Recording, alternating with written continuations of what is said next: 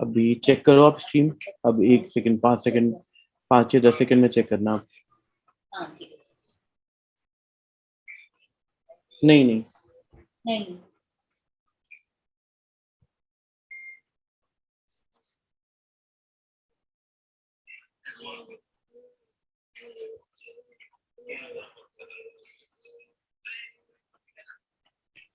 देखिए अब जाके हो गया है वहां पर संक। 1 मिनट चेक करते जी जी।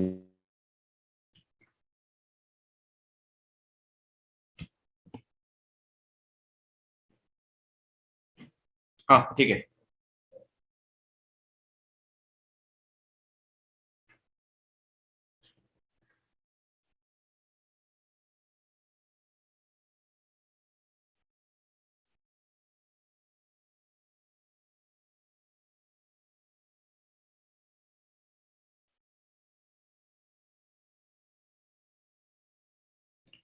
वरुण, ये माइक्रोसेट में थोड़ा ब्लर आ रहा है।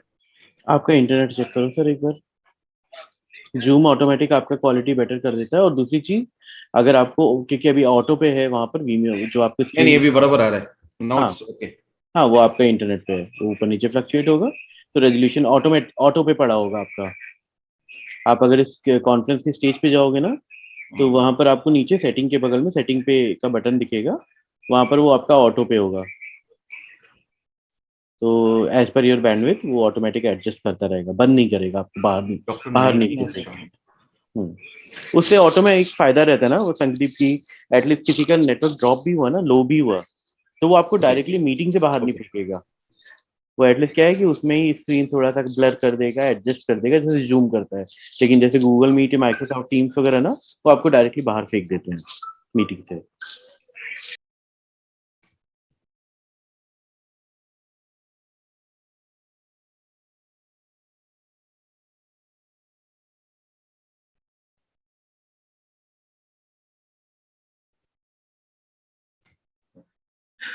Varun, we are starting like yesterday only, na? सिर्फ walk through होगा instead of countdown.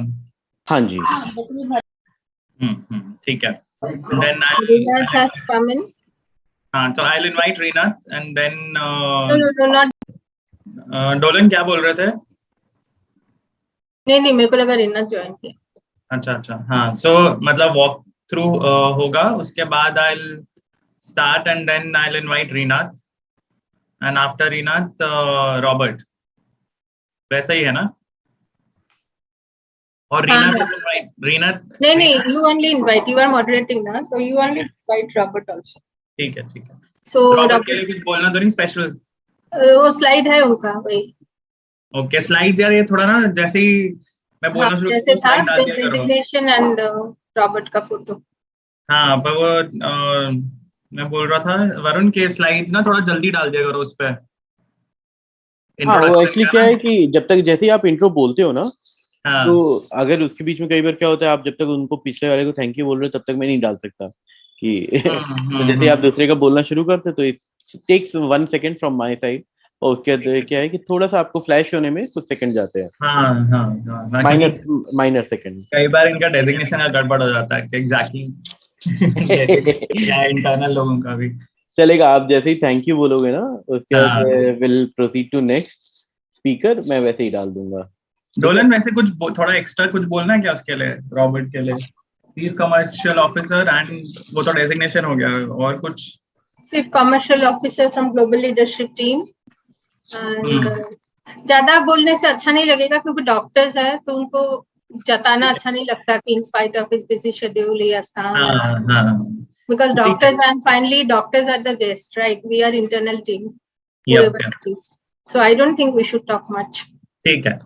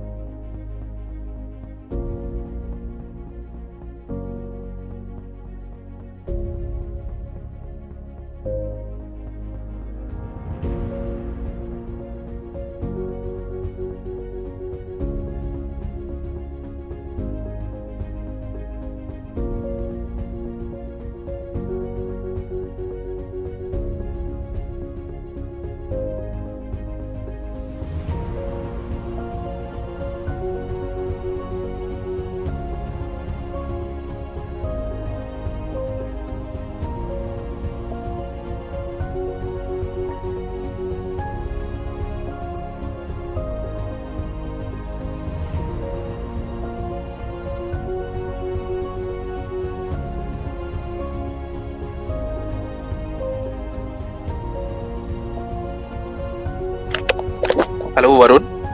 Varun. Hello, Varun. Yes, yes, yes. Yeah, can we check the background of Mr. Robert? Yes, you can check now. Thank Sir, you. can you please switch on your camera?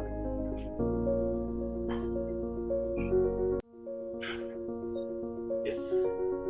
I guess it's coming. It's coming fine.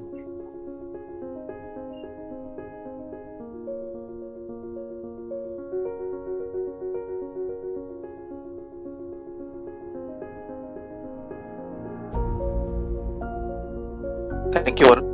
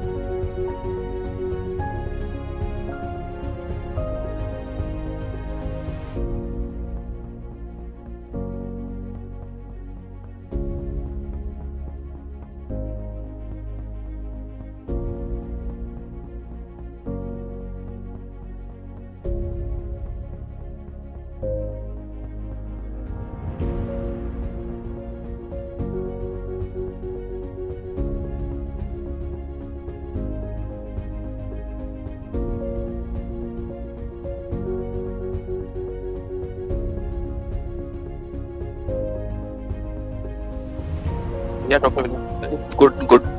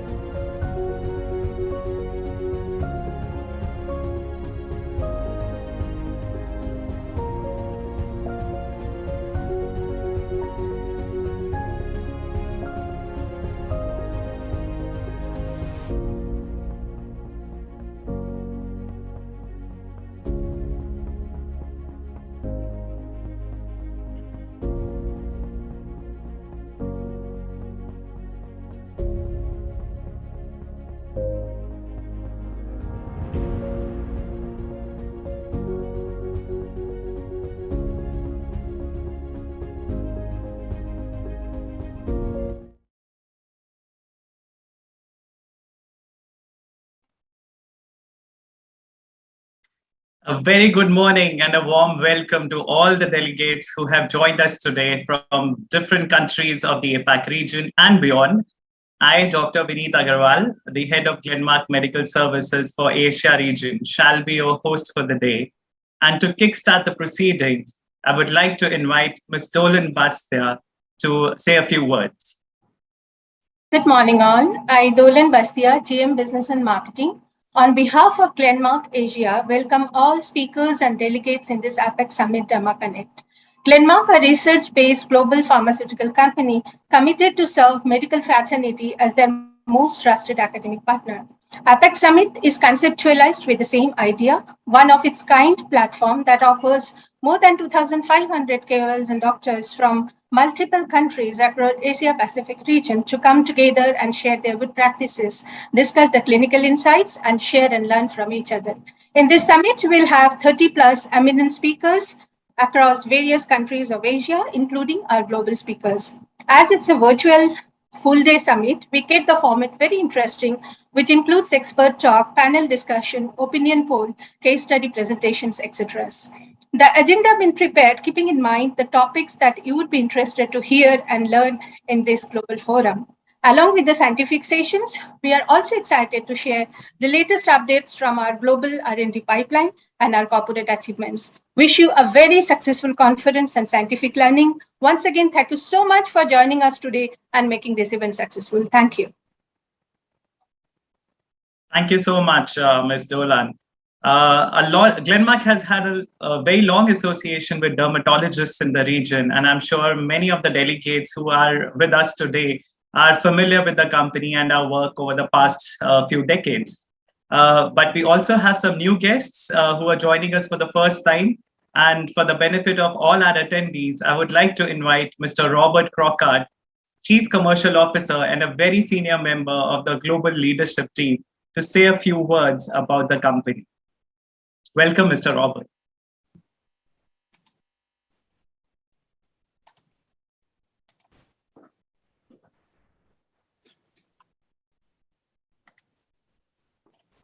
Right, first of all, Vineet, just want to see if you can see the screen. Okay, fantastic. So thank you very much for the kind introduction, Vineet. And honestly, it's really great to be here with all of you today. I want to say good day to all of you, ladies and gentlemen. It's honestly a true privilege for me to welcome you all on behalf of Glenmark to our 2021 Asia Summit, the Derma Connect. And, you know, if you look at the situation we're in today, we're going to have approximately 2,000 people joining this this summit today, and it's just amazing what technology can do. I also want to, in advance, I want to thank all the speakers, for their commitment to participate and also the contribution that they will bring today to the success of this meeting. I will now, in short, give you a brief on our organization, which we are very proud of, Glenmark. And just to give you a little bit of a sense for those of you who might not know the details of the organization. So first of all, our vision at Glenmark is that we want to emerge as a leading integrated research-led global pharmaceutical company. We are currently ranked around 50 in the top 50 generic biosimilar companies worldwide. We have a very strong presence in drug discovery, API, and also finished dose combinations. And we've established research progress in both novel small molecules and biologic research with molecules in different stages of development. We are also present in more than 80 countries around the world. We have our business pretty much in three different areas. The first area is our formulations and development and marketing side of the business. Here we focus on the branded formulations piece, but also the generic formulations piece. Then the other two areas, we have 200% subsidiaries, which one is our Glenmark Life Sciences business, which is the API and manufacturing and marketing business. And the other one is our Iconos, which is our NME and specialty business, where we focus very much on small molecules and also complex biologics.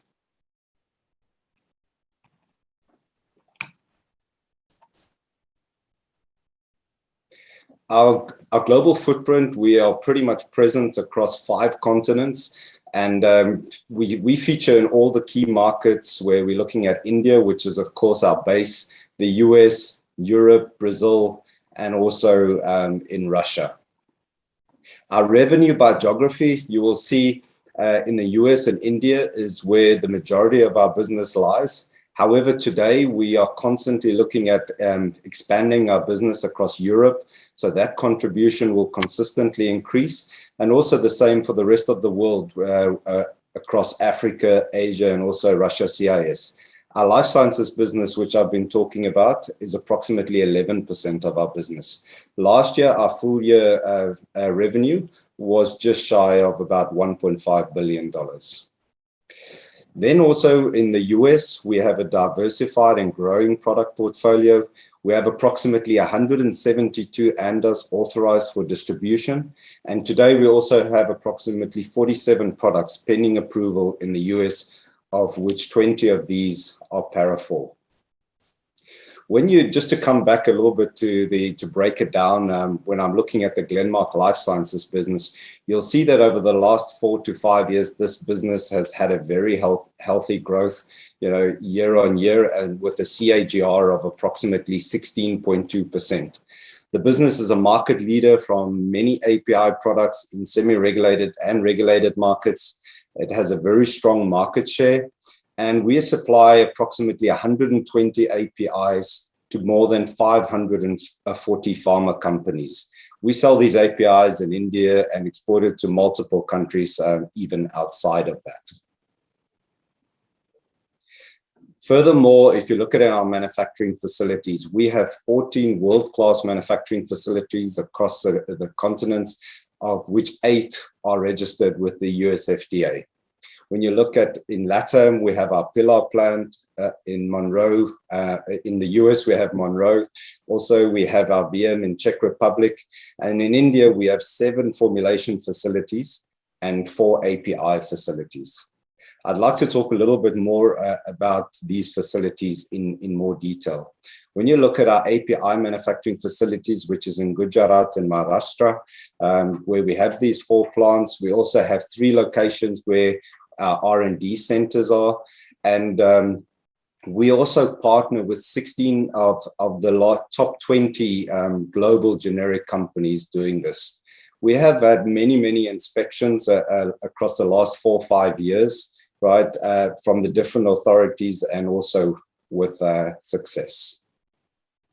Of course, quality and compliance is just fundamental for us, right? We are consistently committed to the international accepted quality and safety standards. Every day, we relentlessly look at how we can step up our quality systems. We want to look at how we can give our teams regular training and development to even improve our employee performance. And also furthermore, to look at how we can adhere to the stringent regulations and setting new benchmarks actually from a Glenmark perspective. Now, I mentioned to you just a couple of slides back that we have 3 R&D centers. I thought I'll just give you a bit more detail about it. The first one we have is Mahape in Navi Mumbai, which has quite a large footprint. It has end-to-end capabilities for discovery and development of new chemical entities, and from target selection to clinical development. And it's equipped with modern infrastructure to carry out all these research activities. The second one we have is Taloja in Maharashtra. And over here, we also have a large footprint. And here we focus on identifying filling opportunities, and also by doing effective product selection and patent landscaping with a vertical integration of API. This works very well in coordination with the intellectual property management that we do. And then the third one is Sinnar, Maharashtra.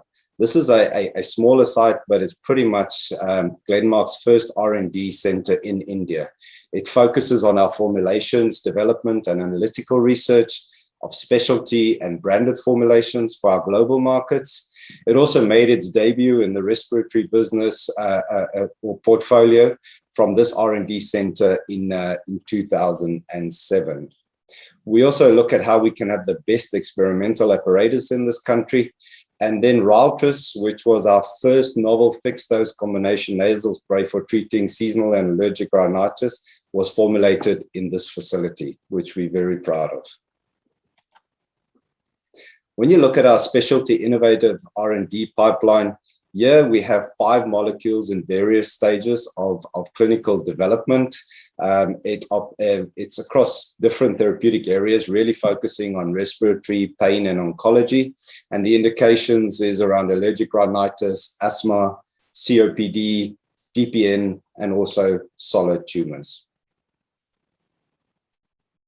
When you look at the environment and sustainability, at Glenmark, honestly, we are truly committed, and we know our responsibility in terms of the environment, the health and safety across all our operations globally.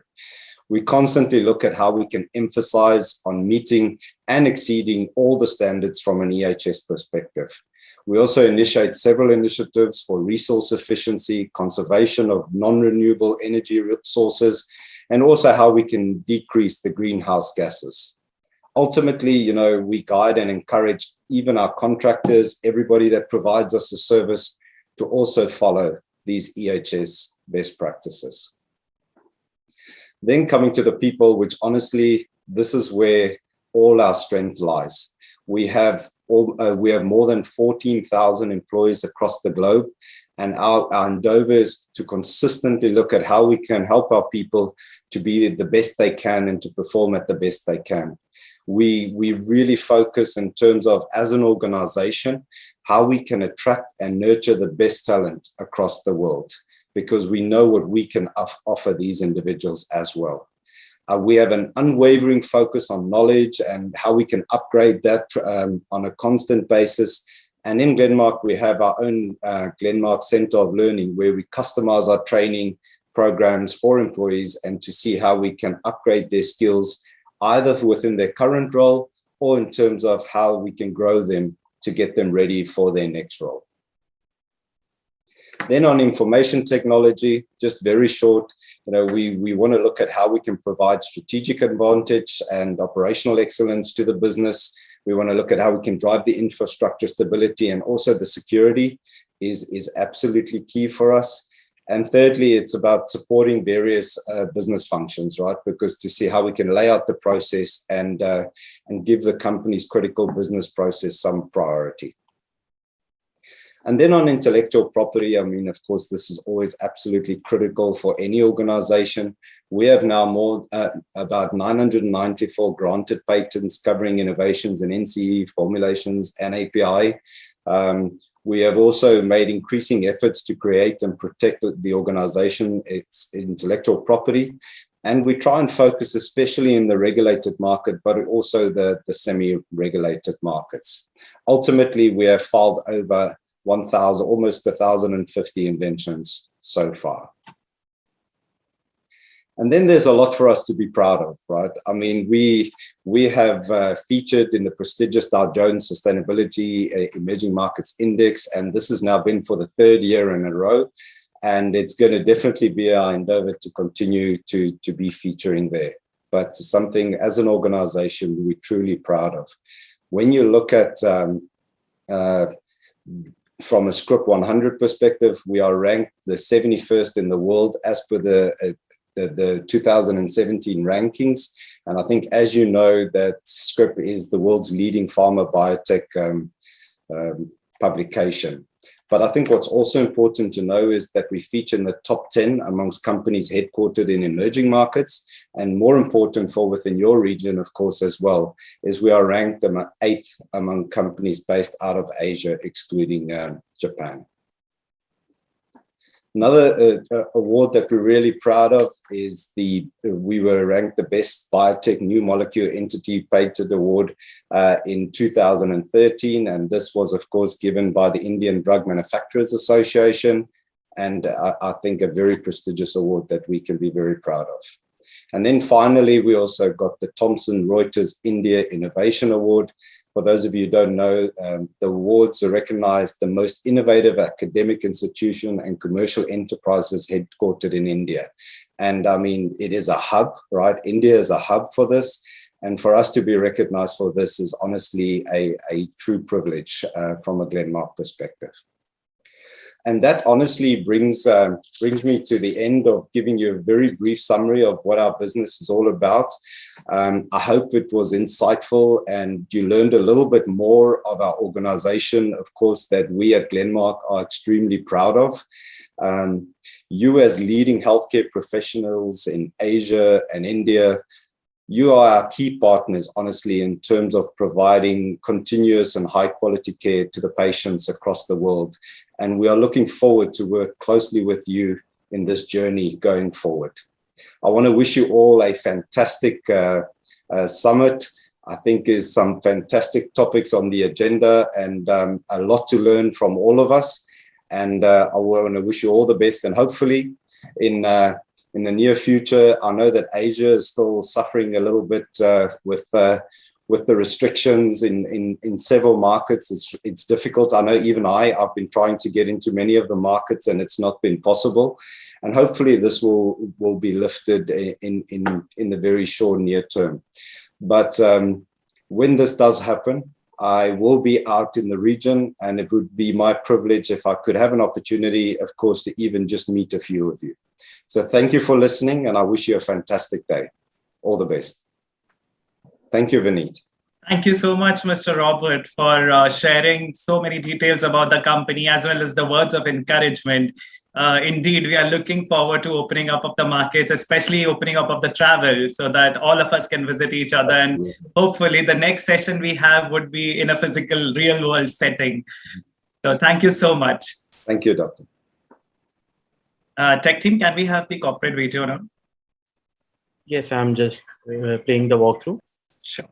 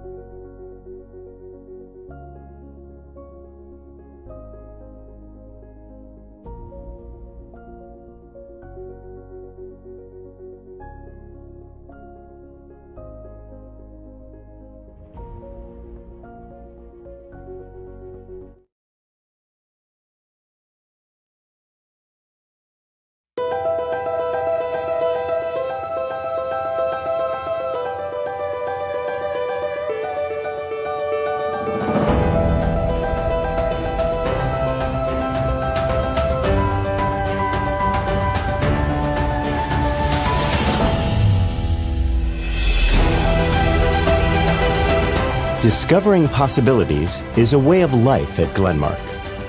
Whether it is regarding life, healthcare, or ways of bringing smiles on billions of faces.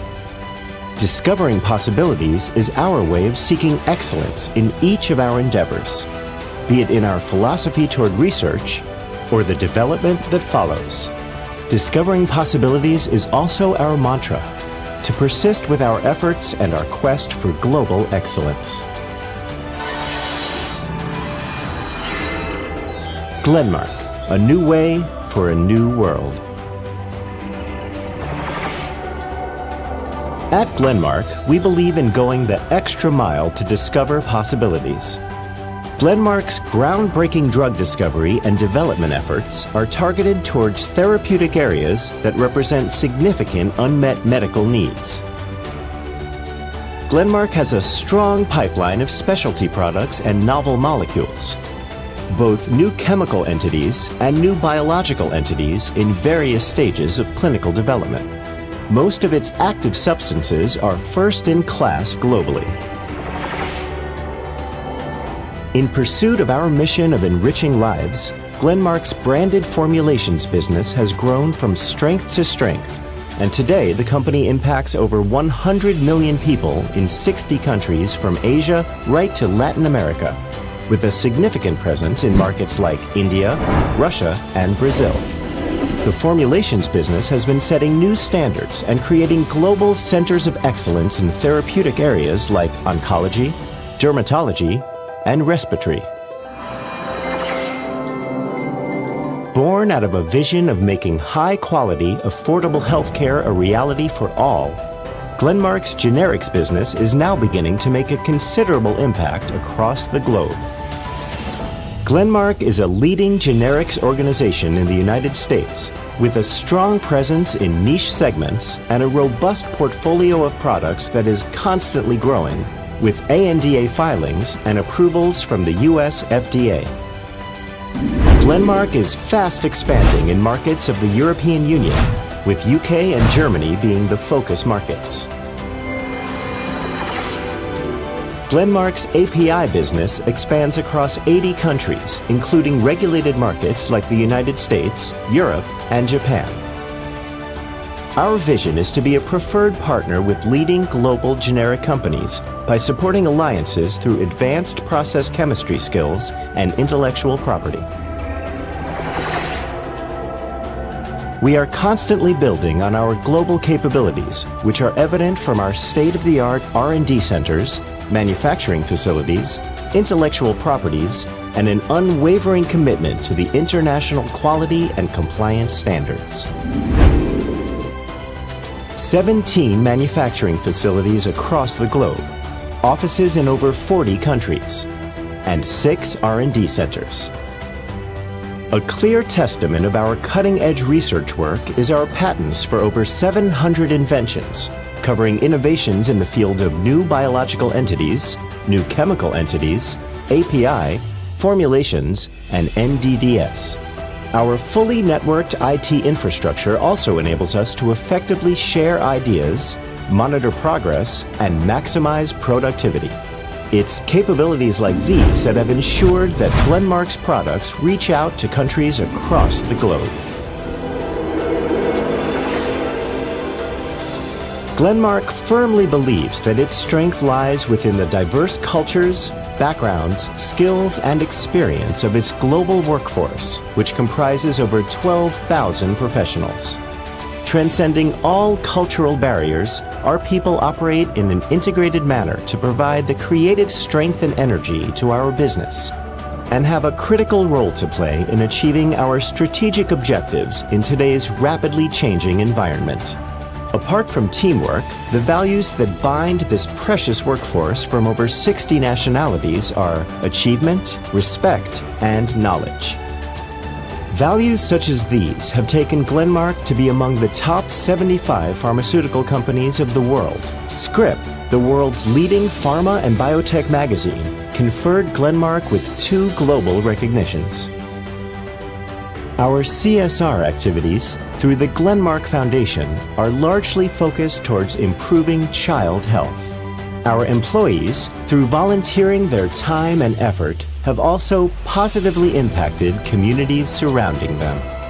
Glenmark endeavors to enrich lives, not just by finding innovative cures for unmet medical needs, but also by direct involvement in making a difference to people's lives.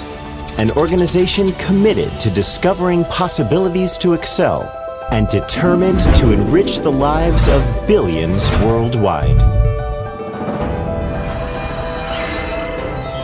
Glenmark, a new way for a new world.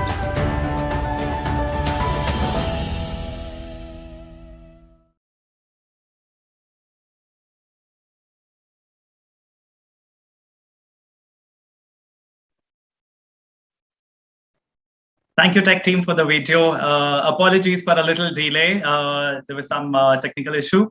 So to kickstart the scientific session for the day, I would like to share with you the session that we are going to begin our conference today with. It's not your average run-of-the-mill topic to have a dermatology session to start with, but it's a sign of the changing times that we are living in. And the title of the next session would, I think it's self-explanatory, and it will tell you, how our world has changed in the past 1.5 years. Can we have the introductions of the panel, please? And then I'll invite Dr. Kulkarni to kickstart the session.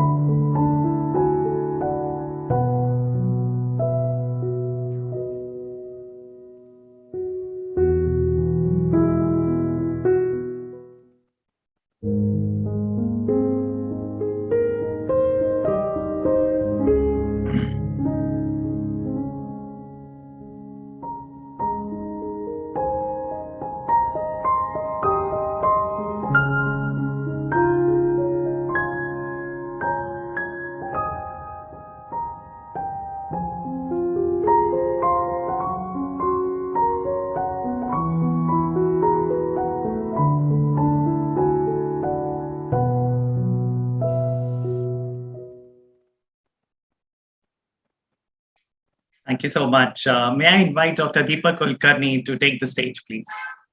Welcome, sir. Thank you, Vinit. And thank you all the members of the attending August gathering, virtual gathering, to have spared the time on a Saturday morning for today's session. Actually, the session was to be started with Dr. Sachin Verma, but He seems to be busy, so I am just kick-starting the session. And actually, we are having an unprecedented problem of COVID-related hair loss in last couple of years because of COVID pandemic and the lockdown situation. We have got, hundreds and hundreds of cases of this problem coming to us. Literally, they shed hair like, rain. Literally hundreds and hundreds of hair fiber. The shafts are being lost every day, and the patients have under extreme stress. Most of these patients are basically because of febrile illness, which can lead to this, number one. Number two, the extreme stress, mental stress associated with COVID hair loss, regarding COVID, and various medicines which are given during the treatment of the COVID illness. So all these things together lead to a very severe telogen effluvium in all these COVID patients. Now, Dr. Sachin Verma will talk about it in details in his presentation. And I will also talk a little bit about the new formulation of minoxidil, which has been introduced by Denmark, which is basically based on the cytosomal technology, where there is a number one, the presentation is good. So we can, the pump kind of a presentation is very good for the patients for their use and compliance. Number two is the preparation is not alcoholic, alcohol based. So there is no irritation, there is no bad smell, which may be very, very embarrassing for the patient. All that is avoided. And because of a cytosomal technology, the absorption of the drug and persistence of the drug in the skin is improved.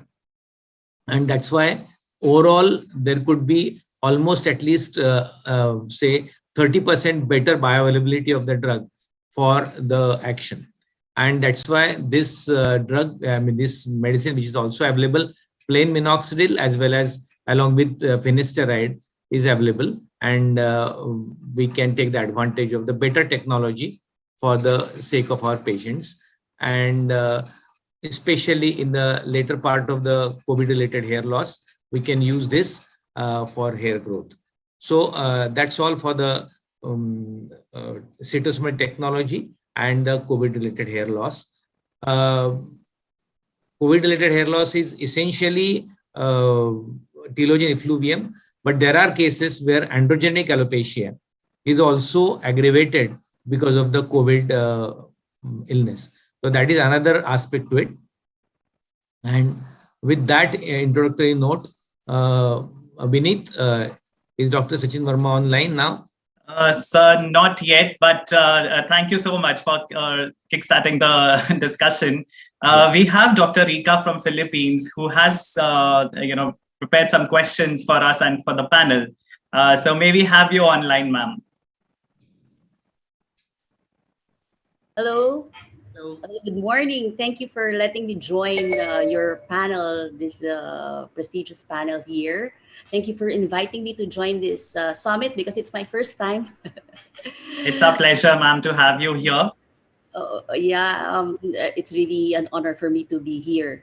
As we all know, the pandemic has really affected all of us one way or another in all walks of life, young and old, rich and poor. All countries were affected, and it caused a lot of anxiety and stress in many. And a lot have experienced hair shedding, hair fall, as Dr. Deepak has said. In my clinic, actually, in my experience, I've seen a lot of telogen effluvium. Probably that's the most number that I have, the ones with telogen effluvium. But I also had some alopecia areata cases, and there were some who had progression of their pattern hair loss, of their androgenetic alopecia. That's what my experience is.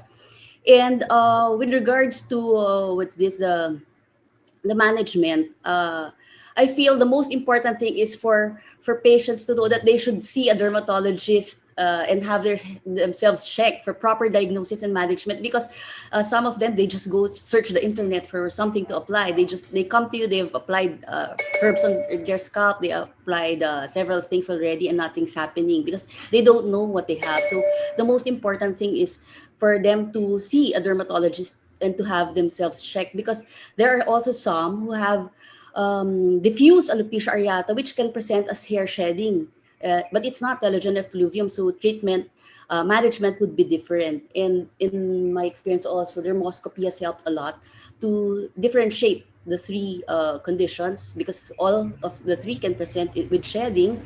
But in dermoscopy with telogen effluvium, what we see are short growing hairs there, but more of the ones that are left, the hair strands that are left, are terminal hairs. With In contrast to androgenetic alopecia, you would see those growing hairs also, little growing hairs, but the remaining hairs that are there are a combination of your miniaturized hairs and terminal hairs. So that's the difference. In diffuse alopecia areata, you would also see some growing hairs, but the difference that I saw was there were short broken hairs, which is a sign that there's inflammation going on the scalp. So it's important that proper diagnosis is made so that we can manage the patient properly. Also, with my patients, I feel after they've had COVID, the hair shedding has become prolonged. I'm not so sure if it's part of the long COVID hold that they say that even after months after they've had the COVID, they feel weak and they still don't have the energy. Especially those who have had the severe type pneumonia, etc., and other stuff in their body. Maybe on the hair follicles, I feel that there's also something like that going on. The inflammation is also prolonged. That's why their hair shedding is prolonged too. That's my observation. I'm not so sure if that's what you observed too, Dr. Deepa. In terms of what's this? Cause, I think we have to find the cause also. Sometimes there's really a history of COVID infection, but there might be other problems too. Did they have severe weight loss? Are there medicines that they're taking that's causing the hair shedding? Are they on a diet? They have deficiencies, zinc, iron? Because a lot of my patients who had hair shedding also had what's this, low vitamin D levels. That's what I noticed. They had low vitamin D levels. Probably it's because of the quarantine, isolation, and they all stayed home with a decrease in sun exposure. Maybe that's why it caused a decrease in low levels of vitamin D. That's why there was hair shedding that patient experienced. Also, Anne, can you go to the next slide, please? Next again. Sorry, the next there. So actually it's for the management. For diet, we have to note the deficiencies that the patients have, because it might be causing the hair fall also. We could also check for the underlying disease. Is there a thyroid problem, endocrine problem going on, aggravating the hair loss? Also, the seborrheic dermatitis, is there inflammation on the scalp, psoriasis that needs to be addressed to decrease the hair fall? So I think we have to look at that too. But I think the most important thing is to reassure the patient that this is telogen effluvium, that the hair strands will grow back, because sometimes they fear that all of their hair will disappear altogether. So we have to educate them. But sometimes reassurance is not enough, and they want to apply something, so we give minoxidil. But there are cases wherein there's an initial shedding with minoxidil, so we have to let them know that there might be an initial shedding, so they have to know this, so they don't have to be scared that it's really part of the minoxidil treatment side effect. So far, minoxidil is the one that's approved by AAD as guidelines of therapy for telogen effluvium. Sometimes, I don't know with the others if they apply topical steroids also.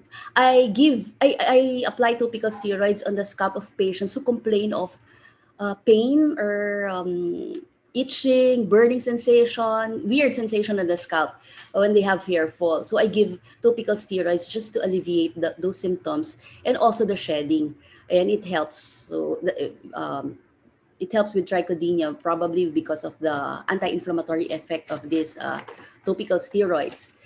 Others, there are some patients who don't like to apply these chemicals on their scalp. They just like herbal, they just like to apply herbal solutions. So probably you can let them apply topical solutions, because there have been solutions that contain Panax, aloe, moringa, patchouli, what else? What's this? Larch tree that have antioxidants and anti-inflammatory agents and copper peptides that help with the regrowth or renewal of the hair follicle cells. So maybe that can be given to, although there's not enough evidence to prove that it works, but at least there's something for them to apply. And in some patients, anecdotal reports, they've helped them. For the DHT inhibitor, sometimes I give them two. I'm not so sure if the others also do this, but let them apply DHT inhibitors, especially for those who have pattern hair loss, because with this COVID, when those people with pattern hair loss, when they had COVID infection, the terminal hairs were pushed earlier. So the new hairs that are growing are the miniaturized ones already. So it's for me, letting them apply the DHT inhibitors topically can help with the growth of the new hair, with the thickening of the new hair strands that are there on the scalp.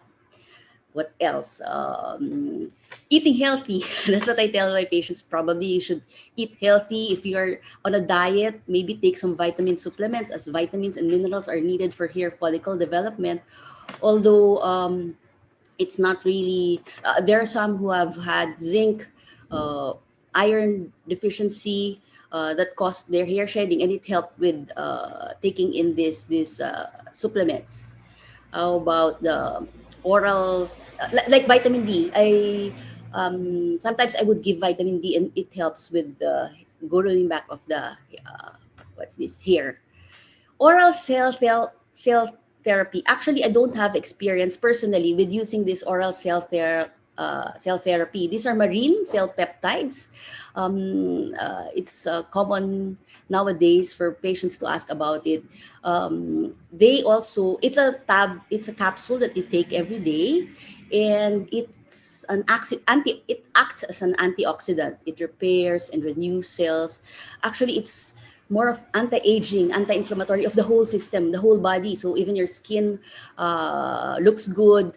And others who have used it, my colleagues who have used it on their patients, who have used it on themselves, what they say is the hair fall has decreased faster, and the growth of the hair strands have been also faster. So it helped with their telogen effluvium. I also advise patients to do some exercise to have a feeling of well-being, to help them relax. And I also ask them to probably do some meditation and praying, just to have inner peace. So the hair will have, it will be easier for the hair to grow back. So that's it. Thank you. Actually, my questions for doctors, the other doctors in the panel, are the use of biotin. Do you give biotin also? Because it's said that biotin deficiency is not really common, but in some people with hair loss, it goes down. And the use of also of the what's this? The oral cell, the marine cell. I'm not so sure if it's you also use that in your practice. Thank you. Thank you, Dr. Rika. Yes, I think Dr. Deepak, please take the question if you wish to. Plenty. Yeah, you're asking the questions? I was asking about the biotin. Do you give biotin to patients with telogen effluvium? Because it's not really, it's a common question that patients ask, but in literature it says that biotin deficiency is rare. So does it help? Does it really help? It's $1 million question. And am I audible? Yes, yes. So it's really doubtful whether biotin works, but all of us use it. Still, we use it. Isn't it? Okay. So Because I personally, I have a concept that it is something like that. The body, unless it has got is content with all the nutrients, will not support the hair growth. For body, hair growth is a luxury, and if the all the nutrients are in adequate quantities available, that exactly happens with iron, isn't it? Iron, even if the hemoglobin is normal, if the ferritin is low, that means iron stores are low, the body doesn't support the hair growth. So that can happen with practically every micronutrient and the vitamin, that if there minor most deficiency, which may not be clinically very visible, still may be contributing to the hair loss or telogen effluvium. Thank you. How about the use of oral, what's this, the oral cell, the marine cell peptides? Do you have experience with that? I don't have an experience. Okay. Dr. Maya, would you want to comment, ma'am, on... Yeah, sure. Good morning, everyone, and thank you for including me in the panel. It's actually a very interesting topic, and it's the need of the hour, I would say, because all of us are facing a lot of patients with hair loss, as you mentioned, and it's a real challenge. We have to really handhold them and employ this trichopsychodermatology. I think that's what works most now, counseling. And because we know there is 100% regrowth, but only thing you have to handhold them through the period. And as Dr. Deepak Kulkarni mentioned, we all of us do use biotin, although we know there are no really scientific support, but most of our patients are happy after introducing biotin in the practice. And the best part is there's nothing like hypervitaminosis, with biotin, which is going to harm the patient, except for a few tests that have been mentioned, which can go wrong.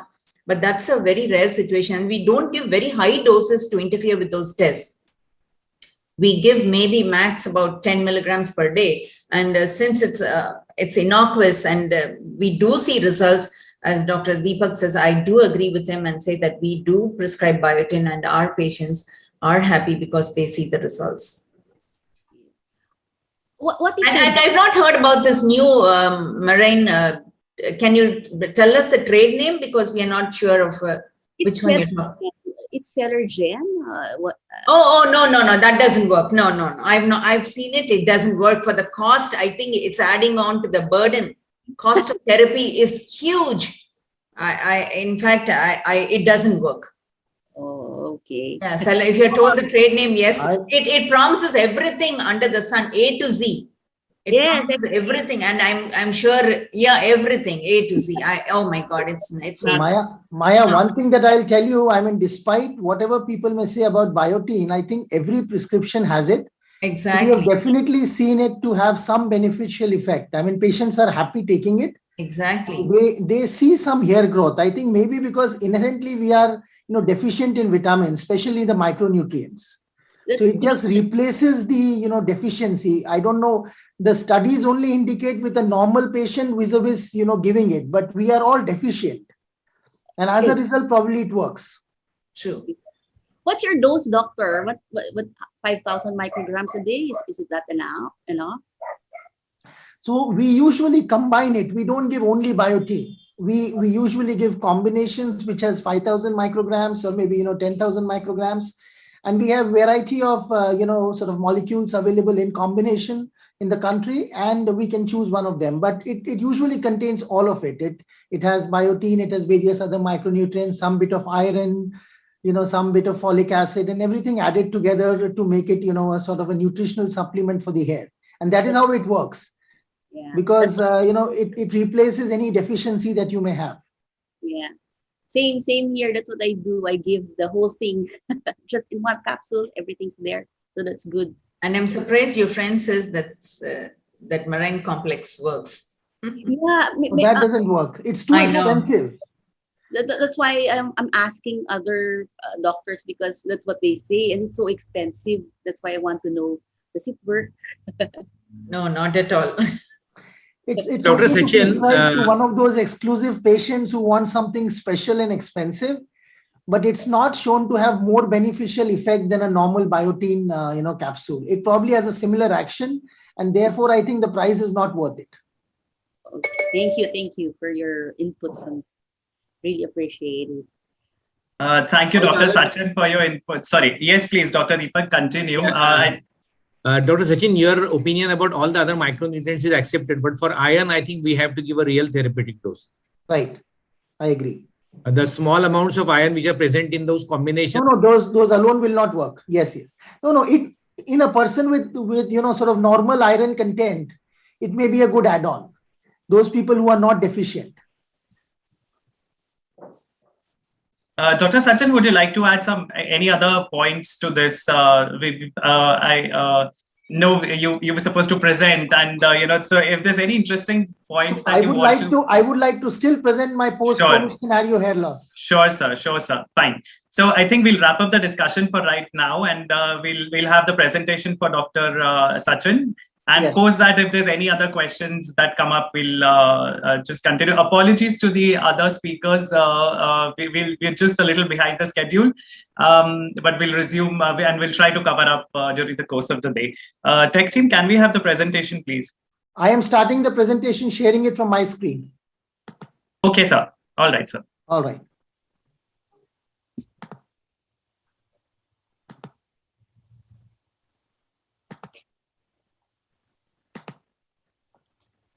So can you see my presentation? All of you can? Yes, we can, sir. Okay, so I will be running short because I was given a time of 9:30 for starting my presentation. And that is the reason I was in ICU rounds when I came to know that it's been rescheduled to 9. Having said that, I will cover these shortly so that we understand what is happening in post-COVID alopecia, what is the scenario happening. This is about me. I run this clinic called Skin Vita Clinic, which is one of the largest skin clinic in Eastern India, and I'm a director there. Now, COVID has changed the world from way that we practice to new medical challenges, and we are constantly adopting and learning to learn with it. I am here to speak on post-COVID hair loss, which is a big challenge. Let's see what is happening with COVID. I will cover my topic in so many different aspects, but coming to the COVID scenario, we see the number of COVID cases are still rampant in the world, and it's still bothering all of us. What is happening in India? I think we have more than 1 crore vaccinated. This is an old slide, but still there are about 10 to 15,000 cases of COVID happening. Now, this is where the challenge is. The challenge is in the initial part, where first 2 weeks where the mortality is high, where there is affecting your immune system, your lungs, post-COVID syndrome is becoming a major challenge across the world. From fatigue to palpitations to chest pain to sudden death, to hair loss, to chronic kidney diseases, palpitations, thromboembolism, muscular pain, fatigue, loss of memory. And COVID is creating havoc in the world. And this is where our problem comes, is hair loss. Now, how is COVID affecting hair loss? If you see this, 15% hearing loss, but 25% hair loss, which is huge in terms of the post-COVID symptoms. Let's see, people generally have a notion that COVID only affects telogen effluvia. Now, that's not correct. COVID actually affects the pattern hair loss, affects alopecia areata, affects telogen effluvium, and a whole lot of things. And let's understand how. So let's first come to telogen effluvium. How is it different than a normal telogen effluvium? It is different because in a normal telogen effluvium, it starts 2 to 3 months later. But in COVID, we have seen that there is an early onset of telogen effluvium.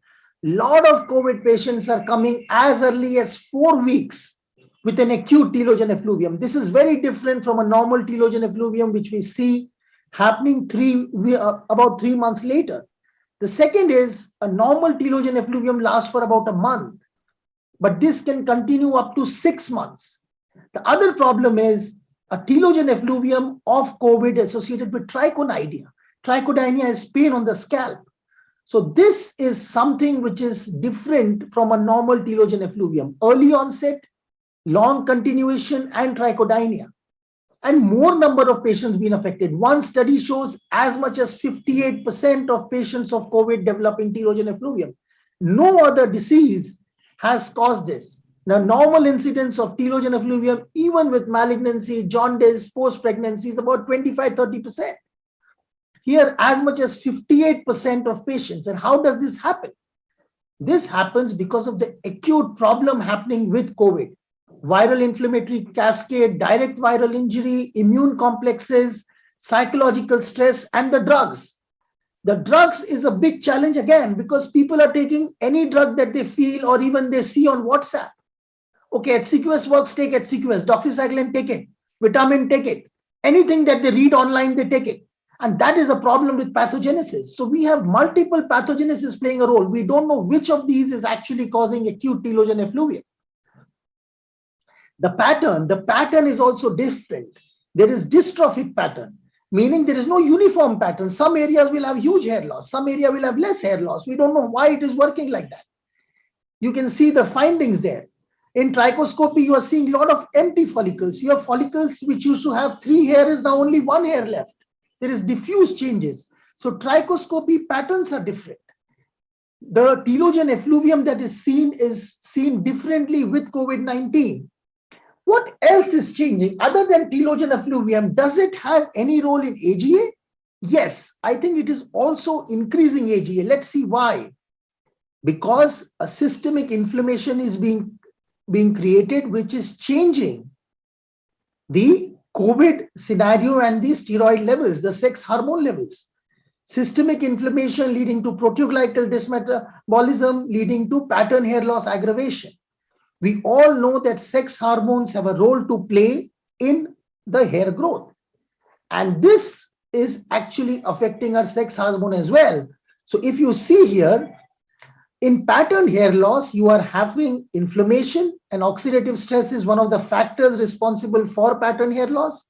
The proteoglycan metabolism is changing. I'm going to cover what proteoglycan has a role in hair growth. I will cover that later in my talk. And also the follicular hypoglycemia that is happening, the decreased blood circulation to the hair follicle, all affecting pattern hair loss as well. So the pattern hair loss is also getting deteriorated because of COVID. We only talk about, your telogen effluvium, but the pattern hair loss, the androgenetic alopecia is getting deteriorated. In fact, Gabrin sign is named after the first doctor, Dr. Frank Gabrin, who was the first doctor to die because of SARS-CoV vaccination, and he had androgenetic alopecia. Now the increase in androgenetic alopecia post-COVID is called as Gabrin sign. It is being dedicated to his name. It is because of the increased androgenetic alopecia being seen post-COVID. This is reported in Journal of American Academy of Dermatology. It is a known sign now. What is Gabrin sign? It is a sign of androgenetic alopecia patients getting deteriorated because of, and they also show that the COVID is more severe in patients of androgenetic alopecia. Why? Because they have abnormal sex metabolism balance, and there is the connection that is being seen, which says that the COVID is more severe in people with AGA. And this is where we see why the androgenetic alopecia is more severe. This we can see in this graph, how various receptors are getting activated and leading to more hair density loss. But why is COVID more severe? It is triggering severe reaction, and the sex hormone, which has a protective role, is reduced, and therefore you have more severe COVID. Is there a relation between alopecia areata and COVID? Yes. Even alopecia areata is known to have a relation post-COVID, because alopecia areata is an autoimmune disease. And we all know that COVID affects our immune system. The study shows that 2.8% of our patients, of the patient of COVID, are developing alopecia areata. So there are 2.8% of COVID patients developing alopecia areata, which is interesting. Alopecia areata becoming more common in post-COVID patients. Both scalp and facial hair loss is seen with post-COVID patients. How is the pathogenesis seen? I think the environmental trigger leading to autoreactive T cell activation, leading to tissue damage and leading to hair loss. So alopecia areata is more common, pattern hair loss is more common, and we always knew about telogen effluvium. What is the challenge? The challenge is that we still have only minoxidil as a drug, because finasteride, we don't know, we know that it doesn't work specifically in COVID. So does nutritional, there is a therapy gap. What do we have? We have no drug for hair loss post-COVID. Will nutritional supplement help? Probably this study shows no, because only 2% of the hair loss is because of biotin and nutritional deficiency. 98% is not because of that. So minoxidil is still our only hope. But what is the problem with regular minoxidil? The problem is alcohol base, which can increase inflammation, and also low penetration. Also, minoxidil does not do anything in the proteoglycan metabolism.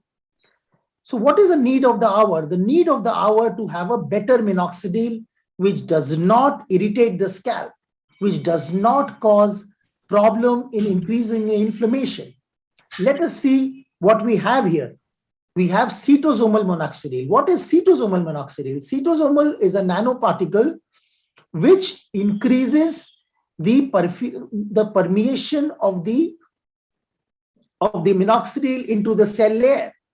It increases the intercellular pathways. It penetrates into the intercell and increases the fluidity of the cell membrane. It makes the hair follicle more stronger. And it also helps in increasing the penetration of minoxidil without irritating the scalp. Now we have new minoxidil. One of the companies that I'm talking for here also has proteoglycans. What are proteoglycans? Proteoglycans are proteins which are the transition phase between the anagen, catagen, and telogen pathways. And we all know that now we have signaling pathways, or the WNT pathway, which stimulates hair growth, and the DKK pathway, which stimulates hair shedding. And proteoglycans are the signal molecules.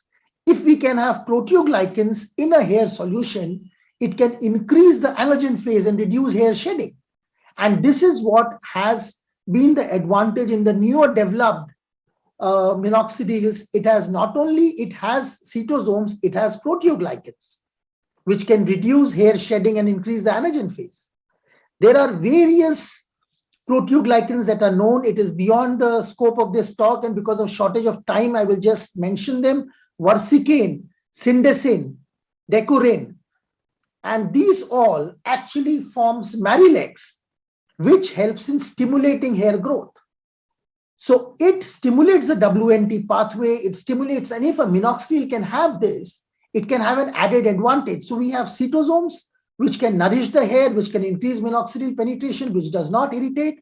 We have Marilex, which is proteoglycan, which can cause anagen retention. So proteoglycan is becoming a therapy of choice, even independently, as showed in the study in clinical treatment of COVID-19. Now we have minoxidils which have your minoxidil plus cytosomes plus proteoglycan and peptides. Now, what are the role of peptides? We all know that peptides reduces inflammation, they increases hair fall anchorage, and it prevents follicular mineralization. There are so many peptides that we know: Procapil, Capixil, Anagen, and there are individual action in that. Procapil is also known to have inhibit 5-alpha reductase. They increase collagen stimulation, increase collagen synthesis. They are anti-inflammatory. So this is how peptide works. So peptides have improving hair anchorage, cytosomals increasing hair nourishment, increasing penetration of minoxidil, proteoglycans retention of air. So we have a minoxidil now which can contain all of these along with plant extracts. We always knew that plant extracts have a great antioxidant role. Now, combination of plant extracts actually can soothe the hair and thus prevent hair, tying with each other, leading to more hair loss because of friction between the hair. And lastly, the role of oils. From our grandmother times, we know that oils have always have beneficial role. And there are now various oils like jojoba oil and things like that, which is actually present inside minoxidil. Jojoba oil and content of plant extracts. We have, so many peptides, cytosomes, proteoglycans. All this together in a minoxidil combination can actually be a benefit for post-COVID patients, where we are looking at non-alcoholic, sort of presentation, no inflammation with cytosomes, decreased irritation, soothing of scalp, increased stimulating hair growth, hair retention, which is everything is a pathogenesis that is happening in COVID. So post-COVID scenario, we see that a minoxidil which has cytosomes, a minoxidil which has oils like jojoba oil, a minoxidil which has peptides, a minoxidil which has proteoglycans, I think will be a good advantage over a plain minoxidil which can be used in hair loss. These are my references. I would like to again thank Mr. Debojit, Mr. Anand, Dr. Kulkarni, and everybody else for inviting me over to this talk. I am again sorry for being delayed, but believe me, the delay is not mine. I was told the talk being at 9:30. And I am really thankful to all of my panelists for showing the patience in waiting for my talk to be presented. Thank you once again for the listeners, and it's great to be here. I'll just end my screen sharing and we'll come back if there are any questions. Thank you so much, Dr. Sachin. Apologies for the confusion that happened for the time. But thank you so much for that enlightening presentation. Just a couple of questions that have come in from the audience. One is about this combination of minoxidil and aminexil. Right. So how would you rate this combination, sir? See, aminexil is another one of the molecules which is shown to have anti-inflammatory effect. And before I think peptides came in, see, the problem with minoxidil is that minoxidil at some point is inflammatory to the scalp. It causes scaling, it generates inflammation, and that actually neutralizes some of the positive action that it has on the hair. So as doctors, as scientists, we have always been trying to reduce the inflammation that is seen with minoxidil. And aminexil was one of the anti-inflammatory oil kind of thing which was added in the commercially available products. So it's also a good molecule which is in combination of minoxidil. So if I have to choose between minoxidil aminexil, and minoxidil cytosome, so I will choose minoxidil cytosome number 1, minoxidil aminexil number 2, and plain minoxidil number 3. This is how I would put it. I mean, views from other panelists are also welcome. Yes, please. May I have my view? Yes, sir, please. I personally feel aminexil was introduced in market because minoxidil from the day one was a drug formula which can be put as a cosmetic, and that was the reason aminexil came in market, so that it can be pushed as a cosmetic. So aminexil and minoxidil have almost the similar actions. It was basically a minoxidil-like molecule, which basically for commercial reasons came in market. The combination of minoxidil and aminexil has got no great advantage, and that's the reason most of the companies have withdrawn it. Okay, thank you, Dr. Kulkarni. Dr. Maya, do you want to? Yeah, I too find because of for want of a molecule, we were using minoxidil with aminexil. But later we found that both were equally effective. In fact, the combination was more expensive than minoxidil alone. So we all switched over to plain minoxidil, and now with the newer peptides, we are very happy with the newer peptides. So we prefer to use newer peptides, as Dr. Sachin Verma said. We prefer to use the cytosome technologies along with minoxidil, and then the pure minoxidil alone. Right, ma'am. Dr. Rika, any differing opinions from Philippines? No, actually, I'm looking forward to using this new formulation of minoxidil with the peptides, with the copper peptides, because it really helps with the. Rika, you must use it from India. Should we send it here from you? From here? Yes. You must ask Devojit and Glenmark. They're going to send it to you. Yes. That's the reason of my hair growth as well. Oh, wow. Good. I also had telogen effluvium from last year, but not from COVID, probably because of the stress. Maybe I could use that. I had COVID, and I think I got my hair back. Oh, that's good. You use the new formulation. Yes. Oh, that's good. So a lot of experience of post-COVID hair loss actually comes from my personal experience as well. Oh. It's good. That's great, sir. Thanks for sharing your own personal experience as well. Just one more question regarding procedures such as PRP. Are they helpful for this condition, post-COVID hair loss? Yeah, so a lot of patients with post-COVID actually do not grow back hair quickly.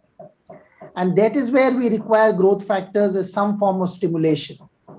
So, and PRP is again known to have, not known to have much of side effects. So people who are very anxious, maybe 2 to 3 months post-COVID, once your telogen effluvium is not working, or once we see that AGA is getting worse, we can add a PRP. I think Maya can also give her opinion. And yeah, once the biochemical parameters have returned to normal, right, and once their nutritional status has been taken care of, definitely PRP helps.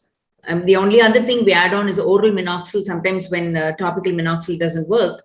So just before adding oral minoxidil, I give them a course of PRP injections, and I find it very useful. Thank you. Thank you so much, ma'am. Dr. Kulkarni, do you want to add? No, nothing. Okay. Thank you, anything? Dr. Kulkarni, for being kind to wait for me. I am really thankful to Dr. Kulkarni. You've been very kind. Thank you. Thank you. Thank you. Thank you so much, panelists, and thank you. I think with that, we'll close this session, and apologies for the delay, for some misunderstanding in time, but I think it went well in the end. So thank you so much for your patience and your participation as well. Thank you. Tech team, can we have the introduction for the next session?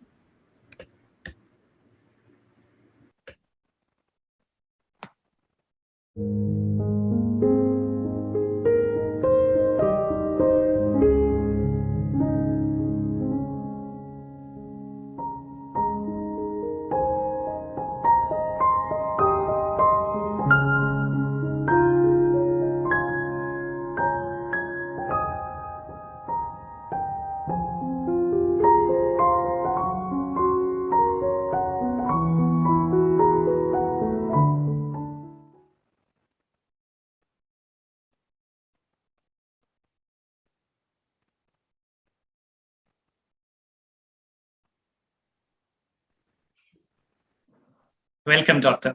Good morning, dear colleagues. I'm actually truly honored to be a presenter today at this prestigious EPAC conference.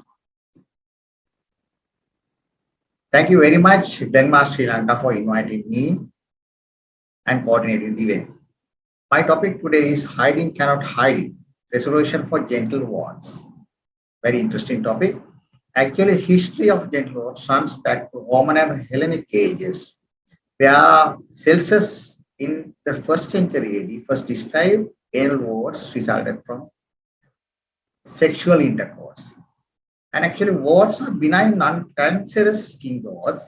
Various forms can develop on different parts of body, may look like a solid blister, very common. The true prevalence of HPV anal infection in the community is actually unknown.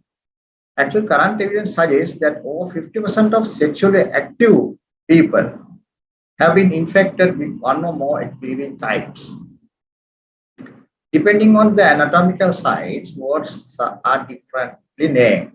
Common warts, verruca vulgaris, mosaic warts, gentle warts, filiform warts or verruca filiformis, plantar warts, flat warts, etc.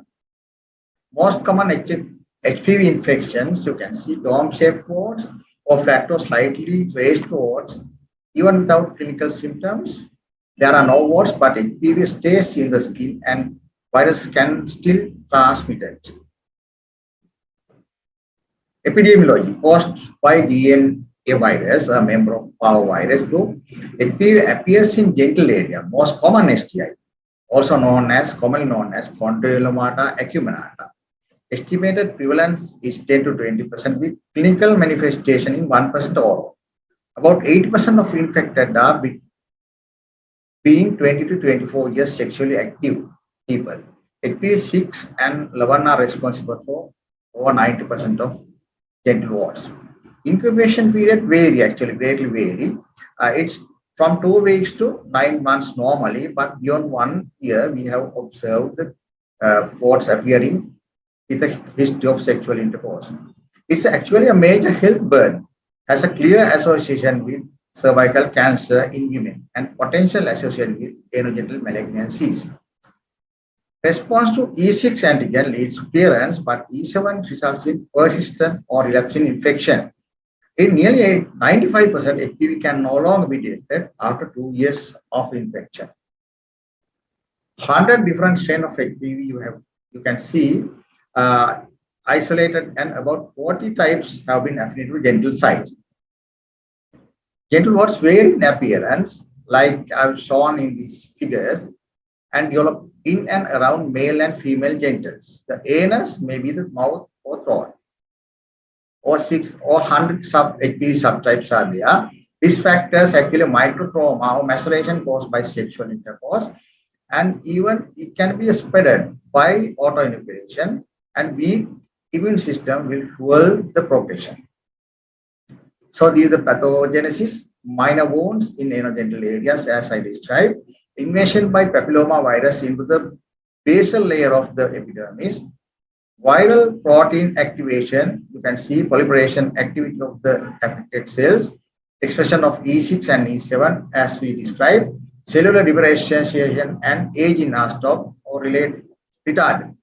High concentration of viral particles in cellular nuclei of keratinizing epidermis layer due to excessive proliferation. These are highly infectious.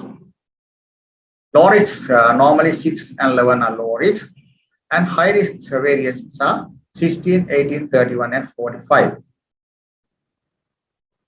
Genital warts. Transmission of HIV infection is commonly through contact with apparent or subclinical epithelial lesions. Skin to skin contact during penetrative sex.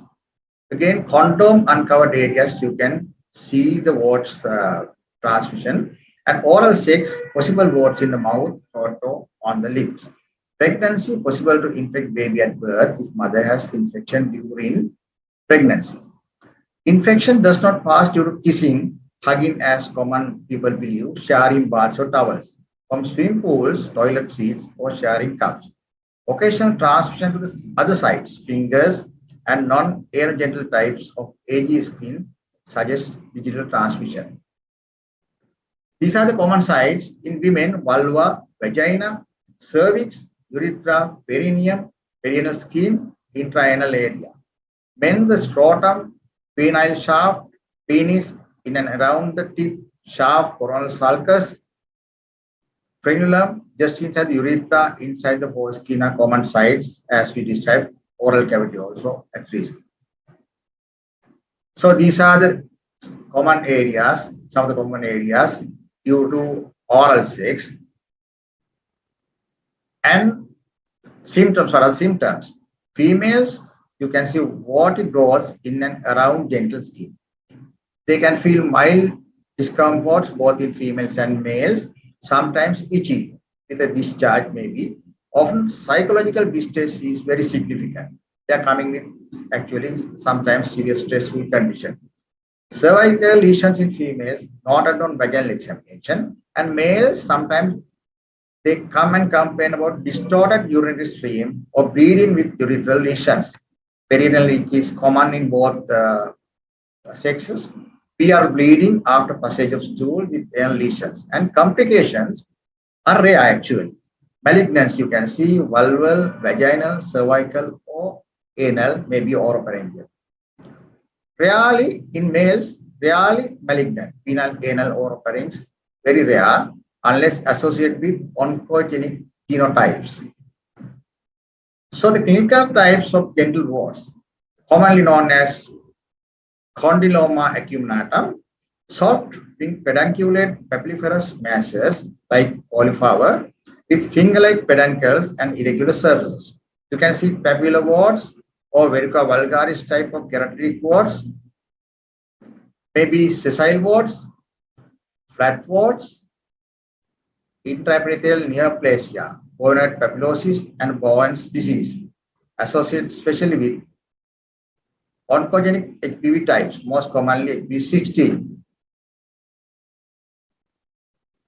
Giant condyloma, actually it is known as Buschke-Lowenstein tumor, is a very rare variant of HPV-6 and 11 associated, characterized by aggressive downgrowth into underlying dermal structures.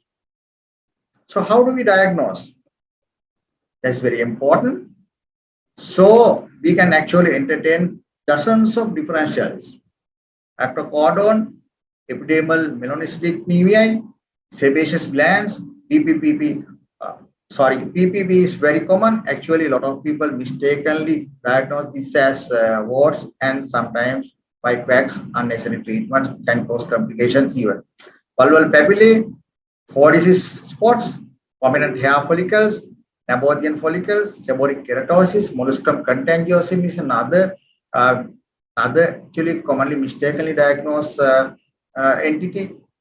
Condyloma lata in syphilis, dermatofibroma, angiokeratoma, epidermal cyst, lichen planus, psoriasis, giant condylota, squamous cell carcinoma, and basal carcinoma are the common differentials. So history is very important, whether vaccinated or unvaccinated, sexual contact with genital warts. Normally the appearance is irregular in contrast to normal anatomical variants, and it is rough, asymmetrical, maybe cauliflower or cobblestone appearance. Evidence of keratinization is there. Widening of lesion with dilute acetic acid is a common scenario that we see. Wide front tips. Again, dermoscopy, you can see irregular projections with hairpin, like an irregular vasculature surrounded by a whitish band. Over time, new lesions appear in contrast to normal anatomical variants. And for the diagnosis, initial consultation checklist is here. Duration and the history is very important. Location of other warts, anal and oral. Previous treatment history is very important again. Patient steady partner or with multiple partners.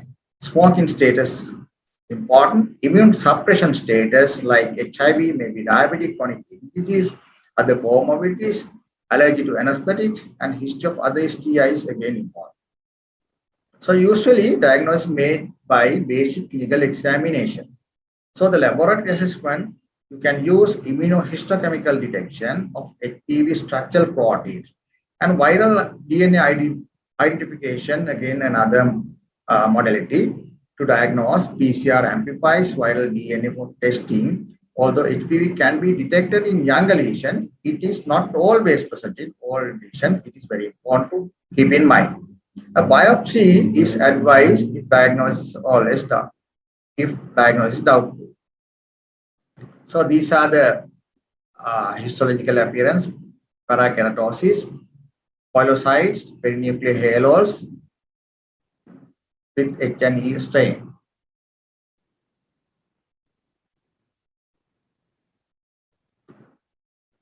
How do we manage these people? General advice is very important because patient always present with psychological stress as well. So full explanation, including hidden information, is important. Normally we do STI and other screening. So HIV screening is compulsory with with their consent. Notification of previous sexual partners is not recommended. Condoms, of course, reduce the risk of excision, but it is controversial. So they may reduce recurrences when both partners are infected. So condoms can be weakened by imidacloprid. You have to keep that in mind when you treat warts. Smokers may be responding less well to treatment. Several treatment attempts are usually needed. So we have to counsel the patient before starting treatment. If psychological distress is apparent, normally we refer to counseling services as well. So normally the routine national cervical screening program are recommended. No changes. So treatment, you can actually divide it into home-based therapy for patient applied methods or office-based and actually provide applied methods.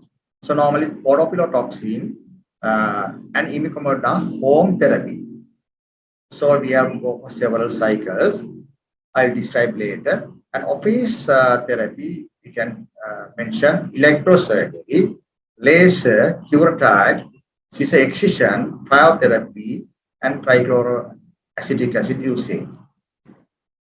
So interferons and 5-fluorouracil of podophyllin normally not recommended unless supervised by experts.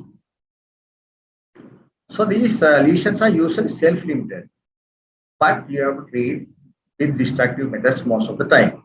For example, excision, cautery, cryotherapy, or liquid nitrogen. Topical or injected agents like salicylic acid is often first-line agents for the common warts with cure rates of 50 to 70. Cryoretinoic acid, podophyllin, topical 5-uracils, those are mentioned earlier also. Topical imiquimod agents has demonstrated clinical proven efficacy and it's cost-effective. So this is the summary, of course. Podopilox, imiquimod, and these are the basically patient-applied methods. Procedures, cryosurgery, excision, electrocautery, and laser. And vaccine, there's a place, Gardasil and Severax as well. I have summarized the mode of action, the schedule, and clearance rate for cryotherapy with liquid nitrogen. Clearance rate is 46 to 96%. Laser treatment, electrocautery, surgery, and this is the basic method actually we are using trichloroacetic acid, but the clearance rate is 70 to 100 dc. And imiquimod 5% normally we use as an immune modulator. It stimulates interferon and cytokine production. So 3 nights per week for up to 16 weeks is recommended. Advantages are efficacious. It's very simple patient-applied regime, easy and self-applied as said, preferred by patient. Of course, we have to select the modality with the discussion. So low recurrence rates than ablative techniques. Inflammatory reaction may be, I think, easily manageable. So imiquimod, as we describe, a nucleoside-like compound, act as an immune response modifier, inducing local production of cytokines. And immune-induced wart regression, which is accompanied by a reduction of HPV DNA. There's no direct antiviral activity in imiquimod. Although imiquimod is expensive basically, in comparison to other wart treatment, it may be cost-effective in the long run. One study suggests that maximum potential is seen only after removal of warts to prevent their recurrences. Actually, some studies suggest combined treatment. Both imiquimod and podopilotoxin have not approved for treatment of perianal, rectal, urethral, vaginal, or cervical warts. Safety in pregnancy has not been established. So the treatment algorithm: first visit, if you suspect the lesion, clinical diagnosis, anogenital warts is there, or 5 warts, you can always go for 2 months immunotherapy, and you can combine with ablative techniques. A second 2-month treatment period of immunosuppressive therapy with remaining warts is recommended. And if the warts are less, 1 to 5, ablative techniques are better. Lesions heal, immunotherapy for 2 months to treat remaining warts. Right? Recurrences, of course, ablative techniques and immunotherapy is recommended. Anogenital warts and pregnancy. We can see flourish in pregnancy. Warts are flourish in pregnancy, and there's increase in both size and number. Actually, this is due to influence of increased hormone level, vascularity, and immune deficiency. Cryotherapy and TCA are ideal for warts in pregnancy. Actually, the women are under tremendous stress, so we have to counsel this. And large warts maybe need surgical intervention. This is a algorithm that we are commonly used in pregnancy. Anal condylomata summary. External condylomata without evidence of internal warts can be usually effectively treated by chemical means. If the response is unsatisfactory, physical destruction by electrocoagulation is the preferred approach. Obtaining tissue pathologic confirmation is very important. And the treatment algorithm, large warts, of course, surgical intervention is sometimes preferred. Circumcision actually is for some patients, we have seen very good results, especially immune compromised and diabetic patients. And the lesions, if lesions are restricted to the foreskin, we can see good results with circumcision. Few clinical features, morphology and localization. Figure A shows patient with exophatic genital condylomata acuminata. B, initial form of Buschke-Lowenstein tumor. C, actually a varicose carcinoma. D, perianal tumor of Buschke-Lowenstein with strongly expressed infiltrating growth. Few other lesions. Condyloma acuminata, perianal condyloma, possible HPV on the tongue, HPV penile warts, it's a very common appearance. Of course,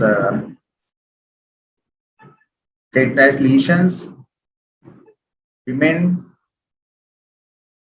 perianal warts.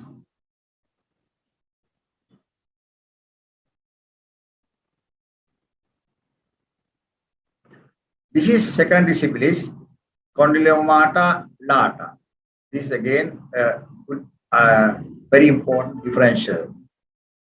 That's why the screening, STI screening and HIV screening is highly recommended for those who are presented with genital warts. In children, actually anal or genital warts may be transmitted during birth. The presence of wart-like lesion on the genitals of young child indicate of sexual abuse, another important aspect.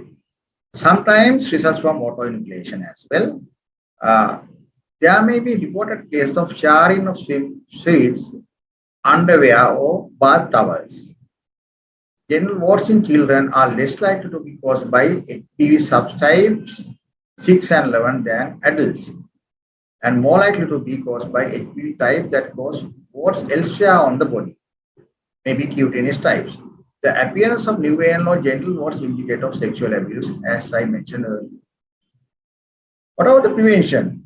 The condoms, there are conflicting evidence about the effect of condoms, but it's worth using these. As we mentioned earlier, if both partners are using, recurrence rates are proven to be very low. Some studies effective at reducing transmission, as we said. The effect of condoms here, as we said, is questionable. This man used the condoms consecutively and very correctly, but these are the lesions appeared in condom uncovered area.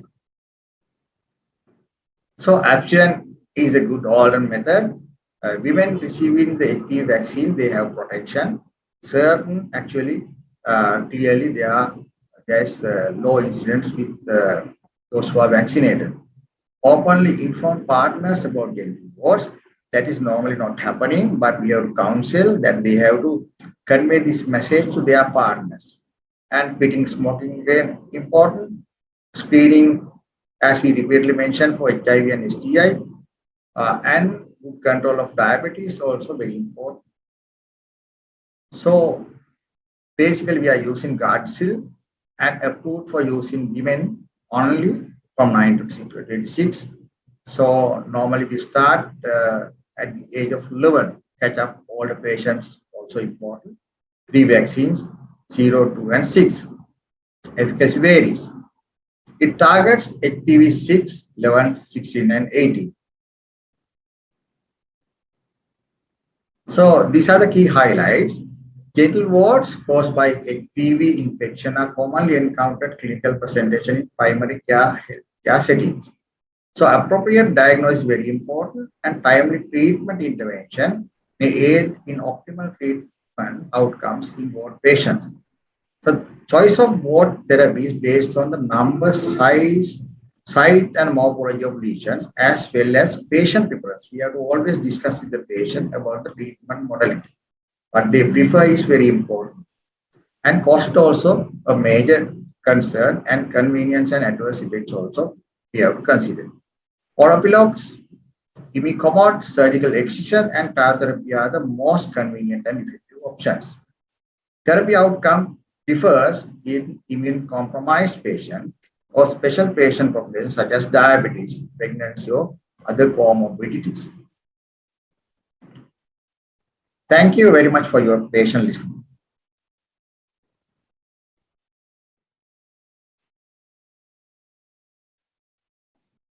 Thank you so much, sir. Can you switch on your video, please?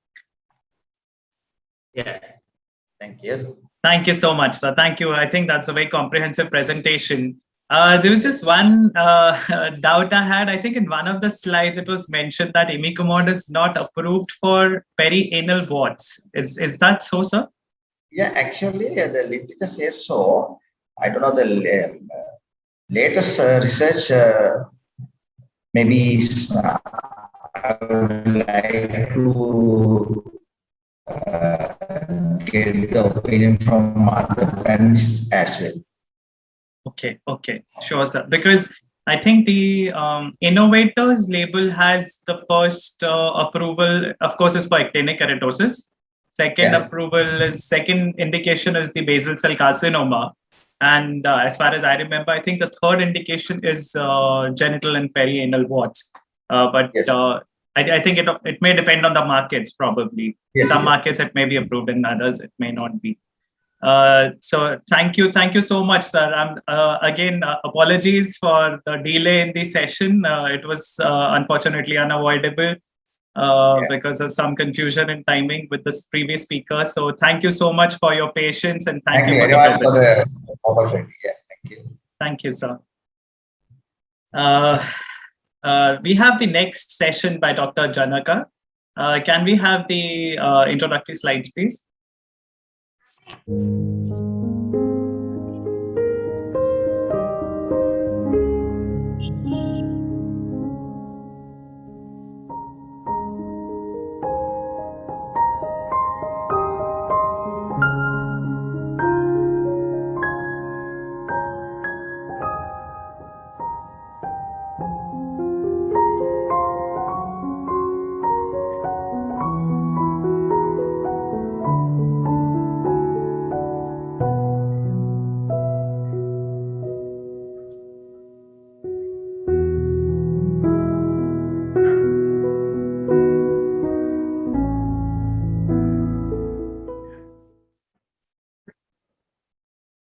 Welcome, sir.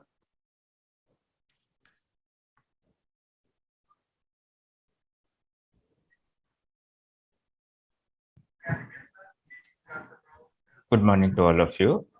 I am very much thankful to Ledmark for arranging this forum to discuss various aspects of dermatology pertinent into this era.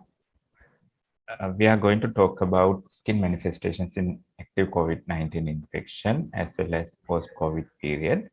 And also, when we talk about COVID-19 infection and skin, there are certain dermatological issues in relation to transmission preventive measures like PPE wearing and as well as vaccination. But I will not talk much about those things because of the time limitation. When we consider the skin manifestations of COVID-19 with acute infection, there are several pathogenic mechanisms which causes various skin manifestations. Endothelial swelling with the presence of coronavirus particles in the endothelial cells can give rise to chilblains. The cell-mediated response can give rise to various papillosquamous lesions like maculopapillary eruption, sometimes maybe pityriasis-like eruptions, and exanthems. Viremia, causing the viruses to enter the epidermal cells, can cause cytopathic effects, and peculiar chickenpox-like eruption and cirstriform blisters can be due to those cytopathic effects. And inside the vessels, the microthrombi formation and immune complex deposition can give rise to COVID feet, livido reticularis like purpura, as well as vasculopathy and even necrosis. So there are 5 commonly described skin manifestations associated with COVID-19 acute infection. Chilblain is mainly occurring over the extremities in the fingers and the toes with painful or itchy purpuric areas, commonly in younger patients, and appear later in the course of the disease and associated with less severe disease. Then we get this vesicular eruptions, which is described as quite specific for the COVID-19 infection. It is characterized by small monomorphic vesicular lesions, sometimes which may go into hemorrhagic and can become itchy. Now, it is very similar to chickenpox, but in contrast to chickenpox, these lesions appears first on the trunk and then spreads to limbs, and usually it is not associated with high fever compared to the chickenpox. Sometimes the COVID infection causing fever can overlap with the vesicular eruption, but generally it will be not very high fever like in chickenpox. So those are 2 common features which we can differentiate from the chickenpox. And so this is quite coherent with the other viral exanthems and associated with intermediate severity. So this is a patient who was tested positive about 10 days back before she developed this vesicular eruption, which started from the trunk. You can see that it's very similar to chickenpox eruption, but she didn't have fever at all during the vesicular eruption, and it settled down in about 10 days time. And the test, including smear, were negative for chickenpox. Urticarial lesions are another common manifestation associated with acute COVID-19 infection, and mostly distributed over the trunk, and then which can spread into the limbs as well. Then there can be other maculopapular eruptions like the exanthems. There may be purpuric lesions, sometimes varying degrees of scaling and discoloration can occur. And sometimes these infiltrated papules can be looking like vesicles, or pseudovesicular lesions also can occur. So these are few examples for that. On the left side, you can see the in the brown skin with a bit of papular lesions over that area or the trunk, and which started with COVID symptoms and subsided within a couple of days. And on the right side, we can see the trunk involvement in another patient with a little bit fair skin. Then livido reticularis pattern of purpura, which can manifest into necrosis, is due to occlusive vascular disease, including areas on the trunk and acral areas, which can lead to ischemia and necrosis. So it is relatively seen in older patients and has a higher mortality rate as well. In addition to these things, there are so many other skin manifestations described with COVID-19 acute infection. Usually, their oral cavity is not examined due to the risk of infection transmission, but they can have enanthums, and also painful inflammation of the tongue and the papillae, sometimes which may lead into irregular ulcers on the tongue can occur, and purpuric lesions over the flexural areas has been described, dengue-like rash has been described, and erythema multiforme-like lesions, then vasculitis or vasculitis-like lesions are described. Also, the dermatologists have noticed increased incidence of Prover's disease as well as presence of herpes zoster cases in association with COVID-19. Though this picture shows something which is not directly due to the COVID-19 infection, some of these infected patients who wear the mask all the time show this contact dermatitis, which may extend into upper eyelids as well due to various substances contained in the mask causing contact dermatitis. So when we go through the literature, we notice that in the Western countries, there had been so many cases, case reports and series published describing those different skin manifestations. But there are certain studies, in them, the skin manifestations are even less than 1% of the incidence. So there is one study with more than 1,100 patients showing only about 2 patients developing skin manifestation. So in our experience, during the wave we had a couple of months back, we didn't notice any of, much referrals from the COVID patients regarding skin manifestation. So actually we wanted to see whether we are not getting these patients because of the referral issues or any other issues, so that we conducted this study to screen actively the COVID-19 patients who admitted to National Hospital of Sri Lanka. So we were able to screen the patients with acute infection, 476 patients, and we got their phone numbers, and we had phone calls with in 2 weeks and 4 weeks to see whether they develop any further infection, skin manifestation even after the illness. So anyway, like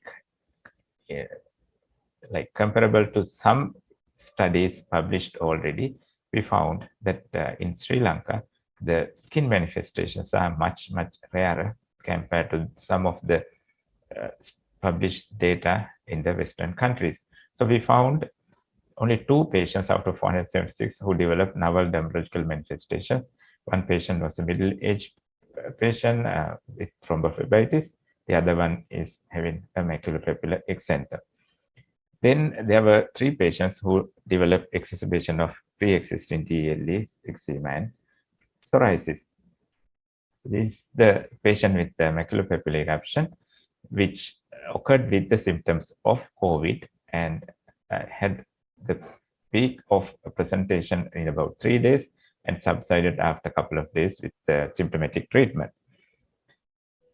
And these are the patients who developed exacerbation possibly due to lack of medication and immunological reactions associated with COVID-19, psoriasis, DLE, and eczema. So then, so with this finding, we decided to get a survey from the dermatologist. We have about 80 dermatologists working all around the country.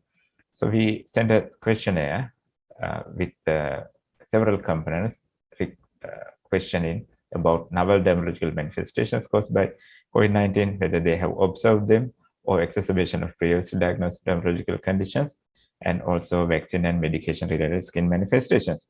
So here we can't take as an incidence, but out of the 51 response, so these are the conditions which we have noted.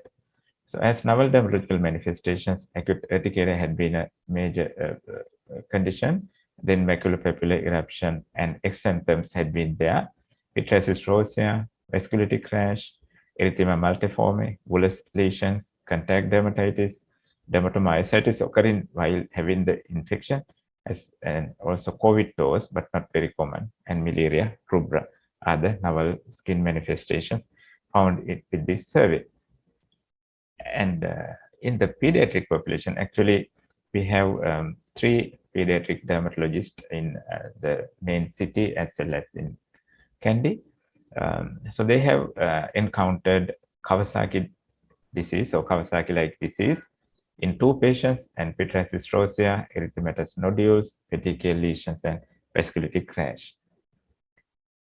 Obviously, there had been many occasions where the previously diagnosed dermatological conditions have been exacerbated. So this can be due to many reasons.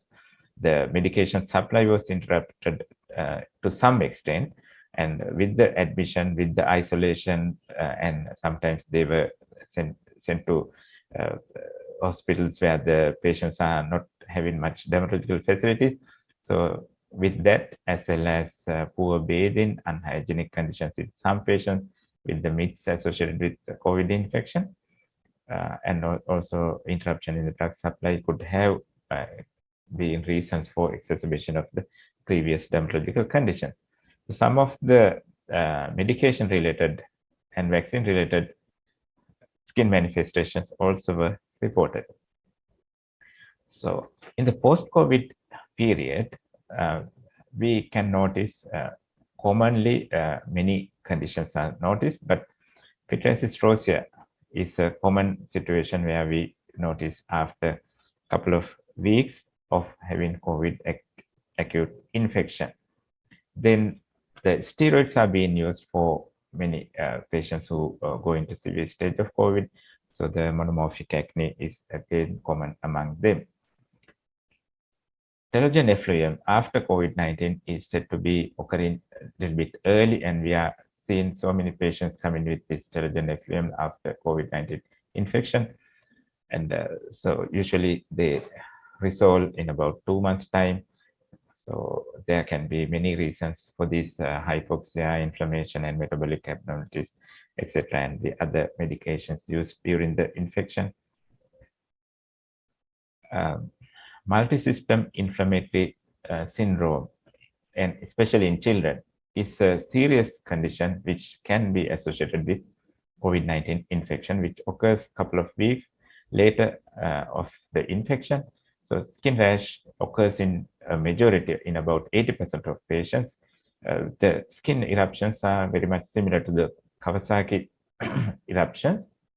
They can have edema with plant and palmar redness, dry lips, cracked lips, and skin eruptions can have urticaria lesions, erythema, vascular-like lesions, and also sometimes erythema multiforme like rash can occur. So there are varied skin manifestations. And the syndrome appears to be similar to Kawasaki disease, which involves inflammation of blood vessels and can lead to coronary artery aneurysm and permanent heart damage if not treated. Actually, Kawasaki also is associated with, is said to be associated with coronavirus infection even before we got this COVID-19 pandemic. The syndrome is treated similar to Kawasaki. These are a few pictures I got from my pediatric colleagues. So in this child, we can see the edema of the face, the lip, a bit of erythematous and desquamating, and we can see the urticaria-like lesions over the back of the ear and the trunk, and petiform purpura appearance on the extremities of the feet, and sort of similar appearance over the, even this demonstrated in the other picture as well. And in this child also, systemically very ill child with urticaria-like lesions on the trunk and widespread, and vasculitic lesions on the toes. And even in this child, you can notice erythematous papular lesions spreading over the right side of the face. So different skin manifestations can occur in association with Miss C condition. So now, with the vaccination, so there are so many conditions being described. So on the left-hand side picture, you can see this vaccine arm, or it is very common. You develop erythematous indurated plaque-like area over the vaccinated site. And on the right side, this patient had the vaccination about 3 months back. Then, but he had developed a painful swelling over that area, and sometimes treated with antibiotics. And then finally, there had been a fluid collection, and it was aspirated, and that has shown a lot of neutrophils with granuloma, granulomatous infiltration. So with aspiration, it has settled. So there can be many post-vaccination manifestations. Pityriasis rosea is the common presentation after vaccination. But anyway, there are so many post-vaccination skin manifestations being described, including mild urticaria and going up to the level of toxic epidermal necrosis in very rare situations. So I think the things are evolving with the COVID-19 infection, as well as the measures we take to prevent it, as well as the vaccination. So there may be so many skin manifestations in future as well. So we have to be alert on that, so that in future also we may notice further manifestations. So thank you very much for your kind attention. Thank you.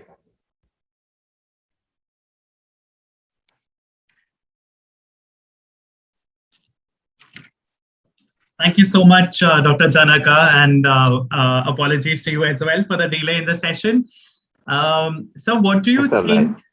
What do you think, is the future of research for this particular,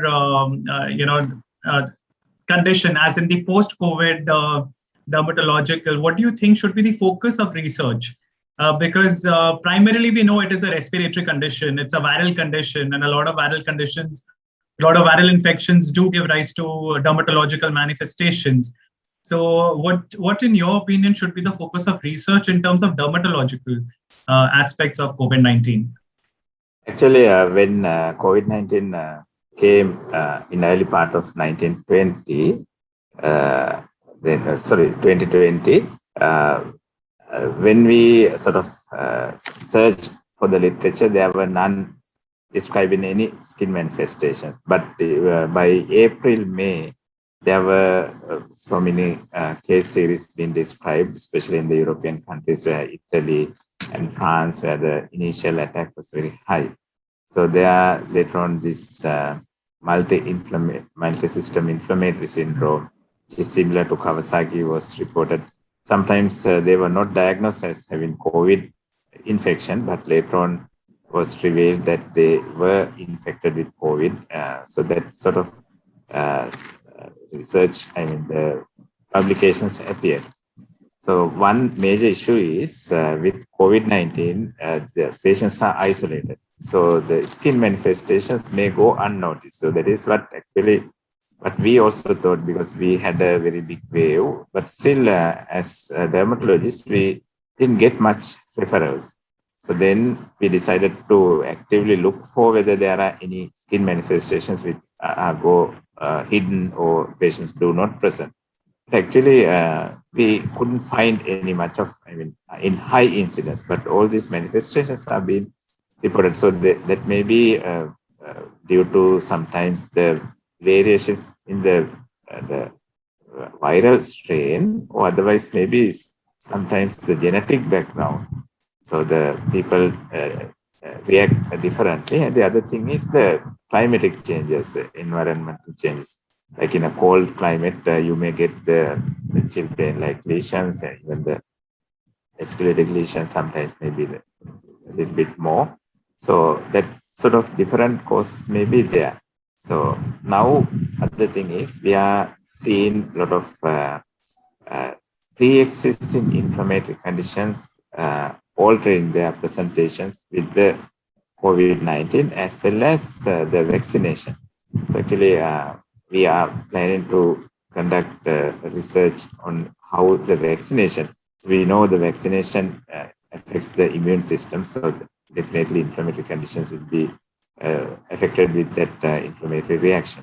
So there are actually different aspects, but practically the things are a little bit difficult to arrange with the change in the health systems and the staff being diverted to where have a distance with the patient and limit the patient's visits, and sort of there are restrictions where we don't have the freedom like the other situations to reach the patient easily and get the data. So those are a bit of a problem, but I think these things may lead to further new something to reveal even regarding the pathogenesis, how the diseases are modified with the viruses as well as the immune reaction. And there are so many things which can pave way for further studies if we go into details. Right, sir. Thank you so much for sharing all these cases. And I think a lot of doctors here, a lot of attendees would also agree. They would have also come across a similar kind of a situation where in post-COVID, dermatological manifestations of different kinds have been observed. And I feel, I think more research would be very, very helpful to identify these conditions and also, probably chart out a course of proper management of the different manifestations of COVID-19 and skin. And I'm sure expertise of doctors like you would be very helpful. So all the best for the research, sir, and we hope the patients start coming to the clinics more regularly now that the things have settled down. Yes, yes. Thank you, Dr. Janaka. Thank you very much. Tech team, can we have the next introduction, please?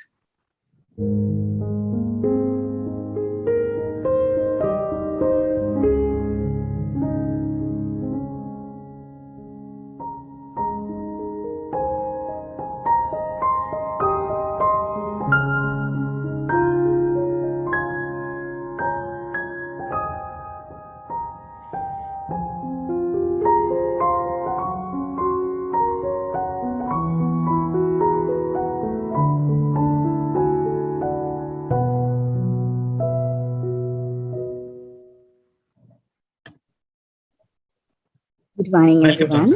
First of all, I would like to thank the Glenmark Pharmaceuticals to giving me this opportunity to talk in this forum. Now I will be sharing my screen.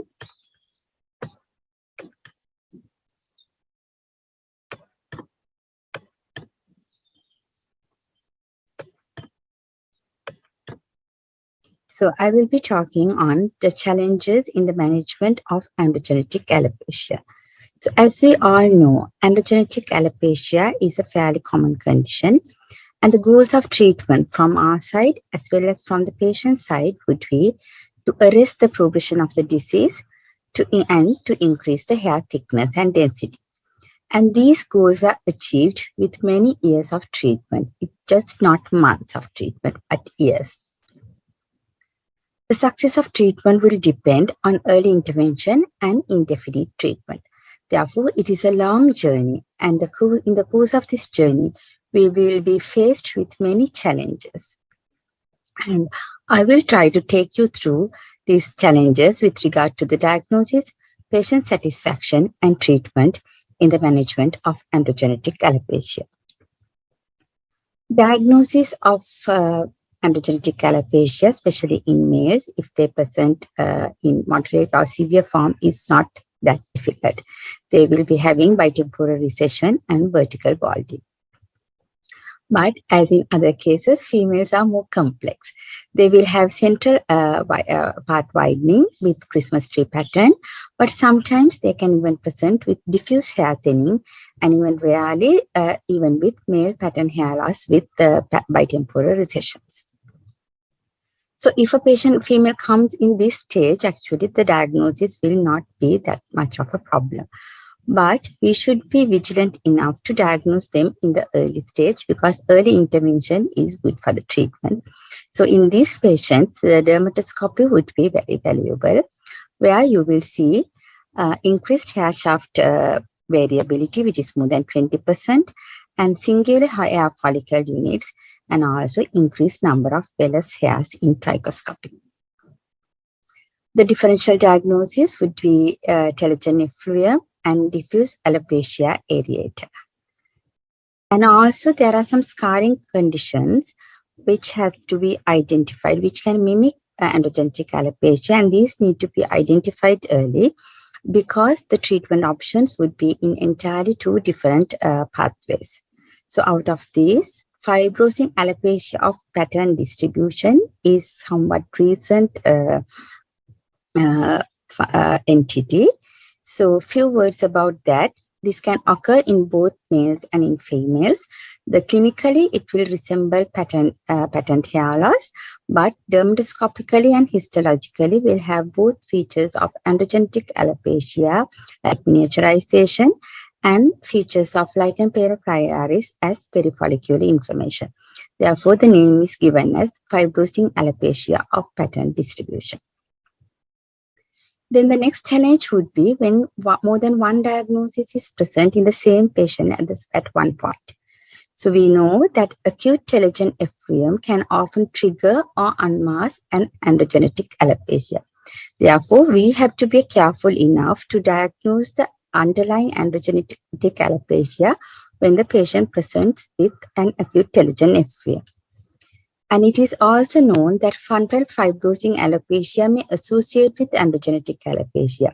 Therefore, especially if there are no vellus hairs in the frontal margin on dermatoscopy, we need to think about frontal fibrosing alopecia.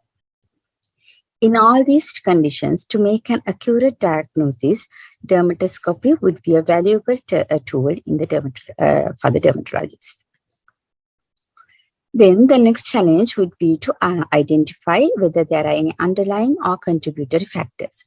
So this should be borne in mind even in the onset of the diagnosis and also in the midway, like in the course of the follow-up, because these things can come up at any time. So it could be endocrine problems or nutritional deficiencies.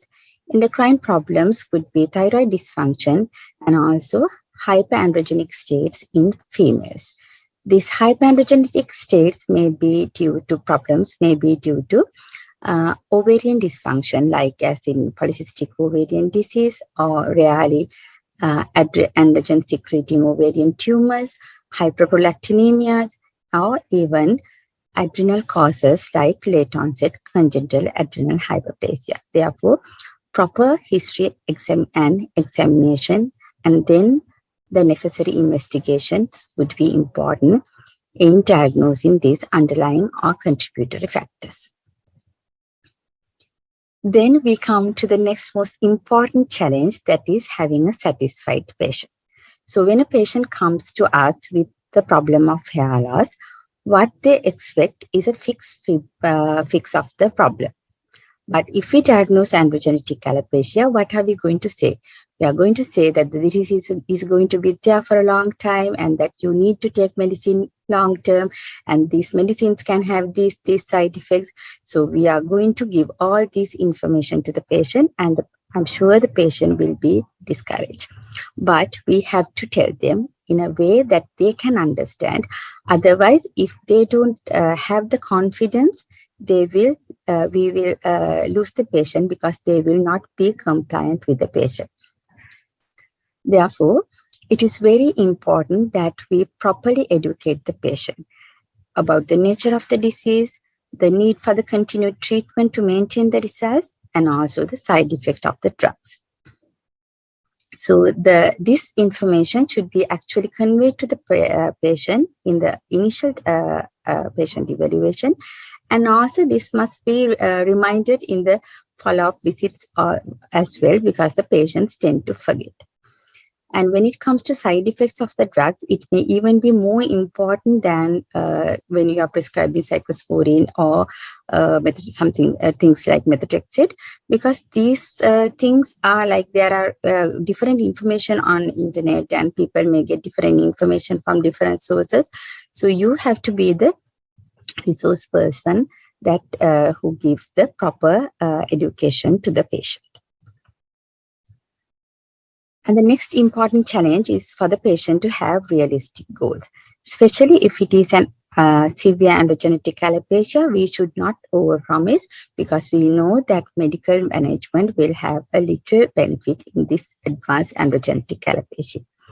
Even in mild to moderate alopecias, androgenetic alopecias, we have to give the proper roadmap to the patient so they know when to expect the results. Otherwise, they will be discouraged to continue our treatment.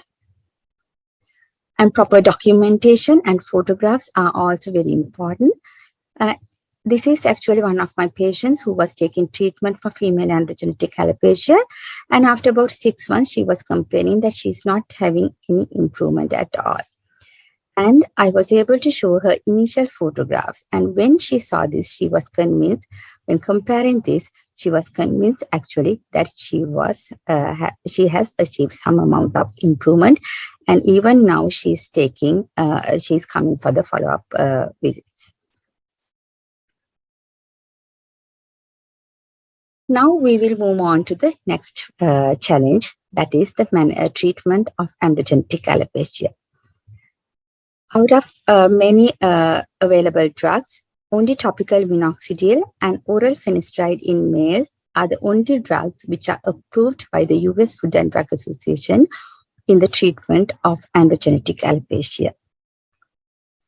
So we have to know about the adverse effects of the drugs, and as I mentioned earlier, we need to inform the patients.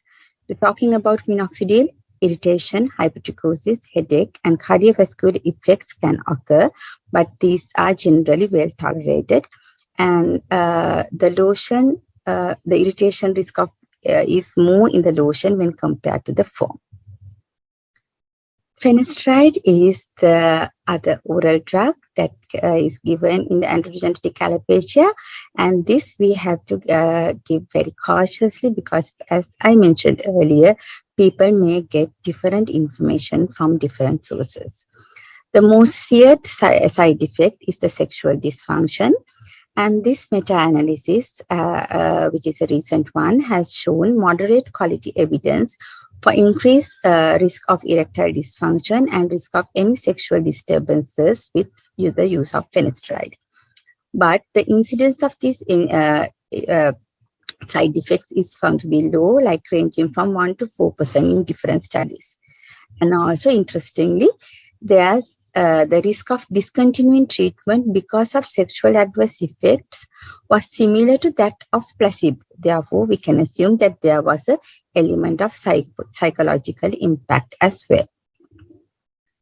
Dihydrotestosterone, which is inhibited, the production is inhibited by finasteride, is known to have neurotropic or neuroprotective elements. Therefore, people may have depression when they are on finasteride.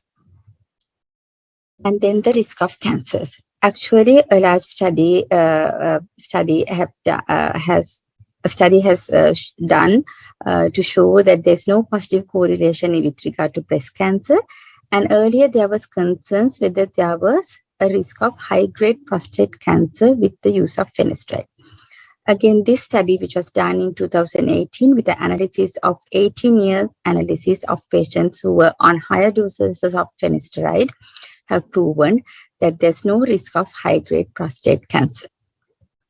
So with all this evident, finasteride can be considered as a safe and effective safe treatment to be used long-term. However, there's this recent talk about this post-finasteride syndrome. So earlier we thought that even if they develop a side effect, this is going to be transient. But post-finasteride syndrome means that these side effects can persist even when the drug is withheld for many more months. And up to date, studies cannot refute or confirm the existence of this syndrome. And it is known that if this syndrome exists, it occurs more in susceptible patients, and it can even occur with shorter durations and even smaller doses of drugs. Therefore, in patients with history of depression, already having sexual dysfunction or infertility, finasteride should be given very cautiously after individual assessment and giving all the details. Now we will move on to the challenges that are faced by us with other treatment modalities, which would be off-label drugs, procedural treatments, and cosmeceuticals and supplements. It is important that we have a sound knowledge about these treatment modalities because patients will have access to all this information just with at their fingertip. And to practice evidence-based medicine, we need to know the best research evidence for these. So I will try to go through few research evidence with regard to these treatment modalities. Minoxidil, higher concentrations. Although expected to be superior, higher concentrations have not shown any superior effect, but the irritation was more marked. Topical finasteride. This meta-analysis has analyzed 7 studies, and the initial results shows promising and safe, but the results are actually limited. Then we have the oral drugs which are used off-label for the management of androgenetic alopecia, like oral minoxidil and dutasteride, and the anti-androgens which are used in female androgenetic alopecia. Oral minoxidil is used more and more now, and this recent review, which involves 17 studies with 634 patients, has concluded that it is effective and well tolerated, but larger scale randomized clinical trials are needed.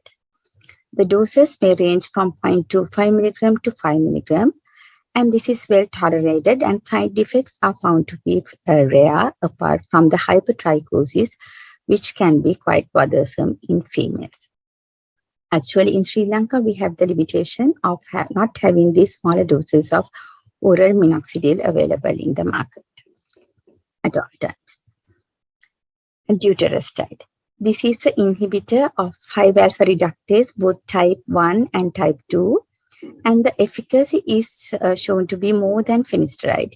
And the sexual side effects are also comparable to finasteride in most of the studies. But there are few studies which shows high incidence of sexual side effects, even amounting up to 17.1%. There have been analyses of the effectiveness of dutasteride with regard to different doses, and 0.5 milligram per kg per day dose is considered to be safe and effective. Then we move on to anti-androgens in the treatment of female androgenetic alopecia. Actually, the role of androgens in the pathophysiology of female androgenetic alopecia is not that clear, but there are studies which have shown that these people improve even with normal androgenic status, that they improve with the use of anti-androgens, and therefore it is widely used. The risk is with all these anti-androgens is the risk of teratogenicity, so we have to use them carefully. So moving to cyproterone acetate, it is generally prescribed in combination with estrogen, and it is considered to be more effective in patients with hyperandrogenism.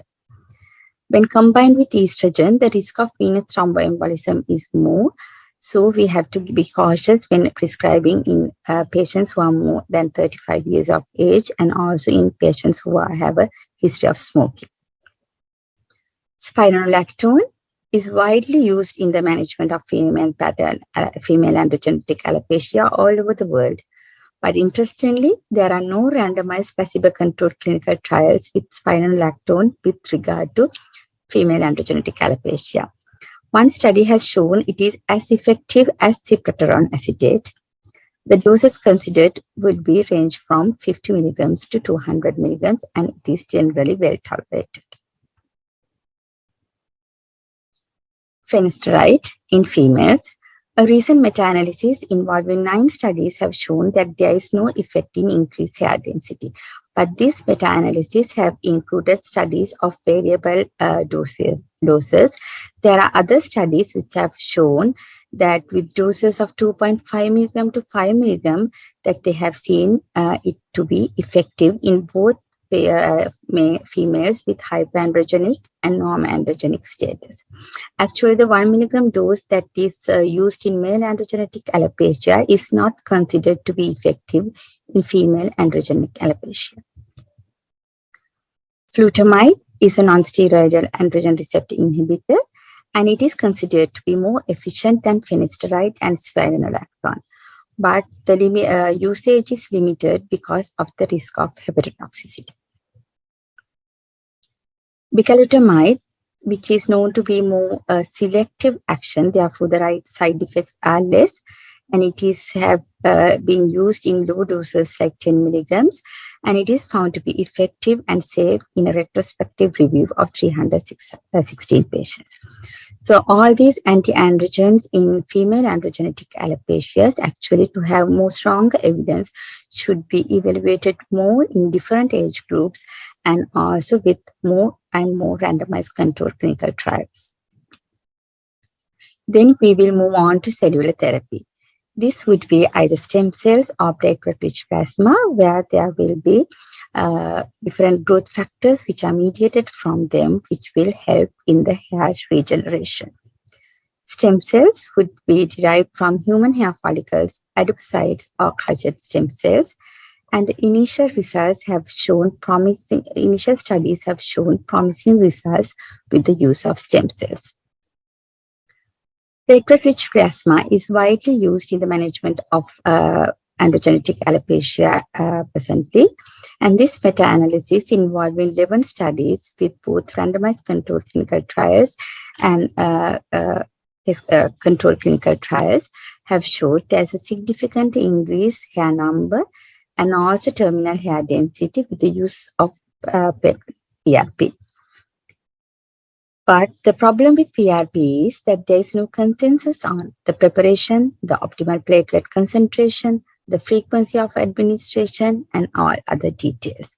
And also, it's not sure whether activation is needed for the PRP or not.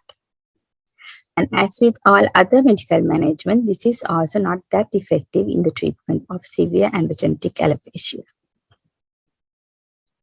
Then we move on to low-level laser therapy, which is another treatment with level 2 evidence in both male and female androgenetic alopecia. And this is US FDA, has the US FDA approval since 2007 for male androgenetic alopecia and later for female androgenetic alopecia. This meta-analysis involving 11 randomized controlled clinical trials have shown that there's a significant increased hair density with the low-level laser therapy in patients with androgenetic alopecia, and higher efficacy was shown with low frequencies. But then we need more data on effective wavelength and long-term efficacy of this treatment. Then we move on to the cosmeceuticals and supplements. Actually, I'm not going into detail because it's a vast topic and we have to be cautious and we should assess them individually when we are prescribing these cosmeceuticals and supplements in the management of androgenetic alopecia to see whether there is enough evidence to justify our prescriptions. Then we move on to the last challenge, that is the endpoint of the treatment. So as I mentioned earlier, this is a long-term condition which needs long-term treatment, and we need to be cautious about the long-term safety of these drugs. The studies with regard to long-term safety may change with time, so we should be updated with our knowledge. And then the therapeutic efficacy. Both drugs which shows good therapeutic efficacy, that is finasteride and minoxidil, is showing a plateau in the efficacy after about 2 to 4 years. So if the patient sticks with us long term, we will be faced with the challenge, what next? So I think I was able to cover the challenges that we meet in the management of androgenetic alopecia. And I should also stress that even with all these challenges, it is a very rewarding condition to treat with good results. And we, at the end, both the patient and we will be satisfied. Thank you.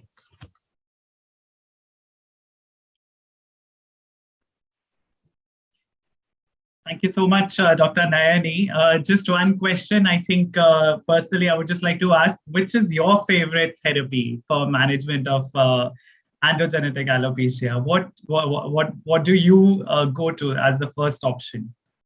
In females, like in males, of course, I would go for topical minoxidil and finasteride. As I mentioned, we have this problem of having low dose oral minoxidil available in Sri Lanka.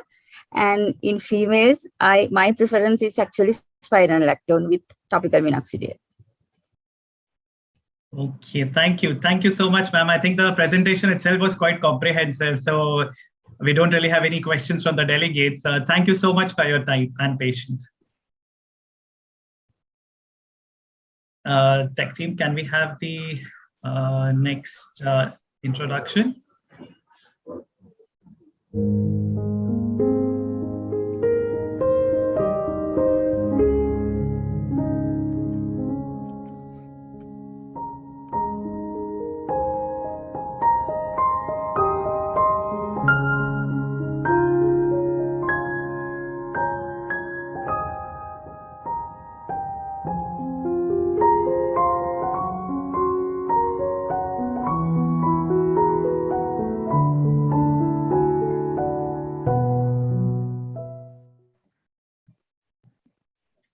Welcome, sir. Welcome to the session, and apologies, we are running a little behind schedule.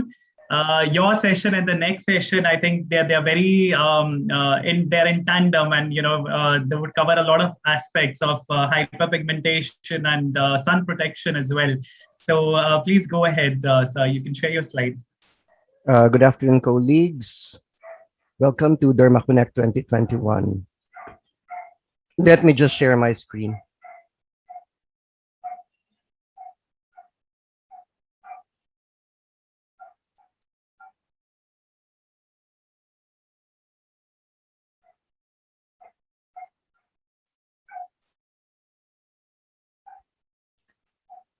So again, good afternoon. Thank you very much, Glenmark Pharmaceuticals, for... Sorry, sir. Can we have it on presentation mode, sir? Oh, sorry. The full screen. Yeah. Okay. Is that okay? Yes, yes. All right. Thank you So so good much. afternoon again, colleagues. It's also nice to see my good friends, Janaka and Nayani. Thank you very much, Glenmark Pharmaceuticals, for the invitation. And thank you also for continuing this very educational endeavor. So I was given the assignment to lecture on the topic facial hyperpigmentation beyond melasma. So I do not have any conflict of interest in this presentation. These are my hospital affiliations.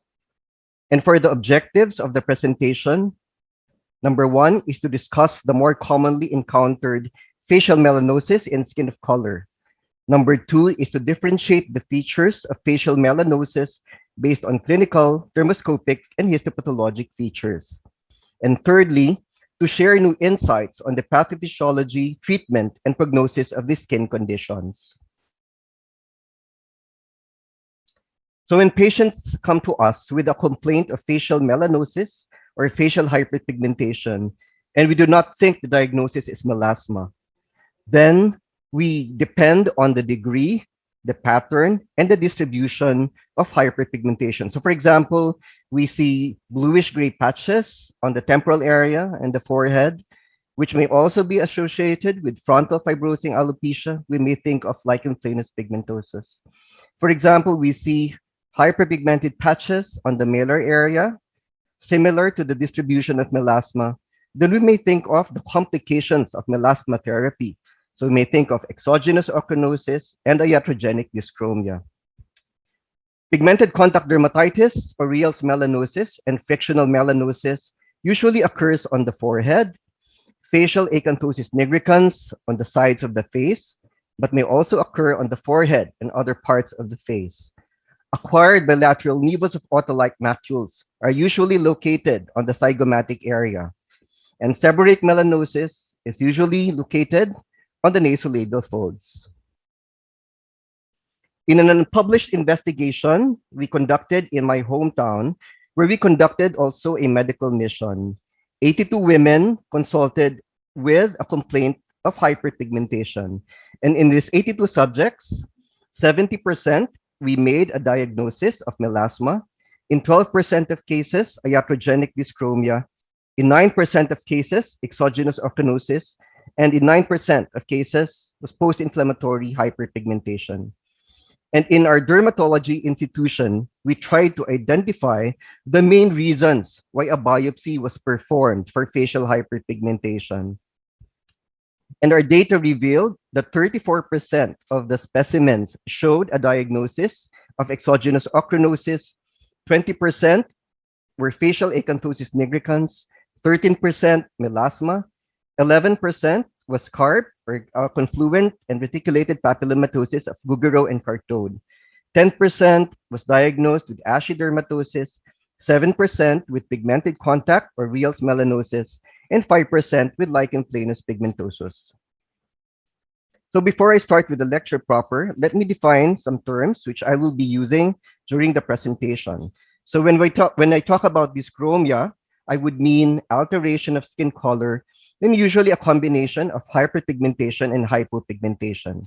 And when I talk about dermal melanosis, I would mean hyperpigmentation due to deposition of melanin in the melanophages or by free melanin in the dermis or in the dermal melanocytes.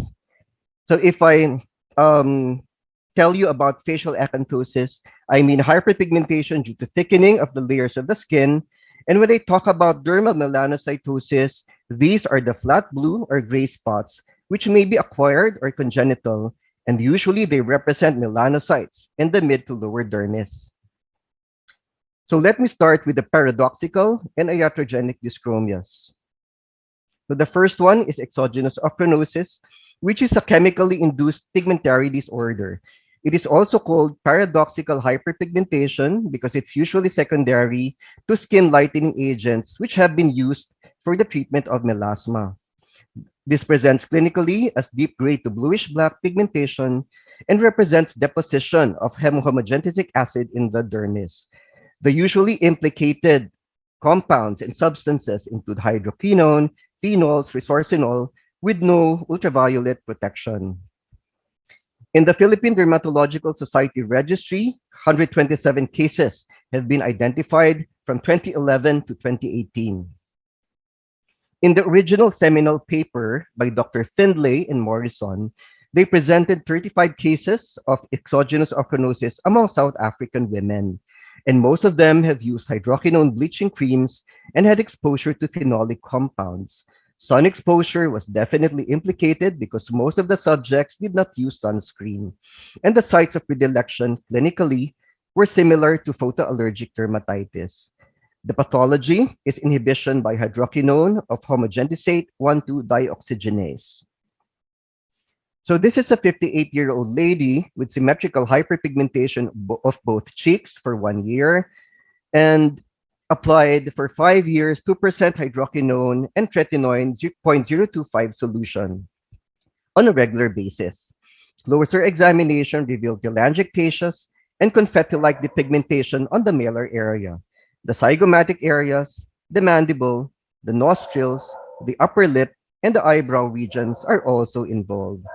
So this is just to highlight the less commonly identified clinical features of ochronosis, which is the pigmented colloid milium and the confetti-like depigmentation. So for the dermoscopy of exogenous ochronosis, we see grayish and brown clods, worm-like structures in various sizes with black dots and splinters. The stroma is usually white, which represents fibrosis, and we see interspersed elongated serpentine vessels. There's obliteration of the normal pseudo-network pattern that we see, and there is no follicular involvement.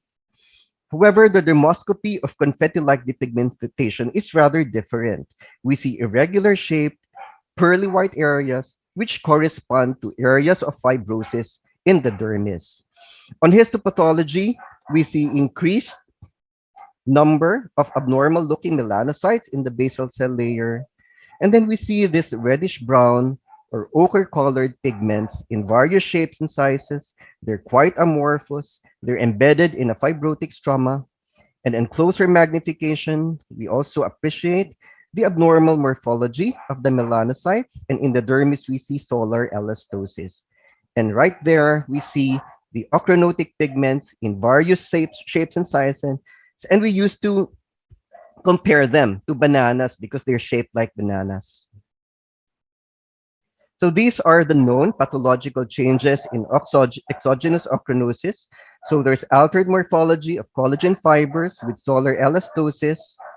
On electron microscopy, the ochronotic bodies become embedded within the collagen bundles. There is infiltration of histiocytes. The treatment of the underlying pathology is usually difficult, and the condition is irreversible. But not all types of ochronosis are only exogenous. So take this case of a 68-year-old female who used hydroquinone solution nightly for 5 years. But on closer magnification, we see pigmentation also on the sclera, on the ears, and on the nails. She also had arthritis, plus bilateral Achilles tendon thickening, and the positive Osler's ferric chloride urine test, in which the amber-colored urine turned black upon addition of ferric chloride. So in this case, it is actually a combination of exogenous and endogenous ochronosis. This is a very rare autosomal recessive condition.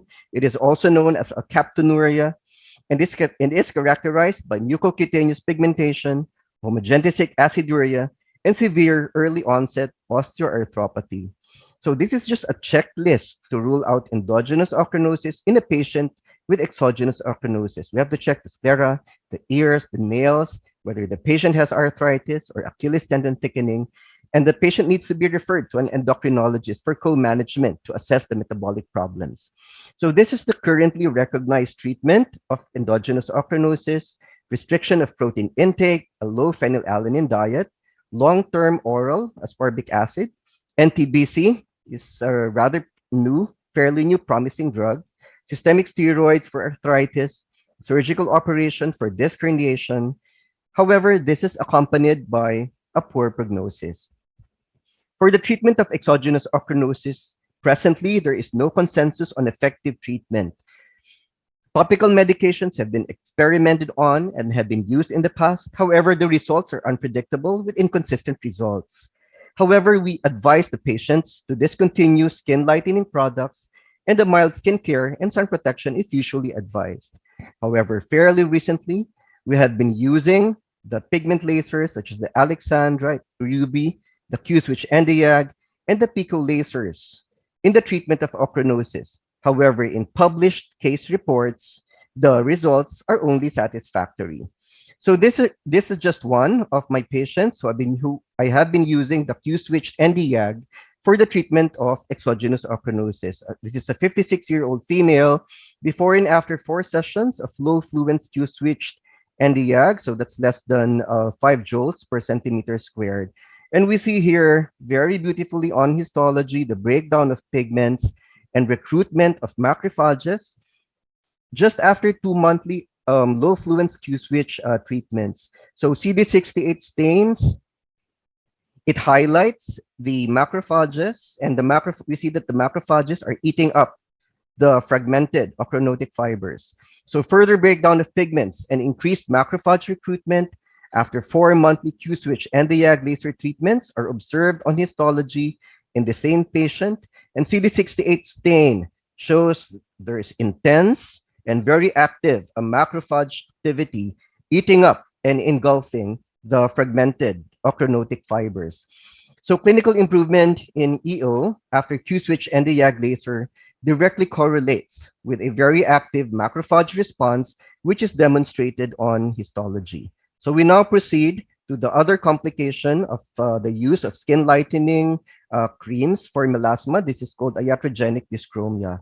So iatrogenic dyschromia is a condition mentioned in a few case reports, but the clinical, dermoscopic, and histopath features have not been fully elucidated yet. The areas of depigmentation are theorized to be caused by hydroquinone, tretinoin, and niacinamides, as well as steroids. And the prominent telangiectasia that we usually see may be secondary to topical steroid abuse. The mottled pigmentation is seen similarly with repeated pigment laser procedures. However, there is no consensus on effective treatment because the studies on the description of the disease are still lacking. So in this case series that we have completed, this involves 6 cases, all females with a mean age of 42. They presented with mottled pigmentation on the forehead, the nose, and the cheeks, and they used skin lightening creams containing hydroquinone, steroids, and some contained mercury for 2 to 5 years.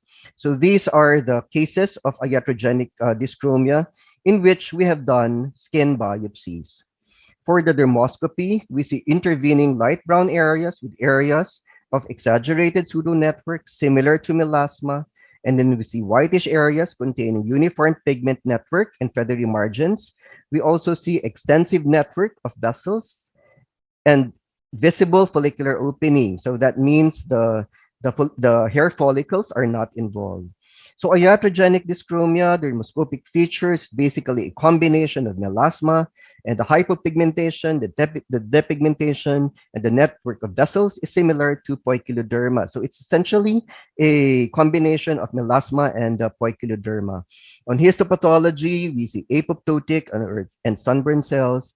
In the dermis, we see solar elastosis, plus many pigment-laden macrophages, different from exogenous ochronosis. And using melan A stain, we demonstrate the injured melanocytes as well as the apoptotic sunburn cells.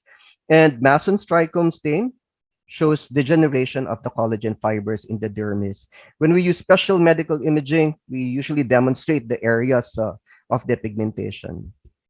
So now we go to the group of dermal melanocytosis, in which the prototype is the congenital nevus of Otta. This is also known as oculodermal melanocytosis and usually presents with bluish pigmentation of the eye, the eyelids, and the skin in the V1 to V2 trigeminal distribution. It represents a hamartoma of dermal melanocytes. It is usually present at birth but persists in adulthood. However, there is an acquired form, and I think you have been seeing also similar cases in your practice. So in the acquired form, we see bluish black pigmentation, which is not present at birth. The eye and the mucosa are not usually involved. It is common among Asians and may occur and more prevalent in the 4th to 5th decade of life. And then I think we're more familiar with the acquired bilateral nevus of Otta-like macules, which is fairly common among Asians. This is also known as Hori's nevus. It usually starts at 15 years old, and there is a genetic predisposition. It involves Asians and darkly pigmented skin.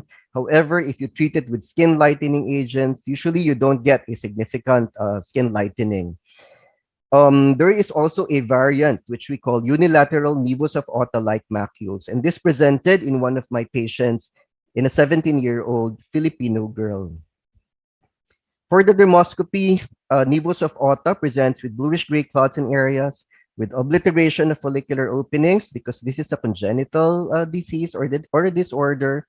In abdomen, we see bluish-gray macules, bluish-gray clots in areas, and obliteration or covering of the follicular openings. For the histopath findings, we see spindle-shaped melanocytes in the papillary, as well as the mid-dermis. And most of these melanocytes reach the deep dermis. And the color bluish-gray represents the Tyndall effect caused by the presence of the spindle-shaped melanocytes in the dermis. This is the presently recommended management of acquired bilateral nevus of Otta-like macules, as well as nevus of Otta using the Q-switch and the YAG laser. And you need to use a higher fluence, like 8 to 9.5 joules, and you have to advise your patients that they have to undergo 8 to 10 to more than 10 sessions to obtain good results. So these are just before and after pictures of unilateral nevus of Otta after 3 monthly sessions of the Q-switch and the YAG laser. This is acquired nevus of Otta using the Q-switch and the YAG laser after 7 sessions and after 10 sessions. And this is abnorm using the Q-switch and the YAG laser. Yes, they disappear. And in this patient, we obtained a 90% reduction in pigmentation after about 8 sessions. This is an acquired nevus of Otta on the nose after 6 monthly sessions of the Q-switch and the YAG. So now we go to the dermal melanosis and facial acanthosis. I think some of you, especially in India and Sri Lanka, are more familiar with the lichen planus pigmentosus. Originally, it was described in your country by Bhutani, who reported 40 cases in India. It's an ashy dermatosis-like eruption involving the face, neck, and the earlobes, and 1/3 of cases are associated with lichen planus. Also with lichen planopilaris or frontal fibrosing alopecia, especially in women in South Africa. It has more florid histopathological findings versus your ashy dermatosis. And the color of the lesions and the size of the melanophages are actually similar in histopathology to fixed drug eruption. So if you have time, you can read a recent book chapter that I wrote with Prasad on macular pigmentation of uncertain etiology, in which lichen planus pigmentosus is included. We also did a dermoscopic study of 9 cases of LPP, and this was presented abroad. And let me just share some cases of lichen planus pigmentosus in the Filipino population. So this is a 62-year-old male with a grayish patch on the forehead for 6 months, a 27-year-old male with 1-year patches on the face, neck, trunk, and extremities. And you will also observe that on the umbilicus, on the surgical scar, you also see the hyperpigmentation. So this represents Kibner phenomenon. 68 male with 5 months patches on the face, trunk, and extremities. a 37 female with 1 year duration of hyperpigmented patch on the face, and a 56-year-old female with lichen planus pigmentosus and accompanying frontal fibrosing alopecia, which is also which has been demonstrated on histology. So in dermoscopy, we see multiple bluish gray dots peppering in arcs and circles, perifollicular and periadnexal gray dots. And one of my residents would like to call this the marbled Wagyu sign.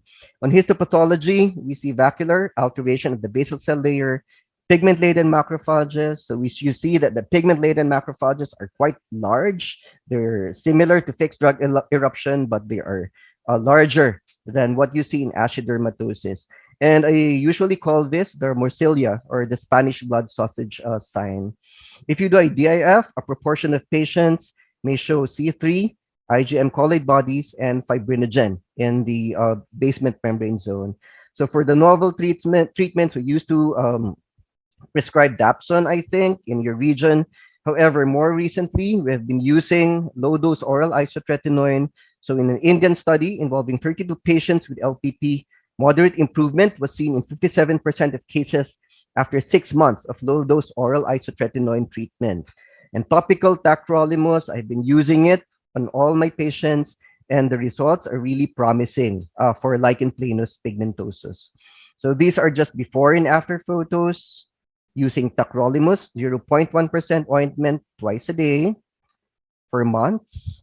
So this is a combination treatment of low-dose isotretinoin and topical tacrolimus with a Q-switched Nd:YAG laser for 2 monthly sessions. So now we proceed to the last classification, which is facial acanthosis and pigmented contact dermatitis. So I think you are all familiar with acanthosis nigricans. It usually affects the sides of the face, and further darkening and a mild thickening of the skin is observed as we age. It is usually associated with obesity and hyperinsulinemia. We see velvety papillomatous skin, and usually the skin lightening creams are not very effective. On dermoscopy, we see cristae and sulci in acanthosis nigricans, reminiscent of the cell wall of the mitochondria. For more severe acanthosis, there's follicular involvement, there's more thickened grayish outline, bluish gray areas, telangiectasias, cristae and sulci, and perifollicular scaling if the patient has seborrheic melanosis. So now I believe that seborrheic melanosis is just a combination of seborrheic dermatosis and acanthosis nigricans. On histopathology, we have to take note that the hyperpigmentation is not due to increased number of melanocytes in the epidermis. It is rather due to thickened epidermis, more than the number of melanocytes. So for the treatment of acanthosis nigricans, we usually treat the diabetes and the metabolic syndrome. Weight reduction and lifestyle modification is advocated. Topical tretinoin, vitamin D analogs are sometimes used. Chemical peels such as TCA, and some have prescribed oral retinoids, but there is also a tendency that the patient may develop or may trigger the metabolic syndrome. The pigmented contact dermatitis is also called Rayleigh melanosis. It's non-pruritic, brownish-gray pigmentation. The pigmentation is also very similar to acanthosis nigricans. There's rapid progression involving the forehead and the temples. It is actually a photocontact dermatitis from fragrance in cosmetics. And these are the usually implicated substances or contactants: musk ambret, lemon oil, and bactericidal agents. And there is usually no preceding eczema lesions. Please take note that there is no preceding eczema lesions in pigmented contact dermatitis and Rayleigh melanosis, and a patch test is usually required. But sometimes the patients with Rayleigh melanosis, they also present with acanthosis nigricans, just like in this patient, where you can also appreciate the cristae and the sulci when I did dermoscopy of the forehead. On histopathology, we see epidermal thinning, vacuolar alteration of the basal cell layer, some pigment-laden macrophages, and a mild lymphocytic infiltrate.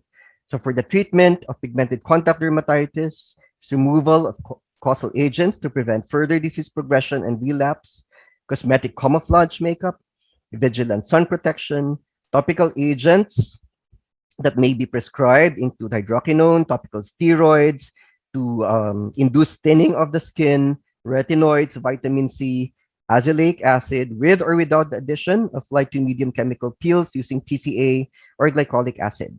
And more recently, we have been trying the light-based therapy such as intense pulse light and the low fluence Q-switch and the YAG lasers. So what are the take-home messages in this lecture? Well, a lot of work has to be done to fully understand these conditions. Screening, teaching proper skincare and sun protection should be advocated in the community. We need to do more extensive research to further understand the pathophysiology of these conditions. Collaboration with colleagues. I think this is the purpose of the Derma Connect, who have the facility to conduct studies on melanocyte response to topical medications. And if we are wondering about genetic predisposition, and I think studies have to be done also to determine if genetics are involved. And then we need to perform clinical trials on newer generation pigment lasers because I think they are very promising in the conditions presenting with dermal melanosis. So these are just some of the books that we have published along with colleagues from the Philippines, India, and in other countries. And I would like to acknowledge the following residents, consultants, mentors for their contribution in this presentation. So I hope to see you in the Philippines soon. These are just some of our famous tourist destinations. And if you have any questions, please don't hesitate to send me a message in my Instagram or in my email address. Thank you so much, Dr. Deirit. Yes, indeed, the questions shall be forwarded to you. And thanks for sharing your experiences in managing these conditions. And also, I think the last note about Derma Connect being a session, I think that's precisely the thought that we had while starting these conferences, that it's a knowledge sharing platform for all our KOLs and a place where we can all get together. Yeah, definitely. Yeah. Thank you so much for sharing your knowledge with the rest of the delegates.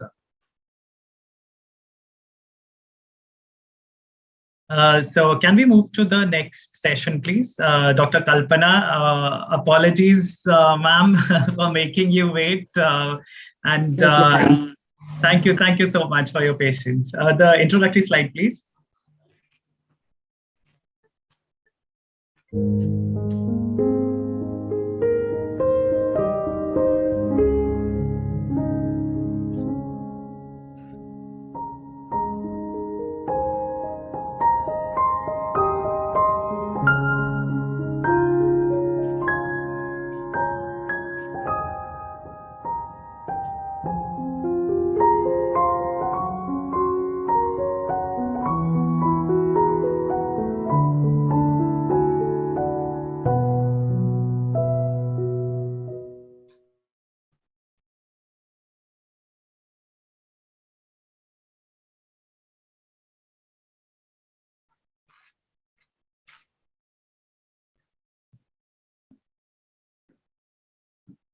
Hi. A very good morning to all of you. Thank you, Vineet, and the team of Glenmark for inviting me today to give this lecture in this August gathering. It's always been my pleasure to be associated with Glenmark. In fact, I started, like Vineet knows, I started my career with Glenmark, and I hope to continue for a long time. And so they've given me a very interesting topic. Only sun protection or sun plus screen protection. What is the need of the hour? So I would like this to be a more interactive session. So I would like to know from all of you, what do you think about it? So we've all been harping about sun protection over decades. Sun protection, the damages caused by sun. But are we overlooking there are certain other rays which is available to us, which also causes similar detrimental condition to our skin? Next, please. So we have to protect our skin from these damaging lights, which is mostly UV radiation from the sun, which is the number one, and closely followed by blue light or heavy energy visible light, which is the need of the hour. So the new normal now is screen protection more than sun protection, because with modernization, all of us have been so used to our smartphones, our computers, and other sources of electromagnetic waves that we tend to neglect to take care of our skin. So that is why this presentation, it is more like I'll be sharing some general knowledge, and I would like to take back some from you also. Next, please. Now, why are we so concerned about this UV radiation or visible lights or electromagnetic waves? Why? Because they cause a lot of skin damage, like loss of skin elasticity, tonicity, formation of wrinkles, dull complexion, skin dehydration, age spots, hyperpigmentation, and premature aging. Premature aging is the hub topic in the last 2 decades. All of us are struggling, especially in aesthetic medicine. We are struggling to ward off aging or to take care of the aging which has already happened. Next. So if life is about change, skin is the classic example to represent the same. This is what skin aging does to us. Next, please.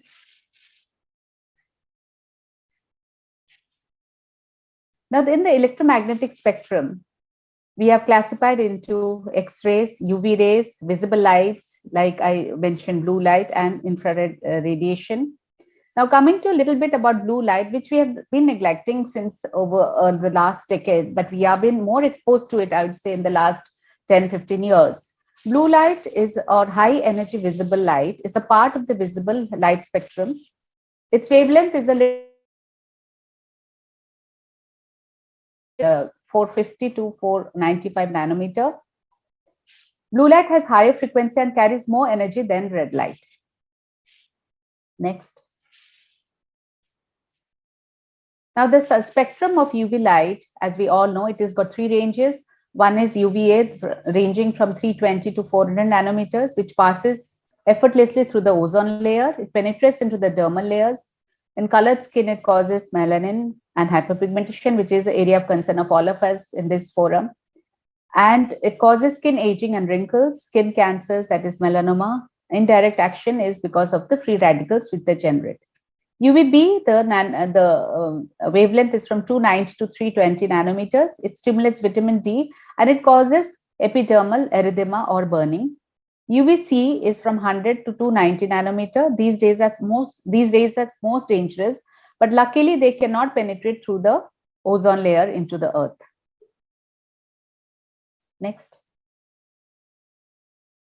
Now, what is the percentage of the energies in the solar, the range in the solar energy? 6 to 8% we receive from UV rays, 38.9% we receive from visible range, and 54.3% we receive from infrared spectral range. Next. So this is the picture showing all the various gadgets and the sources which give us electromagnetic radiation and which we have to take care of. In our day-to-day life, this has been I would say a curse of urbanization or modernization, but we have to use it in moderation. Next.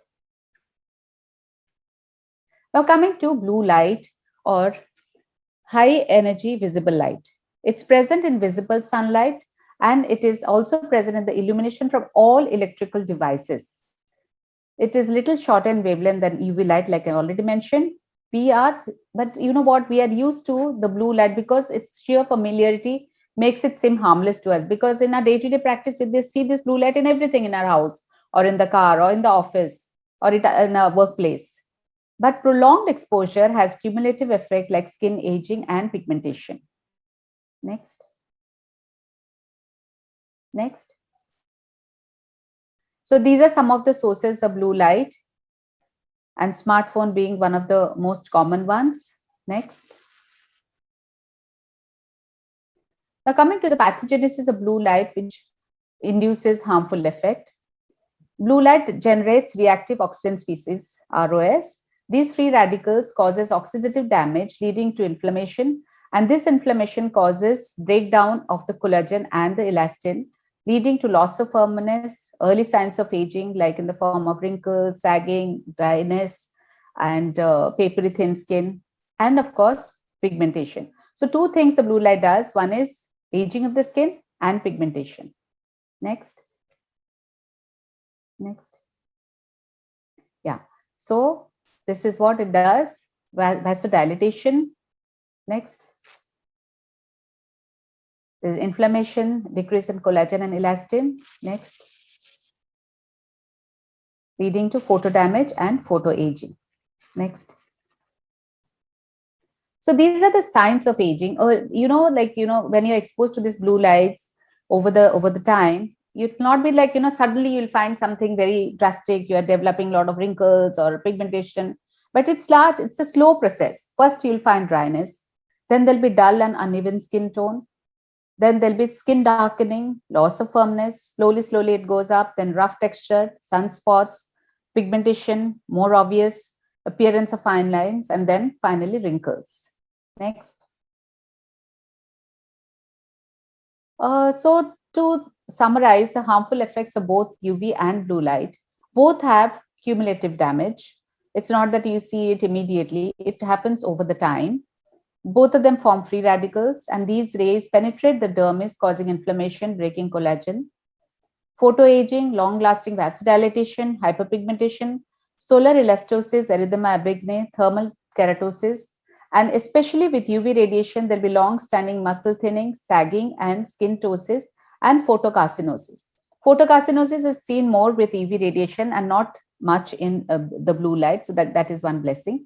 Because UV radiation, it causes damage to the DNA also. Next. Now, how do we are not talking anything about treatment, we're talking about prevention. How do we prevent it? The most important thing all of us should do is to have a holistic approach to this radiation which we are exposed to. So how do we prevent it? The first thing we have to do is to lessen our exposure to the UV radiation or the electromagnetic radiation. One thing we can all do is switch off our smartphones before we go to put it in the night mode before you go to sleep. Keep it at 4 meters away from our bed. And secondly, try and cut down on your screen time if that's possible, and incorporate a holistic lifestyle like sleep more, try to boost up your immunity, have fruits and salads which are sources of natural antioxidants, try to do some exercise which steps up your immunity. These are the things that when we are going out for holidays, be careful, protect yourself. And how will you protect yourself? Not only with clothing, hats, umbrellas, but use a broad spectrum SPF. And if you're exposed to the screen, like we are always on the screen for almost 6 to 8 hours, we are facing the screen. So ideally one should use an SPF every hour. So that is how you protect yourself. But if it's not possible, then you can do every 2 hours. But the guideline is that you should do it every hour. And use a water-based moisturizer, preferably with hyaluronic acid. Washing face frequently, get rid of the radicals. UV and blue light cause most of it damage by making mitochondria, where there is release of free radicals. So here this role of antioxidants come in. So these antioxidants not only neutralize the free radicals, but also selectively they are seen in the mitochondria and they take up the place, they scavenge the free radicals in the mitochondria. So this is where we can help ourselves by taking oral and systemic antioxidants. Next. Now, what is ideal sunscreen? We have talked about SPF. What is an ideal sunscreen? In order to ensure optimal compliance, an ideal sunscreen should be a combination of both physical and chemical agents. These days, we are using more of physical agents rather than chemical. It should be broad spectrum, covering both UVA and UVB and blue light, water resistant, non-comedogenic, hypoallergenic, and non-irritant. Next. Now, what is the take-home message? Like to protect ourselves, we should use a sunscreen which has these ingredients, metal oxides such as iron, both red, yellow, black oxide, along with zinc gives good protection to the blue light, and a combination of iron oxide, zinc, titanium compound containing both containing silicon compounds, both has effect against the electromagnetic waves produced by UV light as well as blue light. Antioxidants and moisturizers as additives. This will help us both in ultraviolet and infrared protection and help us from the damages caused by the sun and other electromagnetic waves. Next. Now to conclude, protection from sun and screen is equally important in this new age post-COVID lifestyle. Because as we all know, what has happened is we have been exposed to so much of screen time because of the Zoom, the online classes, the seminars we attend, and the binge watching of television or a movie. So we have ourselves increased our screen time in the last 2.5 years. So that is why we have to protect ourselves not only from the sun but also from the screen. So sun protection is very, very essential. Even when we are at home, we are under the lights which we use for our reading. If we are cooking also, we are exposed to infrared. And when we are sitting in the car, we are exposed to filtered light, diffuse sunlight. When we are sitting in a office, even if the office windows has the screens, the sun protection screens, still there are some filtered rays. So we have to use a sunscreen on a regular basis. So we have to reuse the sunscreen, which is broad spectrum that I already mentioned, not only on the face, but the neck and hands, because these are the three areas which we expose to when we are facing the screen. And frequent break from screen will protect both skin and eyes also. And regularly wash your face either with water or the gentle cleanser to remove the free radicals. And moisturization will absorb the heat which is produced from the screen. And when you add hyaluronic acid to it, it combats the signs of blue light exposure. So see to it that you use a moisturizer which has hyaluronic acid. Antioxidants protects both the skin and the eyes. I'd like to add over here that these days, in the last 1.5 years, dryness of the eyes has been a big concern among the ophthalmologists. Like the skin becoming dry for us, for them, the eye becoming dry has been a big concern. And it is, they are saying that it's one of the biggest concern which is going to be the next 2 to 3 years. Next. So now I want to know if all of you have been attentive to what I said. So what do you think? While inside, do we need to apply sunscreen? Yes or no? Let us take a poll.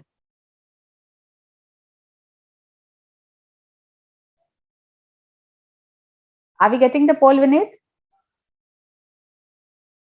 Ma'am will share. Yes, ma'am. The tech team will share with you. Okay. So we have a few questions which I would like your opinion. Like I said, let us have an interactive session. See, today, like, of course, because of COVID, a screen time has increased. But since last almost a decade, I have been telling people that the use of sunscreen is not only when we are exposed to the sun directly. It is also, like I told you, when you're sitting in the office, sitting in the car, sitting at home, we have to use a sunscreen when you're at home. And I tell ladies who have melasma, especially in India, people, those who cook a lot, they have a lot of melasma. So that is because of the infrared radiation from the gas stove, or when a person who's baking a lot. So they also have to use a sunscreen. So what do you all think? Should we use a sunscreen when we are inside?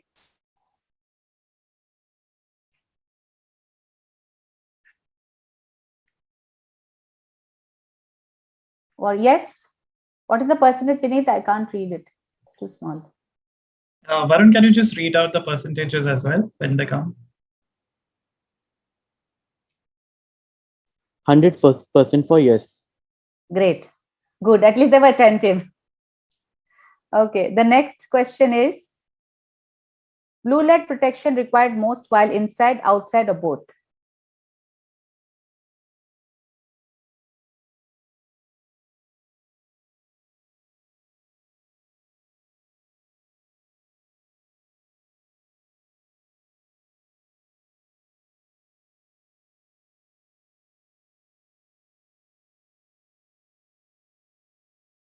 Protection and blue light also, we should teach our children, because children are more into, like, they're doing online classes for 6 to 8 hours on the average. So they also should be aware of it. The parents also should be taught that, they have to protect their children, even if they are very young, but they are using all these gadgets, gaming, phones. They're almost 8 to 12 hours in a day, they are facing the screen. So they also have to use, like, very young children, they have to use a sunscreen to protect themselves and follow whatever all I told just now. So what is the poll for this? 96%, ma'am. Yeah. So because, inside, so definitely you have to use, and outside also the sun rays also has some amount of blue light in it. So we have to use on both. Okay, next. So inside photo protection, which SPF generally you'd prefer, 15, 30, or 50?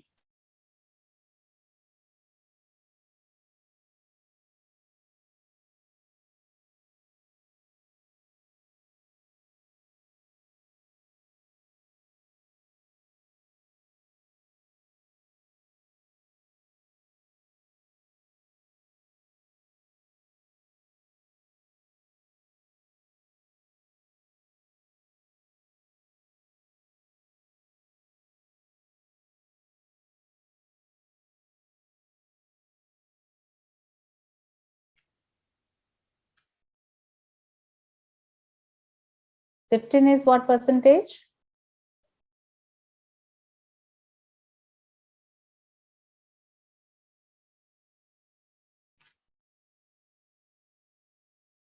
Can you just read it out? I think it's not very clear. Yeah, I can't. Insect protection. What is it? 15 is what percentage is that?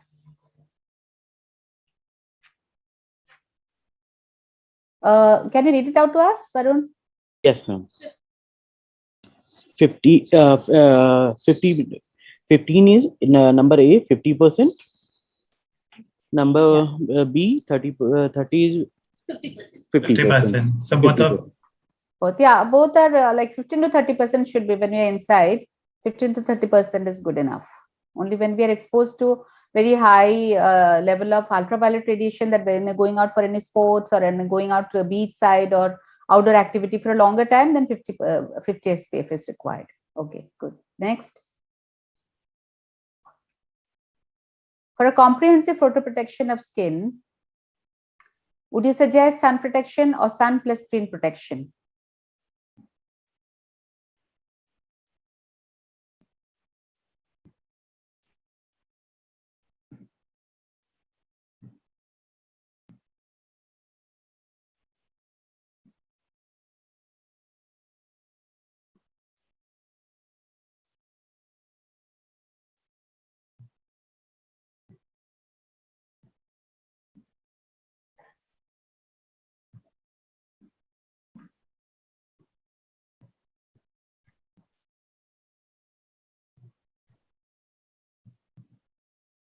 100% is sun plus screen protection, right?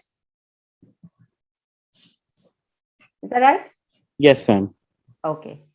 Okay, great. Thank you so much for your participation. Okay, now coming to my last slide. With aging, the time and free radicals, this is what happens to our skin. Aging is something which we cannot prevent, but we can delay aging. But something which we can prevent is premature aging and damages of the skin caused by the various electromagnetic waves by use of the proper sunscreen and the lifestyle which I've already mentioned. So thank you so much for going through this presentation. I would love to answer any questions if there are any. Thank you so much, ma'am. As always, very interesting sessions, and it's always a pleasure to host you and an honor for Glenmark team to associate with you. And I think, as you said, you started with Glenmark, and we've also grown. So we've grown together. So it's always a pleasure to have you with us. Thank you so much, Vinny. So any questions, we'll forward those to you, ma'am. Sure. Thank you so much, ma'am. Okay, my pleasure. Thank you so much. Bye-bye. So tech team, we'll have a 5 minutes break and then we can resume with the session.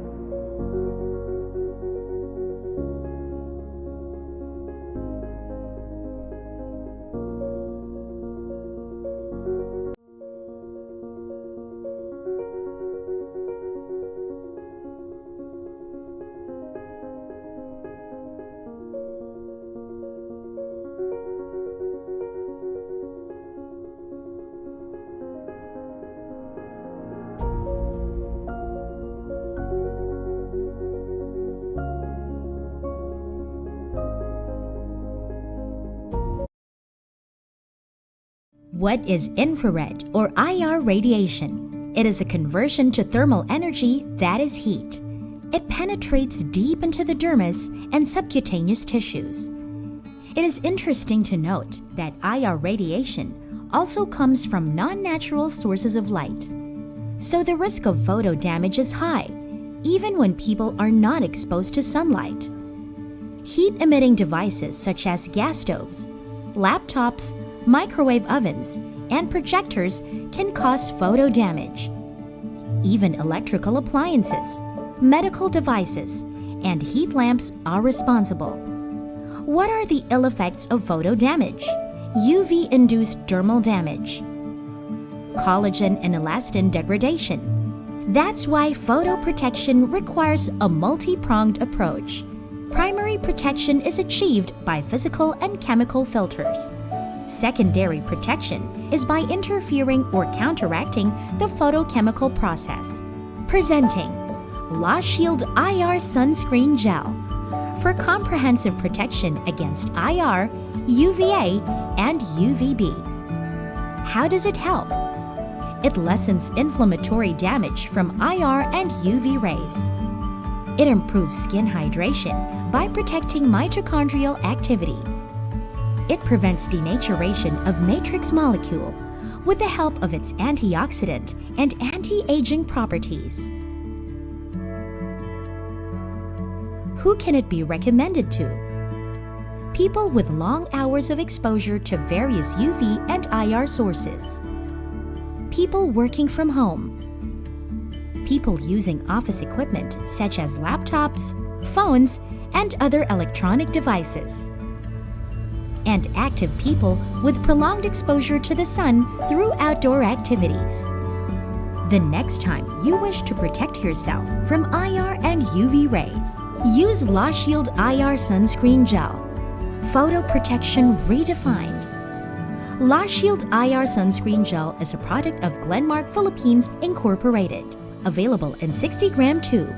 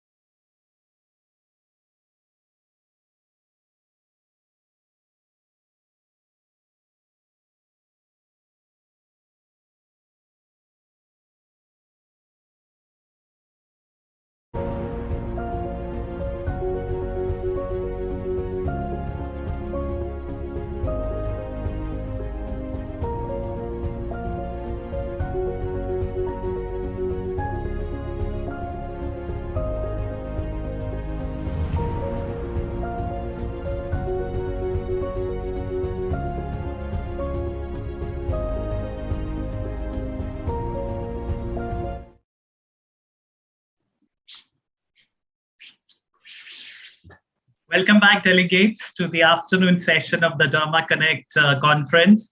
Once again, welcome to all the delegates and attendees who have joined us from the APAC region and other countries outside our domain. We are very, very thankful that you could take time out on a Saturday for these sessions. And we've had a very interesting morning with a lot of sessions, a lot of discussions, and a lot of very relevant points being raised and some very interesting cases being shared by our speakers. We have, and we hope we are going to have a similar evening now to welcome the panelists and the speaker for the next session. May I request the tech team for the introductory slide for Dr. Abhishek.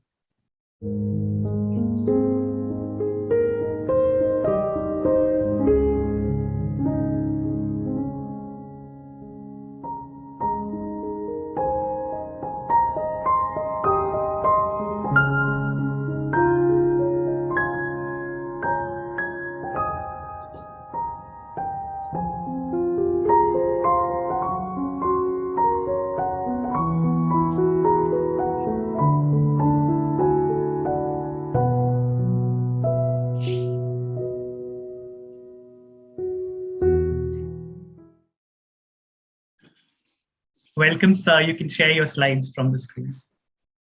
Thank you, Dr. Vinay. Good afternoon from India. It's nice that we can join this event in this COVID scenario through this web platform. And thank you, Glenba, for this opportunity. Hopefully, you can see my presentation now. So we'll talk about, thank you, Dr. Vinay. So we'll talk about the recent management in the chronic urticaria. We have little short time, so I'll talk mainly about some interesting point which has come in the last couple of years. So this is when we go. So we know that urticaria can come with or without angioedema. It can be divided into acute and chronic depending on whether it's more than 6 weeks or less than 6 weeks. And chronic urticaria can be further divided into chronic spontaneous urticaria and chronic inducible urticaria. Now, chronic spontaneous urticaria is the bulk of the cases we dermatology will be coming across. So our presentation will be mainly focused towards chronic spontaneous urticaria, which is basically occurrence of daily or almost daily angioedema and hives for 6 weeks or more. Now, since urticaria is quite a common disease all across the world, roughly about 20% of the population will suffer from urticaria some point of time. We need a specific guidelines or rather evidence-based approach to the management of urticaria.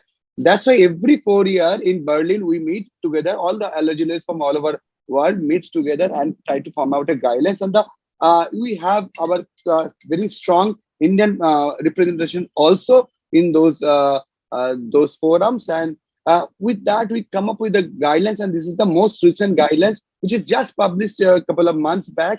This is on the new international guidelines for urticaria treatment, and my presentation is mostly based on this presentation. However, I must say that in India and the subcontinent, we have certain difficulty in application the global guidelines sometimes, and that's why we also have similar sort of consensus approach, and we publish our consensus guidelines every 4 years, and this was the last publication of our consensus statement. So the most important thing which has come up in the last 2-3 years is basically now we know in chronic spontaneous urticaria also has 2 types. One is basically autoallergic type, which is type 1 allergic, and type 2B autoimmune type. And the type 2B seems to be more severe, more refractory treatment, and they also tend to be less effective with omalizumab treatment also. So this is the 20% of the urticaria where we dermatologists really struggle and we need options for those treatments.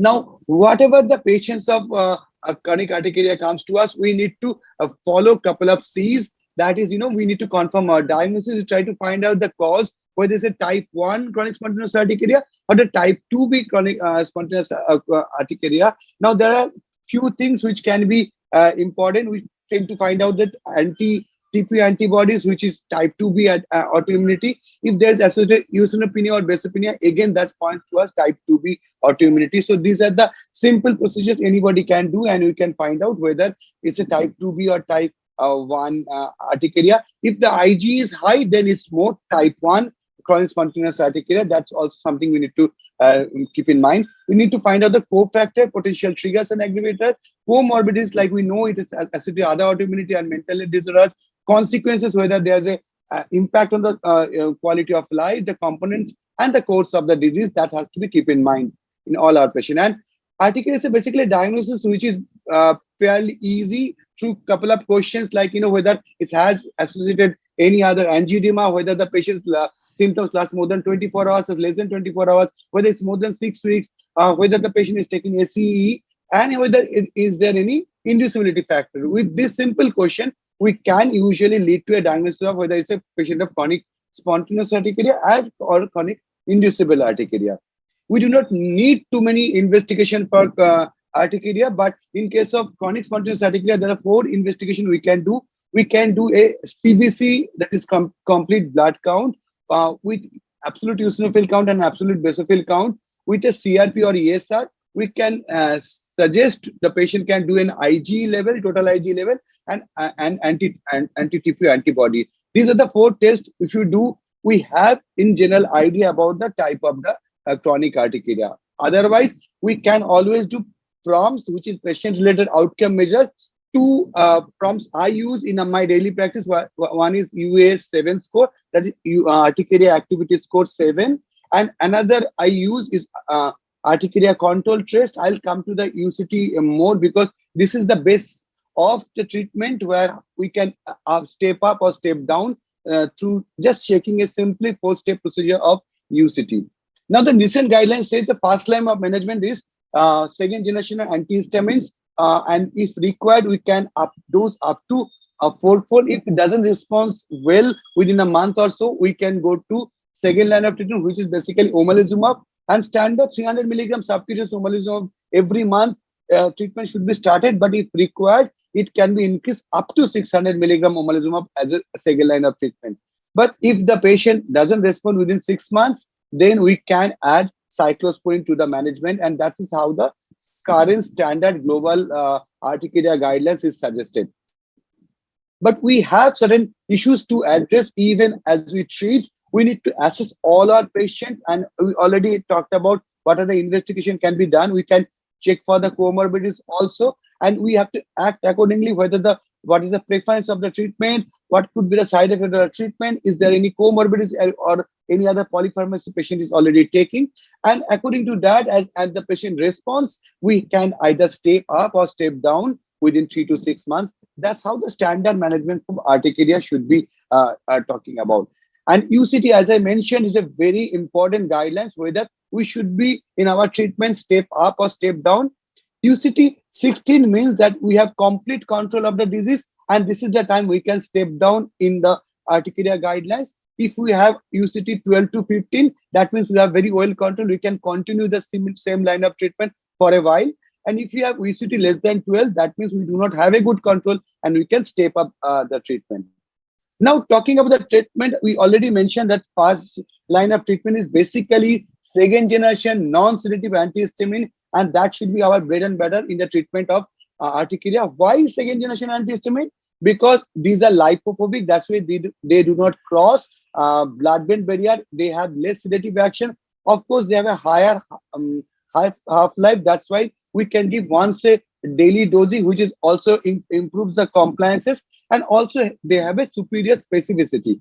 Now, this specificity is very important because all the side effects of the first generation antihistamine comes for the non-specificity. They have more sedation action, more muscarinic action, which causes dry mouth and urinary retentions. They can cause increase in weight, or they can also cause side effects like decreased cognitions or even cardiac side effects. So these side effects are much more common in the first generation antihistamine. So always we should stick to our second generation antihistamine. But even within the second generation antihistamine, we have two groups. One is the non-sedative group or the least sedative group. Basically, two molecules are there, fexofenadine and bilastine. These are the two preferred molecules. All others are minimally sedative antihistamine, second generation antihistamine, which also can be given. But if given a choice in a patient who's be like driving, or patient has some important function, cognitive function, then possibly the best suitable drug for treatment of chronic urticaria is fexofenadine and bilastine. Now, we have a fair amount of evidences and fair amount of consensus also that in all patients who are not controlling standard and pharmacological dose of second generation antihistamine, we can safely updose up to fourfold. And this is very important that all our patients, before we move to the other expensive drugs like omalizumab or side effectful drug like cyclosporine, we should be giving at least trial of fourfold elevated dose of antihistamines. Now, how does it help? We have seen that up to 2.5% increase of response rate happens when we updose our second generation antihistamine. What does it mean? Many of these non-responders with the standard dose of antihistamine are turned into a responder. That's why you always elevate the drug doses fast and before you move to the omalizumab or the third line of treatment.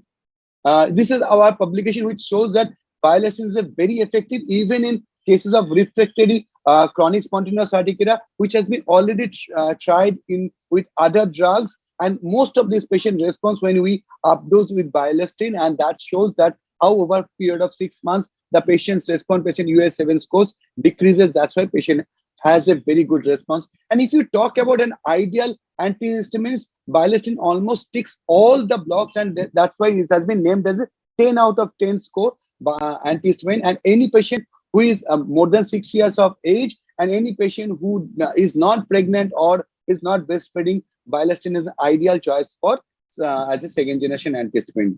Now, moving out the second line of treatment, we have been always suggested one is an excellent drug. And how does it work? Is of course an anti-Ig antibodies. It has a very low immunogenicity because it's a humanized molecule.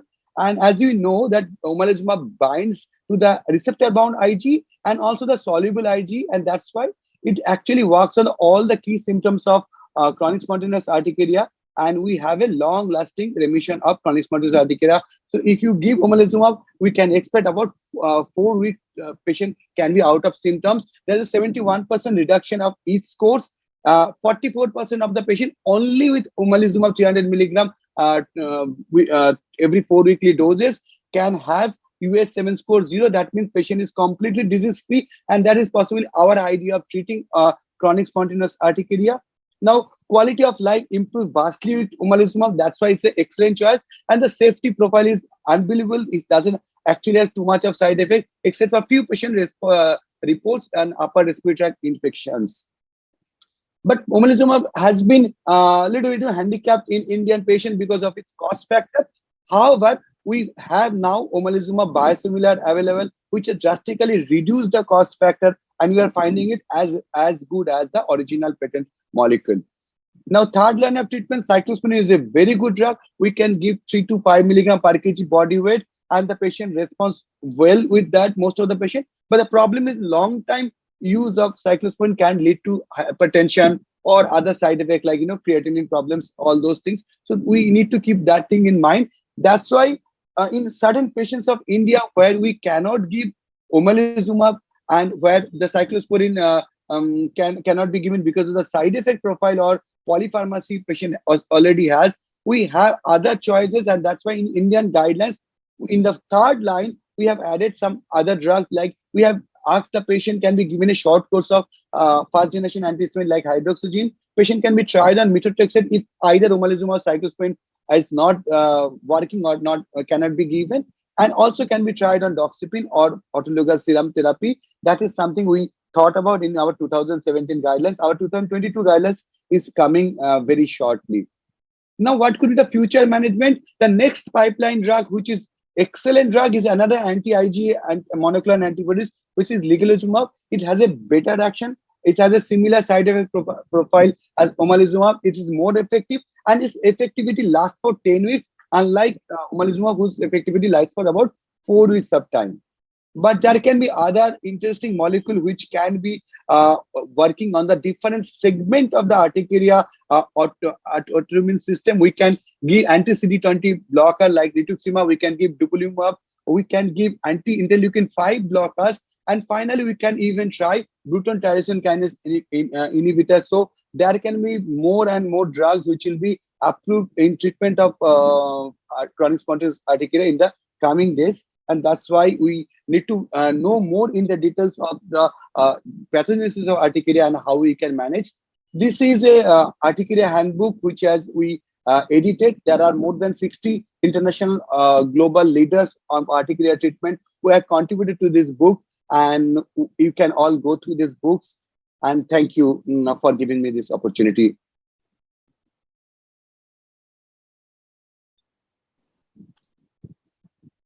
Thank you, Dr. Abhishek. I think it was short but very, very comprehensive.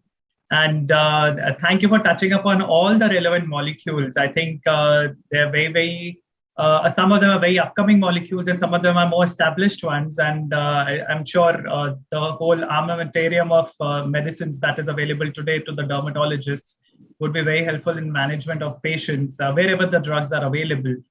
And to discuss this further, we have a panel of dermatologists from across the region. May I request the tech team for the introduction videos of the other panelists, please?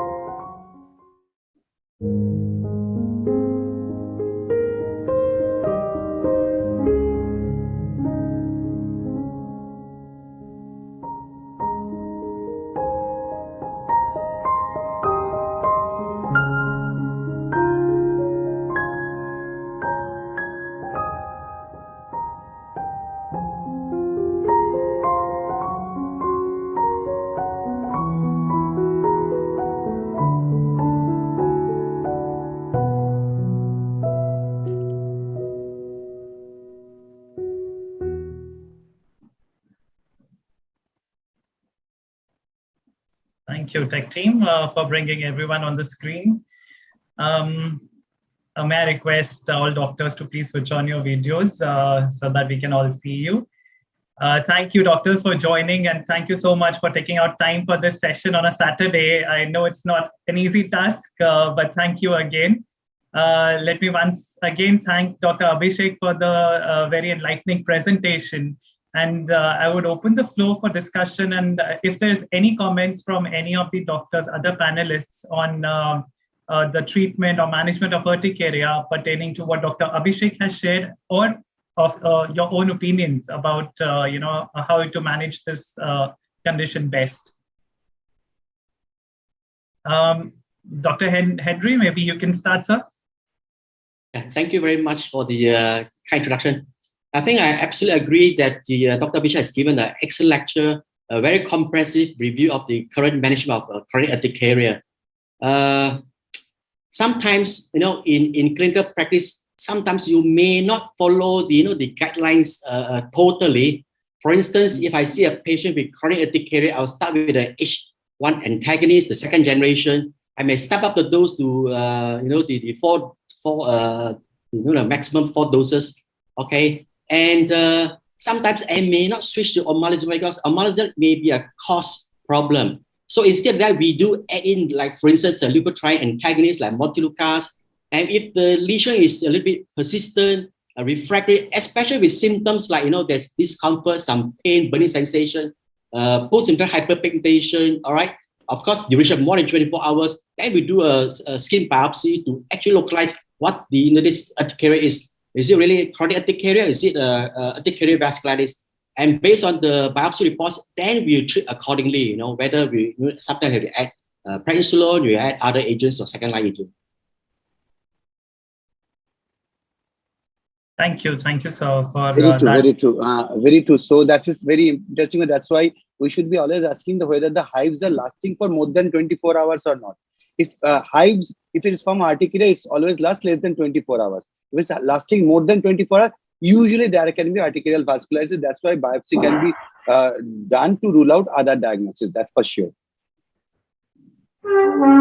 Following the whatever flow chart which Dr. Abhishek has seen, that will be a good idea, I think. So on symptomatology for diagnosing of urticaria per se, wherein he also showed that how to approach. For example, if there is associated constitutional symptoms, then straight away we need to rule out autoinflammatory syndrome, so that we don't waste time beating around the bush by giving only antihistamine, so that we try to get the Muckle-Wells syndrome and familial metrium failure as soon as possible. That is one thing. And another thing, when we do the investigation, and CBC and CRP is very important, because now that rules out the inflammatory conditions, which can be sometimes be mimicking like, urticaria-like lesions. True. And Dr. Abhishek talked what he was talking about basopenia and eosinopenia. The basopenia might not be found on regular peripheral smears. We need to do the 5-part assay of the basicles to find out the basopenia per se. The reason why that is done is to say that the patient can be refractory to the regular dosing of antihistamines, wherein they might require more than 4 times, or they might require second line of treatment of urticaria per se. True. And Dr. Abhishek, your treatment of chronic urticaria, particularly the chronic spontaneous type, you have this type 1, the autoallergen, and the type 2B autoimmunity. Do you do any blood tests able to differentiate them? Because theoretically you can do this autologous serum skin test, but we don't do in our clinical practice. Do you do any particular test can differentiate the type 1A from the type 2B autoimmunity? Yes, sir. So that's why the initial investigation can be important. First of all, our history can be a little bit suggestive. The patients of autoimmune type may have other autoimmune disease already associated. Patient can be thyroid disorders, or patient may have a rheumatoid factor. Usually they are female, younger age, like 30s and 40s, and they have already refractory courses. So that's how the patient usually present to us. Those are like suggestive. Then once you do the investigation in the 5-part analysis of CBC, then they tend to have the autoimmune type tend to have eosinopenia and basopenia associated with this condition. And also you can have an anti-TP antibody which is raised in this patient. And also if you see this patient has low or normal IgE level, the type 2B. But autoallergy type 1, they usually have a higher IgE level. So that's how we can differentiate between the two types. So like how the patient behaves on the antihistamines per se itself. And that is the next thing. Requiring a higher dose of antihistamines, having a lower IG level, still this urticaria is not coming under control. That itself can point towards an autoimmune phenomenon, because the whatever the studies, they range from 30% to 50%. They say few studies say 50% of the CSUs can be autoimmune type. Few studies say up to 30%. The only lab investigation which will actually catch an autoimmune urticaria is a BHRA or a BAT. If there is a research lab which is associated along with it, for example, we have a lab which is associated, then if we can carry out BHRA, that shows more positivity up to 80% compared to BAT, which shows 68% of autoimmune urticaria. So this basophil test, what Sarah is talking about, is very important test, but mostly the facilities are not available in clinical. No, if you have a lab, scenarios. like we have a dermatology lab associated with us, so we are able to carry out the BHRA and things like that to get an autologous serum skin test, which we used to do commonly, but it's not a very specific marker of autoimmunity. One. Number two, we need to stop the antihistamine before we do this test, and that at times become very impractical in practicing scenario. Yes. Sorry, Dr. Henry. Let me just bring in Dr. Maria as well to share her opinion from Philippines, so that we'll have a more comprehensive regional overview as well. Dr. Maria, please. Okay. Can I have my slides, please? I just prepared a few slides. Okay, ma'am. All right. Let me just check with the tech team. Yes, please, Dr. Henry, you can continue, sir. According to the guidelines, we do as minimal tests as possible, because you do too much tests, I think it's a waste of financial resources. So what they recommend, like what Dr. Abhishek mentioned, we do a complete blood count, maybe ESR, C-reactive protein, that's it. I think after our discussion, we find that we do the IgE level is useful for patient with chronic urticaria. You do an anti-nuclear antibody is useful. So I'm not sure about this guideline, the newer guideline. Do you have any comment on that? Because the guideline says use as simple as possible, at minimal tests. You don't even need to do blood tests. But when we see our patient, we have to do some blood tests to delineate which category the patient belongs to. Where is the chronic allergen type, or the type 2B, the autoimmune type? Right. I think just probably one short comment from Dr. Nilendu, sir, before we move to the slides by Dr. Maria, and then we can have another round of discussions. Yes, what I feel that in clinical practice, we do not need a lot of tests, because ultimately, if we I agree with the other panelists that we do not need in clinical practice a lot of expense towards the testing, because unless we offer a very satisfactory response, so this kind of this investigations is fruitless. So minimum test and rapidly offer treatment for this. Thank you, sir. Dr. Maria, we'll move to your presentation, and thereafter we'll continue the discussion. Thanks, panelists, for the patience. Just a short one. Okay. Yes, sure. Tech team, full screen, please. Yes. Thank All you. right. So can you hear me? Yes, ma'am. Okay. So I would just like to present a very, very few slides on the Philippine data and experience. The next one, please. Okay. So as to the number of new cases for the 5-year, 2016 to 2020, we only had about a 1.48% of acute urticaria and 0.51% of chronic urticaria. And of course, as many diseases are abound, many are mostly found in the females, whether it's acute or chronic. Second slide, please. Okay, so as to the cause, acute urticaria and chronic urticaria share the infection and the drugs, okay? And majority still claim to have unknown cause, but for acute urticaria, there were causes such as insect bites, food, cosmetics, toiletries, and dust. And for chronic urticaria, there was a mention of an autoimmune thyroid disease, polycythemia vera, and temperature changes as well. And the last slide, please. I would just like to share this very significant survey on how the dermatologists in the Philippines manage the chronic urticaria. And this was done among 500 participants from our society, the Philippine Dermatological Society. And this was conducted by Dr. Maria Teresita Gabriel, the chair of Research Institute for Tropical Medicine. Now, as to the number of the doctors seeing chronic urticaria patients per month, majority said it was only less than 10. So it's not a major portion of their practice as a dermatologist. As to the average age of patient, it's between 20 to 30 years old. The average duration of the chronic urticaria, usually it's 6 months to 1 year. Now, labs ancillary procedures requested, top 4 were the simple ones: CBC, urinalysis, ESR, and fecalysis.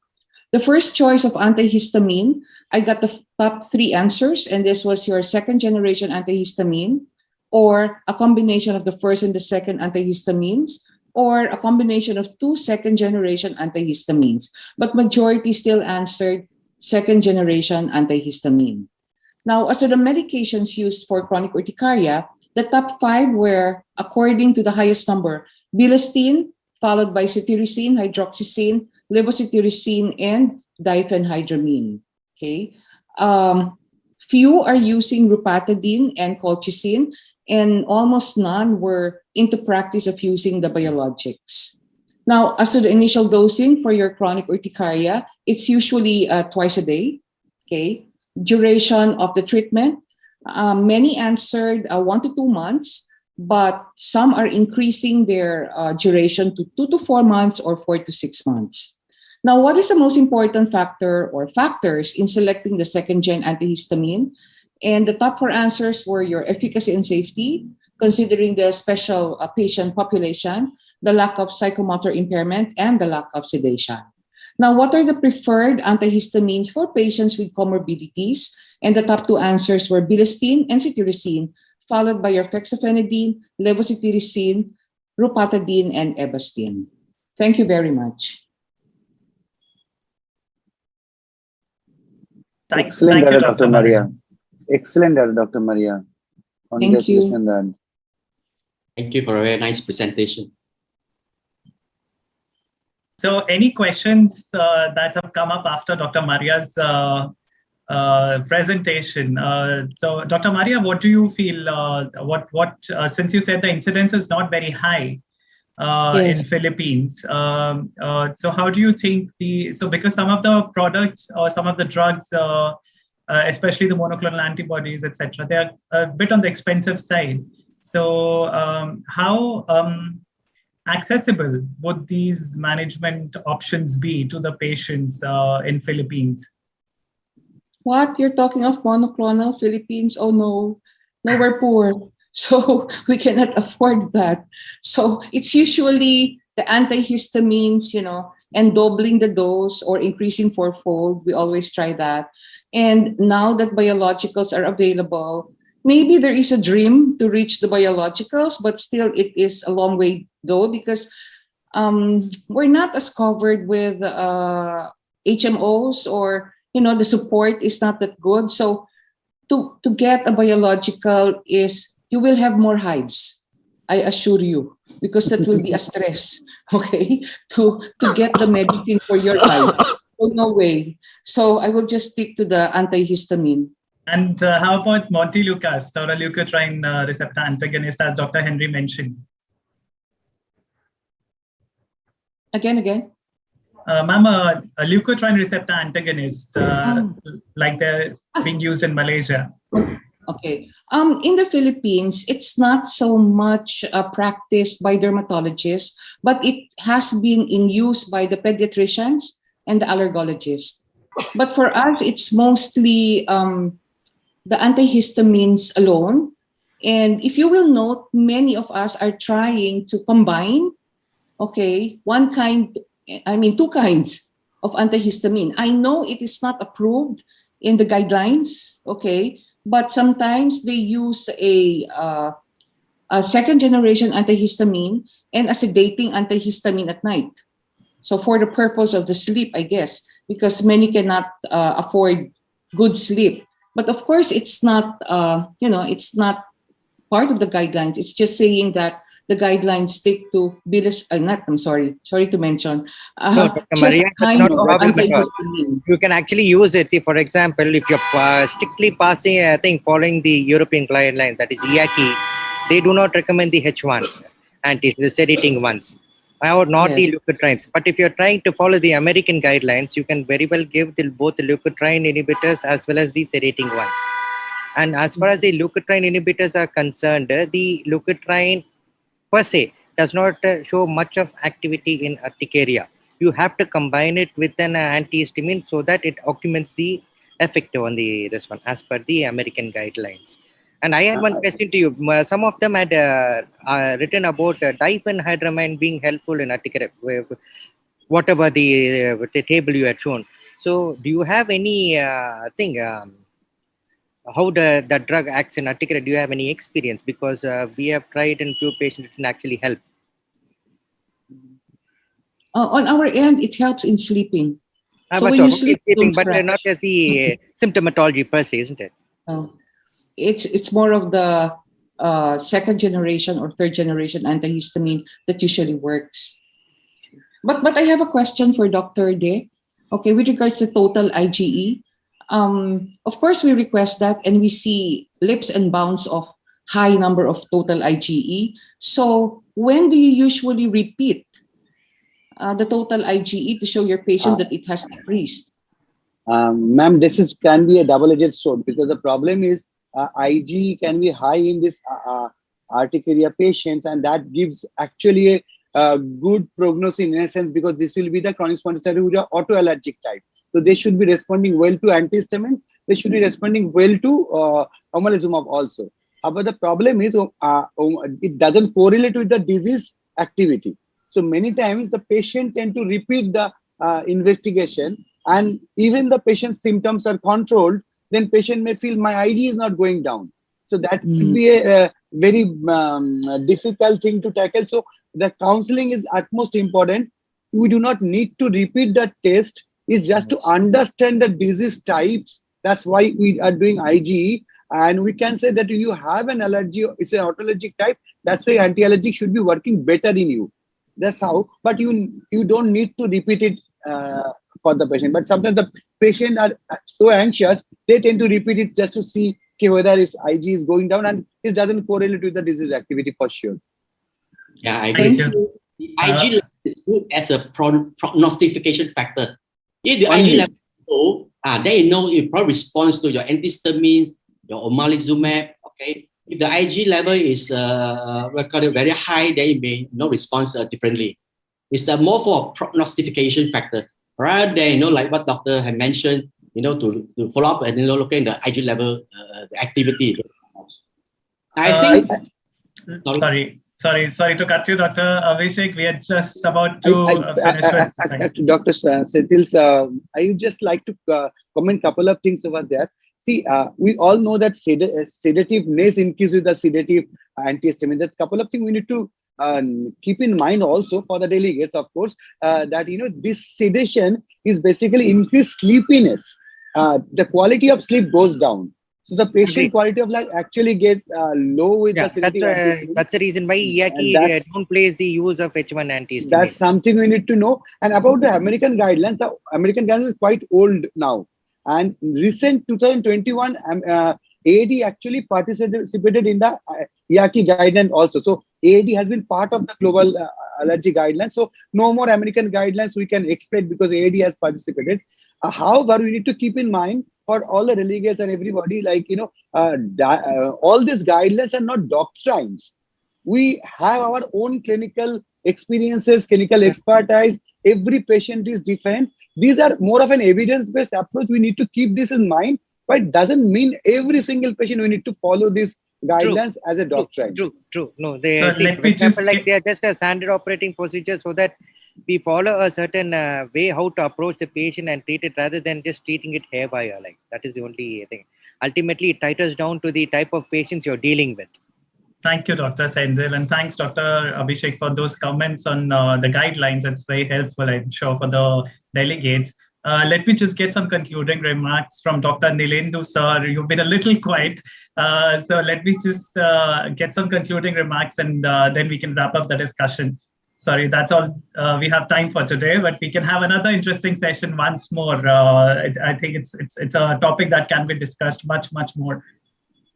True, urticaria is never ending. Like, you can't stop with but one line. Like, so, Dr. Nilendu, please. Yes, let me unmute first.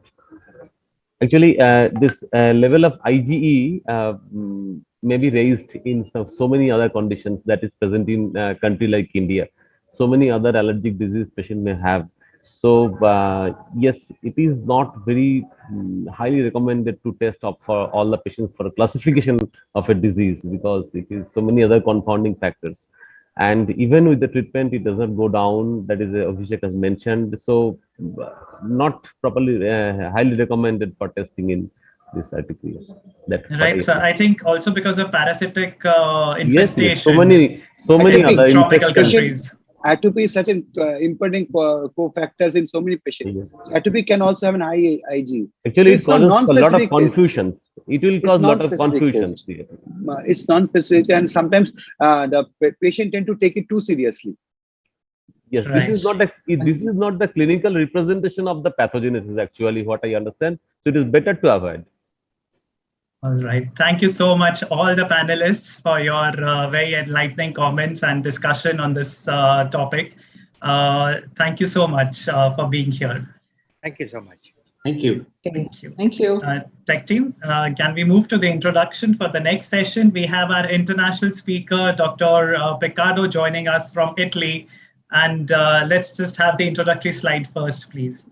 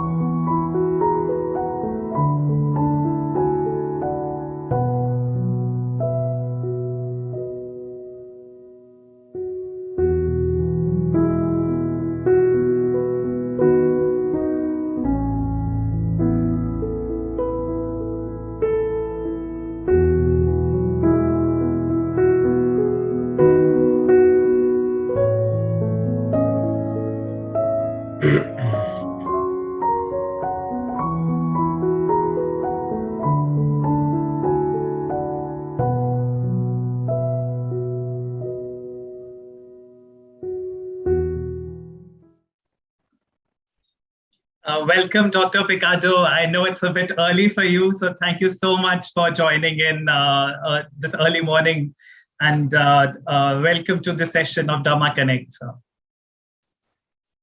Thank you very much for inviting me.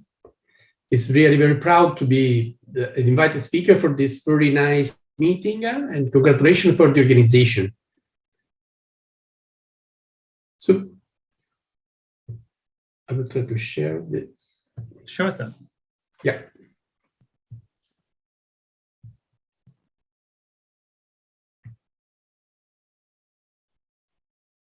Today my talk will be on the disease mechanism driving vitiligo.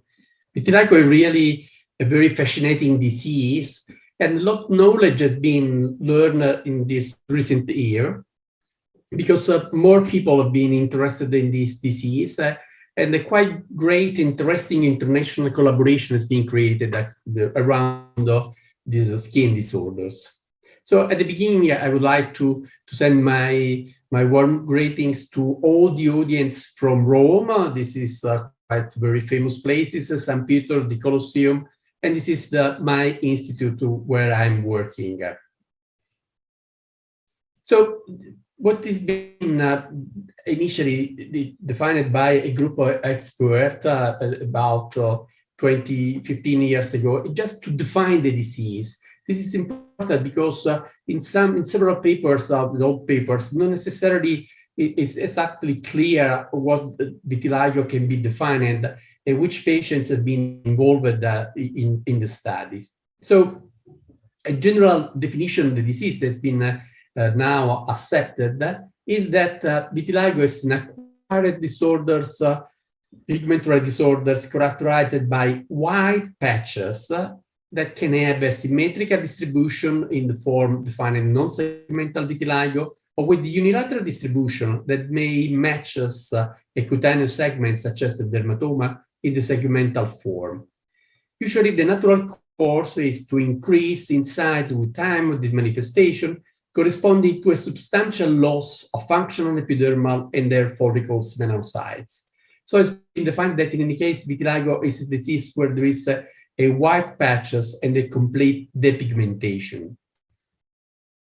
The incidence of the disease is certainly not rare vitiligo, it's quite common. It's affecting 0.5 to 2% of the world population without any specific preference for race, sex, or phototype. However, there are reports that described in some area of the North Africa and even in some area of India that the incidence is quite high, around 8%. Certainly an important aspect of vitiligo is the psychological impact on the quality of the life of the patients. That is certainly similar, if not worse, than with the patients with psoriasis and atopic dermatitis. It has been recently revised the classification of vitiligo, and it's been suggested to define vitiligo as an umbrella term to include all the forms of the vitiligo, which include the acrofacial, the universal, the mucosal, the segmental, the generalized, and what has been most recently described, this form of mixed vitiligo, where both segmental and non-segmental form are present in the same patient. Then it's been described even some specific variants of vitiligo, some unusual form that has been recently described. Certainly this is a not new diseases, but this demonstrates that a more attention to the disease and more attention to the patients has revealed the presence of, given the opportunity to describe some peculiar form of the disease, such as this form of follicular vitiligo, or this vitiligo minor that can present hypopigmentation, and sometimes it's quite difficult to differentiate to mycosis fungoides, as well as the report of very frequent involvement of the palm of the soles that frequently the patients, even the physicians, don't take care, but that demonstrate from a biological point of view some interesting aspect, because generally we have not moles on the pelvis and the sole, and the interaction of the melanocyte with the other skin cells are quite different with respect to different other areas of our skin. So just to say a few words about segmental vitiligo, because the talk will be focalized mainly on the non-segmental form. The segmental vitiligo is reported to account for between 5 to 15% of all vitiligo cases. It's relatively equal in the gender distribution, more frequently appear in young population, and usually as an early onset with the rapidly spreads and then a stop. Dermatomal or pseudodermatomal distribution can be observed. Sometimes there is an overlap involving several dermatomas. Lesions sometimes cross the the midline, and the hair follicles are frequently involved. Rarely progress segmental vitiligo to a generalized form that is what now is defined as mixed vitiligo. The pathogenesis of this form is under debate. It is considered based related to a mosaicism with the possibility to degeneration that localized inflammatory process that in any case lead to an inflammation and sometimes also in some autoimmune responses. There are even some reports that describe that segmental vitiligo could be correlated with some viral infection, and some very recent studies suggest that it could be some Varicella zoster virus involved in that. The differential diagnosis of vitiligo should take in consideration some depigmented, hypopigmented manifestation, localized or widespread.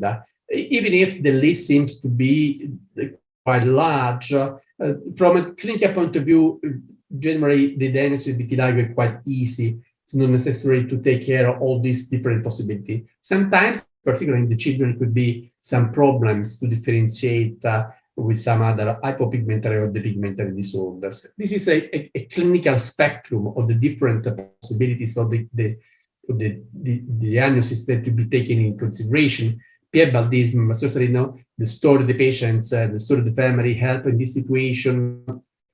The melanoma associated derma that is sometimes considered true vitiligo because linked with the same immunopathogenesis mechanism.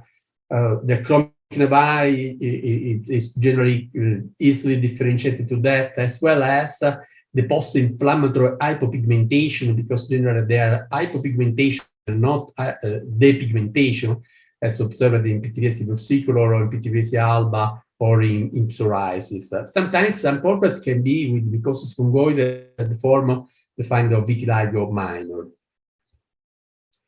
A link there is between septum nevi and vitiligo.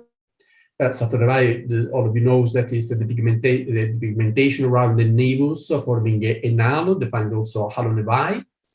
It's a common individual, but it's certainly significantly more frequent, even up to 10 times more common in vitiligo patients.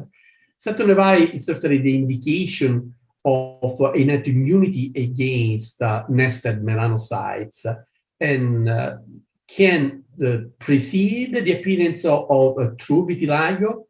And sometimes it could be taken in consideration to remove the septum nevi, if not completely disappeared, to try to remove one triggering factor which continues to activate the immune response towards the melanocytes. Certainly, there is an increasing risk of vitiligo in individuals with a family history of the disease and the presence of multiple nevi, or septum nevi, sorry.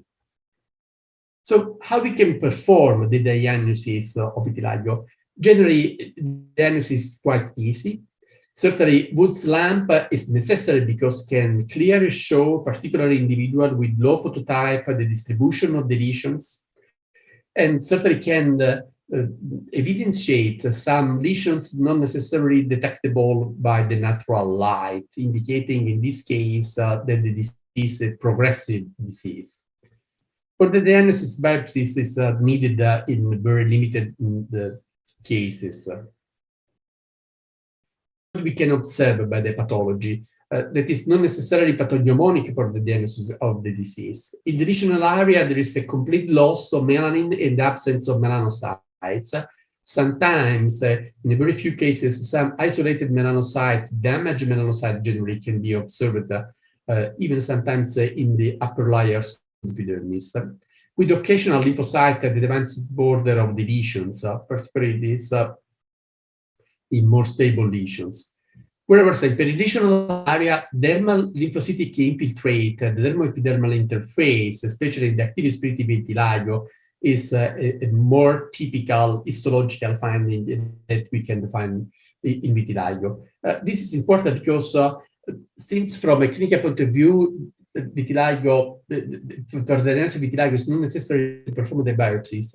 The opportunity to take even a small biopsies in the border of the lesions and the evaluation of the presence of the infiltrate, and sometimes also the degree of the infiltrate can help to define that the disease in a very active phases, and therefore can suggest a more aggressive or certainly more systemic therapeutic approach, at least to try to stop the progression of the clinical manifestations.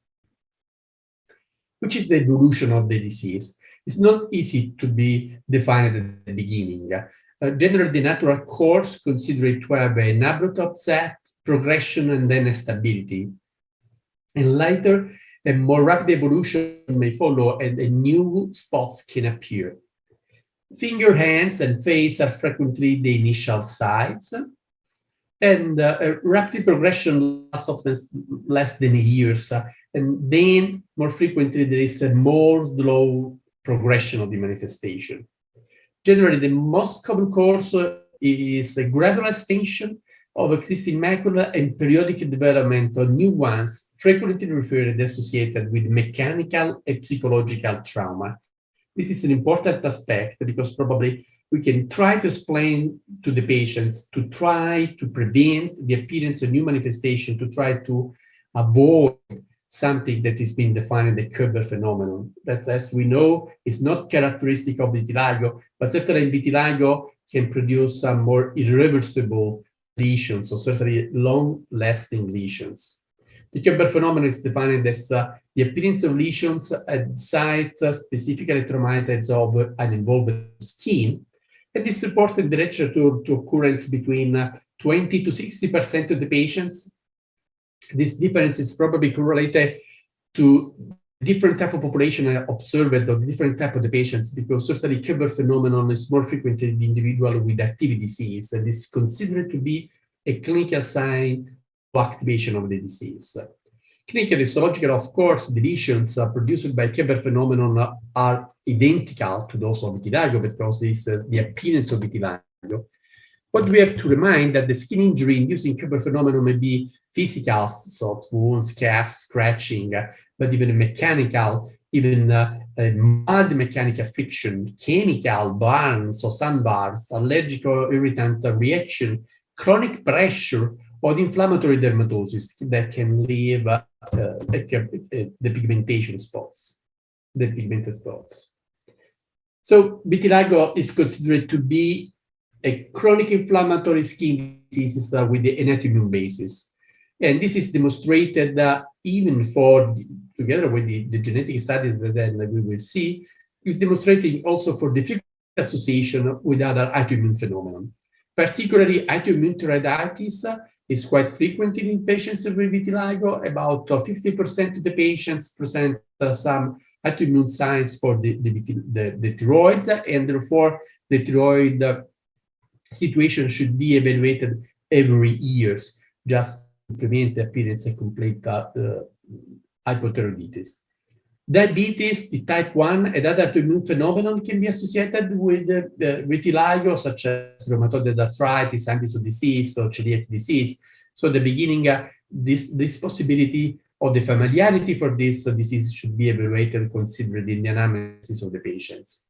Alopecia areata is certainly more frequent in individuals with vitiligo than the general population. And particularly for alopecia areata, is considered that there are a similar pathogenetic event leading to the disappearance of the hair or the disappearance of the melanocytes. And therefore now some common therapeutic approach are going to be evaluated for both vitiligo and alopecia areata.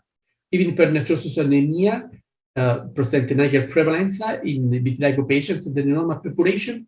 And what has been more recently reported that is not the infrequent in vitiligo patients the presence of a metabolic syndrome. Even our group recently published a paper reviewing hundreds of patients in the last few years in our institution.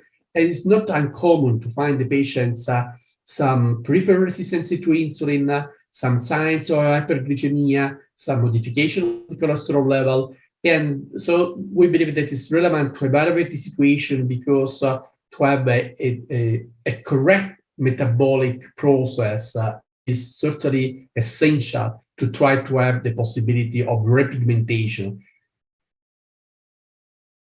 So for the laboratory studies, there are no any specific tests that help for the diagnosis of vitiligo, but certainly the assessment of thyroid function and the autoimmunity towards steroids is necessary to be performed in all the patients with vitiligo. Measurement of additional autoantibodies, particularly where patients of family story say something correlated with autoimmune diseases, need to be evaluated. The metabolic status should be evaluated in any patients and even during the treatment. And of course, antinuclear antibodies should be checked before to start with any type of phototherapy. How we can define clinically the state of the disease? There are some clinical signs that have been associated, or clinical manifestation that has been clearly associated with the activation of the disease. This is the confetti-like depigmentation, the presence of recent Kober phenomenon, or the appearance of what has been defined trichrome vitiligo, that is the presence of hypochronic borders of the pigmented area. This is just the clinical signs or the initial of the disappearance of the pigments. And we have to remind that the pigment remain in the epidermis, and we eliminate melanin after 21, 25 days during the removal of the epidermis. So if a death of the melanocytes has occurred in this area, before all the melanin will be eliminated, it takes even a couple of months. And this is a sign of the activity of the disease, and therefore this can help us to decide which therapy would be better to be performed in these patients. And this is a tentative to perform a vitiligo activity score that has been suggested by Nane Van Giel and the group of Ghent that can help for the decision of the therapies. So speaking about the pathogenesis of the disease, certainly there is a genetic basis of the disease. This is demonstrated by the high familiarity that is around 35–40% in patients with vitiligo, with the concordance in twins that is about 20–25%. This is interesting because it demonstrates that together with the genetic basis, there is also a relevant environmental contribution for the appearance of the clinical manifestations. Genes that are involved as a genetic basis for the disease involve some control melanocyte biology, the process of antigen presentation, the immune responses with the loss of the capability to control the immunity, and involve also the innate immunity, and then the apoptosis. Therefore, looking for the proteins produced by this gene, a sort of general pathogenetic pathways can be designed just looking on the genetic of the disease that consider to have some inherited melanocyte defect, so to have the cell more susceptible to the damage, some modification in the antigen processing and presentation, some alteration in the immune cell activation, and then the melanocyte targeting and apoptosis.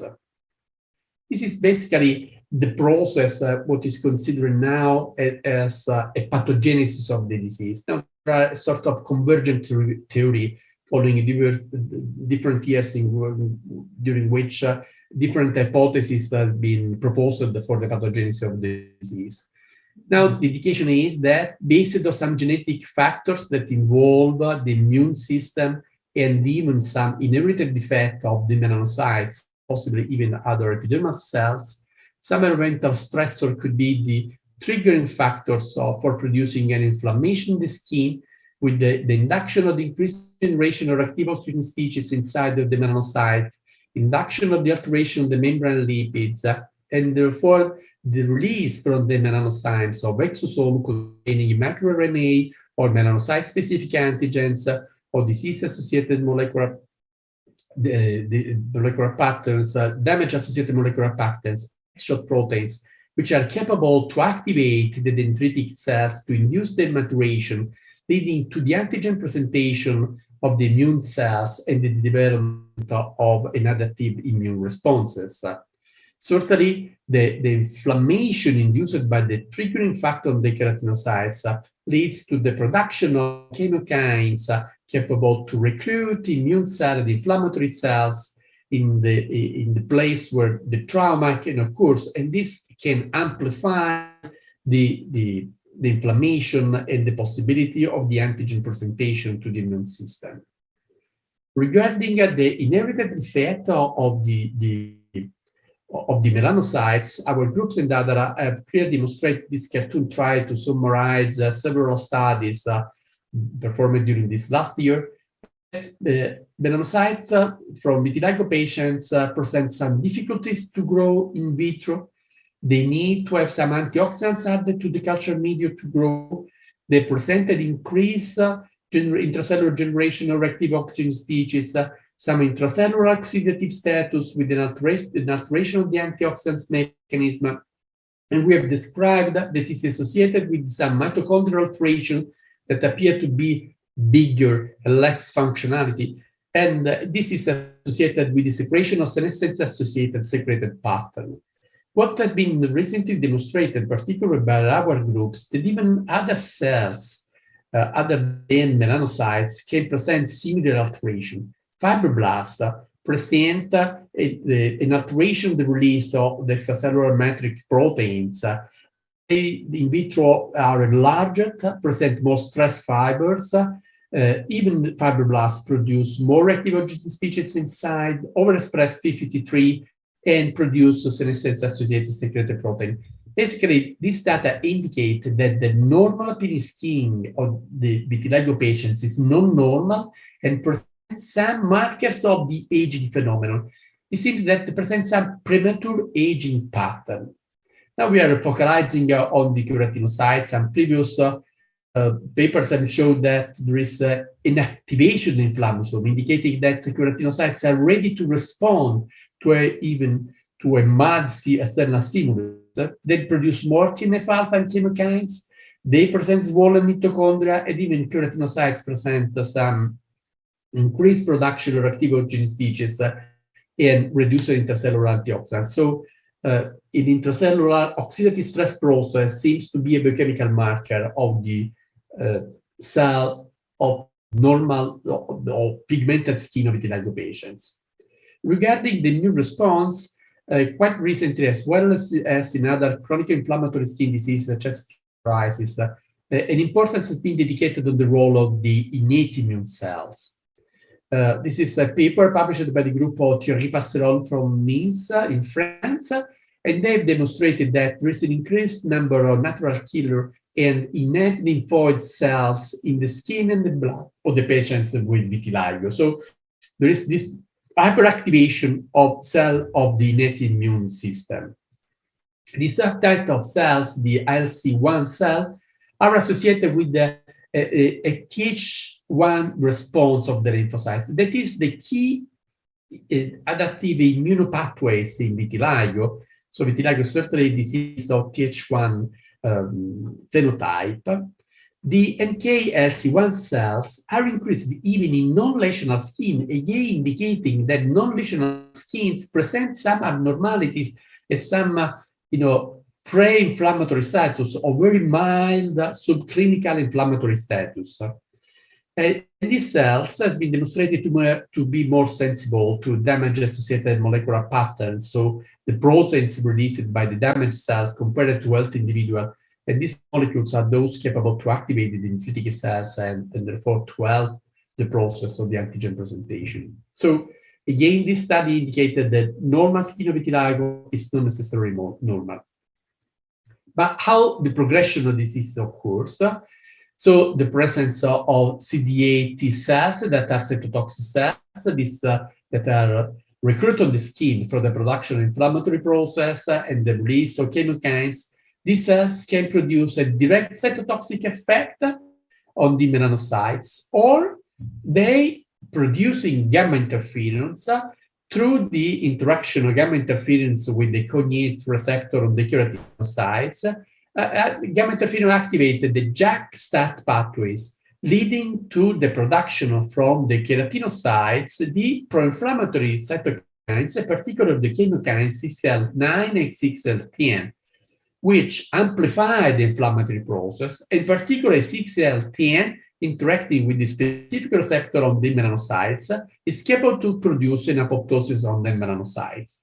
So the immune response directly is a direct cytotoxic effect, or indirectly through the production of gamma interferons, produce an inflammatory process and leads to the disappearance of the melanocytes. And this is clearly demonstrated by the histological analysis that we can perform at the periditional area of the vitiligo skin, where an inflammatory infiltrate is frequently detectable, particularly in progression area, and the immunophenotypization of the cells demonstrate that this is mostly represented by cytotoxic CD8 T cells. Recently, is more characterized which are the chemical mediators of this process, and specifically, it's both CCL10 and CCL9. What is interesting that has been quite recently demonstrated that the intraepidermal level of CCL10 significantly correlate with the level of the inflammatory infiltrate. And the presence of CCL10 is associated with the infiltration of the CD45 areal cells in the region of, where it's more expressed. And that infiltrate is significantly more higher in more recently lesions than in long-lasting diseases. So indicating that this chemokine is relevant for the pathogenesis of disease, and it's also a possible marker of the activation of the disease. This is interesting because up to now we can classify patients with stable or active disease just based on their clinical story, their anamnesis, not necessarily what the patients refer is completely true, because of course their psychological impact or their impression about the evolution of the disease could be not necessarily objective.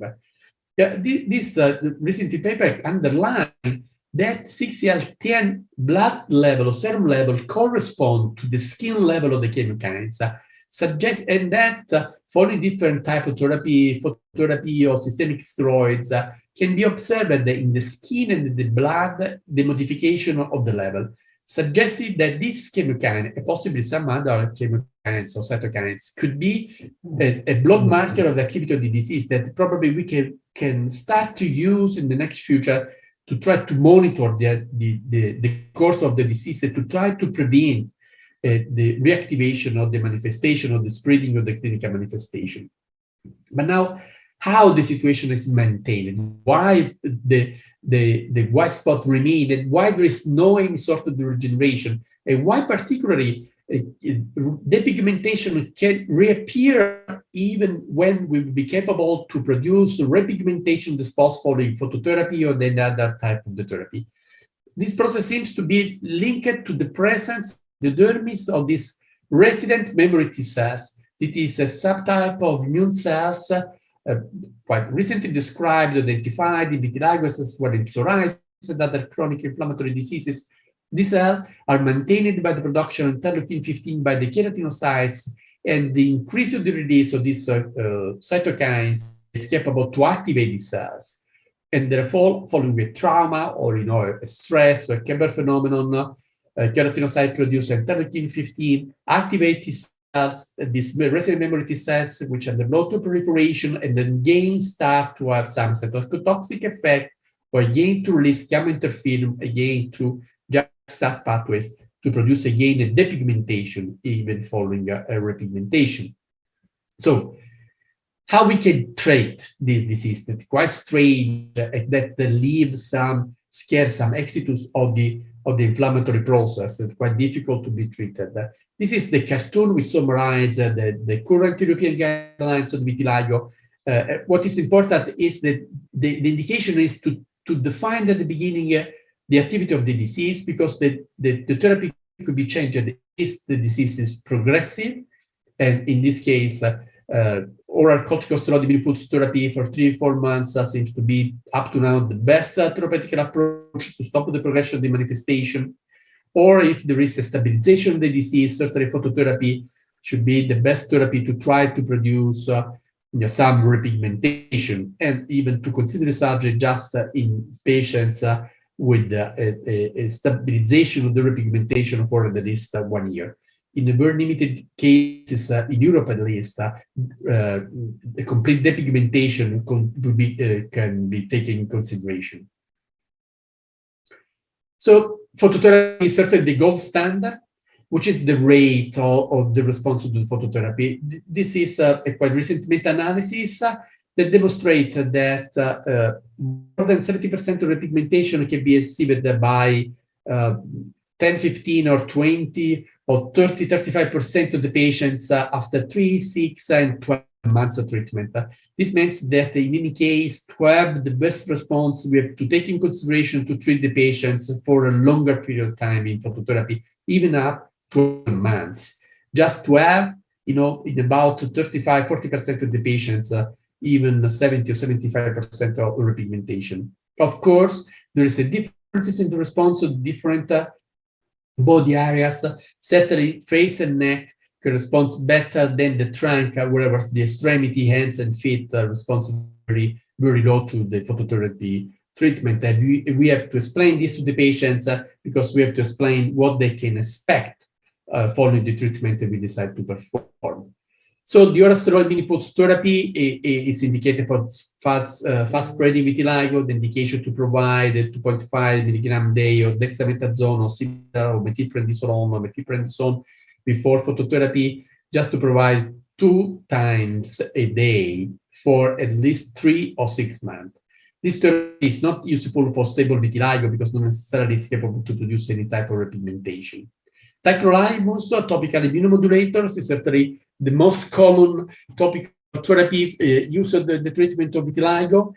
This is the results of prospective studies performed in France by different centers, which demonstrate that twice daily application of tacrolimus is effective, at least for facial vitiligo, in more than capable to produce even about 70-75% of repigmentation in about 60-65% of the patients following long treatment. We have to take in consideration that tacrolimus also should be treated for, it's reported 24 weeks, so at least 6 months, and even more can be applied because it's safe as a drug and can produce some good results, particularly on the face, whereas less results can be obtained in different skin areas.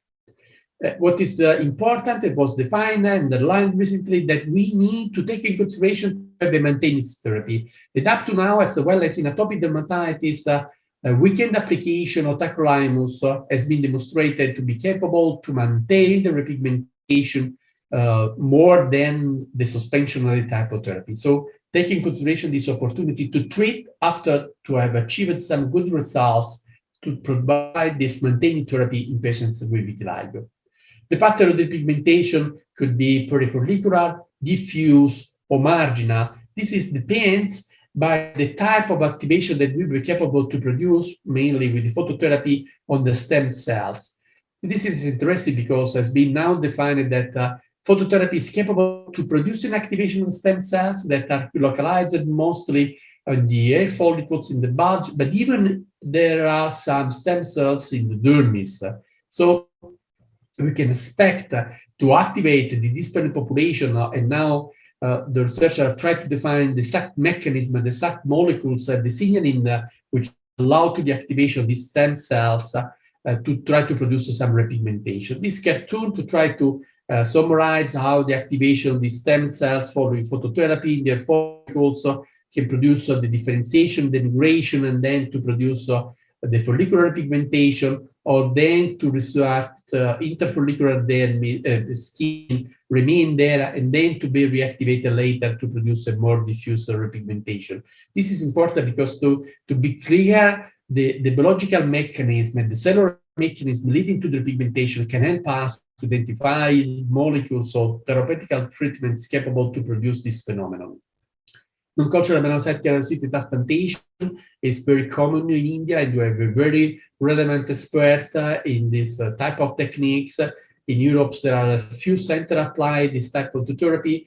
quite good results, certainly very good results are obtained in segmental vitiligo, but even in non-segmental vitiligo, in very stable lesions with the limited area can be obtained quite good results. Two different type of approach can be obtained using a suction-based shape method, but probably most of you are more expert than me in the application of this type of methods. So just to summarize the therapy, up to now, the combinatory therapy seems to be the best approach. That means phototherapy plus topical corticosteroids, or sequential therapy, topical immunomodulators, and phototherapy. Just to underline that we have to try to identify to the therapy to stop the progression of the manifestation and to try to produce some repigmentation, and not necessarily the same therapeutic approach will be capable to produce both phenomenon. The knowledge that, or what we learned during this last year about the pathogenesis of the disease is certainly the basis for several preclinical and now even some clinical studies with new drugs specifically developed for vitiligo. Together with UV, has been defined that antioxidants can help the treatment of vitiligo. The people are looking to try to identify mechanisms capable to inhibit the production of interferon gamma, or just to produce the activation of the pathways to activate the melanoblast or the stem cells, molecules capable to inhibit IL-15 or the receptor IL-15 to try to maintain the type of the response of the repigmentation, molecules that inhibit the release of head-shock proteins or DAMPs from the melanocyte, possible therapy to stabilize the melanocyte to reduce the capability of damage,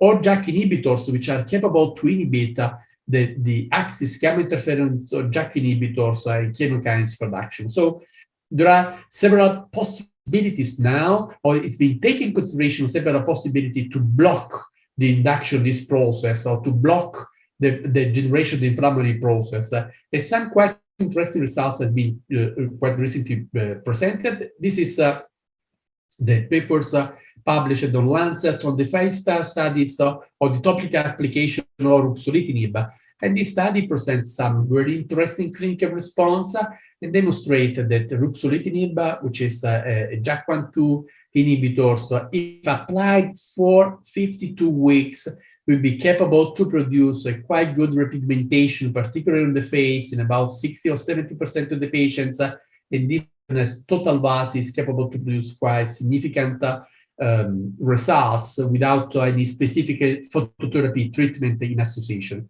This is interesting because it indicates that the treatment for a longer period of anti-inflammatory molecule is certainly capable to stop the progression of the manifestation because inhibit the induction of the progression of the inflammatory process, but probably removing the inflammatory mediators, the stem cell, the precursor of the melanocyte, will be capable, following even a mild UV stimulation, to restart again and to produce some repigmentation. This is interesting because open a new view on the possibilities of the treatment of vitiligo, the indication to treat vitiligo for a longer period, to eventually have sequential therapies, to consider to have some maintaining therapies, and this is opening some possibility to have specific target to treat vitiligo. This is interesting because what we need for vitiligo initially is just to recognize that vitiligo is a true disease, it's not cosmetic situation, it's not a discoloring disease. And the patients need to have the support from the national system or the insurance, even to have some economic support for the expenses they have to take for their treatment. So what you can say in conclusion, that vitiligo is a chronic autoimmune skin diseases. The pathogenesis is complex, involving immunological and non-immunological factors, and probably this complexity that's been clarified quite recently is the reason why up to now we have no specific target for the treatment. The pigmented skin presents functional and biochemical alteration, and we have to take into consideration this. So we can suggest something to prevent the appearance of new manifestation, and then we have to take into consideration to perform some systemic therapy and not just to focalize on the white spot. The therapeutic approach has to aim to both stabilization and repigmentation. And finally, that the news of the pathogenesis are indicating several therapeutic targets, and are contributing to identify new drugs. I would like sincerely to thank you for following me during this overview about the vitiligo, and I hope to have provide you some news about this interesting disease. Thank you very much. Thank you so much, Dr. Piccardo. It was a very, very fast presentation. Everything, every aspect of vitiligo and its management was covered. So it was very interesting, I'm sure, for all the delegates. One question I had, sir, was that you mentioned the use of tacrolimus for vitiligo. But we find that, somehow it is not still approved for the use in vitiligo, even though we have a lot of such interesting case reports, even from our own region, where doctors have tried using it and they have got good results. So is the evidence lacking in some way, or why is that particular indication not getting included? Yeah, the problem of tacrolimus, I believe that probably most of the people treating patients with vitiligo know that tacrolimus can work. So that you need to have twice a day application that is relevant, to have a long period of treatment, because certainly the response to the treatment with vitiligo is, with tacrolimus is quite slow. Even if there is some there's this black box to avoid the UV exposure together with tacrolimus, and to avoid the phototherapy. There are several reports of the combination of therapy with phototherapy, and up to now there is no any reports relevant for the appearance of relevance and effects of the use of tacrolimus in vitiligo patients.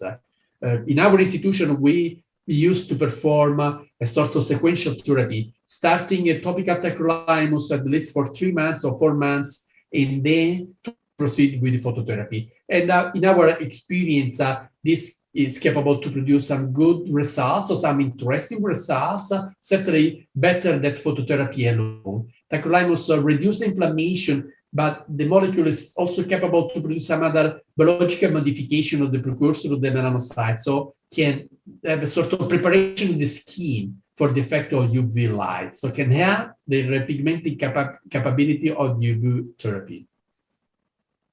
Thank you, Dr. Piccardo. I would request any delegates who have questions to please put them in the Q&A chat box below. And we have enough time to cover questions, so we can address these, and we can get the answers from the expert right here. So there's one question that has come up, Dr. Piccardo, is about the use of steroids and tacrolimus. Again, can they be used together, or in a combination, or sequentially, again, as you mentioned? To use in combination, I don't believe it is relevant. Sometimes this has been done for atopic dermatitis. I mean, the combination of tacrolimus and corticosteroids is useful when you want to stop an inflammatory process, an acute inflammatory process. Even if in vitiligo, histologically, we can observe an inflammation in the border of the lesions, it's very rare to have a relevant clinical inflammatory signs. So just if itching could be present, some corticosteroid can be associated with tacrolimus. So generally, we used to have a sequential therapy even with corticosteroids and tacrolimus. Corticosteroids could be the first line, because it's certainly faster to stop the inflammatory response, the immune infiltrate, and so they can be more effective to stop the progression of the manifestation. Wherever tacrolimus can be used for a longer period, can help to maintain the situation, and can help to produce some pigmentation. So it could be performed in sequential. Corticosteroids can be combined with phototherapy, of course. So a combination therapy, topical corticosteroid and phototherapy, has been reported by several authors. So, but not really for vitiligo. For atopic dermatitis, yes. But for atopic dermatitis, the combination of corticosteroid and tacrolimus. I don't believe it is useful for vitiligo in combination, but possibly are useful in sequential. Start for 3 weeks or 1 month with topical corticosteroids, stop the progression, and then to continue the therapy with tacrolimus. Sure, sir. So there's a question from Dr. Maria, who's also one of our panelists. and she's asking about what oral supplement can you advise for vitiligo patients? So our group believe that there is an intracellular oxidative stress in vitiligo, and several other groups have demonstrated that there are some modification of antioxidants. So we used to treat with a combination of antioxidants. Now there are several products available on the market that use low level, not more than 1 or 2 RDA of different type of antioxidants. And this is relevant because personally, I don't believe that just one antioxidant, so one, I don't know, botanicals with significant antioxidants value is really very helpful, because in this situation, they can work up more like a drug. I believe that the administration of small quantities of a complex of antioxidants which combine beta-carotenes, vitamin E, vitamin C, that is how normally the chemical antioxidants works inside the cells, is more useful for the patients that a large amount of just one antioxidants. And what we do is to have an alternative therapies. I mean, I suggest to the patient to take 2 months yes and 2 months no, because most of these antioxidants are lipophilic, such as vitamin E or vitamin A or ubiquinone or beta-carotene. So it's useful to try to completely cover the patients with the antioxidants, because after some doses, the organism does not absorb more antioxidants. So it's better to produce continuous low amounts, and eventually to stop every couple of months and then to start again. Right, sir. I think there's another related question to this from Shreya Kapoor. What would be the role of decapeptides in addition to tacrolimus? What is the role of, together with the tacrolimus, to the decapeptides? That's the question. Decapeptides. Decapeptides. Really, I don't understand exactly what is the meaning of the question. No, what is the core of the question? Together with the tacrolimus. Right, so I'm also just checking. I think so. It's sort of a repigmenting agent, which is being used as a solution. Okay. Melgain lotion is I think it's one of the brand names. So there's decapeptide lotions for repigmentation. Yeah, personally, I have not experience about that, and so I cannot express any informed indication about the use of this type of solution. Certainly there are possibilities to use different type of solution which generally contains some photosensitizing agents that probably in combination with phototherapy can produce something like that. What we use in Europe sometimes is kaolin, for example, that can certainly help.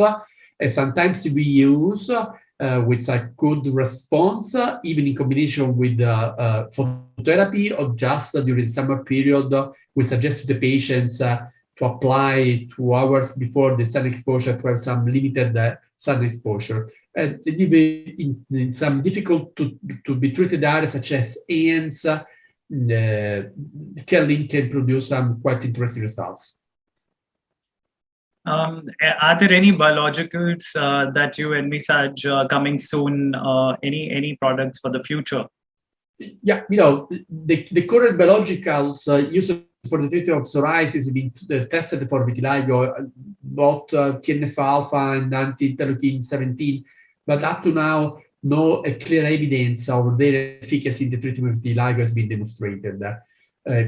Prospectively, and there are some preclinical studies on that, the people are looking to have some biologicals toward these chemokines, 6CL10, that seems to be probably the most relevant molecules inducing the damage of the melanocytes, as well as inhibitors of gamma interferon are going to be studied together with these JAK inhibitors that are small molecules, not biologicals, but basically the aim of this treatment is similar to those of the biologicals. Sure, sir. So, I think you mentioned at the beginning of the presentation that the incidence is a little higher in Northern Africa and certain parts of India as well. So, I think could this be also a function of the skin pigmentation, of course, where the skin pigment is darker, the vitiligo is more visible, and in the Caucasian population, probably it is not recognized as much.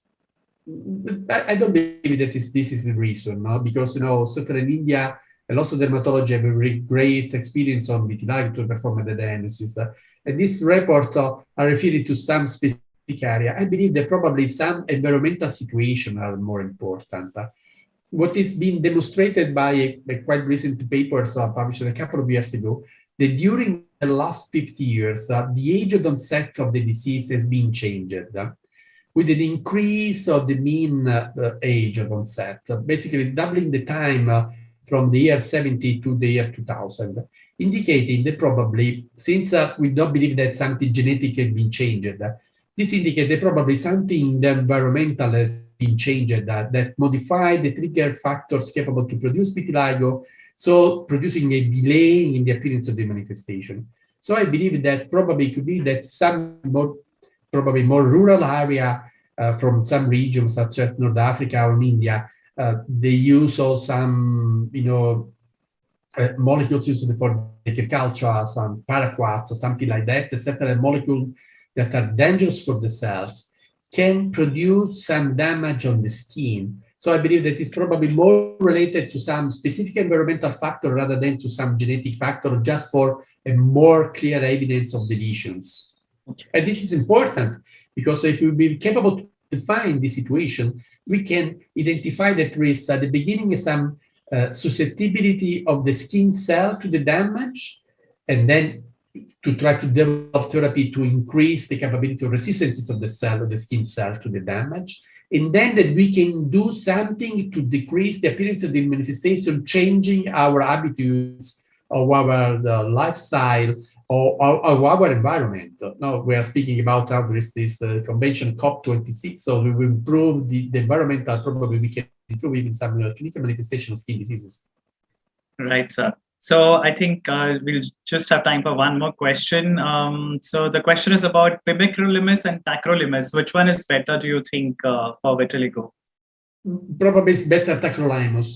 The difference mainly is true that tacrolimus is used as a cream, so it's most acceptable by the patients, but the molecular size of tacrolimus is higher than tacrolimus. So the skin of patients with vitiligo is not altered as well as atopic dermatitis. So the big molecules have problems to penetrate.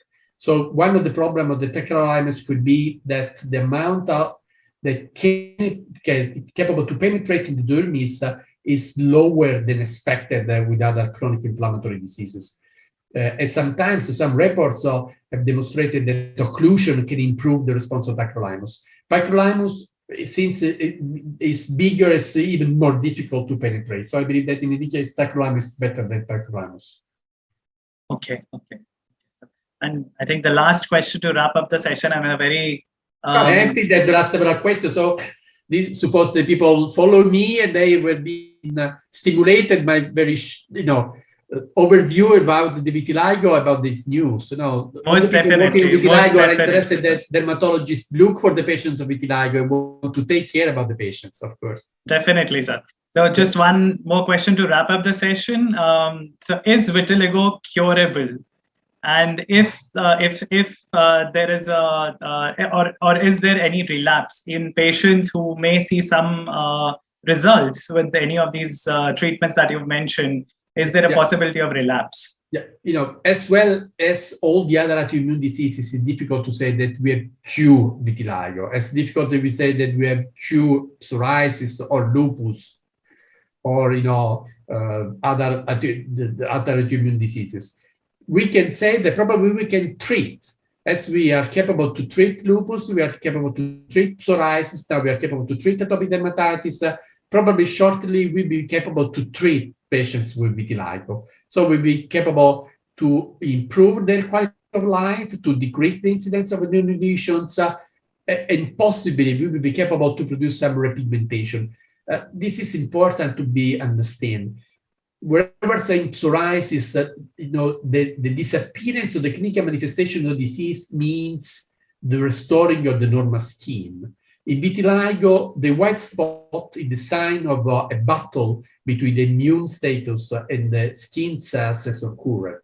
So to treat vitiligo, the first aim is to stop the progression of the manifestation. The repigmentation is not necessarily a possible results for any type of treatment, because it depends on the age of the patients, or the age of the lesions, the number of the stem cells present in individual, that are parameters that up to now we are not capable to identify. So it's not that if now ruxolitinib cream or new drugs will be in the market, we can say we will be capable to treat all the patients with vitiligo. As now we can say that possibly we can treat all the patients with psoriasis. We're capable to treat all the patients with vitiligo and to stop the progression, but not necessarily to achieve a repigmentation of the patients in all the spots. Right, sir. Thank you. Thank you so much. There are more questions coming in, but unfortunately our time is up. So thank you so much for that. You can provide my emails, and I will be more than happy to answer to any type of question. Thank you very much for inviting me, and congratulations for the organization for this meeting. Thank you very much. It's our pleasure, completely, sir. Thank you so much for taking our time on the morning, on Saturday morning. Thank you. Bye. Bye. Thank you. Thank you, sir. So tech team, can we move on to the next session introductions, please?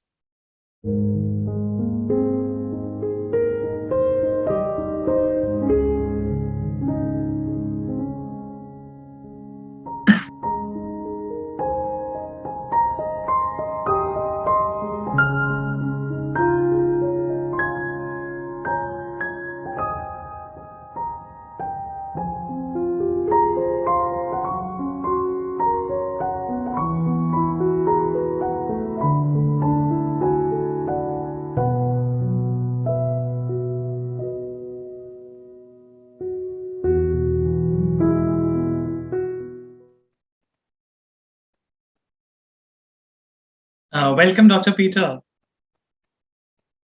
We can't see you yet. Hi.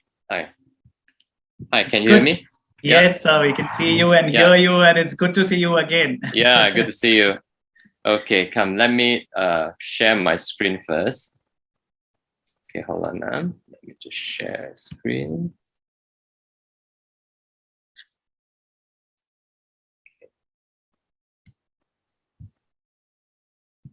Sorry, just a while. So I'll be talking about acne today, and let me just bring up.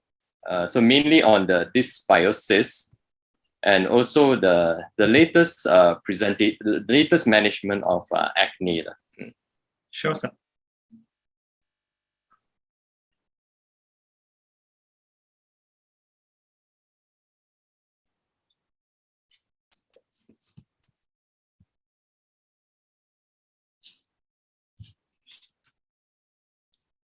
Sorry, somehow I don't know where the file went. Just a while. Okay. That's fine. That's fine. Okay, I'm gonna open it up. Okay, and sharing. Okay, all right. Okay, you can see my screen right now, right?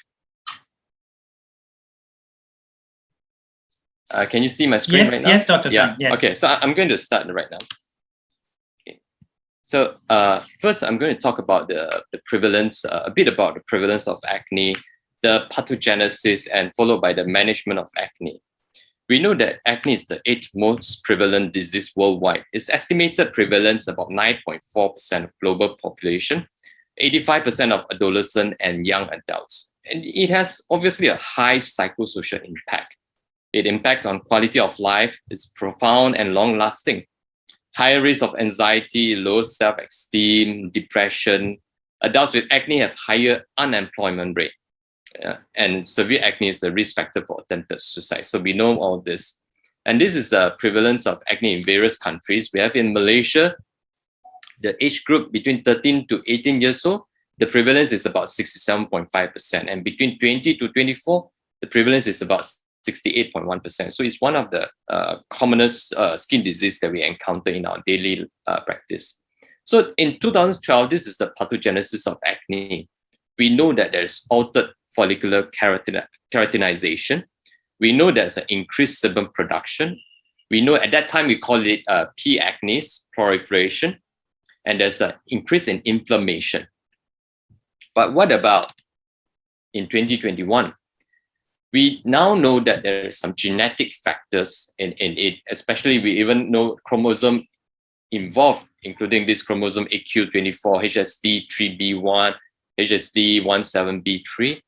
We also know that it's due to this dysseborrhea, due to androgen, Western diet, insulin growth factor 1, stress.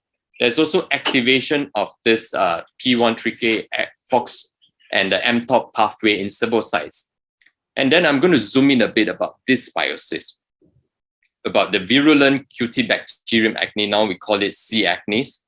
And the rest are the same: innate immune response, there's hyperkeratinization, there's inflammation to it. Okay, so what is dysbiosis? Dysbiosis is a disruption to the microbiota homeostasis caused by imbalance in the microflora, changes in their functional composition and metabolic activities, and shift in their local distribution. So I put up a flag of Malaysia, and our country, Malaysia, is a multiracial, multicultural country. So you have Malay Indians, you have Chinese, you have Kadazan, you have a lot of races, and all of us live happily in Malaysia. But if you disrupt this composition, let's say you only want more Malays and you want less Indians or less Chinese, then there will be this dysbiosis that will go on. People will be so unhappy with it. So C. acnes limits the growth of Staph aureus and Strep pyogenes, especially this phenotype. We call it phenotype 1A1. Mainly observed on the face and back of acne patients, activates the innate immunity via the expression of this protease-activated receptor PAR, TNF-alpha, and the production of interferon gamma, and also IL-8. It activates the release of lipases, matrix metalloproteinase, and hyaluronidases, causing hyperkeratinization of the pilosebaceous unit. So in this diagram, you can see that on the left is a normal pilosebaceous unit, but on the right, where you have this formation of microcomedones after over-colonization of the skin by C. acne, and this leads to dysbiosis. So we don't want over-colonizations. And in this, you can see that this virulent C. acnes cause the activation of this NF-kappa beta pathways at the sebocytes, causing increase in IL-12, LTB4, IL-1, 6, IL-8, the metalloproteinase, and the tumor necrosis factor alpha, causing inflammation. And the virulent C. acnes also, through this toll-like receptor 2, toll-like receptor 4, activates all these inflammatory markers, inflammatory cytokines that we have in the keratinocytes. What about Staph epidermidis? It's unbalance between the equilibrium between C. acnes and the Staph epidermidis, which will cause further worsening of the acne. Let's look at this. On the right, you can see there is a balance between because Staph epidermidis inhibits Staph aureus biofilm. The C. acnes inhibit proliferation of Staph epidermidis through hydrolyzing the 7-triglyceride and release of propionic acid. Staph epidermidis inhibits proliferation of C. acne through glycerol and succinic acid, and Staph epidermidis induces keratinocytes to produce AMPs to kill Staph aureus. So basically, there's a check and balance between this Staph epidermidis and C. acne. You control my growth, I control your growth. We control other terrorists from coming to our territory, right? And the terrorist is like Staph aureus there in this case. So what about putting on some probiotics? prebiotics, either topically or orally. There are some evidence out there, as listed in these few studies, that show the improvement of acne upon putting on topical probiotics or even oral probiotics. But overall, it is still used as adjuvant therapy rather than a monotherapy. It can, at this moment, it cannot replace isotretinoin. So, but we have to try thinking the concept of management of acne in this pathway, because we don't want to be giving bactericidal antibiotics to kill the bacteria, to kill your normal bacteria, to kill your Staph epidermidis. That may worsen the acne management later on. So let's look at the management of acne. Our previous guideline was in 2012, Malaysia Guideline of Management of Acne. And we are in the process of developing a new one. Hopefully in this 1 to 2 years time, we will come up with the new guidelines. And what about overseas? You have this guidelines published in the JAAD 2016, in JEADV also in 2016, and the European guide published in another JAAD 2018. So it's still divided into whether it's mild, moderate, or severe acne. Obviously, if it's mild, we still go for topicals, either topical retinoids, fixed combination with retinoids, benzoyl peroxide, or azelaic acid or salicylic acid. But when it comes to moderate, we may add on hormonal treatment and even oral antibiotics. But if severe, most of the time we will consider using oral isotretinoin and fixed combination, oral antibiotics, oral hormonal therapy. And for maintenance therapy, so we not only think about wanting to clear the acne, but also how to prevent this acne from keep on recurring. So you need maintenance treatment via topical retinoids or retinoids with benzoyl peroxide combination or even azelaic acid. Yeah, same as, but for nodular and acne conglobata, of course, we go straight aggressive treatment. We go straight to oral isotretinoin if there's no contraindication. Otherwise, we have to combine with oral antibiotics, hormonal treatment, and occasionally I even use Dapsone. So topical retinoids is a synthetic derivatives of vitamin A retinol. Example, tretinoin, isotretinoin, adapalene. It has anti-comedogenic, comedolytic, and anti-inflammatory property. And we know it's photosensitizing, so it's only applied at night. And there's different efficacy, and adapalene tends to be more tolerable compared to tretinoin. Then we have this trifluorothene. It's the 4th generation topical retinoids. It's just only approved by FDA before all this COVID came in. It's the only topical retinoids that binds selectively to our RAR gamma, which is the most predominant isoform in the epidermis. So that's why it's more effective than compared to other topical retinoids. It's to be used for facial and even truncal acne. At week 52, overall treatment success using IGA and PGA was 57.9%. But however, the cost is really crazy. It's 10 times more than your usual tretinoin cream. So far, I have no experience using this cream yet because it is not available in Malaysia yet. What about fixed combination? We know we have been using fixed combination, topical antibiotics plus benzoyl peroxide, or topical antibiotics plus retinoids. And there are some new ones, new fixed combination using adapalene, higher concentration of adapalene plus benzoyl peroxide. Sericycline, this is the first narrow spectrum tetracycline for acne. It has anti-inflammatory properties, potent activities against gram-positive bacteria, including multiple strains of Cutibacterium acne. Is 16 to 32-fold less active than broad-spectrum tetracycline against aerobic gram-negative bacilli, and 4 to 8-fold less active than doxycycline against anaerobic bacteria that comprise the normal human intestinal microbiome. Remember, just now we talked about dysbiosis, so we want to kill less bacteria as possible. C. acne strains display a low propensity for the development of resistance to sericycline.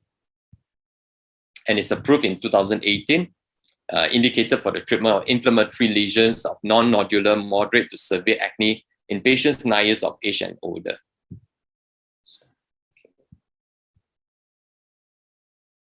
Okay, okay. And what about, there's a topical minoxidil also, a novel topical minoxidil form for the treatment of moderate to severe acne. So this is something new as well. And there are multiple new anti-agents, acne agents, but I want to draw your attention to this olimacostat. It's supposed to, suppress the sebum, totally no oil, and it was thought that it's going to be a blockbuster, but because it binds this oil-producing sebaceous gland. But however, it did not meet the co-primary endpoints, and then the trials were stopped prematurely at phase 3. So we know that acne is not just about oil.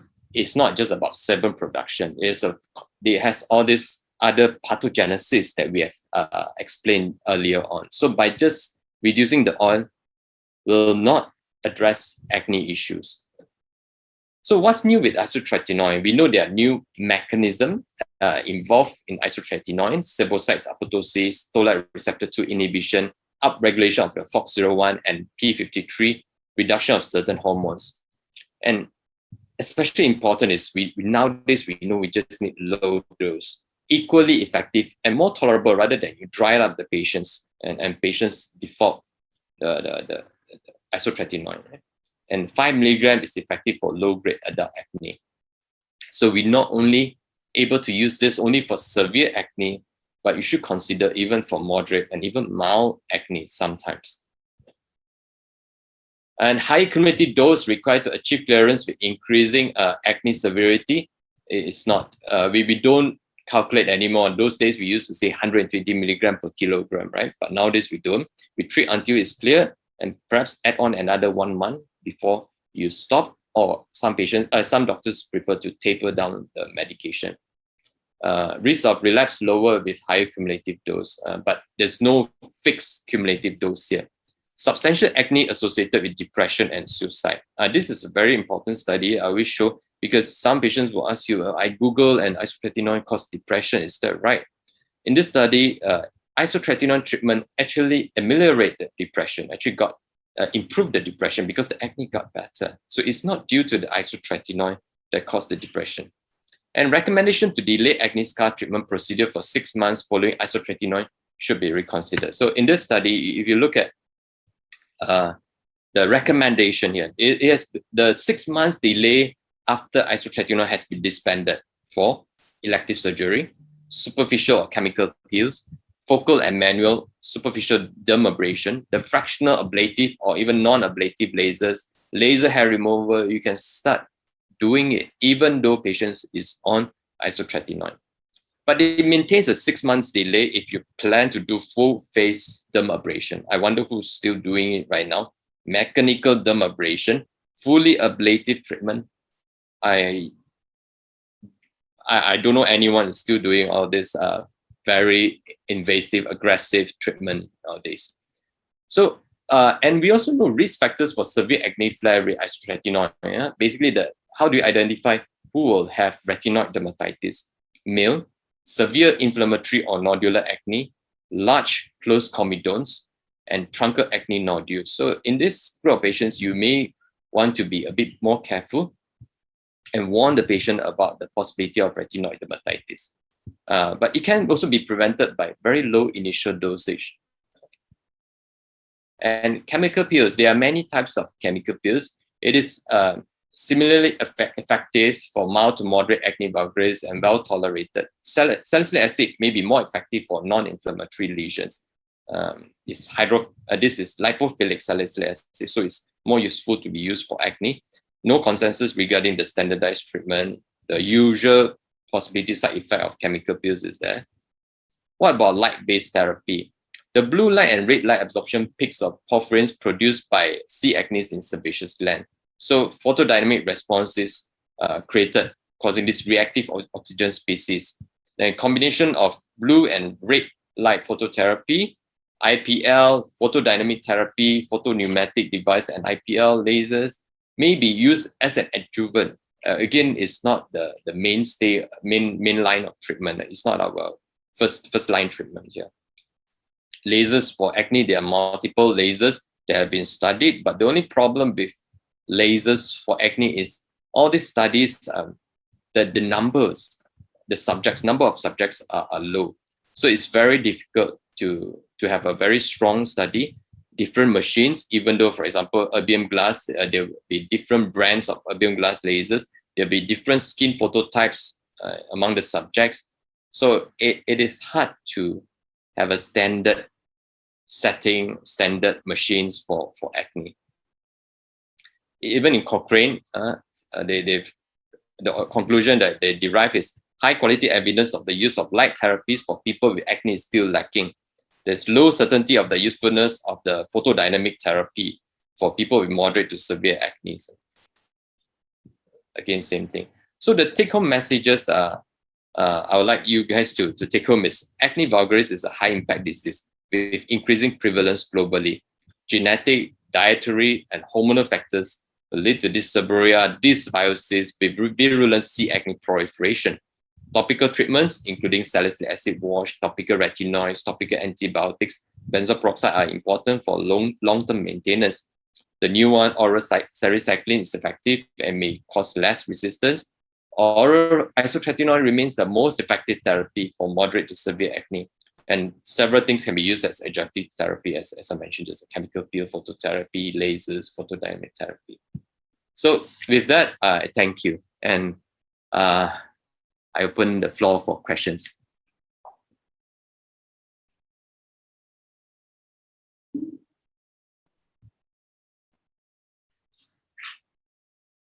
Thank you, Dr. Peter. Again, a very, very different aspect of acne that I don't think we talk about much. And but as you said, the incidence of dysbiosis is increasing. So earlier, I think there was a very textbook definition of the infection where we would talk about Propionibacterium acne. And now, as you have shared, there are multiple, of course, there are multiple factors, but there are multiple bacteria as well that are being identified. So, so could you share some light on these bacteria? Are they like resistant bacteria, or are they just different kinds of bacteria causing the same condition? They are not they're not like MRSA, right? They're not like superbugs. Correct. They are not. They are like what I say, different race staying at the same country. You have Malays, Indians, and even among Chinese, let's say Chinese, there are different group of Chinese in that country. So for example, C. acnes, you have type 1, type 2, type 3. You have some more virulent, more aggressive bacteria. There are some which is very kind-hearted kind of bacteria, but you need the check and balance. Yeah, you don't want to disrupt this symbiosis there. They live happily there. So the idea now is not trying to get rid of the bacteria. I always say if you get rid of this, let's say for us, Chinese in Malaysia, you're going to invite more terrorists to come. Ended up.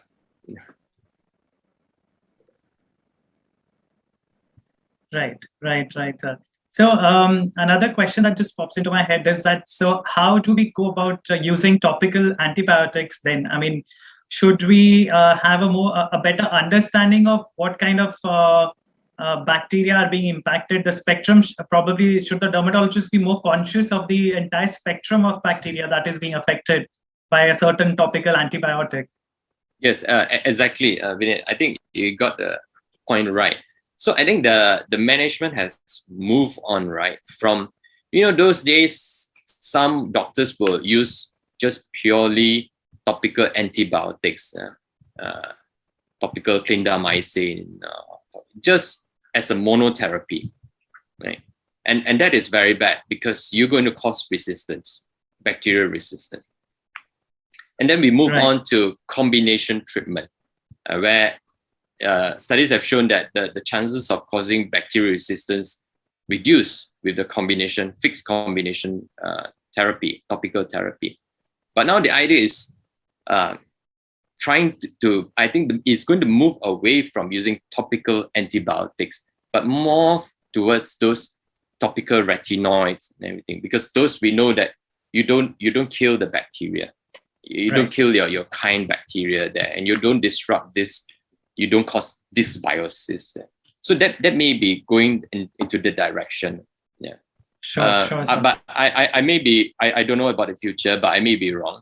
Of course, just now when you say, when I talk about oral sericycline, the oral antibiotics, we still use oral antibiotics, but you can see that they are trying to narrow down the spectrum as much as possible, as targeted as possible. I think all of our dermatological treatment is trying to go as targeted as we can. Yeah, like our biologics, we go from chemokine, we are now targeting intracellularly to the JAK, and so trying to get to the root of the problem rather than trying to wipe out all the antibiotics, so all the bacteria.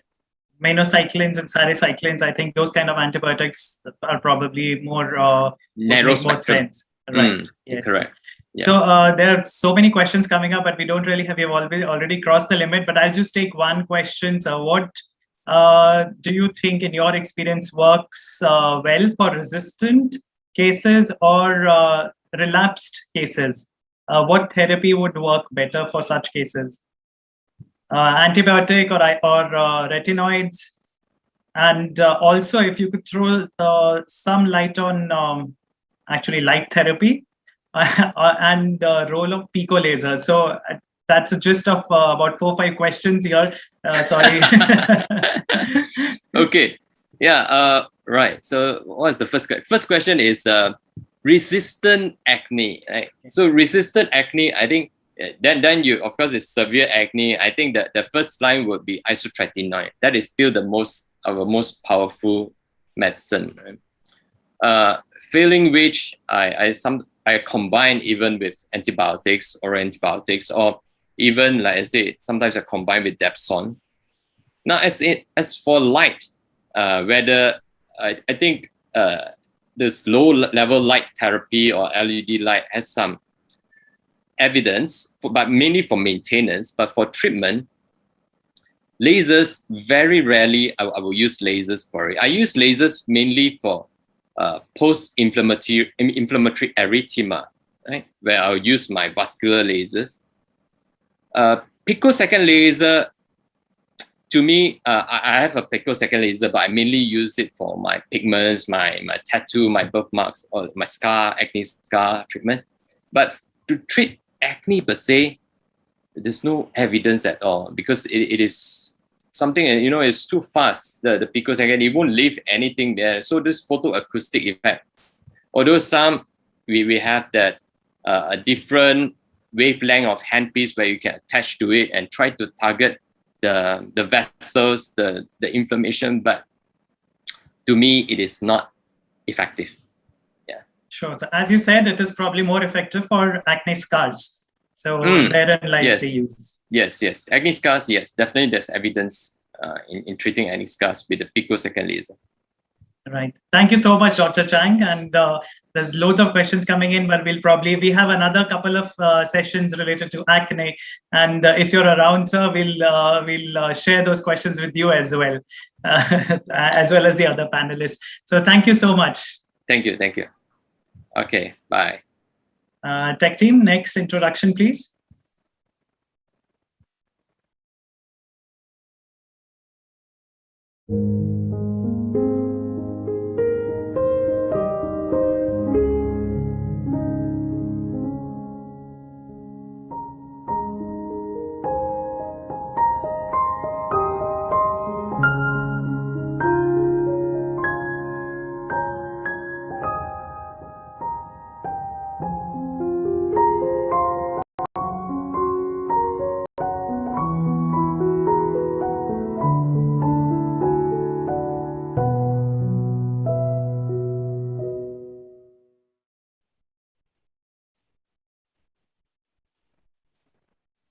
Welcome, Dr. Sir.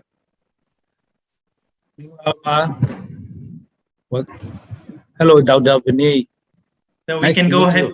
Same here, sir. We can go ahead with your presentation, sir.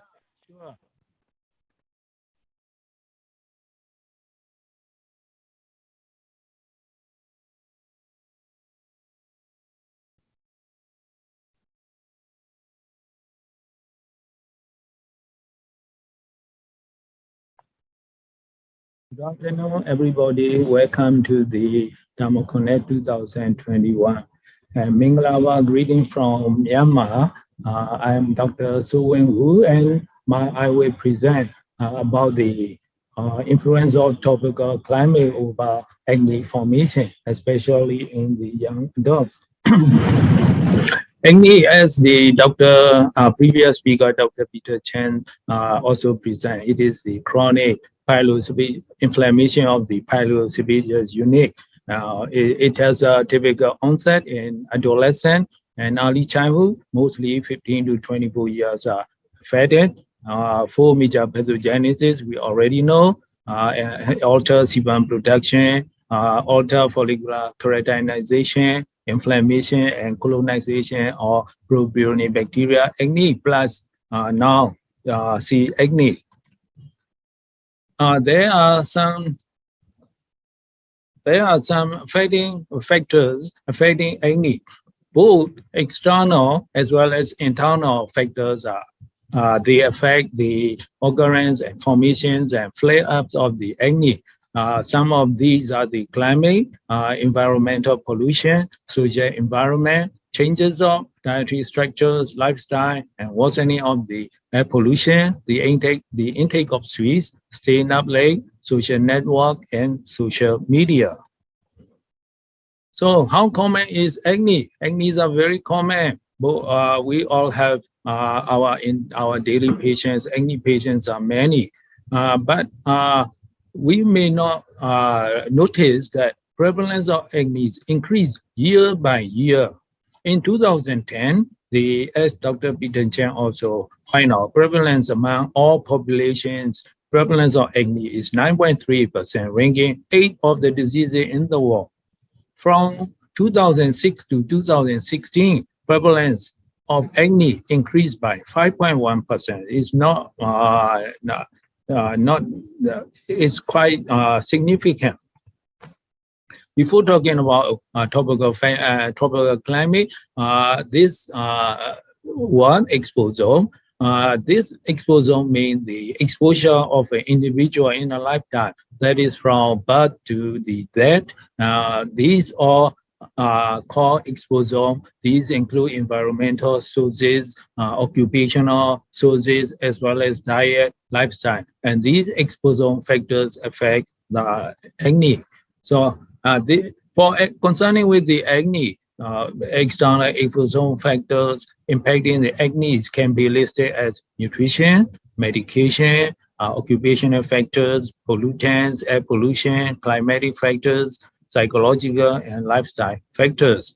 And these acne exposome factors infect the response and frequencies and relapse or treatment by altering skin barrier, like the skin dysbiosis, the sebaceous gland, innate immunity, and cutaneous microbiota. So these alter in these skin structures and skin functions can cause formations of acne and the flare-up of acne. So if you see the acne patient at the first visit, we should ask some exposome factors to be checked. That is the nutrition, like skin milk, saccharide, nutritional supplement, whey protein, leucine, etc., and medications like contraception, use of anabolic steroids, testosterone, occupational factors like cosmetic and mechanical factors, pollutants like air and industrial pollutant, tobacco and cannabis consumption, climatic factors like heat, humidity, and ultraviolet radiation, and also psychological factors of modern lifestyle. And we, in this age of war, especially with COVID, there is stress, emotion, and many sleep deprivation. Even there are much need. There is mechanical factors, socioeconomic pressures, excessive exposure to smartphone, computers. These all can cause acne formation and flare-up. So we are talking about climate and acne. In climate, we have heat, humidity, and intensive UV radiation. These all climatic conditions and changes in season, resulting in the imbalance of heat, humidity, and ultraviolet radiation. They may trigger the inflammatory acne flare-up. So it is called tropical acne or acne tropicana. About the environment, we just listed that in the natural environment, we have changes in temperature, humidity, sun exposure, air pollution, and mineral contact with mineral oil or halogenated hydrocarbons. They all can cause flare up of acne. So first, let us start with ultraviolet radiation. In the climate, our countries are very hot and humid and too much sun. So one of the major environmental factors affecting the skin is ultraviolet radiation. Acne is more frequent with moderate to intensive sun exposure. UV radiations include both UVB and UVA, and these UVs can cause hyperplasia of the sebaceous gland, thickening of the striatum cornea, increase in sebum secretions, and also increase in the numbers of comedones. So UV radiation will definitely influence the formation of acne. And what about the acne flare? UV radiation, these radiation, they target the cells and molecules within the skin. So it triggers the production and release of antimicrobial peptides, activates the innate immune system, and suppresses the adaptive cellular immune response. So skin microbiota is altered, and there are increased colonization of the acne, and the acne flare will result in.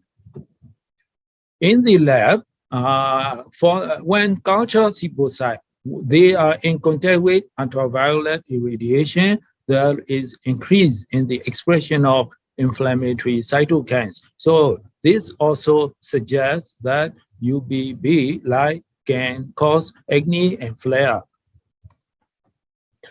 What about the seasonal variations of acne? Acne is definitely, some people, they say there is definitely seasonal variations of acne, especially in the summer. In a cross-sectional study of acne patient, about 171 for 1 year in India, it shows that nearly 47.95%, that is nearly 50% of patients reported their acne more severe and more flare up, and they got acne formation, especially in the summer and less in the winter and rainy season. So when we talk about tropical climate, it is mostly changes in temperature and humidity. And when there, because hot climate, tropical climates are very hot and humid, if there is increase 1% increase, 1 degree centigrade increase in the temperature, it causes 10% increase in white sebum secretion, white production, especially it is noticed in the forehead. And so this more sebum secretions can cause acne from mild to moderate, and acne become worse, aggravate acne. So it is definitely affect. In the meta-analysis study in China, southern part of the China is more acne prevalence than northern part of the China, because southern part is more humid and warmer, so there is more acne. So what about the altitude? Altitude, if the altitude higher, if you live in the hills, the acne is indirectly proportionate. So because of the lower temperature, cooler weather, and less humid. So there are different triggers in different seasons.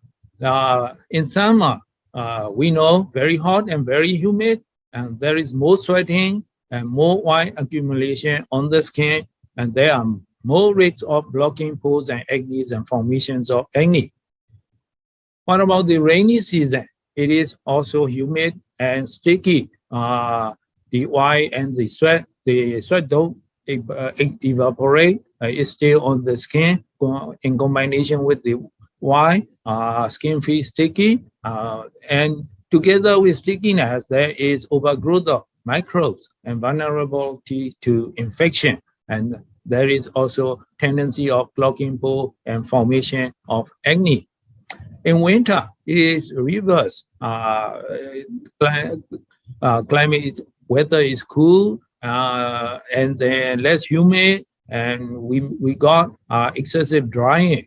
And to relieve the cool cold weather, there are some people use artificial heating, and both excessive drying and artificial heating, they alter body response and produce more sebum, and more sebum can cause thickening of cell and wire, and eventually clog pores and formations of acne occurs.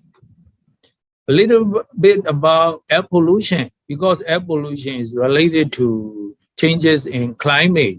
And a study in China, air pollution is most challenging environmental factor. In 2016, in that study, out of 338 cities, 84 cities, that is a quarter, 25%, they don't have qualified air quality for human living or very severe. So air pollution definitely causes oxidative stresses, and these oxidation can cause severe changes of normal functions of lipid, deoxyribonucleic acid, and or proteins in the skin, and resulting in formation and acne flare. If you don't live in the tropical country, but you live in the temperate country, but your work occupation, your work setting is something like in tropics, there is more heat and more humid. These factors may also be contributing to inflammatory acne in susceptible individual, and this show temperature and humidity can definitely affect the formation and acne flare. So there are some points to consider. We now know heat and humidity stimulate sebum production and more acne breakout. Also, darken spots. And our Asian diets, it contains a lot of sweet and increase in blood sugar, insulin, and androgen, and it causes sebum production and more to acne. And people with lactose intolerance, they may have increased sebum. So people with lactose intolerance may have acne, more acne. Also about the damp towels, they are the breeding grounds and disruption of the skin microbiome. It is also it should be also noted. And coconut oil. Coconut oil in cosmetic, soap, or white paste we use apply in the skin. The coconut oil is definitely comedogenic. These are some points to consider. So previous doctors, Dr. Peter Zhang also talk about the treatment of the acne. So we now use the topical benzoyl peroxide, topical and oral antibiotic, and also with retinol. So together with these modern acne treatments, they are also based on the combination use of cleansers, moisturizers, and sunscreen. Concerning with the cleanser, we should advise to wash the acne patient's face twice a day, morning and evening is usually enough, sometimes 3 times. But we should want them to avoid excessive use of face wash to eliminate excessive oil without drying out the skin. Also, moisturizer should be used both in the morning and sometimes 2 times to reduce or to restore or improve the natural skin barrier function, and to reduce cutaneous pollutant penetration during the day, and to limit irritation frequently observed with topical retinol, especially during the first few weeks of therapy. So moisturizer should also be combined. And For the people who wear makeup, we should advise them to use non-comedogenic makeup and to apply some protecting products with SPF of at least 30 to prevent from PIH as well as phototoxicity reaction. And it should wear daily because daily photo protection is very important because UV radiation may increase the impact of pollutants, particles on the skin. So these are the some agents, topical sebum controlling agents, zinc gluconate, niacinamide, L-carnitine, erythromycin zinc formulation. These topical agents can control the sebum by reducing sebum production, and we can see in the some population, some study. So also about the sunscreen. When using harsher products like retinoid, retin A, benzoyl peroxide, the acne skin is much more likely to suffer damage from the sun's ultraviolet radiation. So some people, some acne patients, they complain wearing a sunscreen. Their face has acne flare or formation of acne, or sometimes they feel irritation. As I said before, to protect PIH, post-inflammatory hyperpigmentation, and phototoxicity, they should wear sunscreen. So for the young people, oily skin, acne-prone skin, you can use gel-based, water-based, or light liquid-based sunscreen. For the dry skin, sun-damaged skins, we can use the so for people who wear makeup, we can use moisturizing sunscreen. So now topical retinoid, antibiotic, antiseptic, they are used. So these may increase skin irritation. So that is we should always know in treating in people with acne and tropical climate. So these topical retinoid, they cause not only the irritation, cutaneous dryness, and skin more sensitive to sun. So moisturizer and sunscreen are also important. And the last thing about D-pentotenol or provitamin B5. D-pentotenol is the derivative provitamin B5. It is water-soluble derivative of vitamin B5. When into the skin, when it reaches into the skin, it is activated and converted into pantothenic acid. By this restructuring, pantothenic acid has anti-inflammatory properties as well as moisturizing property. So D-pentotenol may be affected in mild skin irritation caused by the acne flare irritation by tropical climate. So this is all my presentation. Thank you very much. Have a nice day.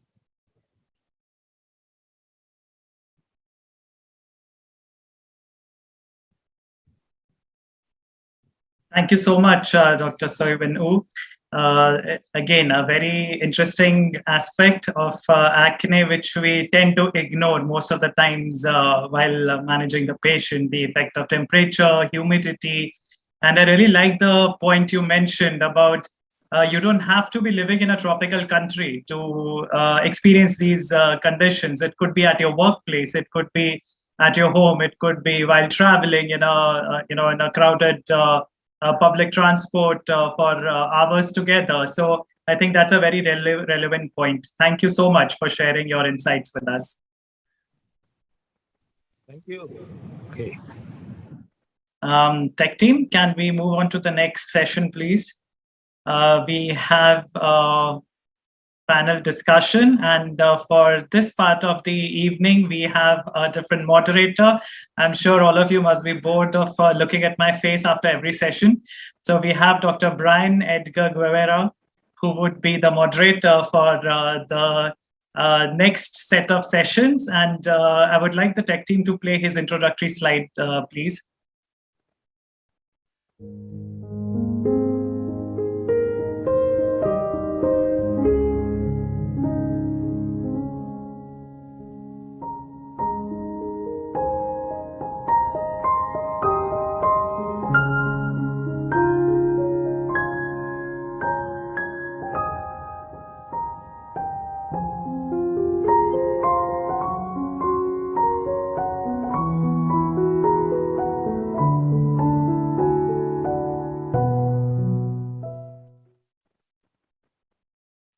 Over to you, Dr. Brian. Thank you so much, Dr. Vineet, for doing a really great job in the morning and afternoon session. And now we're going to proceed with a late afternoon session. And I hope everyone's going to enjoy also our session, right, Dr. Vineet? And hopefully we are going to encourage also everyone to stay online because it's going to be really interesting. And I promise you, you're going to enjoy the afternoon session and also later this evening. Without further ado, I'm going to introduce a really important topic, which is pediatric acne versus adult acne, and who is the major victim in this pathology. And with us are the expert speakers and panelists, Dr. Gisela Adasa, a pediatric dermatologist, Dr. Petrie Paz Lau, our beautiful immediate past president of the Philippine Dermatological Society, and another expert who is a panelist, Dr. Rixmi Nong from Cambodia. Without further ado, let us welcome our speakers and panelists.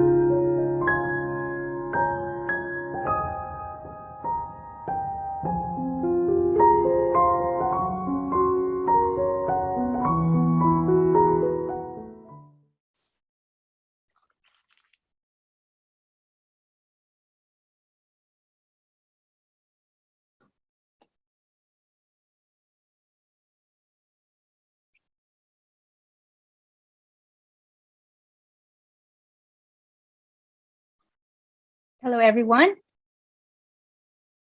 Can I share my slides? Yes, you're live now, Dr. Adasa. Hello. Yes, so can I share my slides? Yes, please. Please allow me to share screen. Ma'am, you can share your screen directly. All right.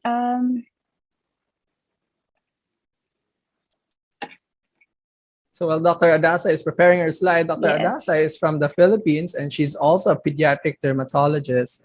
So we would like to welcome Dr. Adasa again to discuss pediatric acne. Okay, actually, I'm having a hard time. Yes, this is really common, especially we have virtual conference. Yes, Can I know. we ask the tech team to assist Yes, Dr. can you assist? Sala? Thank you.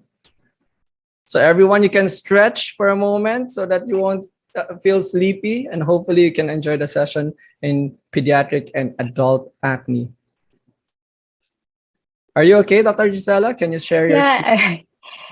Yeah, I think I have a backup slide from the end of the tech team. For some reason, it doesn't want to show.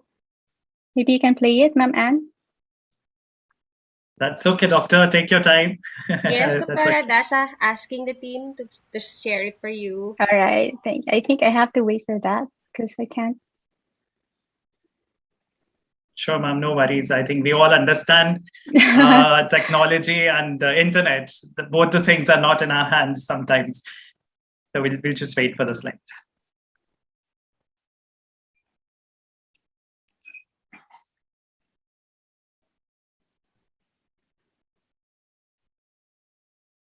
So let's wait for the slides. How are you, Brian? Dr. I'm good. Brian? I'm good. I'm well and of course safe. Hopefully you are as well. Yes. So at least we're still up. It's been a great 1 day of convention. I've attended since this morning. Yes, very Great interesting speakers cases as well. also. Especially the PDS, or the Philippine Dermatological Society, just had or concluded the annual convention, which is also virtual. And this is also refreshing because we can see our friends from the regional and international leagues. So we have them here, and of course, it's very exciting to learn some insights from them, and of course, additional inputs beyond our country. Hi, Dr. Apichi Pazlao. Can you unmute yourself and say hi to everyone? Hello, everyone. Hi, Sela. Hi, Hi, Brian. Dr. Apichi. So Okay, I'm sorry for this there. delay. I can't seem to open. It's okay, no problem, Dr. Okay, take your Gisela. time. Everybody's here. I can see some friends here. Just reminding everyone that the regional. Oh, it's there. This is not mine. This Yes. is Dr. Dairit's. This is not my slide. Probably we can make Dr. Gisela a panelist so that she can share her own screen. She's already a panelist, Dr. Brian. I think there's some issue with the sharing option, probably. Oh, okay. It's okay, Dr. Vinit. Probably if you can try it again, Dr. Gisela, about the share screen panel on the bottom of your screen, and you can click that and you can play your PowerPoint. Oh, they are there. Perfect. All right. So okay? Are you okay? Yes, Sela? this is it. Thank you. right. So Okay. so everyone's awake now, and please welcome luck. Dr. Gisela Adasa. Thank you.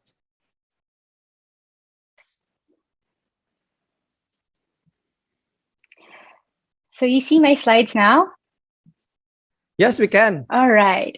So good afternoon. Sorry for that delay. It's a pleasure to be with all of you today. I am Dr. Gisela Adasa. I'm a pediatric dermatologist in the Philippines, and my topic for this afternoon is on pediatric acne. This is my disclosure. So let me begin by saying that kids are not little adults. You know, children differ with adults in more than just the size. And I think there indeed are special qualities in the practice of pediatric skin that makes this very true. For example, your acne. We all know that acne encompasses all ages. However, the pathogenesis and the treatment may be different for the pediatric age group. So this will be the flow of my talk. So let's begin. So as discussed by Dr. Peter, the pathogenesis of acne, we all know that it involves the interplay of four factors. You have your sebaceous hyperplasia, the follicular growth and differentiation, and then you have the colonization of your Cutibacterium acnes and inflammation, which will lead you to your acne lesions. You have your microcomedone, which is believed to be the precursor of your comedones, the open and closed comedones, and even your inflammatory papules, pustules, and nodules. However, in pediatric acne, we see more of the comedones. So as mentioned earlier, skin microbiome has been gaining a lot of attention lately, not just for acne, but also for other skin diseases like your atopic dermatitis and psoriasis. In skin microbiome in general, the healthy pediatric skin microbiome is distinctly different from adults. As you see in the picture, as infants, you have this amount of your microbiome, mainly on the genera of your Staphylococcus, Streptococcus, Corynebacterium, and as the child grows older, it will be more in amount. And as the child reaches teenager, that will be somewhat similar to the microbiome of the adult. Talking about a little about the Cutibacterium acnes, we all know that it plays a major role in the pathogenesis of your acne. As mentioned earlier, you have your it comes in different subgroups or ribotypes. So if you have a healthy skin, none with acne, you'd see this. It's very normal. However, in acne, it's associated with dysbiosis, as mentioned by the earlier speaker. But the ribotypes, a majority for the dysbiosis in acne is RT4 and RT5. And this has been associated with increased inflammatory secretions.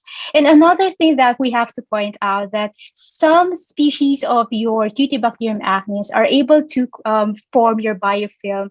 And they postulated that this may be one of the reasons why acne seems to be having a persistent nature. So this is a very good study on pre-adolescent acne microbiome. It is a prospective randomized pilot study investigating acne therapy. So this is with 7 to 10-year-old kids with acne. And so this is with and without acne. I just want you to focus on the first part of the graph. So majority of the genera that has been seen is Streptococcus, Cutis bacterium acne, and your Staphylococcus. So this is with the healthy age group. Now, if you compare it with those with acne, it's still the same. The top three will be the same. However, the Cutibacterium acnes and the Staphylococcus or epidermidis is more. Okay, and so this would tell you that we all know that the microbiome in acne patients in adult will primarily be abundant of your Cutibacterium acnes. However, in pediatrics, there's also abundance of your Streptococcus. And in this study, after treatment, the microbiomes of the intervention group with benzoyl peroxide and tretinoin resembles that of the healthy group. This is another study using a more subjects with 51 girls ages 7 to 12 years old with a minimum of 6 acne lesions. So I like this study very much because it says here still the same. The majority of the genera found is on your Streptococcus mitis and your Cutibacterium acnes. However, they found out that as the number of acne lesions increased, there was increase in your Cutibacterium acnes and lesser of your Streptococcus mitis. So here.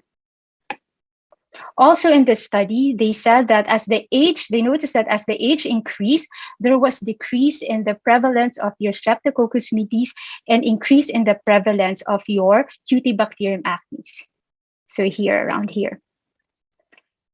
And not surprisingly, when they examined the amount of Cutibacterium acnes in the 6 sites, which is your cheek, chin, the forehead and the nose and retroauricular area and even the comedone itself, they found out that there was abundance in amount in your Cutibacterium acnes in those sebaceous area, which is namely your forehead and nose, and as compared to lesser in amount in those less sebaceous area, which is your cheek and your chin. And in the study, after 7 weeks, there was 40% clinical reduction in acne lesion after just treatment with benzoyl peroxide wash. So let's go to the approach to pediatric acne therapy. So for the next few slides, I will be using the consensus guidelines in pediatric acne. This is by the American Acne and Rosacea Society, published in 2013. Today, there has been no update to that, but this is still the most widely used guideline when it comes to pediatric acne. So your pediatric acne is a terminology that encompasses ages from birth to 11 years of age. So this is what you see in the picture as the yellow ones. But this age range are just approximation. So let's talk about neonatal acne.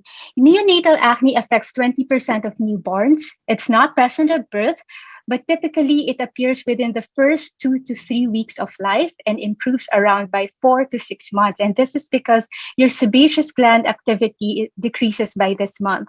It is mild, it is transient, and resolves spontaneously even without treatment.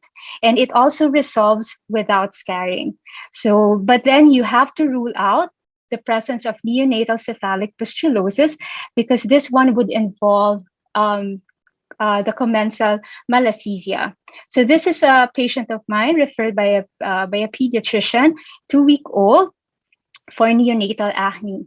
However, on close inspection and physical examination, the kid did not have any comedones, but instead had a lot of those inflammatory pustules. So I treated this child with miconazole cream twice a day, and after 1 week, there is significant improvement. So with infantile and mid-childhood acne, they share a lot of characteristics together. So they present with comedones and inflammatory acne, more on the comedones rather than the inflammatory acne. It is more common in males than in females, and that's because it involves the physiologic increased production of adrenal and gonadal androgen. So you have to rule out hormonal abnormalities when you are dealing with infantile and mid-childhood acne, but more so in mid-childhood acne. So the treatment will be topical antimicrobial agent, your retinoids, your benzoyl peroxide. If you opt to give your oral antibiotics, it has to be non-cycline. However, in all those what I've mentioned, all of them are not FDA recommended or approved. And I will talk more about that later. So sharing with you, this is a patient of mine, 6-year-old female, who presented with comedones, papules, and pustules. And I treated with a combination therapy of clindamycin with benzoyl peroxide twice a day. And after 1.5 months, it significantly improved. So a common question asked to me is, what do you do if you're considering an underlying androgen excess problem in a child with acne? So as I said earlier, if you're dealing with mid-childhood acne, you have to rule out any androgen, a background of androgen abnormalities. So it's important in your history and physical exam, you would investigate body odor, axillary pubic hair, breast development, genital development, and even you have to take note of the height, weight, and even the BMI. So this is an algorithm that if any of those history, physical, and growth curve abnormality is present, then you refer to your pediatric endocrinologist. And the pediatric endocrinologist would most probably request for the following, even your radiographic bone age. So with the patient I showed you earlier, there was no significant abnormality with her, so no further workup was needed. So the therapeutic objectives for pediatric acne is to treat as many age-appropriate pathogenic factors as possible by reducing sebum production, preventing microcomedones, suppressing your Cutibacterium acnes, reducing inflammation to prevent scarring. So in general, the approach to pediatric acne should be to use the least aggressive regimen, but that is effective. So as I mentioned earlier, this is from the consensus guidelines for pediatric acne.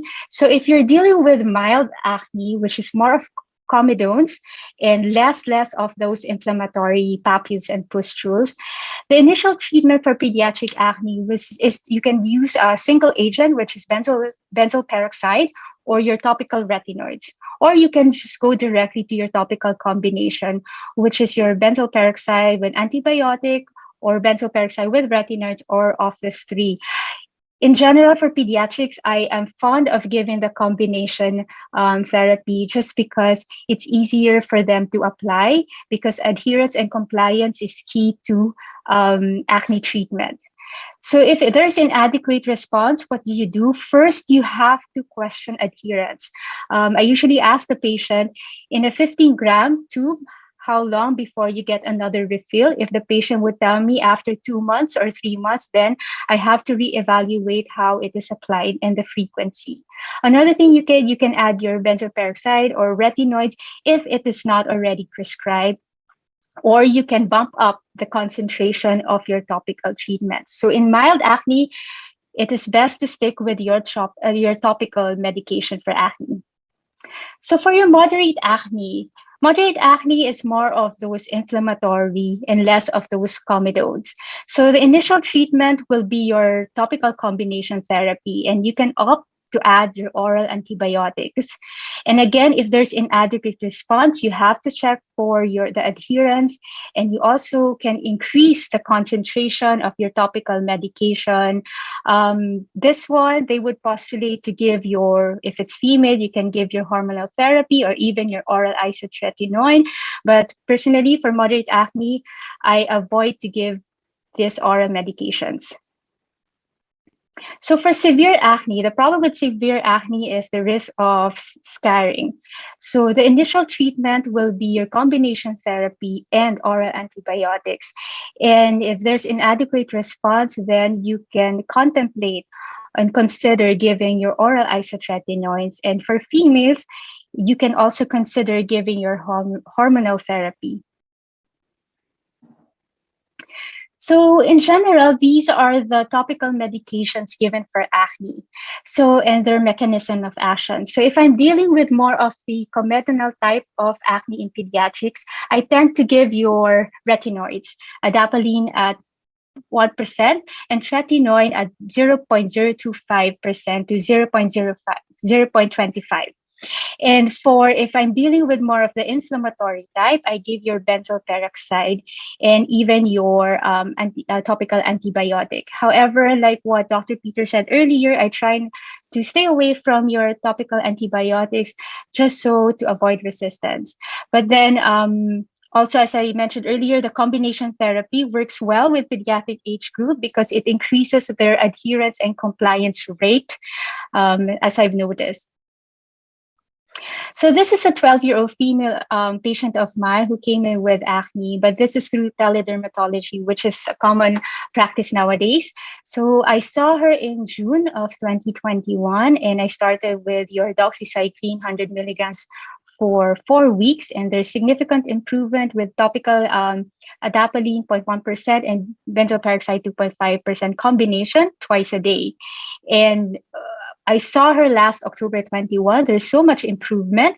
And so I added the azelaic acid to address the hyperpigmentation. And so far, both parent and child is very happy. So a common question asked is, what is the difference between the management of your pre-adolescent acne and adolescent acne?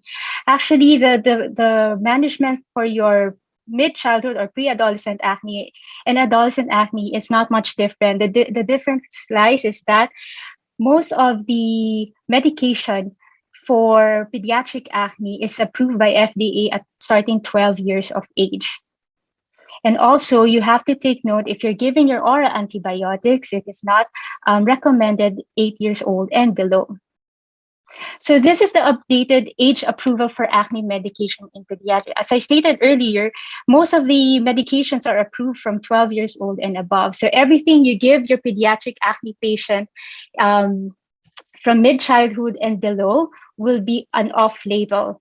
So there's a study that they said that top 3 off-label used by pediatric dermatologists for pediatric acne are your adapalene, benzoyl peroxide, and clindamycin. And just to reiterate, the fixed combination of benzoyl peroxide and adapalene is FDA approved from 9 years old and above.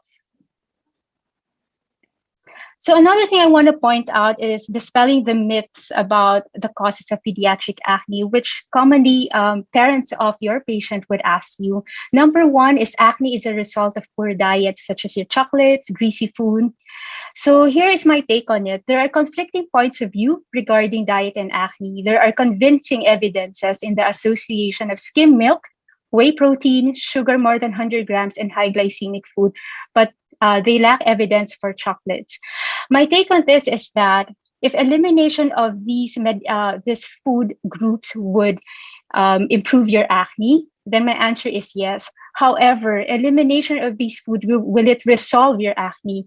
My answer is no, because there are other pathogenesis that are involved in the development of your acne, and it's just not with your food. Number two, second myth is that frequent washing will reduce acne. So the answer is no.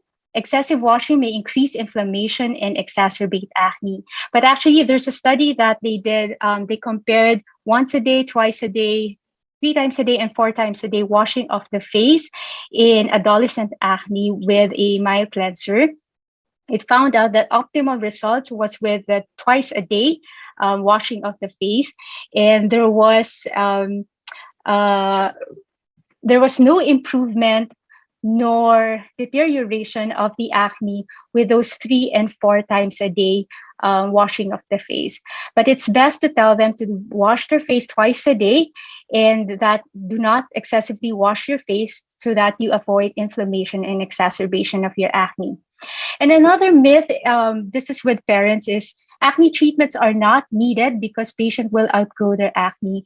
And the answer to that is not all adolescents outgrow their acne. There are some that would have adult acne beginning from when they were teenagers. And the thing is the impact of acne, such as scarring, may persist even beyond the acne itself. That's why you need to treat your acne early on. And you hit it hard. That's what they say. So what to consider in treatment of pediatric acne patients? So this is the comprehensive acne severity scale that we usually use for your acne. But in pediatrics, we use the patient-centered acne severity scale, which is a picture graph of everything. So this one would, the patient is much involved. Whether the patient is a kid or not, she or he will be able to answer the severity scale. Another, with the changing time, social media is very common nowadays. So this is well, not really a surprising survey, and the results were that the influence of social media and acne treatment, much is from your YouTube and your Instagram. And another study was on acne and social media, specifically TikTok. This one is quite alarming in that most of the uploader were non-physician. And so I think this is also an eye opener for us dermatologists or healthcare provider that, and for those who, and also a call for those who are into social media, that to provide educational material so that the information that patients receive will be correct. Because in this specific study, only 7% of those who got their information from social media actually improved. So before I end, these are my key points. Treatment regimens for pediatric acne must be individualized and fine-tuned to achieve optimal response. Next is that majority of the treatment for pediatric acne are off-label. Therefore, as dermatologists, we need to determine and justify the advantage of using these medications. And treatment may take 4 to 8 weeks. So patience is the key in the treatment for acne. And so I think that's very important when you tell the parents of your patients. And with that, thank you for listening. Maraming salamat. Thank you so much, Dr. Adasa. That's really amazing that you showed us some myths, and also you have to bust those myths. Especially, we have a lot of social media appearance now, and because of the pandemic, a lot of our kids are watching social media unlimited. With that, I'm gonna welcome also now. Next is our, of course, beautiful, our immediate past president, Dr. Pichi Pazlao, for her reaction. My reaction already for Sela. Well, I think one of the most important things here, Sela, would probably be the impact on social media, because that's the one that I think is happening not only maybe in our region, but I think all over the world. And of course, it affects the quality of life, and maybe, you know, this can stem, sometimes bullying can stem from in school, from this one, like they wouldn't want to socialize, they wouldn't want to show themselves in social media because of their acne. I think this is a very important thing that all of us dermatologists should consider: social media and the impact on the children. Yeah, we must agree in terms of how social media affected everyone, not only the adults, but definitely our kids as well. So what can you add also, Dr. Nong? Welcome to our session. Good afternoon, everyone. For me, during the presentation, I really interesting about the presentation that show about the media affected to the teenager mostly. In our country, Cambodia, we have the same problem, and it really affected to our treatment because they choose to believe in the media over our treatment, because they thought that the treatment can be one night turned over to the beauty. So actually, it can destroy the skin layer, and when they come to the clinic, it's very difficult to the treatment actually. Yes, the data is very outstanding because we doesn't have it in Cambodia yet. Actually, I did, when I was doing this lecture, I did look at TikTok and I typed in acne. I was surprised it was 365 billion for hashtag acne. So it's really relevant nowadays. And so that's why it's like a call for all healthcare providers who are into social media to prepare a correct information for acne to the youth. Yeah, of Yes. course. Yeah. Thank you so much for that, Dr. Adasa. And would you also comment on patients coming to your clinic and telling you what products that they want to use because they watched it in social media, in TikTok, like you mentioned? How do you approach this type of patients? So for me, I really I try to be abreast in what's new, so that I will be able to relate with the patients, because usually they come with a certain product in mind already. So you have to be able to know, especially the active ingredient, what's it for. And there's a study about your alternative medicine, but most of them have no role for pediatric acne. So the evidence is very low, such as your tea tree oil was mentioned there, niacinamide. I mean, this is for pediatric acne. I think it's a different picture if you're dealing with adult acne. Yeah. Right. And speaking about adult acne, I think Dr. Pichi Pazla will also have like her insights about this. And we welcome Dr. Pichi Lau for this. So do I start my lecture, Brian? Yes, please, Doctora. Thank you so much. Thank you. Now let me share my slide. Maybe I'll have the same problem as Stella.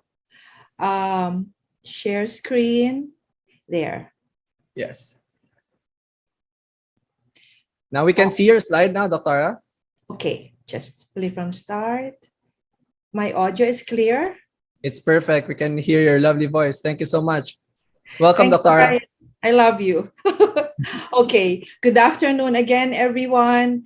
I'm Dr. Pichi Paslao, and the title of my lecture for this afternoon would be Two Acne Vulgaris Conundrums.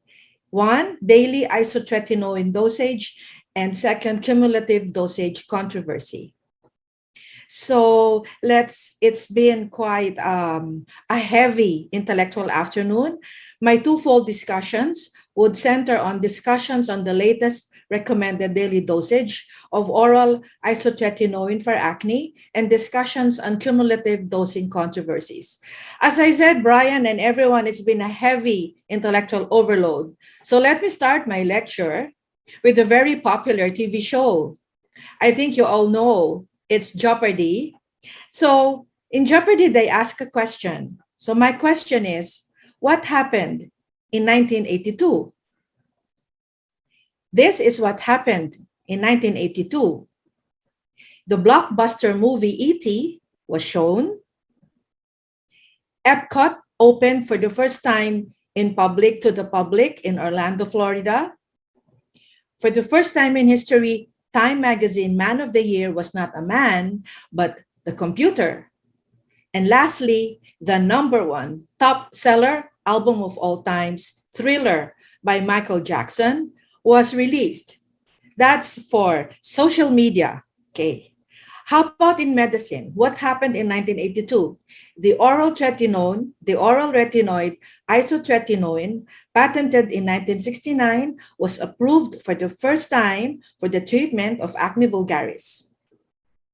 Since its first approval for use in 1982, Isotret has revolutionized the management of acne vulgaris. It remains the most effective treatment for acne, with several randomized controlled trials confirming its superiority over placebo and oral antibiotics in reducing acne lesion counts. A recent study has shown that Isotret of all acne treatments has the best impact on health-related quality of life. And lastly, despite its use for almost 4 decades, several controversies still exist regarding the use of Isotret. Let's go to its pharmacokinetics. Isotret, or 13-cis-retinoic acid, is a naturally occurring retinoid in the human serum. It is readily produced after the consumption of oral vitamin A. Following oral administration, the bioavailability of Isotret is approximately 25%. And since it's highly lipophilic, the relative bioavailability is 1.5 to 2 times greater when Isotret is taken with food compared with a complete fast. And a novel formulation of Isotret called isotret lidose uses lipid agents to encase the lipophilic isotret and can be taken without regard for meals. And in one study, the mean plasma levels of the isotret lidose formulation during fasting conditions were 67% when taken with a fatty meal compared with 40% when during fasting. Still on pharmacokinetics, it's extremely bound to plasma proteins, especially albumin. It is rapidly distributed to both epidermis and dermis, but at lower concentrations compared with plasma. The principal metabolite of isotret is 13-cis-4-oxoretinoic acid. And after stopping the treatment, isotret's half-life is 19 hours, while that of 13-cis-4-oxoretinoic acid is 29 hours. Isotret and its metabolites are excreted via our feces and urine, and patients treated at doses of 0.5 to 1 milligram per kilo per day, isotret and its metabolites would return to endogenous concentrations within 2 weeks after stopping isotret. How about mechanisms of action? How does this particular medication work?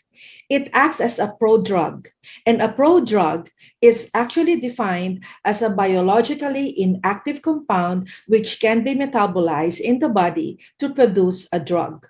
It's converted into all-trans retinoic acid in the cytoplasm of cells, then transported to the nucleus where it binds with the nuclear retinoic acid receptors RAR and RXR and isoforms A, B, and G.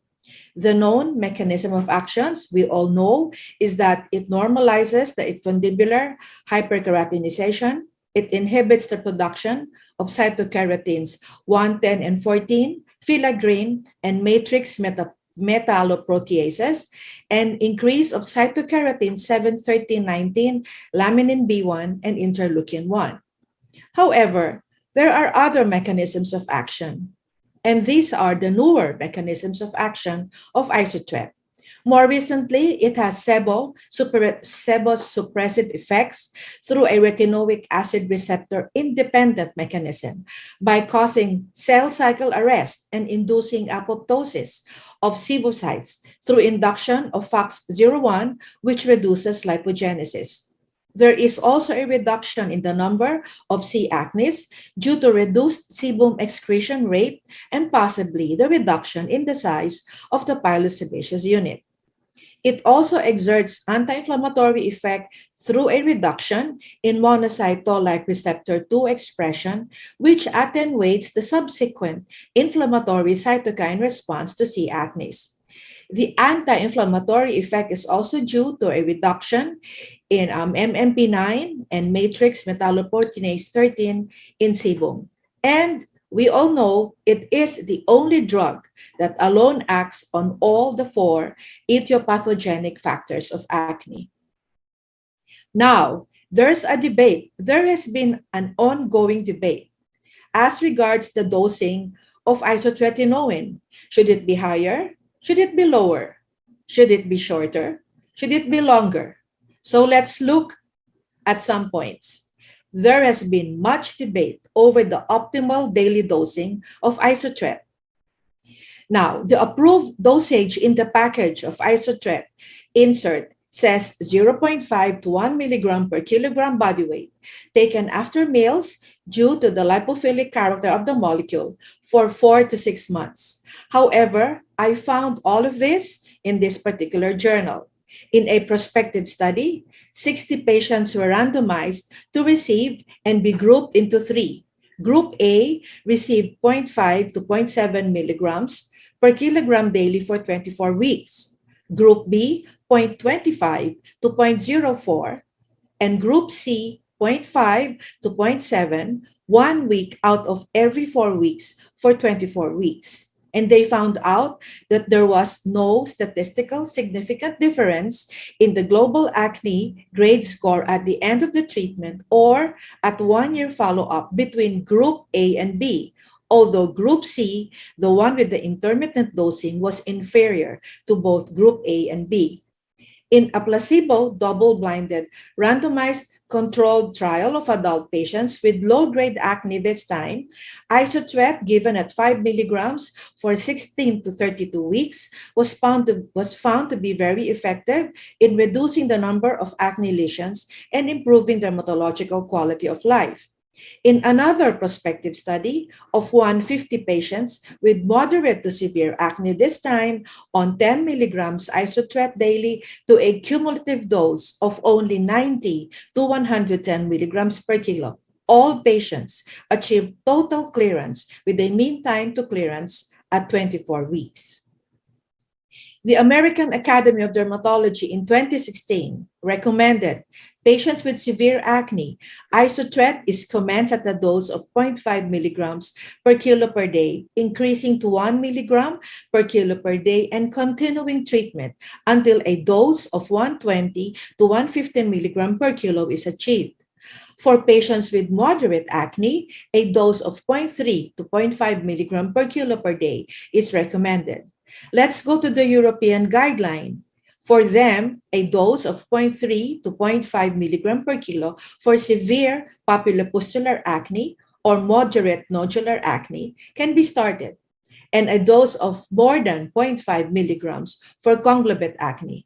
However, the recommended duration of therapy is for at least 6 months, but there was no recommendation in relation to targeting a specific cumulative dose. In another journal, a systematic review analyzed controlled randomized clinical trial. Effectiveness was greater among groups that received a conventional or a low dose of less than 0.5 milligrams per kilo daily compared with intermittent use, monthly pulses, or alternate days. Of course, intermittent use was less effective and is not recommended. In the same journal, recently, studies have shown a tendency towards lower daily doses of 0.1 to 0.5 milligrams per kilo, up to 5 milligrams for moderate acne, with a longer duration, this time 18 months, presenting less adverse events, better tolerability, and recurrence rates were similar to those observed with the conventional dose, but maintaining treatment to 2 to 4 months after total lesion resolution. These are the key messages on daily dosing. In contrast to the 2016 AAD and European guidelines, a more recent international consensus published by the Global Alliance makes no specific recommendations regarding isotret daily dosages. It simply recommends continuing isotret until full clearance plus an additional month independent of cumulative dose.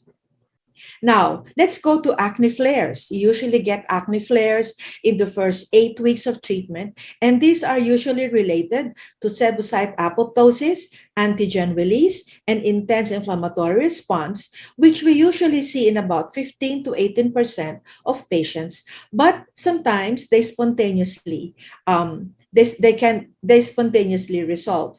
However, they can mimic fulminant acne.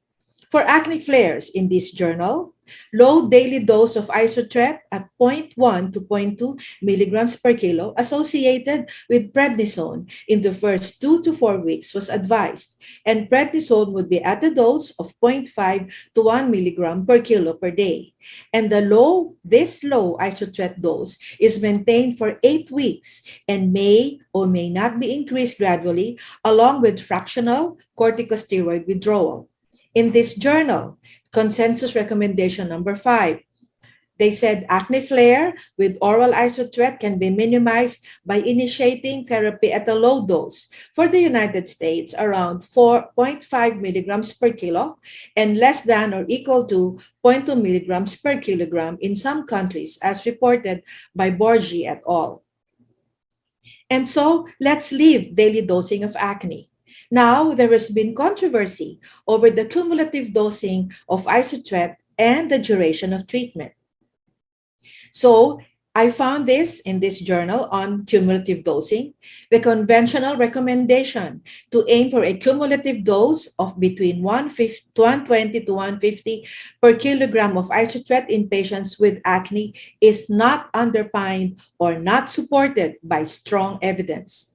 The recommendation is often supported by data from studies that were not designed to evaluate the effect of cumulative dose on relapse rates. And in many cases, these studies employed a fixed duration of treatment, which is a limitation that does not usually exist in our normal clinical practice.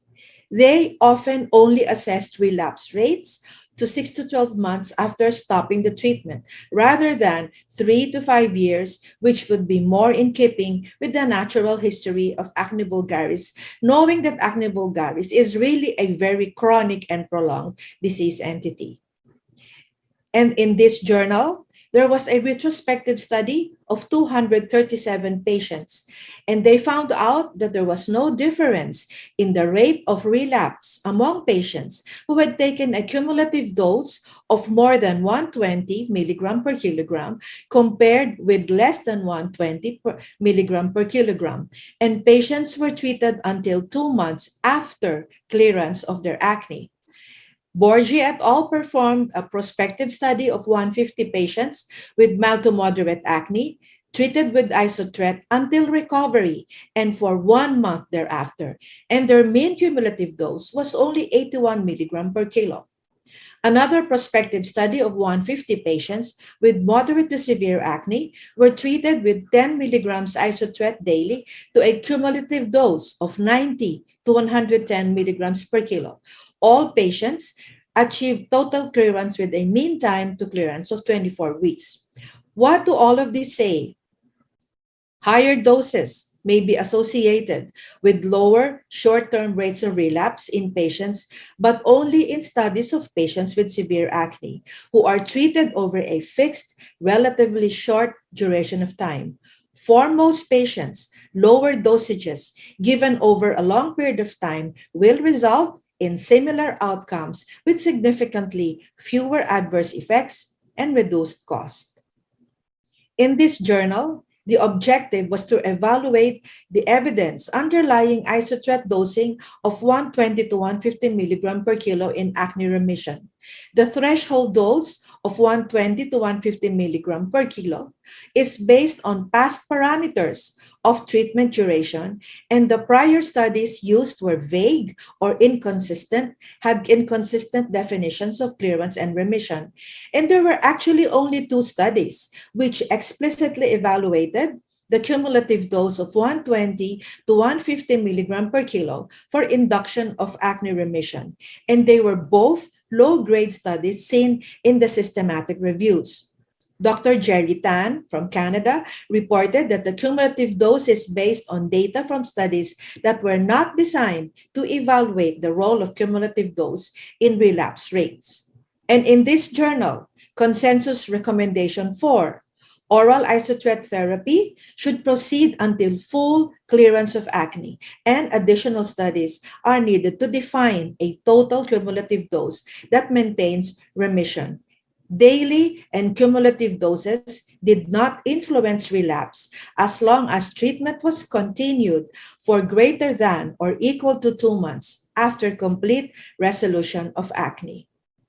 And so, with this journal, the approved total dose of 120 to 150 milligram per kilo is maintained in clinical studies, consensus, and dermatological practice. However, there has never been a controlled, randomized clinical trial-based rationale.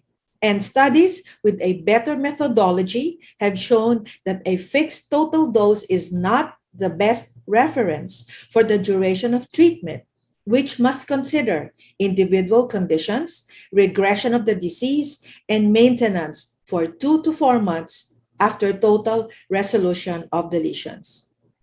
And lastly, for this journal, the authors discussed that a fixed total dose is not a good reference for treatment duration, as there is no evidence since it was based on studies not designed for this purpose. Individual conditions should be considered, as some patients need higher dose, while others become cured with a lower dose. They considered that the cause of relapse is ending the treatment when the total dose of 120 to 150 milligrams per kilogram is achieved, while the active lesions are still present. So this situation is not a recurrence, but actually a disease persistence. And so they gave the gold rule. The gold rule states that treat until there is complete regression of lesions, and at that point, extend for up to 1 to 2 months or more. Let me give you my summary and conclusions based on the compilation of data from the journals which I have presented here.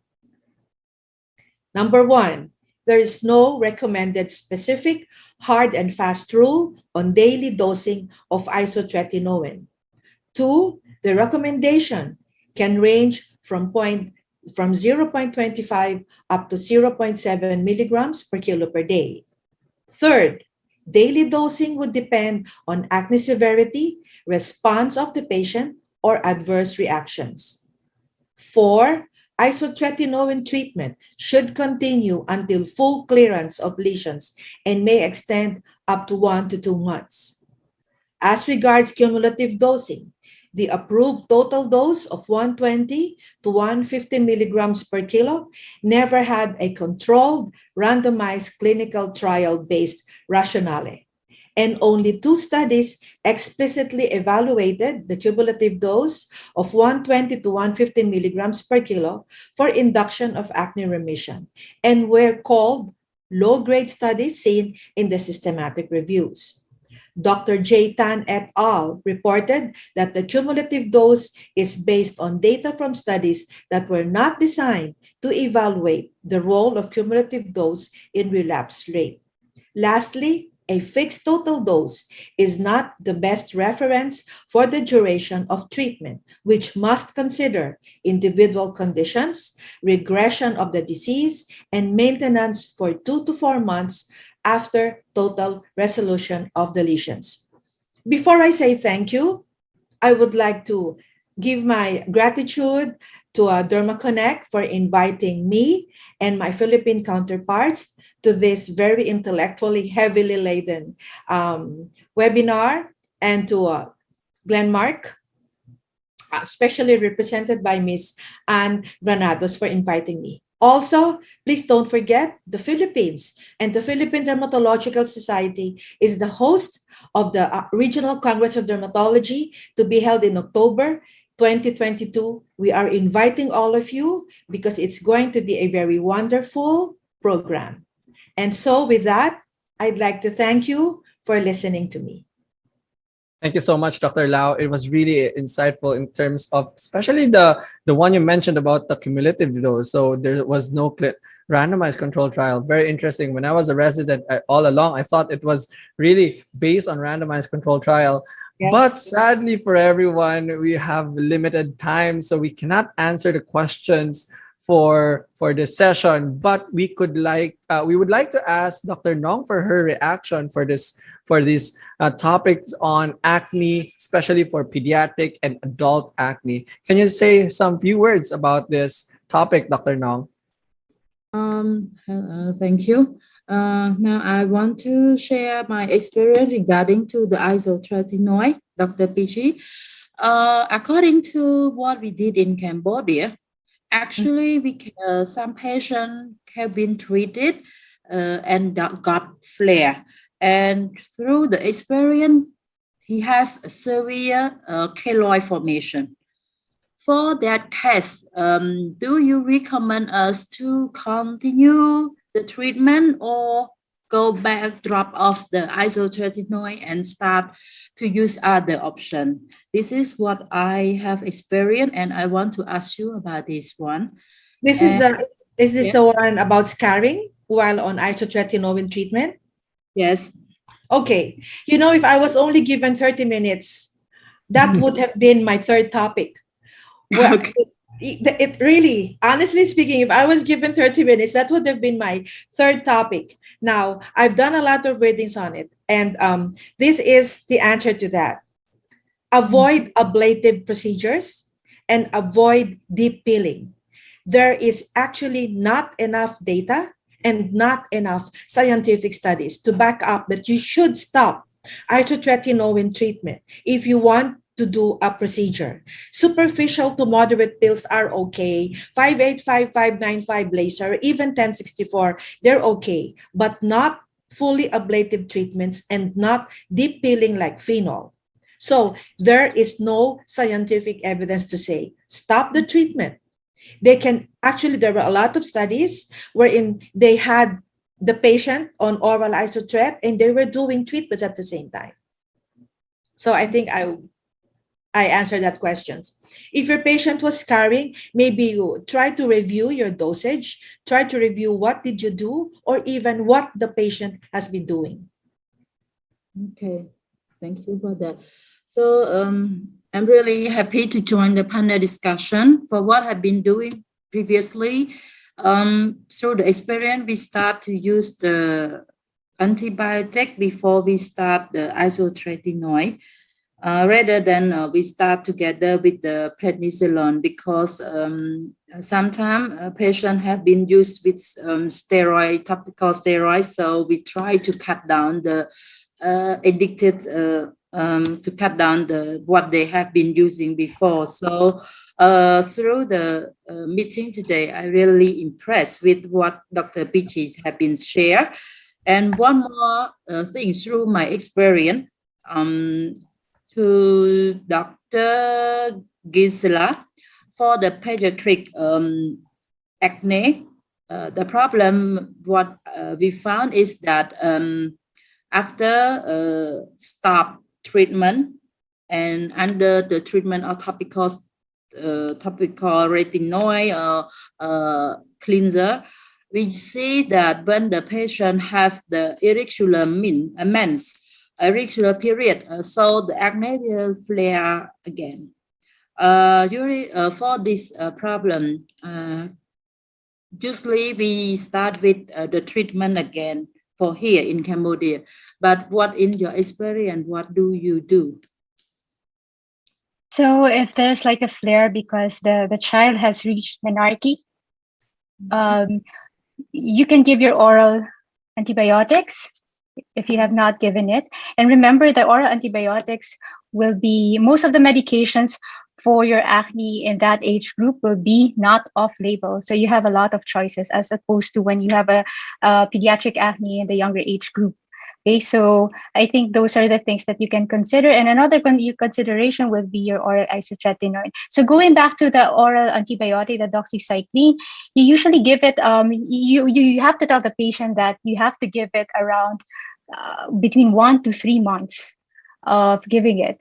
Okay, so I try to err on the cautious side because resistance emerge even in studies when you give it for 3 months and above. So if like in the patient that I showed you, only 1 week, I think that's enough. And that provided control of the acne. I can share my experience, okay? For the teenager or young women who have severe acne, and we treat with isotretinoin, and after stop it, we have been treat her for 4 to 6 months, and after stop it for about 3 months, she don't have a period for 2 to 3 months, and then her acne come back again. So for this option, I start with isotretinoin again, but as Pichi said, we start with very low dose because she is severe acne formation and she have a severe scarring. And also I have been planning to use like 1 year. So this is what my experience, and I have met a lot of problems with the irregular menstruation and acne flare up. So maybe the next session I will present about this one. Yeah, so speaking about the next session, we have to move on because we are really pressed with time. But thank you so much for this exchange of really amazing minds from the Philippines and Cambodia.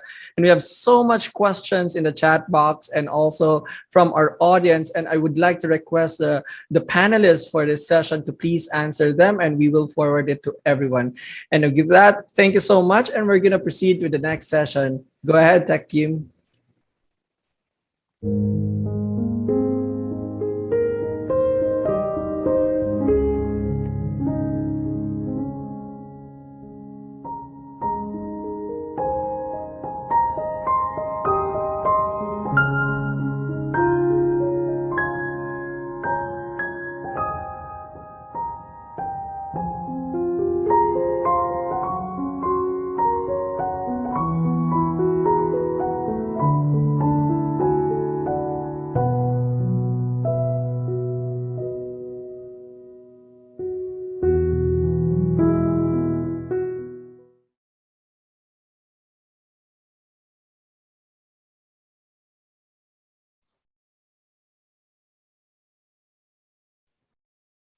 Good evening, everybody.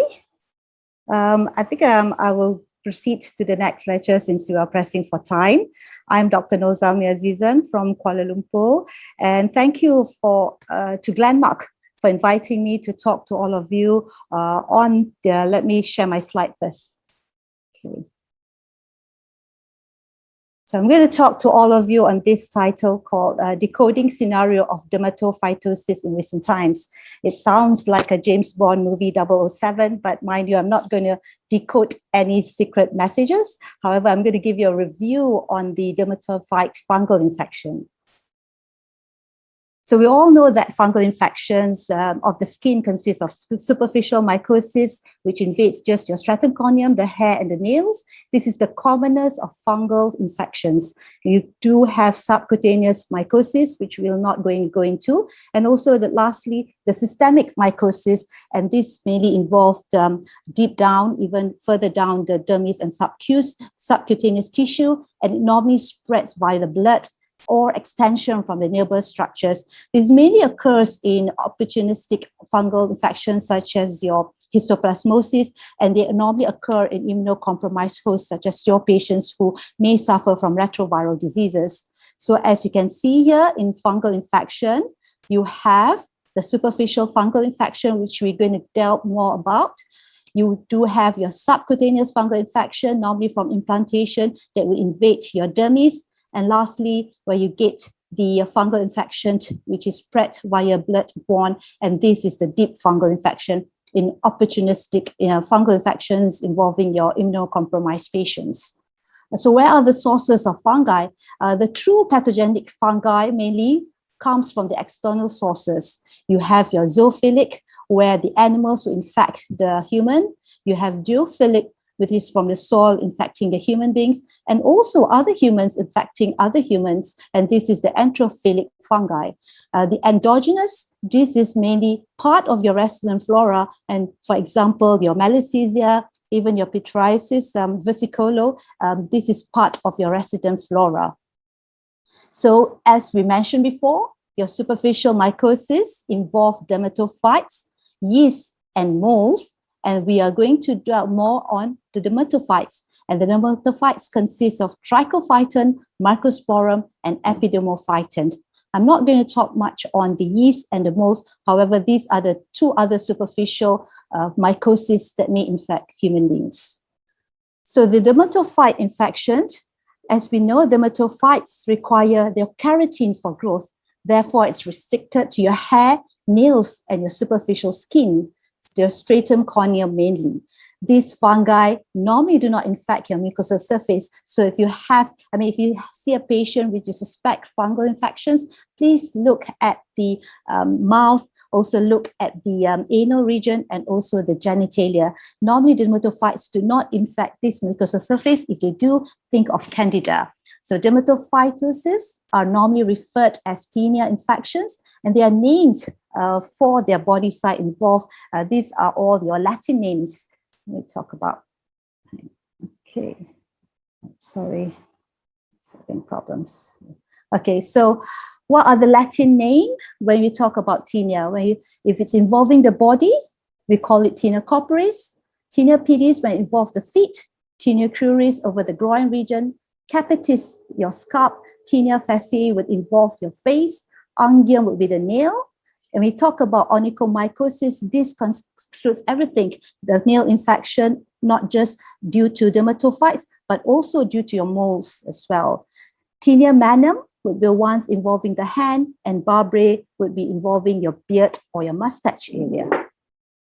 You have another entity, which we call tinea incognito. These are normally atypical dermatophyte infection, and normally they normally occur the whole sort of picture of your normal dermatophyte with scaliness and the advancing age will normally disappear, and this is normally due to the use of topical steroids. So be careful when you diagnose eczema. It may be tinea infection, and when you use steroids, it will sort of reduce its normal appearance, and therefore it may be harder to treat this tinea infection. So what do we have here? This is As you can see, this is over the trunk, and you have this annular erythema, which is redness concentrating at the margin, and you have scaliness. This is your tinea corporis, and the common organism could be Trichophyton rubrum, Microsporum canis, or even Trichophyton interdigitale. So this is what I mean by tinea corporis, where you have advancing ages with annular redness at the edge and scaliness at the edge. As opposed to this picture where the scaliness involved all over the lesion, it's not just at the advancing edge. So this happens when a patient have used topical steroids and the tinea, which probably start as a small patch, has sort of encircled the whole trunk of this unfortunate patient. So be careful about topical steroids. So this is what I meant by tinea incognito. So what are the differential diagnoses of tinea corporis? So it could be discoid eczema, but however, you may not see the central clearing, and they have more confluent scales. And sometimes it may look weepy because this is maybe an acute eczema. You may have annular psoriasis as a differential, but the scales are a bit more slivery. And look at the other parts, look at the nails, and go into the family. There could be a family history of psoriasis. There's also another entity which is called pityriasis rosea and rosea, but normally it would precede a Harald patch before you would get the generalized rash. There's another entity called subacute cutaneous lupus, but however, look at that, the patient on a whole, look at photosensitive areas, and it's more commonly occur in females. And another is erythema annular centrifugum. This may be difficult to differentiate them from tinea, but as I say, the trailing scales, it should be, rather than leading scales. That means you would see the scales after the whole lesion. So, but then again, when a patient presents to you, you would not, very difficult for them to say when the scales be there. So sometimes you may need a biopsy for these lesions. So what about this patient of mine? She is a 60-year-old lady, and she has been treated as tinea infection, and she has annular rash all over her trunk and all over her lower limbs. So you may suspect, because she has been treated for many, many years as tinea infection and she may have used steroids. But if you look at the lesion, there's no scaliness. And if you feel for the lesion, you would feel it feels indurated. There's a bit of hardness over these lesions as if they're swelling. So this patient has borderline leprosy. Okay, so when we see a patient with scaliness, annular rash, it's good to confirm that this is a tinea infection. So if you have a microscope at your clinic, please do a skin scraping and look for the hyphae under potassium hydroxide solution. So moving on to tinea capitis, this is also known as scalp ringworm, and the symptoms of tinea capitis could be hair loss, dry scaly areas. They could be complaining of itchy rash over the scalp and redness over the scalp. Normally affected children more than adults. What are the organisms involved in Asia and even in certain parts of Europe is mainly Microsporum cani. However, in America, this is due to Trichophyton tonsurans, and Trichophyton tonsurans is from human to human infection, whereas Microsporum cani could be originating from your cats or even your dogs. So this is a picture of Microsporum cani, and what you see is clavulus with bald patches, and this is because this is an endotrix infection. As compared to Trichophyton tonsurans, you would see what we call the black dots due to hair breakage, and this is because this is an endotrix infection. And sometimes when you have Trichophyton schilleni, you would get flavus, and what you see instead of that scaliness, you may see thick yellow scales. So what does that mean? Ectotrix, where the infection or the tinea infection invades only the superficial shaft, whereas endotrix, it goes into your hair shaft. And flavus, where you get Trichophyton schilleni giving you that thick crust, you have this what we call these air spaces. Okay, so these are the organism that invades only the superficial layer of a hair shaft, and these are the organism that goes into the hair shaft, giving you endotrix, and what you see, those black dots as we showed before. And if the infection, especially if you get a microsporum cani, which is a zoophilic infection, you may get severe inflammatory reaction resulting from a delayed. So what do you see here? This boggy, wet, it looks wet, weepy. You see the patient, and sometimes the little kid will be crying because not only it's painful, but they have severe fever as well, high fever. Okay, so what could you do? If you have a wood lamp is an apparatus we normally have in our clinic. This normally emits ultraviolet light that shine the ultraviolet light onto the scalp. And if it looks like apple green appearance, fluorescent apple green, this is microsporum cani. Unfortunately, for trichophyton infection, you do not get the fluorescent green. So sometimes it may give a clue, but if it does not fluoresce, that does not mean the patient does not have tinea capitis. So you could confirm it by doing a hair microscopy. You could pull out the hair and look it under the microscope. And as I mentioned, if it's just superficial, it's microsporum cani. If it's endotrix, you see the spores in the hair shaft. What are these? These are tinea pedis, and you have various clinical subtypes. And this is the inflammatory subtypes, and this is what we call tinea interdigitalis subtypes. And this is mainly due to Trichophytum metagrophytes or even Epidermophytum flucosum. So tinea pedis, also known as athlete's foot, it involves your sole of the feet and your toe web spaces. It is the commonest dermatophyte infection, normally occurs in adults. Remember, when it's on the top of the head, normally it occurs in children, but if it's down below on the feet, the adults are normally the affected patients. And men are more commonly affected than women, and usually it's environmentally acquired. So it's normally from the soil, so it's normally a geophilic infection. And if you're not careful, it can lead to secondary bacterial infection, leading to cellulitis of the leg. So other clinical tinea affecting the various parts of the body, for example, tinea manum. These may be due to Trichophytum rubrum, Trichophytum metagrophytes, Epidermophytum flucosum. You could have affecting your face, infecting your face. This is what we call tinea fasciae, and also the tinea barbae.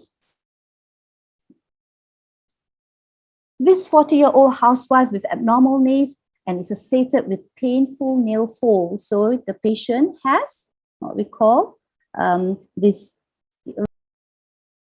may have other problems because your fungal treatment for this patient systemically involves at least sometimes more than 3 months. So please get a fungal culture before you proceed on to give the patient a systemic fungal such as itraconazole. So onychomycosis affects about 80% of the population. Toenails are mainly more affected than the fingernails, more common in elderly HIV patients and in diabetics as well. So you could occur this, the fungal nail infection could occur in combination with tinea pedis. So if you have a patient with tinea pedis and it's not getting better, please make sure you look at the nails. So what are the fungi causing onychomycosis? Again, it could be your dermatophytes, yeast, molds is actually the commonest fungi that cause onychomycosis in my part of the world. So in Malaysia, it's actually the molds rather than dermatophytes. So clinically, you have nail discoloration, okay, and there could be thickening of the plate. There could be separation of the nail bed, which is what we call onycholysis, and sometimes the whole nail is destructed. And clinical pattern, you may have what we call the distant and the lateral subungual involvement. This is the commonest. You may have the superficial white. The proximal subungual are mainly in your immunocompromised host. And also, as I say, it could have a total dystrophic of the nails. So what are the differential diagnoses? There's a lot. Nail psoriasis is one of the most commonest differentials. And sometimes with nail psoriasis, you may even have a superficial infection, super infected from the nail psoriasis first, then it becomes infected with your fungus. So it coexists in 20% of the patient with psoriasis. Lichen planus, you will see total destruction in most cases. So you look for other features such as, even pitting of the nail. Yellow nail syndrome, it could be associated with lymphedema, traumatic, and even alopecia areata. So Laboratory investigations, as I mentioned just now, make sure you do a direct microscopy. So it's good to have a microscope handy in your clinic. If you have a good lab, please do fungal cultures. So what are the principles of treatment? Principles of therapy would be localized if it just does not involve the hair and nail, if it's just the body. If it's wet lesion, it's good to dry up these lesions, and you should prevent the spread of the disease. There are 3 different approaches. You could use antifungals, antiseptics, removal of the site of the infection, as for example, using a keratolytics, and use specific antifungal drugs. So topical therapy would be either your imidazole, terbinafine, tolnifate, amorphine, and so forth. Antifungal antiseptics, they're normally not fungicidal, but they are fungistatic. We do not have gentian violet anymore. We do have Castellani paint in Malaysia where we use for our nail infection. There are other selenium sulfides for antifungal antiseptics and keratolytics to remove the stratum corneum. You could use salicylic acid or even Bitfield ointment. The systemic therapy consists of griseofulvin, imidazole, or even acrylamine such as terbinafine. So let's look at tinea capitis. So what are the choice of treatment? Oral griseofulvin. This is the first choice of treatment, especially in my part of the world, because its Microsporum cani reacts very well with griseofulvin. And you should treat for at least 12 weeks. And it's to be taken with food and other treatment that could be considered, oral terbinafine or even oral itraconazole. These are the dose we normally use for all this treatment. As I say, the first choice of the treatment in my country would be griseofulvin. And if you have onychomycosis, it's good to trim the nail. And you could think of emerald nail lacquer, okay? And sometimes, as I say, we could use an antiseptics like Castellani. But if you have a positive nail culture and the patient is really, it starts to move to other nails instead of just one nail, consider systemic treatment. There are itraconazole, pulse treatment, which I normally use. The dose is 200 milligrams BD for a week and rest for 3 weeks. Sometimes you have to make sure patient is not on other treatment because they actually cross-react with other, for example, antihypertensive, because this breaks down your liver. So if the patient has liver problems, be careful starting them on itraconazole. So look at this man with his feet. He has tinea interdigitale. So what you do, you need to dry it first because it's wet and weepy. If you put on any cream, it'll be a soup there. So we use this, what we call, toe web spaces to sort of aerate these areas, okay? And we will actually soak it with potassium permanganate. And topically, you could use Castellani paint, miconazole, ketoconazole, even ceticonazole. And if the patient has nail involvement, sometimes it could even add on systemic treatment.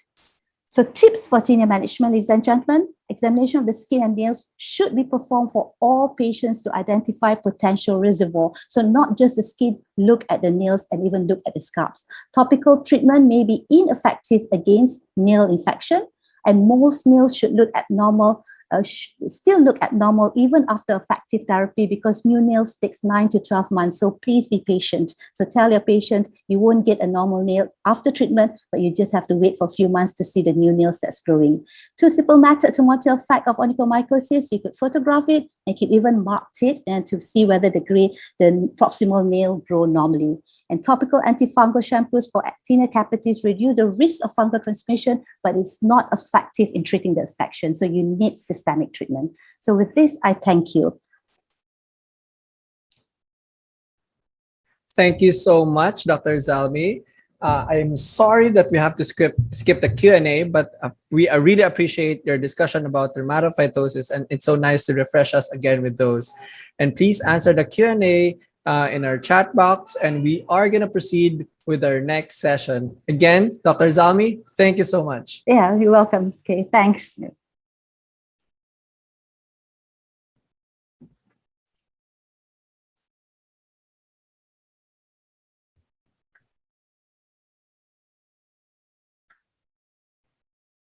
Tech team, we have to proceed with the next session. Thank you so much.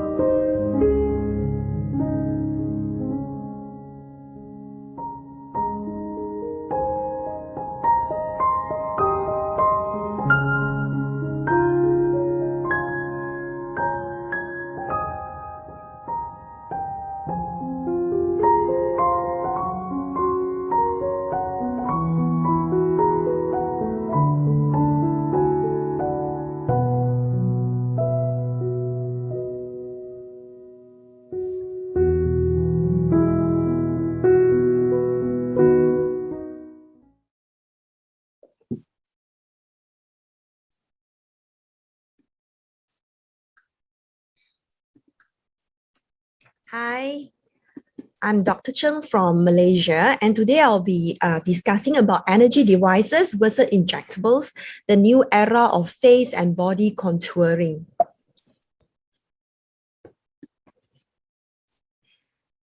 Despite good diet, exercise, sleep early, daily skincare practice, regular sunscreen, and all the expensive guaranteed to work serum, we all age. Aging can be due to intrinsic or extrinsic factors. Extrinsic factors that's known to age us early include sun, pollution, smoking, and of course, chronic diseases. Intrinsic factors include age, genetic factors, facial expression, gravity, etc., which causes collagen loss, elastin degradation, telomere shortening, hormonal influence, as well as affecting our immune system. Aging involves changes in every layers of our skin, and not just the skin, but the fat layers. We have superficial fat pad loss, deep fat pad migration, muscle atrophy, as well as bone resorption. There's evolution in the knowledge of facial aging, and thus leading to improved technique for facial rejuvenations. So this is a picture of how our bone changes, our bone resorb as we age, and signs of aging include wrinkling, sagging, laxity, dryness, yellowness, pigmentation, skin growth, and graying of hair as well. So to go into what are the available help to help our patient reverse the clock in terms of facial rejuvenations. So apart from diet, exercise, and what we have mentioned earlier, topical treatment, chemical pills, hormone replacement, energy devices, injectable, as well as surgeries are available for the longest time being. Surgery include rhinoplasty, chin implant, face liposuction, graft tissue transfer, facelift, or even bone trimming, etc. And I will not delve into all this detail. I'll concentrate more on injectables as well as energy device. Injectables include botulinum toxins as well as fillers. These are in the markets for a long time as well and has been very popular. Botulinum toxins are by Anaerobacterium, Clostridium botulinum. There are 7 neurotoxins produced by Clostridium botulinum, which include A, B, C, D, E, F, G type. But the human nervous system is only susceptible to the 5 types, the A, B, E, F, G type, and are unaffected by 2. Botulinum toxin type A and B are available commercially, and these include our Ona botulinum toxin A, also known as Botox, Abo botulinum toxin A, also known as Dysport, and Inco botulinum toxin A, known as Xeomin. These are the 3 probably most commonly used and FDA-approved botulinum toxin products. It has been widely used to reverse a lot of signs of aging, including crow's feet, as well as glabella lines. FDA label approved the use of botulinum toxin for frown lines, crow feet, as well as hypertrophic platysma muscle. But the off-label use also include gummy smile, calf reshaping, and face reshaping as well. Using botulinum toxin for face reshaping, probably first introduced many years ago by Dr. Lee in Korean. But when I look into the published articles, there are more publications by our neighboring dermatologist, Dr. Rangsima from Thailand. There's a paper comparing intradermal injection of botulinum toxin A as well as normal saline for facelifting. She did a split face randomized controlled trial, and there is significant lifting on the site that has been lifted with botulinum toxin compared to normal saline. And these are the injection points used for facelifting. And there's another paper on how long does it last. And this is the results. It is shown that intradermal injections of botulinum toxin in a dilution of 1 vial to 7 ml of normal saline resulted in significantly sustained facial lifting effects up to a duration of at least 3 months. Next, come to fillers. Fillers are substances injected under the skin to restore lost volume, smooth lines, soften wrinkles, enhance contours, and these include hyaluronic acid-based fillers, calcium hydroxyapatite, poly-L-lactic acid, polymethyl acrylate, as well as autologous fat injections. Different fillers are recommended for different areas of the face. For soft area, for example, under the eyes, tear trough, etc., soft fillers are often used, whereas for cheekbone area, then the more volumized fillers are being used. Common problem with filler injection include pain, needle marks, bruising, in particularly an under eye area. Swelling, asymmetry, and overcorrection could happen, and this really depends on the operator's skills. Tinder effect is usually seen under the eyes area, especially when the filler is injected in too shallow the plane. Sometimes acne for eruption can happen, infection is rare, and hypersensitivity reaction can happen as well. Nodules and granuloma has been reported, especially with biostimulants rather than with hyaluronic acid fillers. But the most common serious side effect that is more concerning to a lot of us now is the intravascular injection, which may lead to visual impairment, blindness, stroke, and skin necrosis. Survey from 16 countries of 52 respondents, 62% of the injectors had at least one intravascular injection, and 71% of the injectors are have more than 11 years experience. So some people actually say that if you have not actually had encountered any intravascular injection, probably because you have not been injecting fillers long enough, we show that this is actually quite a common complications. But luckily, a lot of time, it can be immediately reversed with hyaluronidase. So targeting saggings, usually for very severe sagging, surgical facelift probably produce more obvious results.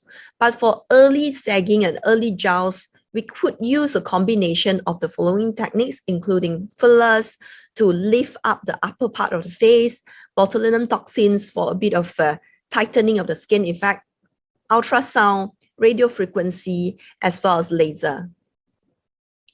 Next, I'll be going into energy devices. These will include lasers, ultrasounds, as well as radio frequency device. Lasers give rise to facelifting effect by usually giving out the heat, which actually tighten the skin by producing collagen, and also using long pulse Nd:YAG to. I just want to show you this is using Fortuna for the lift to lift up the face.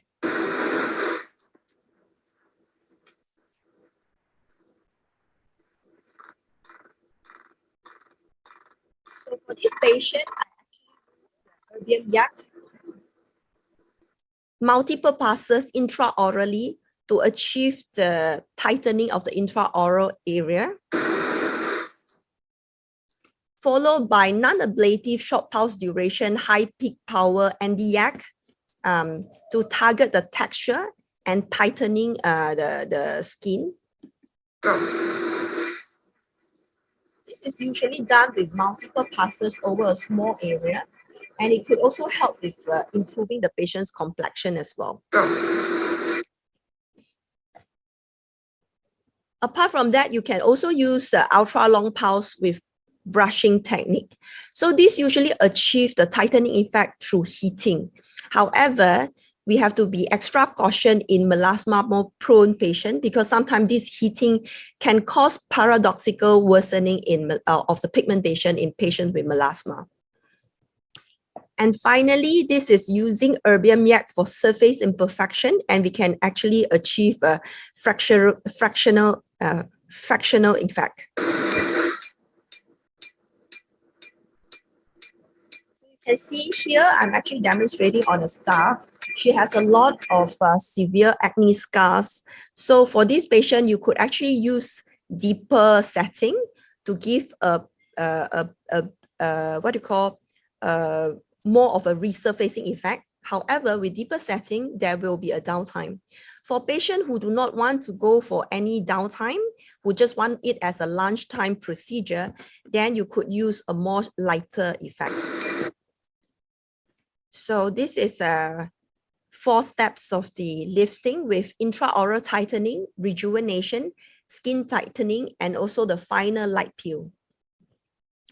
So apart from using laser, ultrasound for facial rejuvenation has been well established as well. So ultrasound is usually using a microfocus, high intensity ultrasound, and this targets a deeper layer, which is a SMART layer right above the muscle, by generating heat and temperature to stimulate collagen synthesis and tightening the SMART layer.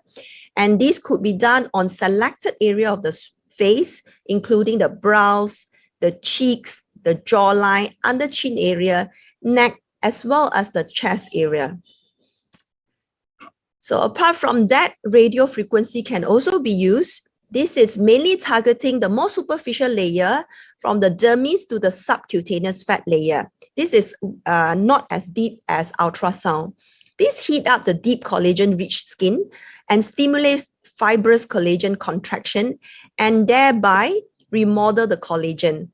There is a wider area that we can use radio frequency though. So for this one, we can actually use it on eyelids, the brows, the cheeks, the jaw, neck, abdomen, thigh, knee, arms, as well as hands. Body contouring is probably more popular nowadays, the last few years, especially popularized by the Instagram culture, the social media, and probably all this reality TV and Kardashian family as well. There are a few types of body contouring technique. The first type is the temperature-based fat reduction treatment. And one of the famous one will be cool sculpting. Cool sculpting is one of the first non-invasive fat elimination technique. It is good for small area which is resistant to diet and exercise. For example, the inner thigh area, the upper arms area, as well as the stubborn fat on the stomach area. However, it is important to counsel our patient not to let go of diet as well as exercise. So it is actually used in complement to diet and exercise rather than to replace it. The final results actually materialize after frozen skin die and the body eliminates them naturally. So in other words, the result is actually not immediate.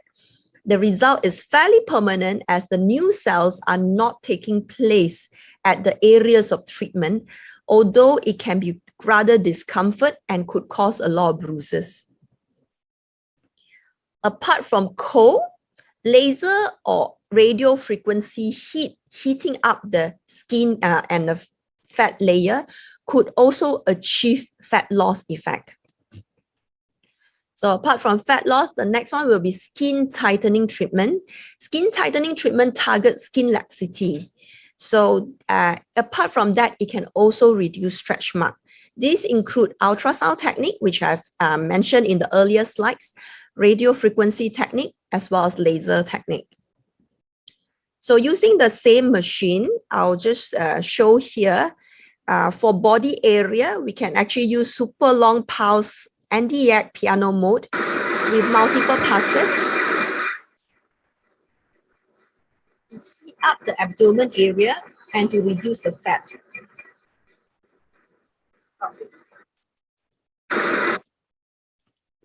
And this is usually followed by erbium yak to tighten the superficial skin.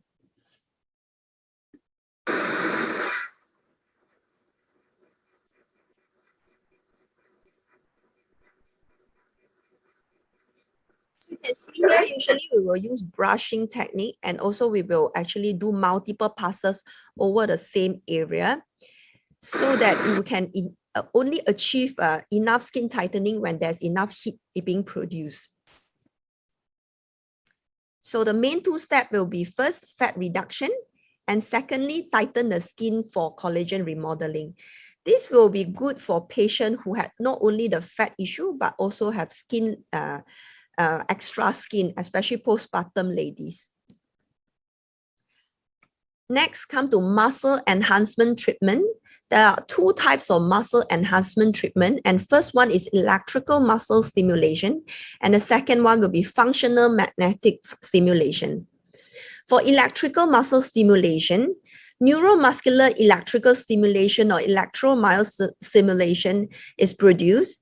And this is actually initially developed to help people recover from muscle injury, spasm, as well as weakness. And it is also very popular among athletes to enhance training. Often, electrical muscle stimulation may produce some kind of pain during the treatment. Next one will be functional magnetic stimulation. Example of functional magnetic stimulation include Star Former, Tesla Former, M-Sculpt, M-Sculpt Neo, etc. These actually produces effect via rapid changes of magnetic field intensity to induce an electric current in the neurons, leading to supramaximal muscle contraction, stronger than one of the most strenuous exercise that we usually do. So it actually helps to improve muscle regeneration. Functional magnetic stimulation are usually more comfortable and less painful than electrical muscle stimulation. There could be some local side effects, for example, itchy, burning, as well as pain.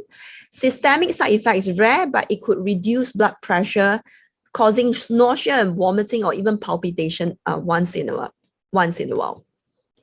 So for body sculpting, there is three main parts. Subcutaneous fat reduction can be achieved by either fat freezing treatment or heat treatment. Muscle toning with either electrical muscle stimulation or functional muscle stimulation, functional magnetic stimulation, and also skin tightening, usually by using laser. Or we can also achieve that with HIFU, ultrasound, or radio frequency. And finally, there's also surgical option, for example, breast implants, liposuction, as well as abdominoplasty.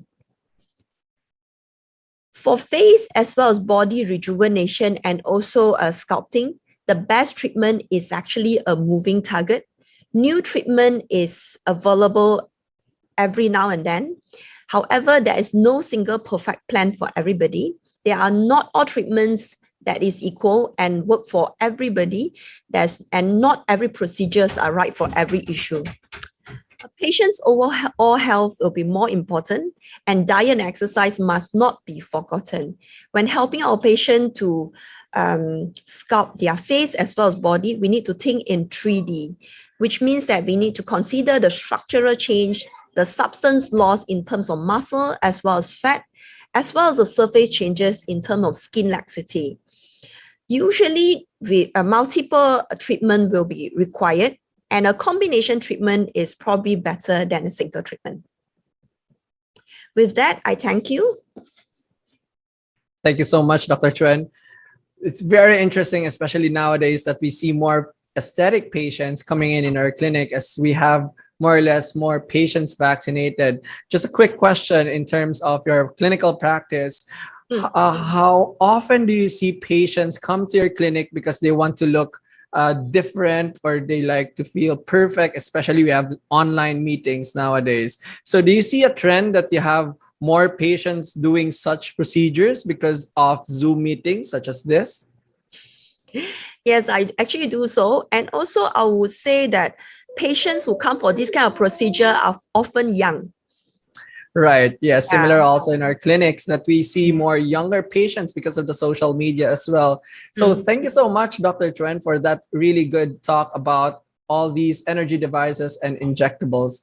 Thank you so much, and I hope to see you soon. Proceeding to the next session, we're going to have a short video ad so that you can have a stretch, and hopefully you're going to be awake for the next few sessions because it's going to be really interesting. I promise you that we have topics on pigmented skin lesions. We have topics on psoriasis, my favorite, my personal favorite, and of course, something also on new and emerging therapies on atopic dermatitis. So please stay still and hopefully you can enjoy the sessions as well. Thank you. Go Tech Team.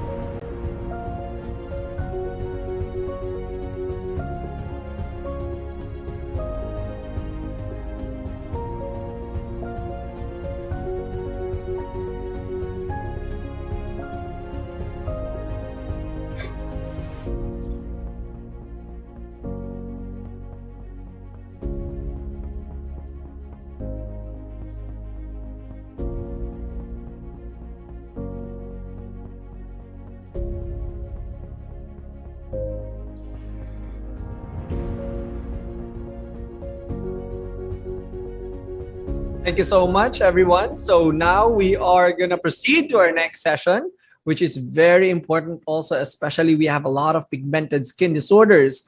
And with that, let us all welcome Professor May as he will be talking about pigmented skin lesion, a dermoscopic review. Hello, everybody.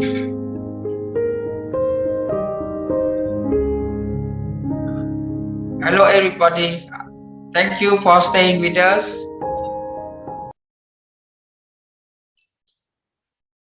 Hello? Hello, Professor May. Yes. We can hear you. You can start your session now. Yeah. We were trying to introduce you. Hello, everybody.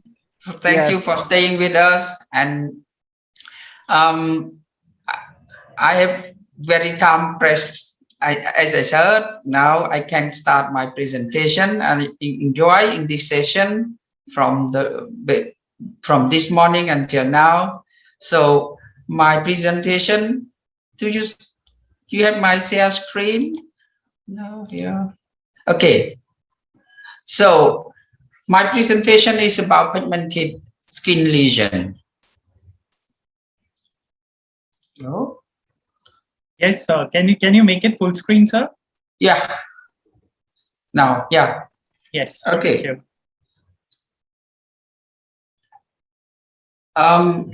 Pigmentation is deposition of colors in the skin tissue. It could be caused by increased melanin melanin synthesis, increased number of melanocytes, or deposition accidentally some pigment or material in the skin. It can be sorry. Oh, yeah. Okay, can be as melanin, or can be by carotene, or can be by hemoglobin, bilirubin, hemosiderin, or porphyrin. Function of melanin is to protect our skin from the sunlight as antioxidants. Hemoglobin also carry carbon dioxide and oxygens. Bilirubin play a role in the production of hemoglobin and also transport of unwanted protein or enzyme. When this product or this material released in the urine, same as hemosiderin, will also eliminate by the urine, and they transport all unwanted material.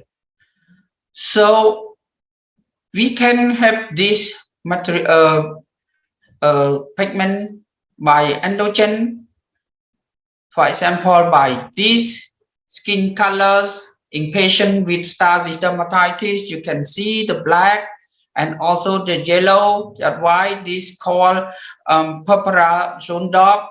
D'or mean in French as gold. So this is the skin colors after hemosiderin deposit in the skin. You can see the same skin lesion after bruise. Or sometimes you can see this yellow material in the skin as bilirubin in this child after born. You can see this yellow skin, but later it will be better, or we ask the patient to expose to the sunlight in the morning between 7 to 9 o'clock, just 10 minutes about. This patient has jaundice. Jaundice has a lot of cause, hepatitis, malaria, and a lot of liver dysfunction. You can see this porphyrin as deposition of porphyrin in the skin can be as a black, but when you do with the wood lamp, you can see this red. You can see the control. This is a normal urine. When you do with a wood lamp, you not see this color change the color, but in the patient with the porphyria, you can see this change of colors. Also, patient can get pigmentation from the exogenous by amalgam, like they put or they prosthesis or put the new teeth, or by tattoo, or heavy metal poisoning, chromogenic bacteria or medicine can also cause pigmentation. Some food and especially carrot. Okay, this patient has this pigmentation because of the new teeth, and this is from amalgam. And this is a tattoo. They write no regret, but all is different. But later, when they not like this tattoo anymore, then come to operation, then they not regret, I think. Yes, but I regret that this change of skin. So some material like Junomonas, it can change skin color of the nail to green.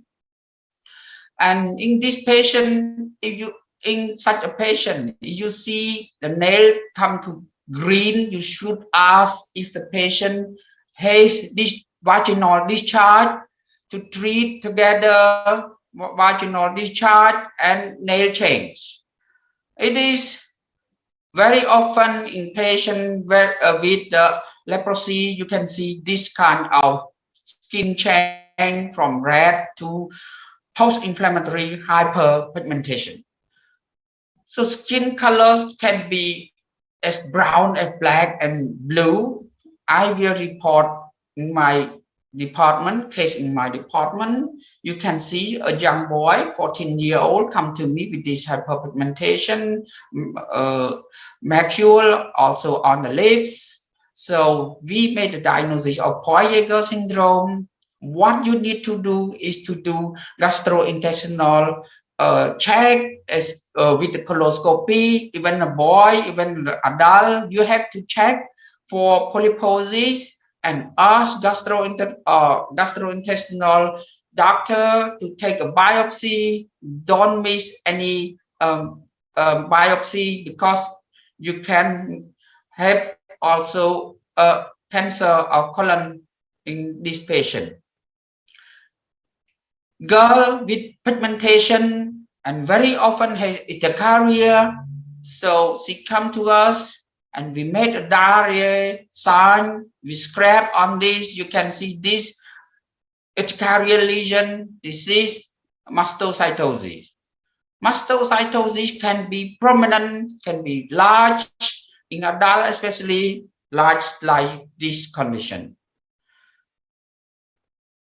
The woman, 37-year-old woman, present this lesion very often. Every time when she take something again diarrhea, we know for sure she took sulfonamide, Bactrim. So this is a fixed drug eruption, and drug eruption can make pigmentation not only as this case as a fixed drug eruption, but also as tan or later on this post-inflammatory hyperpigmentation. Patient with lupus erythematosus, lesion after healing can also leave this hyperpigmentation. But not only hyperpigmentation, but also lichenified and ulcerated lesion. So be careful. Later, it can cause or can develop to SCC. So you have to be careful in this case. This patient come to us with this lesion. We are afraid if she has syphilis, but she has no partner and so on. And we check everywhere. And at the end, we check in the mouth. We saw her tongue has no papillae. And we start to ask, if you drink? She said, yes, I drink every day, 1 liter alcohol and not eat any meat. So this is a pellagra. You could not expect lesion on the décolleté or on the face like normal pellagra, but in this case, patient with alcoholic and also develop this pellagra because did not eat enough meat, protein. So pigmentation can see like this in patient with psoriasis. Also, virus can cause pigmentation. You can see this lesion of HPV can make this hyperpigmentation and rough area. So it is not new thing. You can see this kind of pigmentation in children, but in a large lesion like this, we would recommend you to do scan to see if there is compression in the brain or abnormality of colon or spinal cord. This girl, we took a biopsy from this place and sent to lab.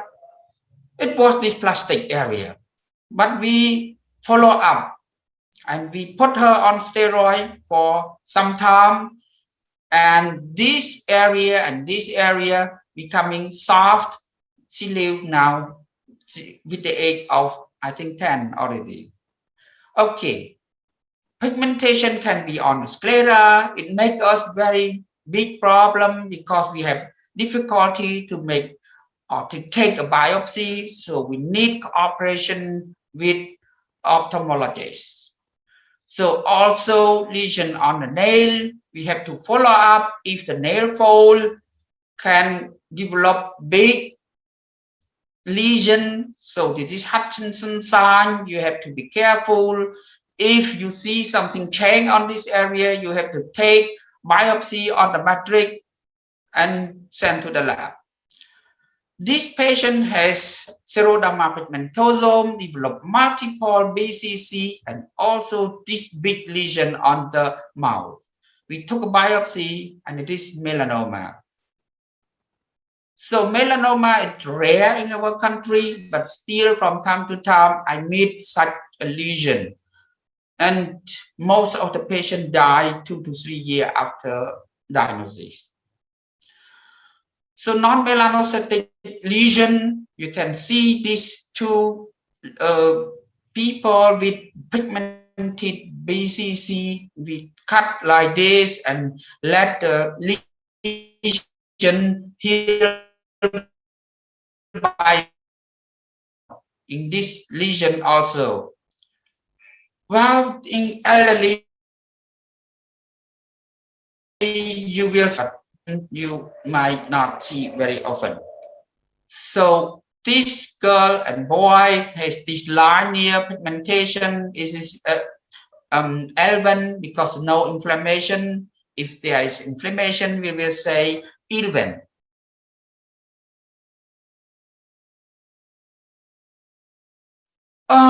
And as a he developed this lesion. He said after he has injury, 3 years later, he has big lesion like this. We took a biopsy. It was SCC, and we also culture for atypical mycobacteria, but it was negative. So another man, 60-year-old man, developed this kind of lesion, and we took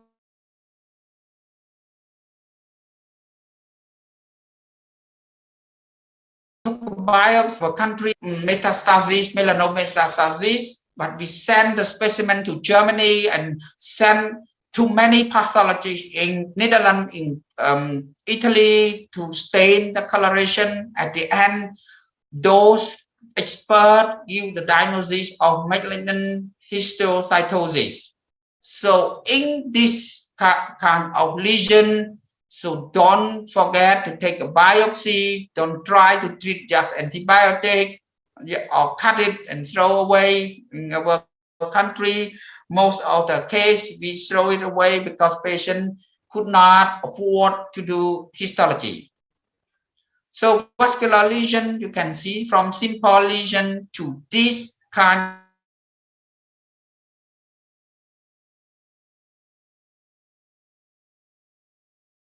of least 4 or 5 years and developed this ulceration on the scalp. We took a biopsy. It turned to be, it was angiosarcoma, and we sent to pathologist, to surgeon. A young man developed this kind of red, brown, dark red lesion everywhere on the body. He was HIV positive.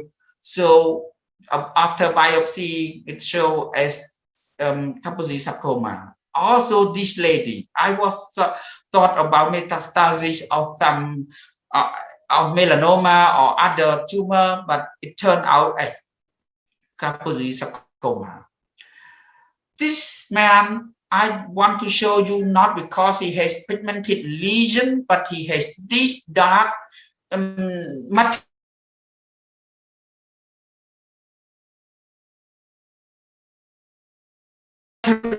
on his he was treated in our department for pemphigus, but he lost control for 3 months, and he tried to treat himself with traditional remedy. He come to us with very weak and also large area of erosion. So at the end result, this patient lost his life because of infection and dehydration.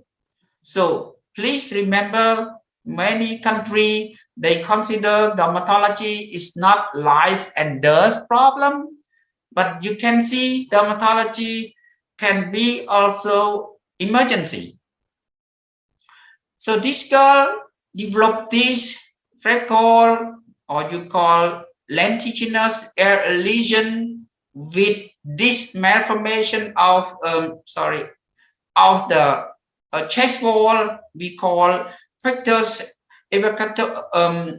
excavatum, and this girl has other changes as retardation of her mental, and also her weight was very light, and also body development was very slow. We sent her to see pneumologist. It was normal, but we sent her to we found out that she has abnormality of the heart. Her mother come together with the same lesion, and we made diagnosis of leopard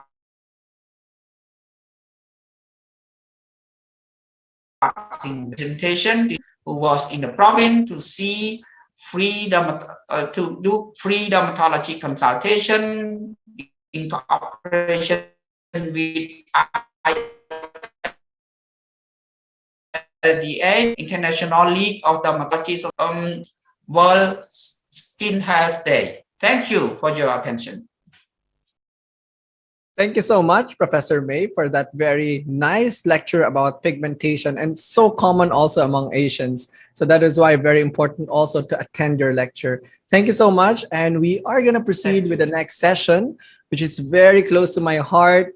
It's about psoriasis and how is it like living with psoriasis. And the best speakers also for this topic is going to be Dr. Maria Teresita Gabriel, and of course, our psoriasis warrior, one of my favorites also, Mr. Joseph de Guzman from the Philippines. I welcome all these experts, and also our panel discussion will be followed by Dr. Imran Mazid from India. Without further ado, let us all welcome our expert panel.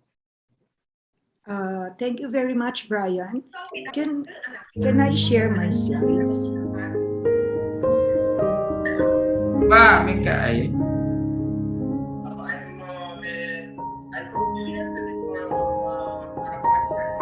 Yeah.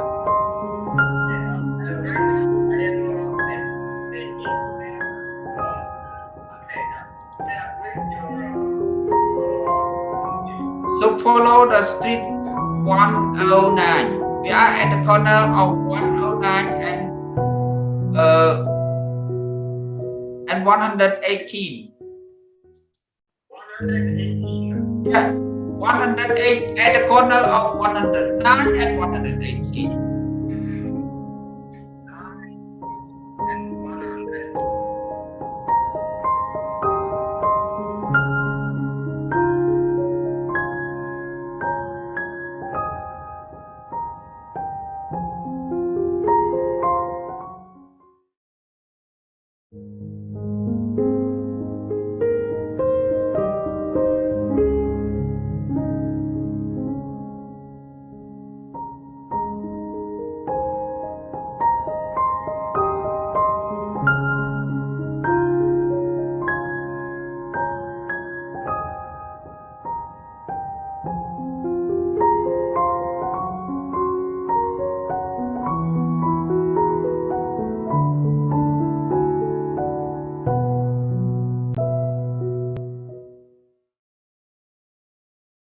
Okay, thank you very much. I will try to share my slide. I hope I don't have the same problem. While I'm sharing my slide, I would like to congratulate Glenmark for DermaConnect, for being able to bring together all the colleagues from the different Asia Pacific regions. And I'm so glad that I'm doing this session with my friend Joseph and with the other panelists. So I will try to share my slide. Can you see my slides? Yes, we can see your slide. Can you just Okay. maximize? Thank you. Do I have to maximize? Full screen, please, Doctora. How do I do full screen? In the lower right, you can see there that you can play your slide. The lower right here. Yes, that's perfect. Thank you so much. Okay, that's good. So I was tasked to discuss pandemic hits the Philippines. I'm from the Philippines. I'm Dr. Gabriel from the Department of Dermatology Research Institute for Tropical Medicine. And I want to touch on its impact on psoriasis in our country. So this is my disclosure, and I would like to thank Glenmark Philippines. Sorry, Dr. Please, it's not yet full screen on presenter view. Huh? Wait. How do I do it? I will. Okay. Yes. You can play it from the start and we can. Then. Yes. Then. Are you sharing it? Can we share Dr. Gabriel's slide in our screen so that we can see and check? And also if we can speak loudly, Dr. We can't hear you really well. Thank you. Okay. You can that's better. That's louder. Very good. So how about my slides? How do I go about it? Can the tech team show her slide so that we can see it also? Here? Can you see it now? Not Are you yet. sharing it? Yeah. All right. So we have to wait for the tech team to share it also with us. I will stop sharing or I will share again. Ma'am, actually, you'll have to share because we don't have the backup of these slides. There's a tab at the bottom called Share Screen, and I think it should be green in shade. I think you should be able to share from there. Okay, I will. Yes, if you can share it again, Dr. Please. Thank you. Here, share. Yes, that's perfect. And if we can play it from the start slide view, that's here. There you go. So is it full? It's not yet on. It's on a presenter's view. Presenter's view. Okay. I don't know what happened. Why is it on presenter's view? There you go. Show, yes. Then and if you can play from the start. If you can click the yes. Yeah. Is it presenter's view? No more. It's still in presenter's view, but if you can click it on the upper left, if you can click the presenter view, maybe it's gonna reverse it as well. Here? Yeah. And if you can, try that. Okay. Is it okay? It's still on presenter's view on our end, but probably it's different from you. But anyways, it's fine if you have the presenter view. It's okay, I think. So no problem with us. We can still see the full slides. Here. Wait. Ma'am, can you please share your slide and press F5? Share my slide. Okay. And press F5 after that. Yes, just share the screen. Share the screen once more, and you can try pressing F5. F5. Where's F5? Yes. It should be on the top row of the keyboard. But after sharing the screen, ma'am, the screen sharing has stopped right now. You'll have to share the slides again once more. Okay, so I share the screen, then I press F5 here. So, do you see it? Here. Okay, I think there's probably some technical issue that it's not happening, but probably we can continue in this mode itself, ma'am. We can I think this is fine, Doctor. No problem with that. You can proceed as long as you click the proper slide upon your presentation. Will that be okay, Po? Here? Am I sharing it now? I'm so sorry. I think this is perfect to go ahead, ma'am. Please, I mean. We can see the slides, ma'am. Perfect. We can continue like this.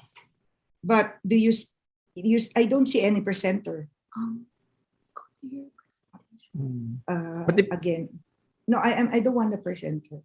I'll do it one last time. Okay. Here. Are you using two screens, Dr. Gabriel? What do you mean? Are you using two monitors? Go to your PowerPoint. PowerPoint? No.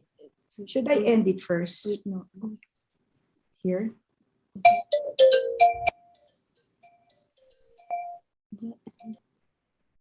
Go to presentation. Here. What can you see? Go to full screen presentation. So, Dr. Gabriel, while we are fixing your slide, can we proceed first with with Okay, Mr. Joseph please. de Guzman? Yes. So, can we call in Sir Joseph de Guzman, one of our heads and leaders for our patients fighting against psoriasis? And while Dr. Gabriel is working on the technical difficulties, but regardless, let us all enjoy Mr. Joseph de Guzman's lecture. Go ahead, Sir Joseph. Thank you very much. Thank you very much, Dr. Brian. Okay, let me share. I might have the same problem now. Okay. My name is Joseph de Guzman, and I'm here to give a talk about how it is to live with psoriasis and find a higher purpose at the same time. My name is Joseph de Guzman. I am the president and founder of Psoriasis Philippines. I'm the treasurer of the International Federation of Psoriasis Association and currently the chairman of the World Psoriasis Day. How we started as 5 members in the Philippines looking for a social platform on where we can share our hopes, dreams, frustrations, challenges, and so on. And that was in 2005. Sir Joseph, can I excuse for a while? So kindly share your slide. We can't see your slide as of the moment. Sorry. Yes. Okay. It's okay. No problem. It happens whenever we're virtual. Okay, I thought I was sharing it. So I was If you can click the green tab on share screen. Okay, yeah. Perfect. And you can click your window as a PowerPoint and you can present your PowerPoint from there. Sorry.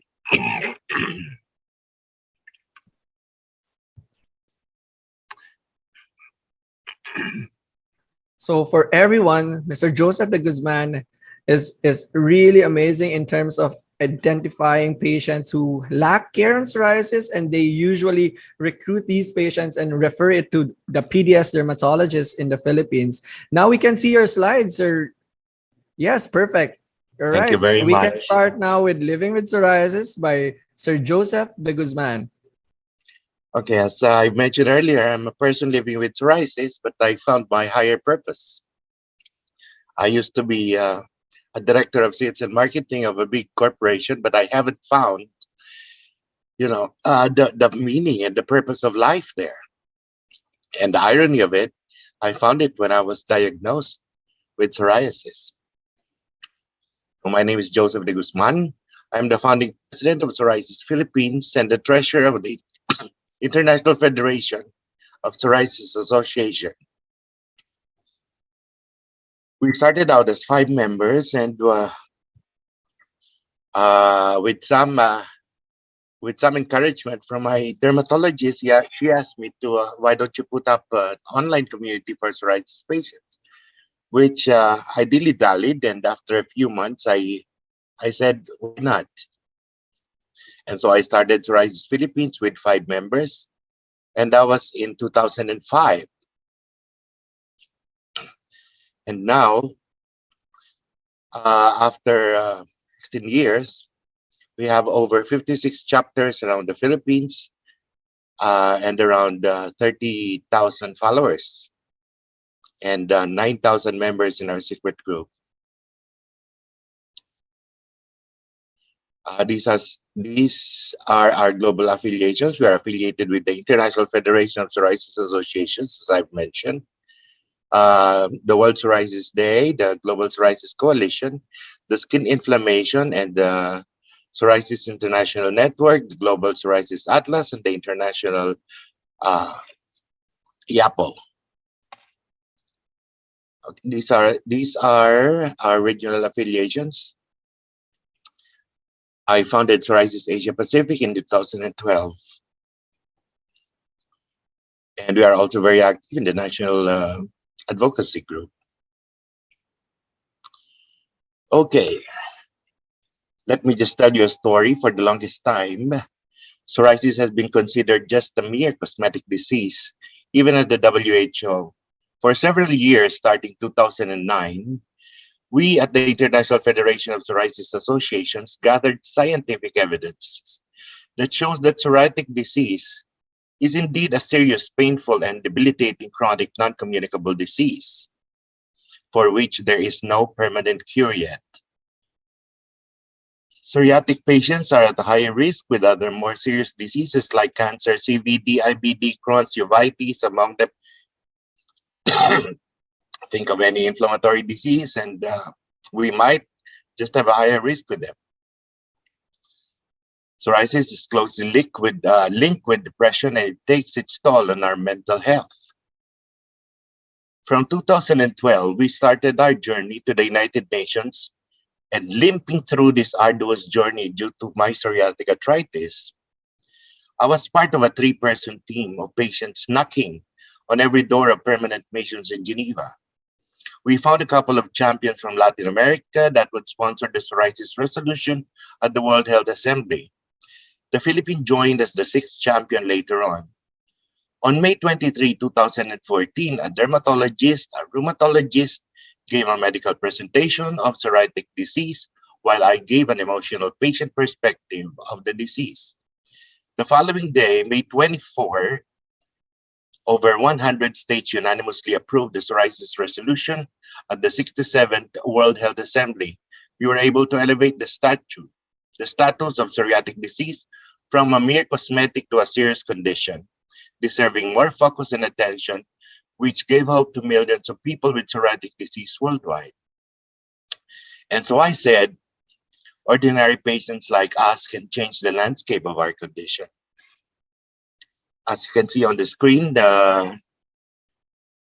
we were really pushing for the resolution wherever we go. So I'm the only Asian in the team. So in 2016, as a result of the World Health Assembly resolution, WHO issued the Global Psoriasis Report. So psoriasis has been defined now by WHO differently. Psoriasis, WHO said psoriasis can involve the skin, nails, and joint as a chronic, painful, disfiguring, disabling, non-communicable disease for which there is no cure. It negatively impacts on quality of life. Okay, as you all know, I'm not going to dwell with it. We are at risk with mental health, heart disease, diabetes, and other inflammatory diseases. Just to mention that the study that we did pre and during the pandemic on our mental health, particularly the suicidal ideation, we measured that in 2017, the suicidal ideation is about 14% in the community. And during the pandemic, it rose to 24%. It's probably because of the lockdowns and, patients cannot go out. So at Psoriasis Philippines, we have the patient rescue program. We team up with the dermatological institutions, the training institutions in the Philippines, wherein we rescue different programs, the different patients, especially those who cannot afford their treatment. So, in the course of this, I was able to meet a lot of young patients. One of them said, "I wish I'm also in heaven now, so that I will have no ouch." That the background of this is he was watching the Passion of Christ with her mom, and so he felt so sorry for Jesus that he was being beaten while he was carrying his cross. And so the mother said, "Don't worry, my son. Jesus is already now in heaven. There is no pain in there." And so the child said, "Mama, I wish I am also in heaven now, so that I will have no more ouch." And that's coming from a 9-year-old boy. And here's another one. He's actually a daughter of a baker and a housewife. And the first word she uttered when she saw me is that, "I don't have friends anymore. They are afraid that I am contagious." And this one, She doesn't have psoriasis, but apparently she thought she had psoriasis, but just the same, we have to rescue her. And so one time that she was taking a bath, the mother overheard that she's praying. And you know what she's praying? God, I'm so exhausted. Please take me now.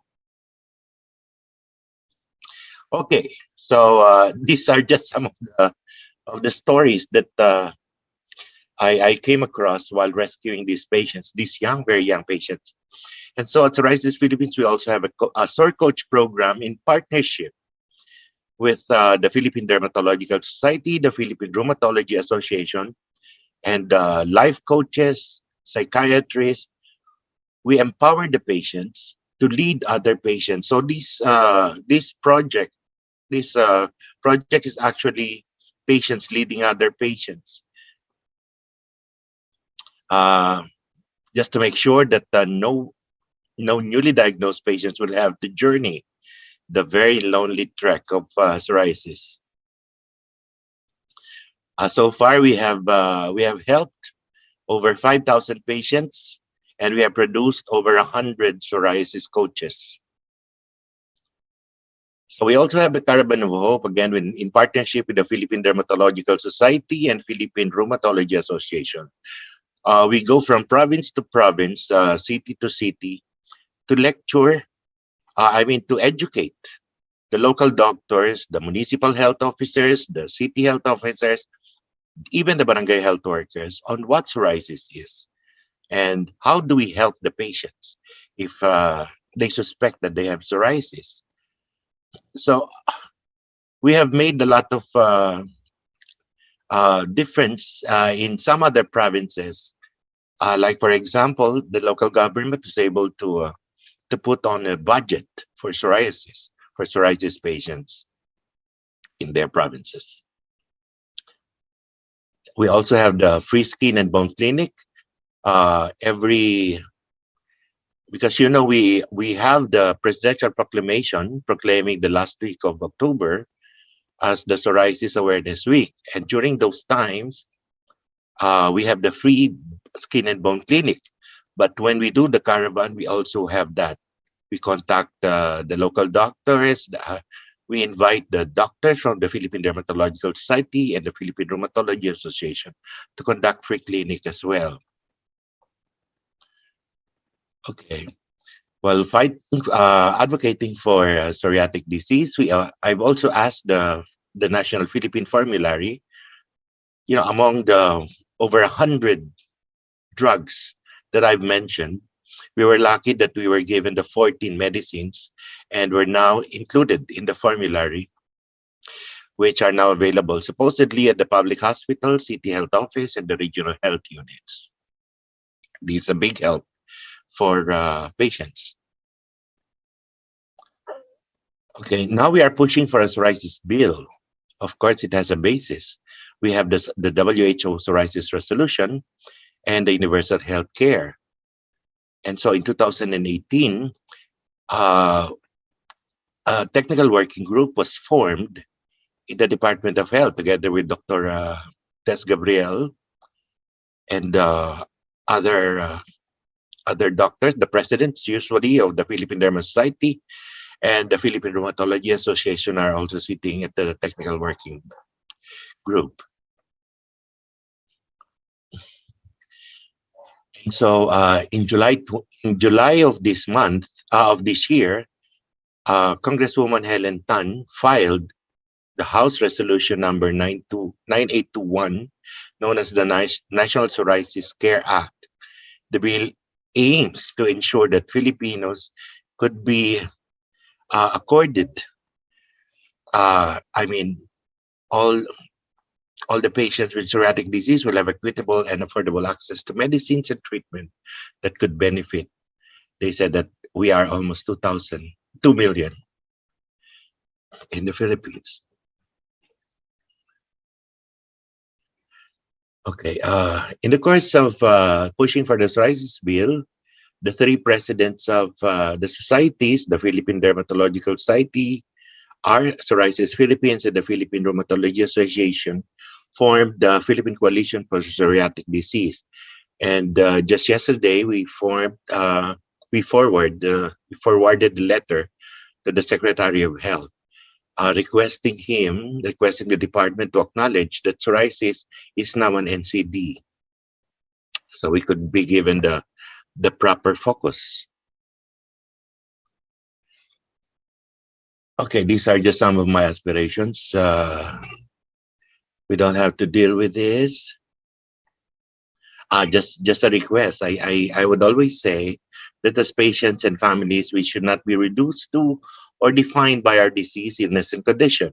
We are people with individual preferences, needs, and abilities who must be present and active in shaping the policies and services with an equal voice as others without hierarchy among those involved in crafting health policies. We are people with dignity and not mere cases. And with that, we just wanted to assure every psoriatic patients that they are not alone. We are here for them. And thank you very much for listening. Now back to you, Dr. Tess Gabriel. Okay, thank you so much. So, wait lang ha. Thank you so much, Sir Joseph. I'd just Thank like you, Brian. to mention to everyone that you have been inspiring us since residency, now not only in the Philippines, but also the regional and the world as well. So thank you so much for your support for our dear patients. And we would like to welcome now Dr. Teresita Gabriel. So can you see my slides now? Yes, we can see your slide and we can hear your beautiful voice as well, Yeah, Dr. it Gabriel. doesn't have any presenter's view? It's still on presenter's view. Okay, hold on. I'm gonna do something about it. But ma'am, it looks, yeah. But this is perfect now. We can see your slide in perfect and also we can hear you as well. So you may start now, Dr. Gabriel. Okay, thank you so much for being patient with me. I'm tasked to discuss pandemic hits the Philippines, its impact on psoriasis. Okay, so this is the disclosure. Thank you again, Glenmark, and congratulations. Okay, so we have 125 million people worldwide, 2 to 3% of the total population having psoriasis. And in the Philippines, the prevalence of psoriasis is to 1.5 to 2%, and that's about 106 million Filipinos. So I'd like to share with you the incidence of psoriasis in my institution. That you will see that from 2018 to 2020, there was a rise in the incidence of psoriasis. Why? They lost track of their doctors, they missed their phototherapy sessions, they discontinued their treatments, and they were stressed emotionally and financially with the pandemic. But it improved in 2021 because, as we all know, we're trying to recover from this pandemic. So we are all aware that psoriasis is chronic non-communicable disease of the immune system. And physical symptoms is up to 90% of patients suffering from symptoms which can be painful, disfiguring, and disabling. You have thick red skin, scaling, itching, and pain. Psychological impact is so much that 44% would have increased risk of suicidal thoughts, attempts, or even completed suicides. And 60% of patients would consider psoriasis to have a major effect on the quality of life. 90% are stigmatized, and 52% would have significant psychiatric symptoms. 91% would report lower self-confidence from this disease. So pathogenesis is really complex. There's many interplay of so many cytokines that is, I'm sure you all know this already, that is responsible for an inflammatory cascade that causes the clinical manifestation of psoriasis, from the adaptive immunity that is overactive, wherein you have secretions of your tumor necrosis factor cytokines, leading to secretions of your interleukins, 12 and 23, and later on, with so many inflammatory cascade, you have the clinical manifestation of psoriasis. So the emergence of your COVID-19 has transformed the delivery of service worldwide, including the Philippines, into teledermatology that has been utilized as a crucial method of delivering care remotely to patients during this COVID-19 pandemic. And the Philippine Dermatological Society, which is 13 accredited dermatology institutions, has their individual services through teledermatology. Joseph has discussed that we have been partnering with Psoriasis Philippines for many, many decades, and they have had a role in optimizing the teledermatology services of our different institutions. And we also have our own RITM teledermatology. So these are just among the patients that we see through telederm. The message is we can still serve our patients with quality health care. So you see that there are mild, moderate, and severe, and we can teach them how to take good pictures. We can tell them the necessary treatment that we want to give them. But I will tell you that it has really shifted to giving more of the topicals rather than the systemics because of the financial burden. So we are trying to be in continuous communication with our patients through our psoriasis club. And we have our RITM Zoom Kamustahan. Kamustahan in Filipino, but it means how are you in English. And we do this regularly so that we get to see our patients with psoriasis and bond with them. So thus it improves their quality of life and they're very happy about it. So in this time of COVID, the treatment doesn't really differ. It's just that, of course, if you're on the mild form, you go topicals. If you're on the more severe form, you shift to either phototherapy and systemic therapy. But as I told you earlier, because of certain financial problems, because of the pandemic, the phototherapy sessions has decreased a lot, and most of our patients has shifted. So few to the systemic oral treatments.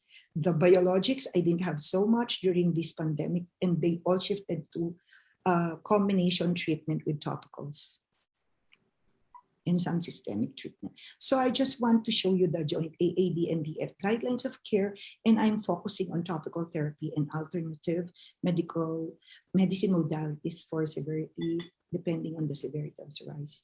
The topical corticosteroids, the use of the ultra high potency class 1 to 3 up to 4 weeks is generally safe with minimal risk of your skin atrophy. And low potency should be used only on the face, intertriginous areas, and areas that are susceptible to your steroid atrophy. In a systematic review of 13 randomized studies performed up to 4 weeks, they found that the percentage reduction of morning cortisol levels using your halobetasol or flucinonide, clobetasol, and betamethasone were minimal. You see, it's 0%, 0.48, and 0 to 18%. And you will see that the recommendations for your topical corticosteroids is really A, but if you use it for more than 12 weeks, it becomes letter C. So for psoriasis flares, you can use it for 2 to 4 weeks with a topical steroid twice daily, followed by a maintenance treatment of steroid sparing agent twice daily on weekdays, or a steroid agent twice a day, also on weekends. And I can share with you, there's also proactive treatment twice weekly on these clinically quiescent areas to reduce the frequency of flares. So calcineurin inhibitors are off-label, 0.1 tacrolimus for psoriasis involving the face, or even inverse psoriasis for up to 8 weeks. These, along with pimecrolimus, has recommendations of B, used for 4 to 8 weeks, depending on what site you want. But the long-term use can be considered, but it has a recommendation of C, especially if you want to combine it with your salicylic acid for 12 weeks. So vitamin D analogs, the long-term use up to 52 weeks, including your calcipotriene, whatever vitamin D analog is recommended for the treatment of mild to moderate with A recommendation, except that the topical tacalcitol ointment combined with hydrocortisone for 8 weeks has a recommendation of B for facial psoriasis. And the use of combination treatments with vitamin D analogs with potent class 2 and class 3 up to 52 weeks is recommended with a recommendation of A. Use of combination products, calcipotriol, corticosteroid, again, as I've said, has a recommendation of A. The application of vitamin D analogs twice daily on weekdays in conjunction with high-potency topical steroid twice daily on weekends as a recommendation of B. And the application of morning high-potency topical steroids and evening vitamin D analogs is an effective treatment with the recommendation of B. So moisturizers really plays a role. Non-medicated moisturizers are part of treatment regimen for patients with psoriasis to help reduce itching and desquamation. And an RCT showed that combining it with your mometasone plus emollient improved the area of palmoplantar skin affected desquamation and symptoms compared to mometasone alone after 4 weeks of treatment. And it has a recommendation of B, and you can use it for 4 to 8 weeks. So what are the latest advances in topical therapies in psoriasis? So it really depends on the severity. So for mild psoriasis, you would have topical and systemic for moderate to severe, and if not controlled with topicals, depending on the PASI more than 10, but if the PASI is less than 10, but it involves the face, the hands, and areas that are obvious palmoplantar, then you can combine it with your systemic agent. And of course, you combine it if there's presence of psoriatic arthritis. And there are certain populations that will be considered like pregnancy, you would only use your topical corticosteroids, and in the presence of malignancy of less than 5 weeks, topical and phototherapy and or methotrexate. And if there's significant impact of the quality of life, whatever the severity, then you can give your systemic agents. So the treatment of choice depends on severity, location, patient-related features, and treatment characteristics. So what does guidelines say on the use of topical therapies in psoriasis? So topical therapy is considered as complement in any amount of body surface area involved. And topicals preferred due to its fewer adverse effect or risk of drug interaction with less tolerability and safety concern, convenient to prescribe. Less follow-up, 3 to 6 months required, so addition of topical therapy will complement and reduce the need for your systemic therapy. So this is a recommendation depending on the type of your psoriasis. If you are a non-COVID or a COVID patient, and you will see that there are some factors or some medications that you have to be careful when you have COVID, like your methotrexate, your cyclosporine, and even biologics. Although some would recommend the use, you have to weigh the benefit-risk ratio.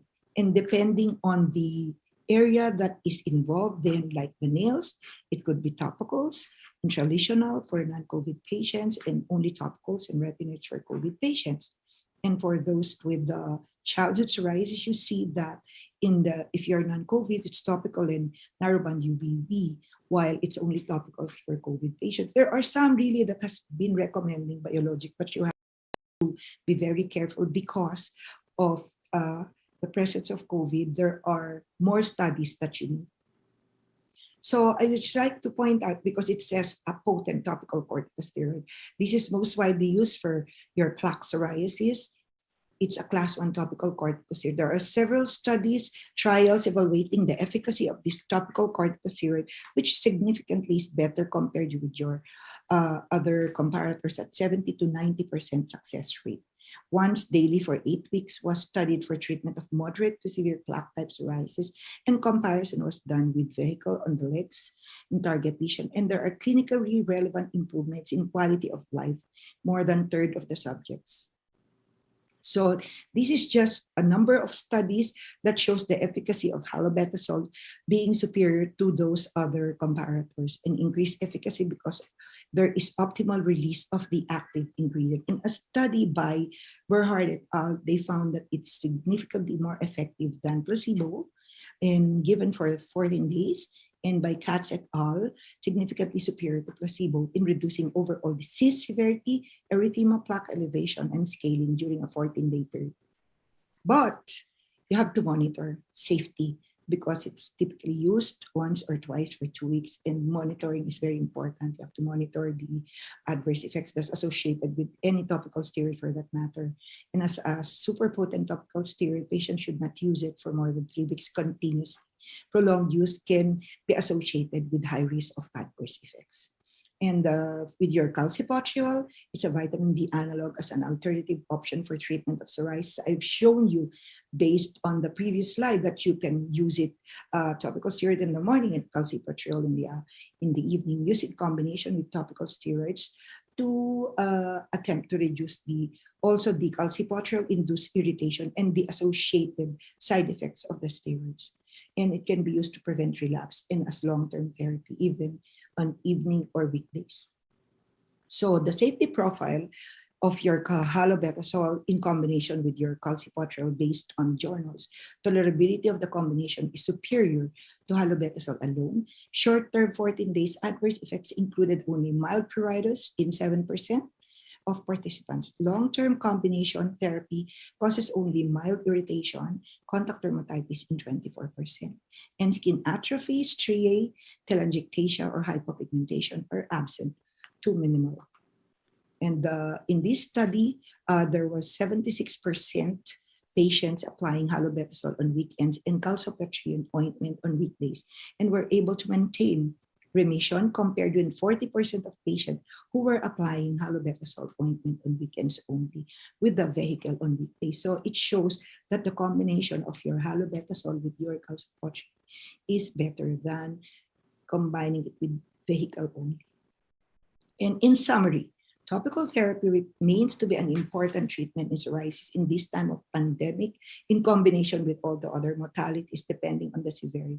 Steroid-sparing agents like vitamin D analogs, azathioprine, calcineurin inhibitors alone or in combination with steroids can be used to treat psoriasis with lower risk of steroid-induced adverse effects and even the adverse effects associated with irritation.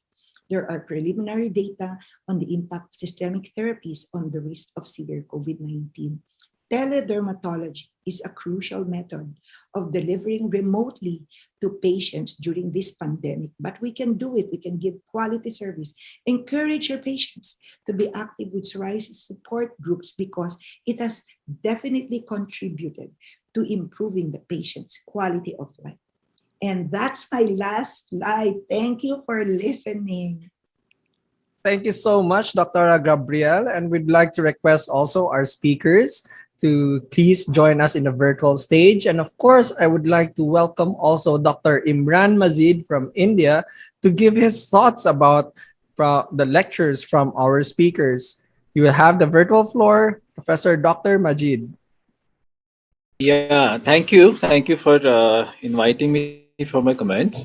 I think it was great listening to both these lectures, and I would really like to congratulate the first speaker, Dr. Guzman, for the work that he has done on psoriasis and for psoriasis patients as well.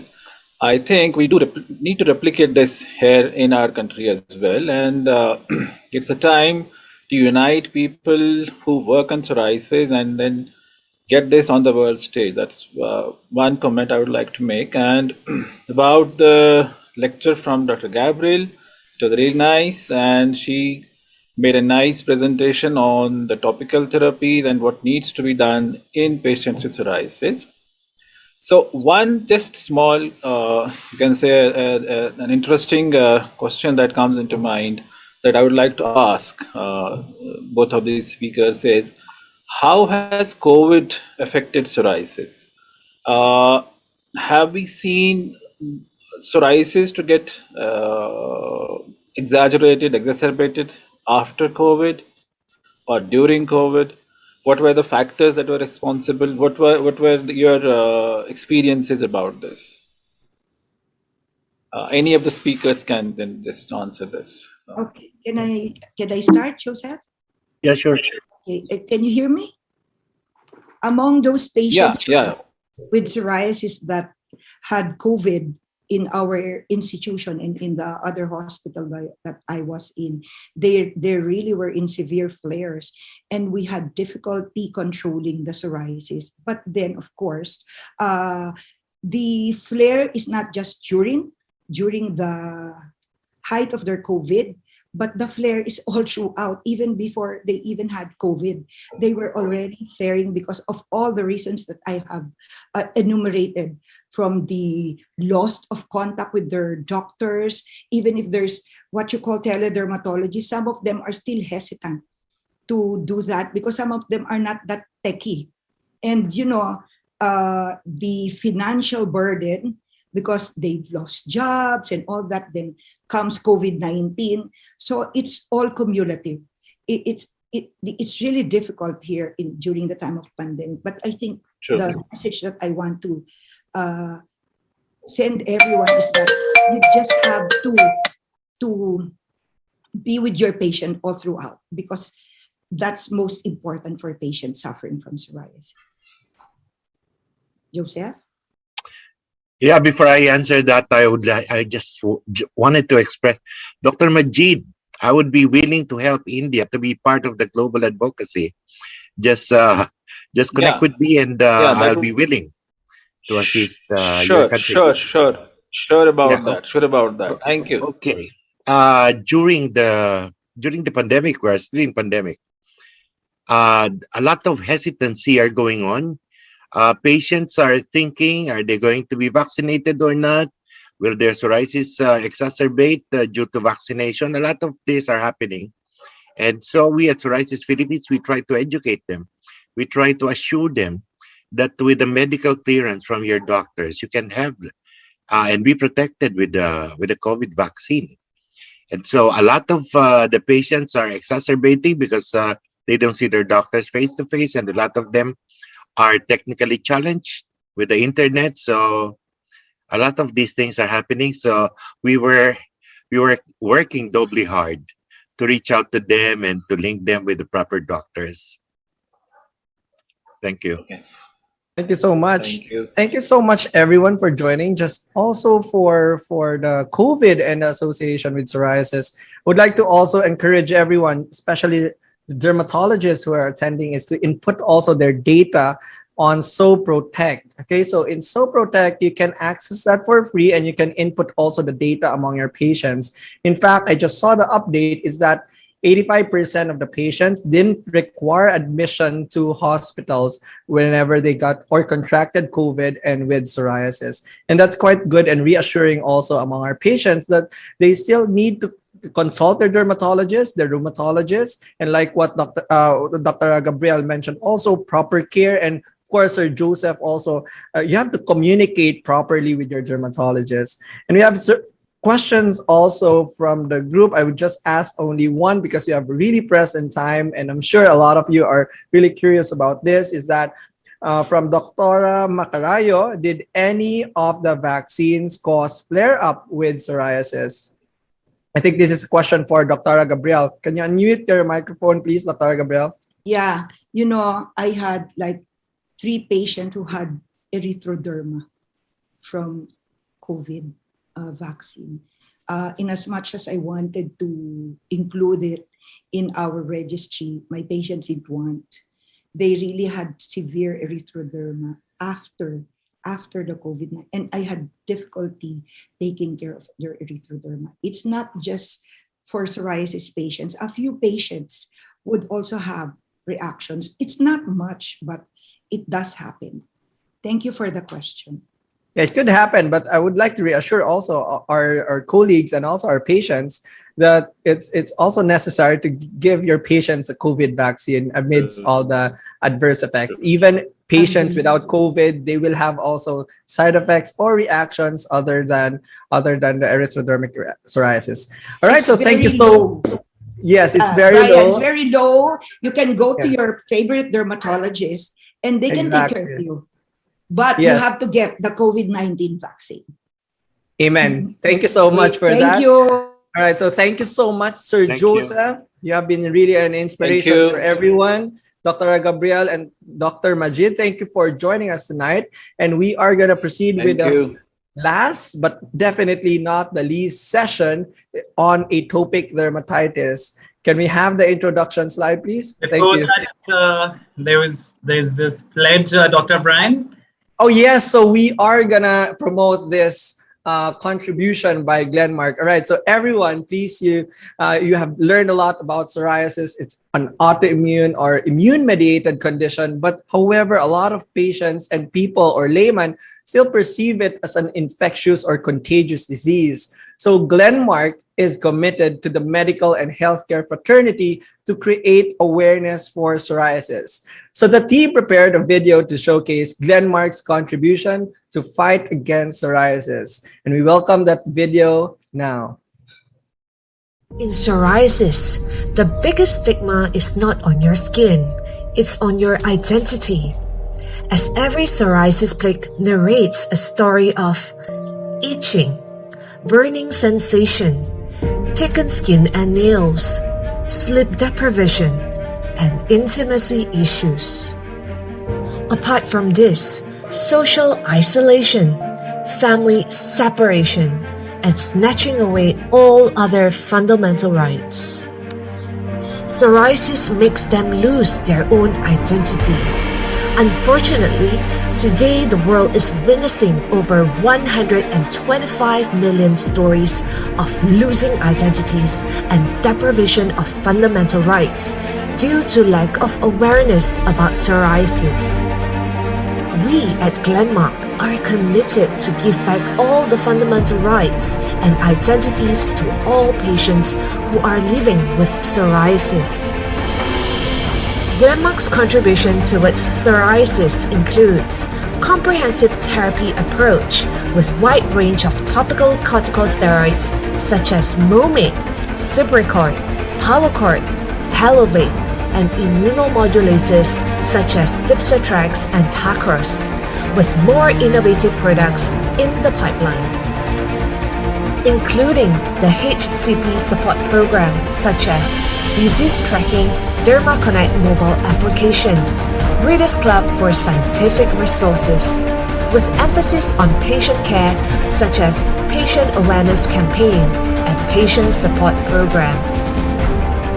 And above to all, a hug to offer help, a hug that builds understanding, and a hug that offers genuine care. To create an awareness that psoriasis is not contagious, but awareness is. Glenmark joins hands with the medical fraternity to support millions of psoriasis patients by increasing awareness about psoriasis, requesting all to come forward and support us in benevolent cause. Patient Awareness Initiative of Glenmark. Thank you so much, Glenmark. I am indeed a witness that you are providing genuine care and access or treatment among our patients with psoriasis. And I welcome everyone or our respected delegates to support Glenmark in this noble endeavor. To support, you can all display the QR code in your screen and please click the support tab post entering the email ID. You all can also log into the support page by clicking the link given in the chat window. So you can see that QR code. Please scan that or screenshot that, and hopefully you can support us, Glenmark, and also all our patients with living with psoriasis, especially if you have been inspired from the lecture or session given by Sir Joseph de Guzman. I'm sure everyone needs that support, especially our dear patients with psoriasis. With that, thank you so much again, delegates, for your support, and please continue caring our patients with psoriasis. Thank you so much. And we are now going to proceed from another topic, which is atopic dermatitis, with, of course, our prestigious lecturer from, our speaker is from Vietnam, Dr. Vu Thi Pong Sao from Vietnam, and she's gonna talk about atopic dermatitis, which is a global update. We can share the screen for her introduction, and Dr. Thao can present her session. Thank you. Thank you for your introduction.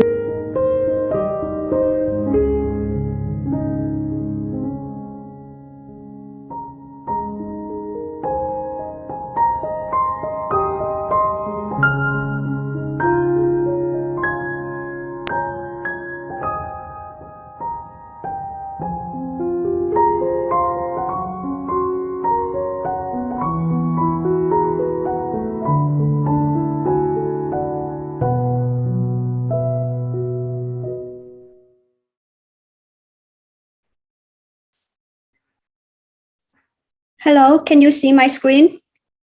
No, ma'am, you have to share it again. I'm already sharing my screen. Can you see my screen? And actually, it has stopped. Can you please share it again? Oh, yes. Yes, we can see your slide. You can proceed, Dr. Tao. Thank you so much. Yes, and I will begin my lecture now.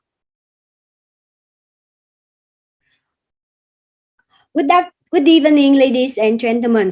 It's such an honor for me to give my presentation today, and I would like to say thank you to Clemat for inviting me as a speaker for this conference. And today, my presentation is about the new and emerging therapies of atopic dermatitis, a global update. And my name is Dr. Vũ Thị Phương Thảo from Ho Chi Minh City Hospital of Dermato and Venereology. And first, I would like to say some introduction about atopic dermatitis. Atopic dermatitis is one of the most common skin disorder, and AD causes an itchy rash and dry skin, and has a substantial impact on quality of life. The onset of the prevalence among children is approximately 20%, and among adults, it ranges between 7 and 14%. And the onset of AD occurs during the first years of life in approximately 80% of individuals, and that approximately 60% experience remission in adolescent. And however, we don't have the incident across different age groups and countries because it's still unclear now. And about the pathophysiology of AD. Atopic dermatitis, or AD, is recognized as a multifactorial heterogeneous disease characterized by different clinical phenotypes based on the interaction of susceptibility traits, environmental factors, impaired skin barrier integrity, and immune dysregulations. And for the treatment of atopic dermatitis, with the conventional therapy, we have antihistamine to reduce itchy, and we also have topical corticosteroid or systemic corticosteroid for short time, topical calcineurin inhibitor to reduce the inflammation and scaling of the patients. And we also have the moisturizer as a baseline treatment of AD. We also have antiseptic if infections or phototherapy. And we also have the systemic immunosuppression. But when using oral immunosuppressive agents such as cyclosporin, methotrexate, mycophenolate mofetin, and azathioprine, baseline and periodic laboratory and clinical monitoring are very important. However, conventional therapy was not adequately controlling effectively symptoms of AD. And to avoid side effects when using those therapy for a long time, new treatment approaches are required. And because we understand more about the pathophysiology of AD, especially about the epidermal barrier dysfunction related to filaggrin, decrease of filaggrin or filaggrin mutations, and about the immune dysregulation is related to some cytokine and small molecule like phosphodiesterase or the JAK-STAT pathway, so that targeted therapy occurs. And in my presentations today, I would like to give about the new and emerging therapies in AD. And about the new and emerging therapies of AD, I classify as 3 groups.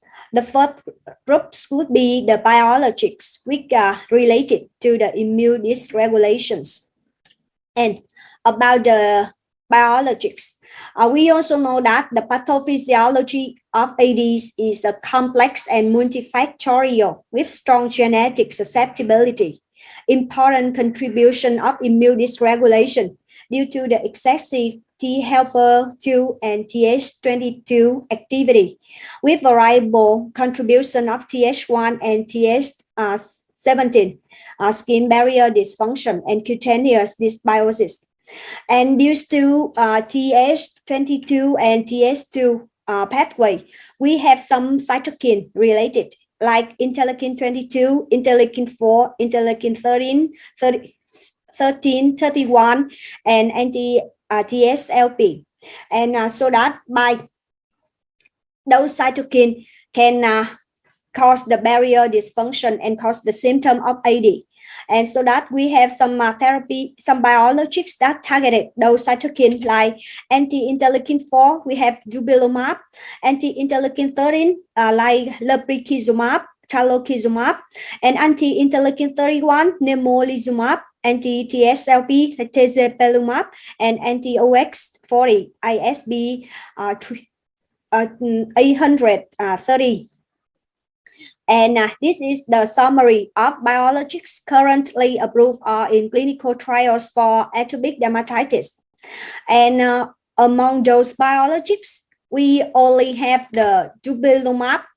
Dupilumab is a human monoclonal antibody blocking interleukin-4 receptor, a shared receptor for interleukin-4 and interleukin-30.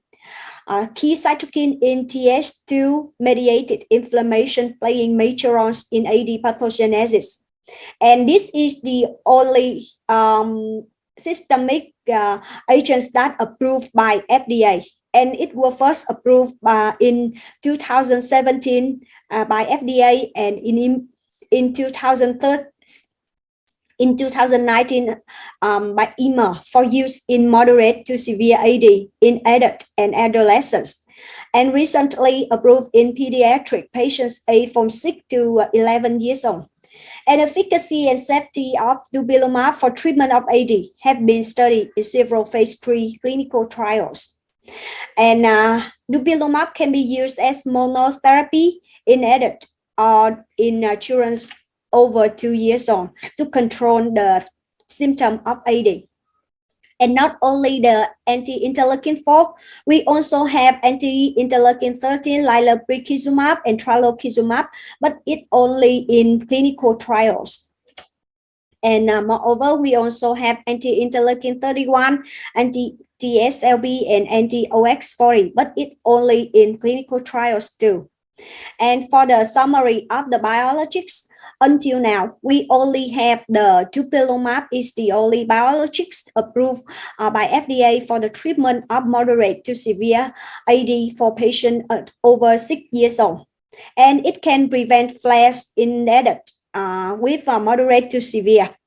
And it can have the rapid and sustained effect on in patients with moderate to severe AD. And not only interleukin-4, but interleukin-13 like tralokinumab and lebrikizumab show that it can be a promising therapy in the future of AD, but we still need more clinical evidence to prove it. And this is about the first group of biologic. Until now, we only have dupilumab is the only agents that get the FDA approved. And how about the second group? The second group here is I would like to talk about the small molecules. And about the small molecule, I classify as 3 groups: is anti-Check-STAT pathway, anti-phosphodiesterase-4, and anti-H4R. But in this presentation, I would focus on anti-Check-STAT and anti-phosphodiesterase-4 because it have more evidence base. And about the Check-STAT pathway, we know that the Check-STAT is a signal transduction pathway from the cell's membrane to the nucleus. It regulates the immune system through mediating pro-inflammatory cytokine, including interleukin-4, interleukin-5, 13, 31, and thymic stromal-lipoprotein, TSLP. There are 4 mammalian checks, including check 1, 2, 3, and tyrosine kinase 2. And 7 STAT, including STAT 1, 2, 3, 4, 5A, 5B, and 6. And the binding of ligands to receptor on the cell membrane leads to Check-STAT activations and is translocation to the nucleus for the initiation of transcription. Thus, by blocking the checks can reduce the pro-inflammatory cytokines. And we have some agents, we have some systemic and topical agents that targeted the Janus kinase or signal transducer and activating of transcription inhibitors. But until now, we only have the upadacitinib and PF 2496542 study in adolescent and adult. Only get the FDA breakthrough designation, and it shows efficacy across all key endpoints when compared with placebo. And we hope that in the future we can have more evidence to prove its efficacy and safety for AD patients. And how about the 448-STERA4? Elevated. We know that in the pathophysiology of AD, elevated 448-STERA enzyme levels in lymphocytes have been observed in AD patients and are thought to play a role in the inflammation pathway. And current understanding is that 448-STERA4 degrade the second messenger cyclic adenosine monophosphate and leads to the synthesis of pro-inflammatory cytokine by a downstream signal transduction. Therefore, when we inhibit the 448-STERA4, it can suppress the inflammatory cytokine and the inflammatory reaction on the skin, and it can improve the symptom inflammation of AD patients. And we have some systemic and topical agents that inhibit the 448-STERA4. And with the systemic agents, we have apremilast, which is famous in the using for psoriasis. However, in atopic dermatitis, we only have one trial show that apremilast 40 milligram twice a day was better than placebo at reducing the EASI score. But we don't have no new trials are planned after a risk and benefit assessment was performed by Celgene. And with the topical agents anti-448-STERA4, a new FDA-approved AD therapies were risaborose. And risaborose 2% is the only topical FDA-approved 448-STERA4 inhibitor for AD in children and adults with mild to moderate AD. And it can be used for patients over 2 years old. And results from 2 phase 3 trials show that applying risaborole 2% twice daily were modestly better than the vehicle in percentage of patients achieving treatment success. And risaborole treated patients had also quicker pruritus improvement than the vehicle. And risaborole has a good safety profile too. And for the summary of the small molecules. Small molecules is similar to conventional therapies. It can be used as drugs and repaired by chemical synthesis. And the advantage of the small molecules than the biologics. When biologic, we need to use the injection, but with the small molecules, we can use oral or topical. And until now, we only have one anti-448-STERA4 is approved by FDA is topical risaborole, and it can be used for patients over 2 years old.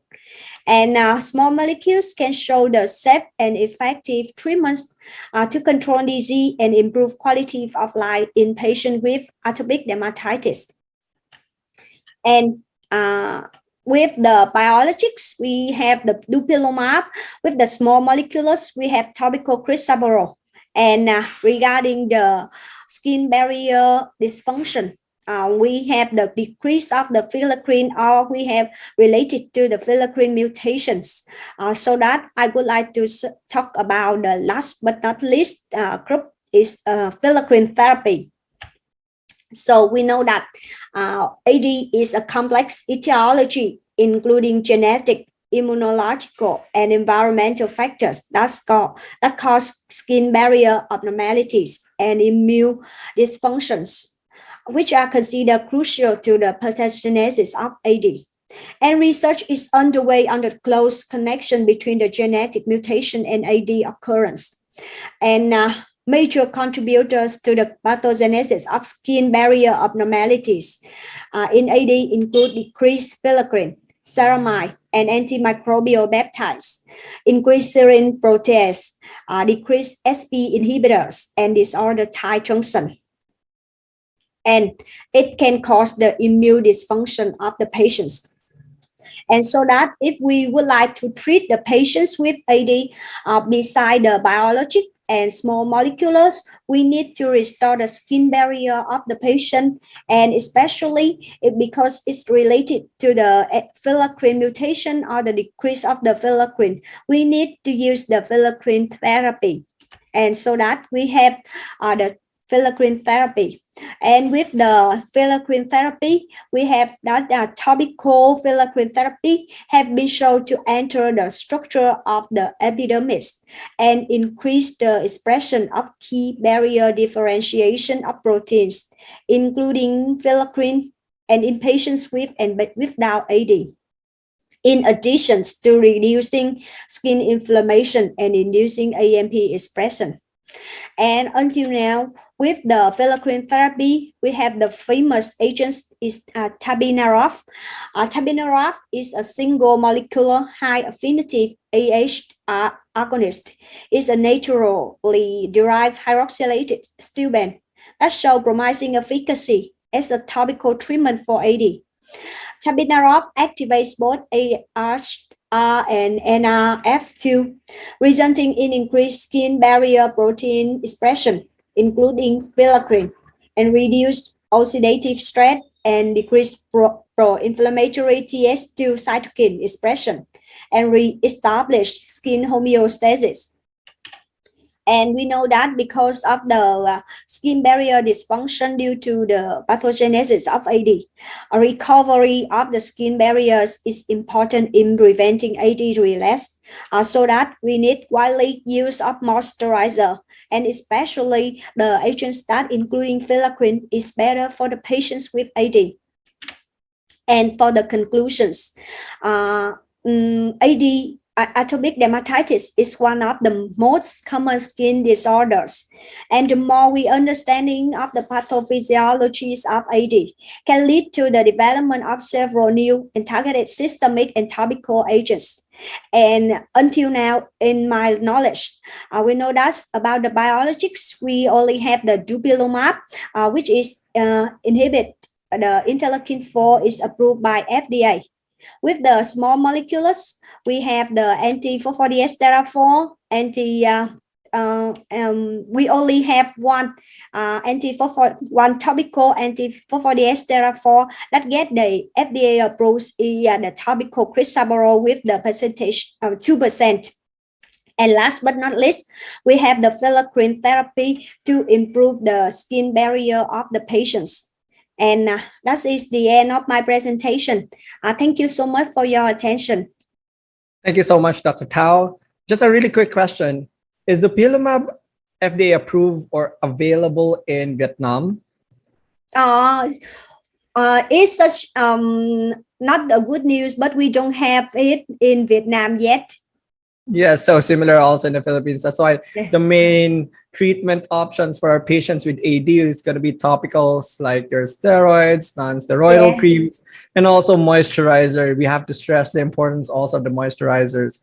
All right, thank you so much, Dr. Thao. So it was really a pleasure listening to your lecture, and we learned a lot.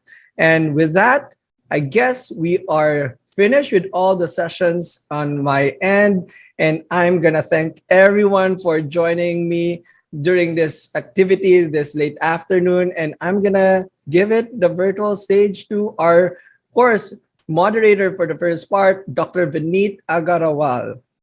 Thank you so much, Dr. Brian. I think this was probably the toughest part of the entire day. Yes. So I hope everyone's still awake and enjoying the session, and because we have a lot of important news also and announcements, I'm sure, after this. Right. Thank you so much for handling this entire evening session, late afternoon session so well. And really kudos to you, all the efforts you've put. Thank you so much. Thank you. Bye, everyone. So we have one last session remaining regarding the digital initiatives that Glenmark has been taking. And we would really request all the doctors to continue with that session. And after that, we shall be closing the conference today. especially in the times of pandemic.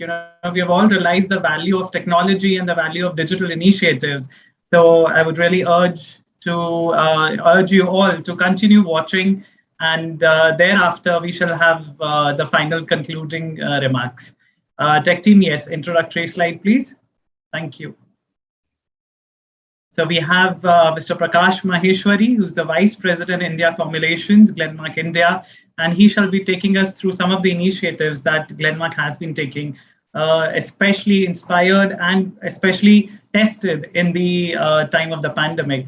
So over to you, Mr. Prakash. Thanks, Dr. Vinay. I hope my slides are visible and as well my audio is. Yes, it's fine. Thank you. All right. Thanks so much. It's my pleasure to be with you all in this Derma Summit 2021 at Asia Pacific level. Good evening to all the doctors, and as been introduced, I work for Derma Business in India. And I have been asked to kind of talk about what kind of initiatives we are taking. But before I talk about what initiatives we are taking, to support the dermatologist as well as to patients who are suffering with various skin disease, I will just give a kind of a little preamble as to how this world has changed in maybe say last 18 months. Rather, I would like to start with a statement that COVID actually has created two era as far as digital and technology adoption is concerned, and they are typically called as the before COVID and the after COVID era in many boardroom presentations and in many conferences like this, what we are talking about. So I would say that the whole digital health is actually driving the healthcare in last 18 months, particularly in the COVID period, and patient centricity has increased. If you look at the recent report of Deloitte and McKinsey that talks about that the patient centricity in digital health is actually going to grow the whole market, and this market of virtual health or the healthcare at home or the M-health is actually going to grow by more than 20% CAGR for the next 5 years. In the areas in which it is going to grow is definitely one area where patients are focusing, which is wellness and disease prevention. The second area wherein a lot of patients are moving towards early screening and diagnosis of problem. The area which is really disrupting is the whole virtual deliveries or care deliveries that's happening today via various startups coming in, understanding the whole patient journey and identifying the obstacles to provide solutions in supporting patients to find deliveries, health deliveries extremely comfortable in the comfort of their homes or in the comfort of their offices. So that's where the whole virtual health is coming up, and a lot of startups are kind of driving this market. And why this is happening, of course, one reason is the adoption of internet and adoption of smartphones is increasing in all the emerging economies, and that's where we all belong to. So the way the internet penetration is happening, definitely it is helping. Second is we all know that we have supply constraint in terms of the medical infra or for that matter the number of doctors being available, and how one can actually offer the virtual support or care is also kind of driving the whole digital health. Patients are becoming much more aware, their expectations are increasing, and so as the resources to get this information and get this care is also kind of increasing. And last but not the least, not only rapid delivery, not only convenient delivery, but the cost of delivery is very important, and digital health is actually offering scalable solution but at an affordable cost. These are the reasons of why digital health is actually disrupting the whole healthcare deliveries in the emerging countries. Now, which are the technological factors which are driving the whole digital healthcare adoption in all these areas. It is impacting all the stakeholders, be it the patients who are actually wanting on-demand healthcare at home, healthcare in offices, even the whole virtual reality and augmented reality is actually supporting doctors to get better trained. The procedures understanding is just a click away, is just a subscription away, and a lot of solutions which are now available for the doctors to get better trained via virtual reality and augmented reality. Not only VR and AR is helping medical practitioners to get trained, but also it is supporting a lot of patients, to get care, post-surgicals, pain deliveries, and all those things. Big data, all the hospitals and doctors are also looking for big data, and that's where the whole virtual care can actually have a longitudinal data of every patient and bulk of patients. Artificial intelligence is also, not only in the hospital, not in the laboratory, but also in the in-clinic setting as well. It's really being available in the form of either the EHR, the data sets available, and that is really making the whole treatment algorithm much more robust. And of course, the connected devices, particularly in chronic disease area, the whole connected devices and post treatment monitoring is becoming extremely possible. And this whole ecosystem is actually driving, this whole technological ecosystem is driving the virtual care and is helping patients and helping all the medical fraternities as well. This digital transformation which I'm talking about is happening across the patient journey, be it in the prevention or screening, diagnosis, treatment, dispensing, and in disease management as well. And I think in disease management, as I said, chronic care, where the patients are suffering with lifelong problem, where the adherence is a problem as well. In various skin disorder, the adherence is a big problem, and that's where some of the organizations are developing some programs which are patient support programs to manage those kind of adherence issues as well. Now, a lot of pharmaceutical companies are coming up to create beyond pill services, beyond pill solutions. So while we are coming and promoting various molecules and brands to healthcare practitioners, but at the same time, we are also understanding the patient journey along with you and trying to create some of the solutions which can become a great pill services for your patients and reduces the kind of burden which a lot of HCPs are suffering with today. So as I said, not only in the form of services, but some of the solutions can be developed, which could be digital therapeutics in nature as well, and which can in turn being supported by a lot of healthcare providers. Now, what is that is expected from you to become the future ready? I mean, the doctors fraternity, I mean, what is that we can work along with you to to make the whole ecosystem ready for the future? One is definitely how we can support the HCPs to automate the whole mundane task, which is documentations, the patient scheduling, teleconsultations. I think pharma companies, along with various startups, are actually coming up and creating a lot of solutions in that area. The second is the beyond pill services, and how do we really support you with a lot of personalized care solutions, which can help you to manage the patient's problem well, or maybe in the screening or in the diagnosis part as well, how one can come up with point of care diagnostic solutions, which can actually in office or in clinic can help you all to diagnose those problems. And some of the algorithms are also available, which are smart algorithms, can help you can help HCPs to kind of diagnose those problems as well. And not just that, but I think how big data which we and you can generate, which can make the whole decision algorithm much more robust. So these are the 2-3 ways by which we can actually make the whole ecosystem much more robust to kind of take the virtual care to the next level. Now, in this changing landscape, what kind of initiatives Glenmark is doing to make all the HCPs future ready, particularly digitally? I think there are 5-6 initiatives which I'm going to talk in next 7-8 slides, which are some of the initiatives which we have taken up in different parts of world, in whichever countries we are operating, and supporting HCPs. The one initiative is supporting HCPs with electronic medical records. We have partnered with some of the companies in India India, and we help HCPs subscribe this. But not only HCPs, we are helping HCP to subscribe this, but we are also trying to create the whole ecosystem much more robust, by having certain artificial intelligence being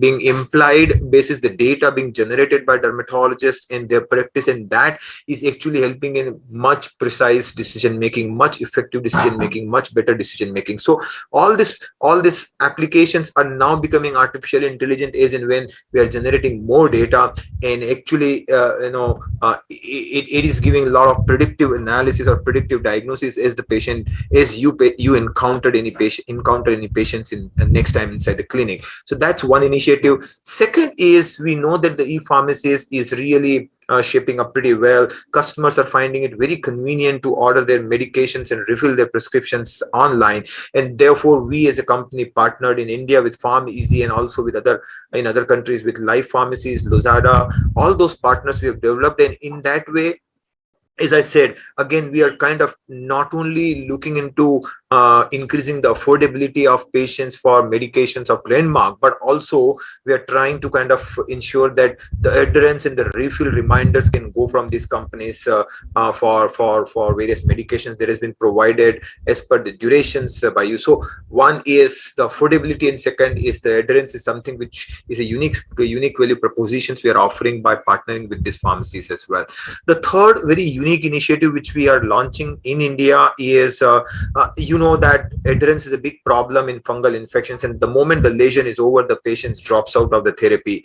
I think we have created one chatbot called Hello Skin, and this chatbot is gonna be offering the patient therapy adherence for whatever durations the medication has been prescribed in a very simple usage way via WhatsApp connections with the patients, and it's a trained bot which is going to be giving a lot of information and pill reminder to the patient. So that's another way by which we are kind of supporting HCPs in turn.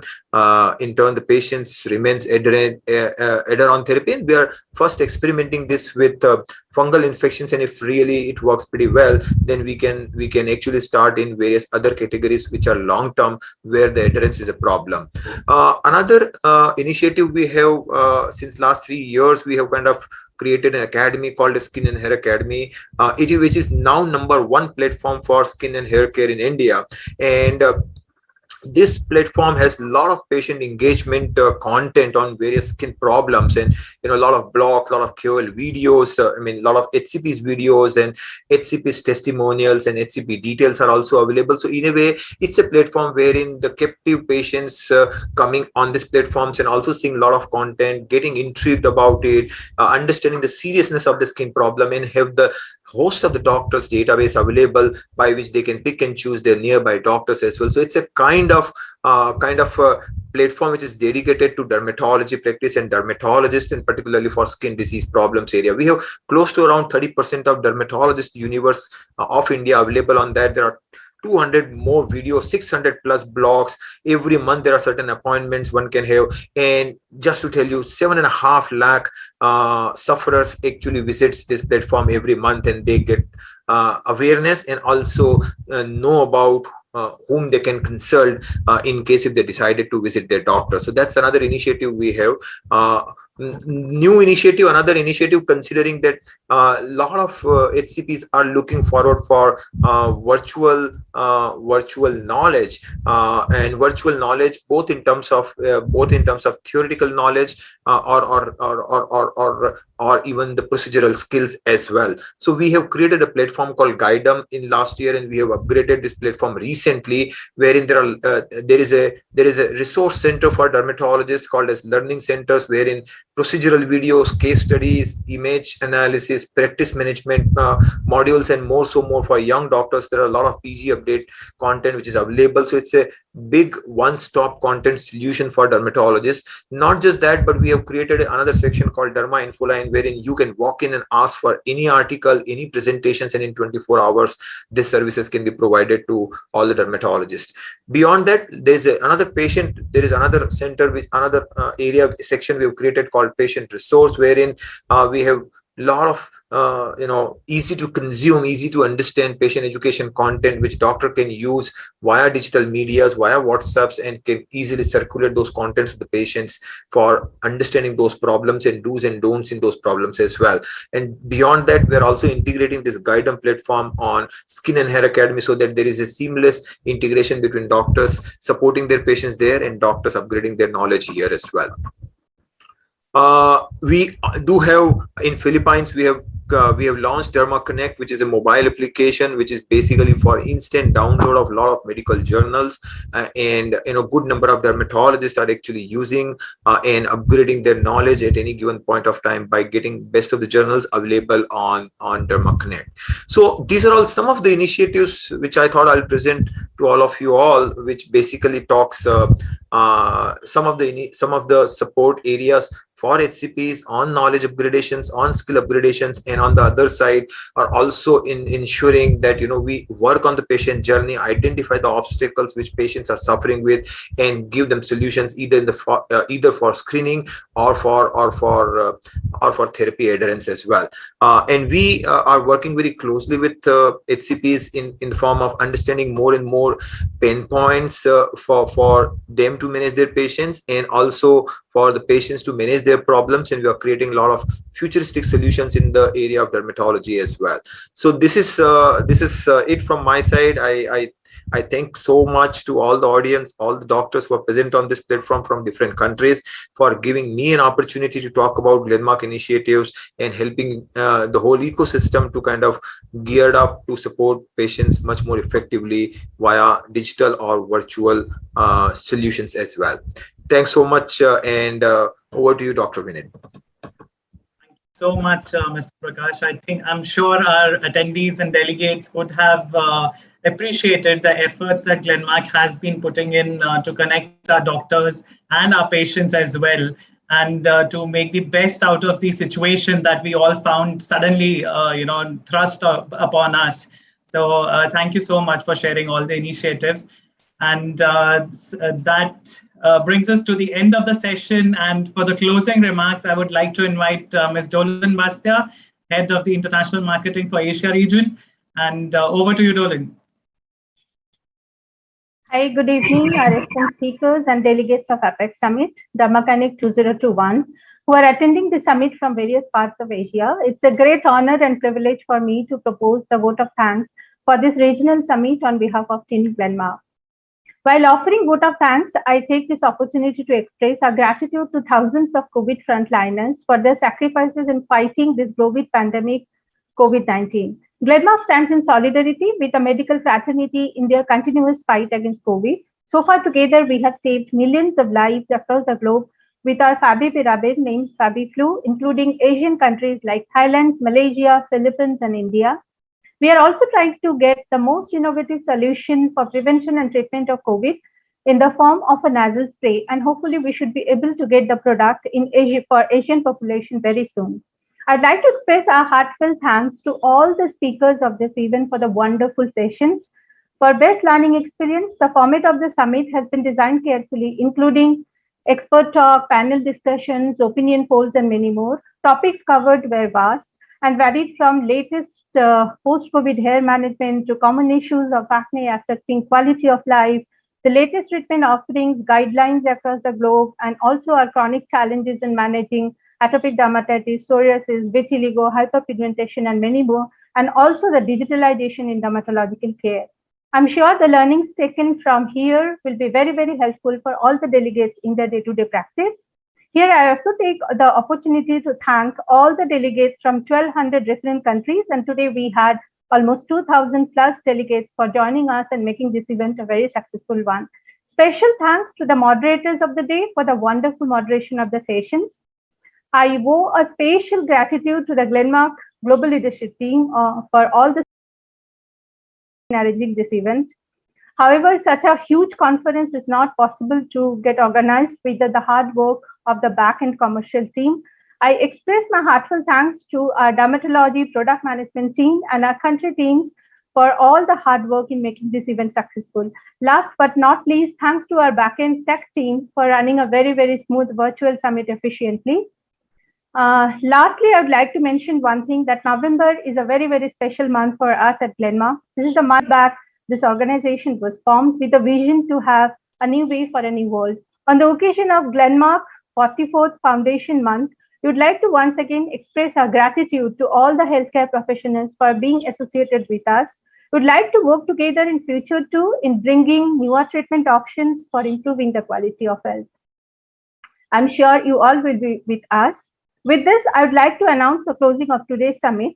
But before that, just to inform, we have a special memento for all our speakers of the event, which will be presented to you by our local country teams at their clinic, at your clinic or your residential address.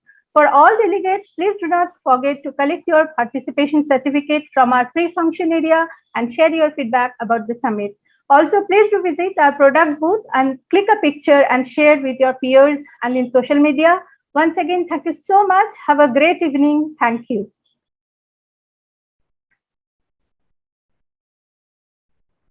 Thank you, Dolan.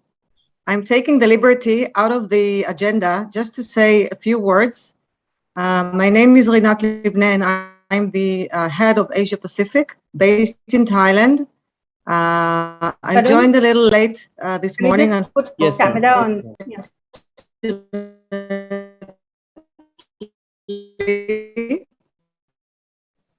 Can you hear me?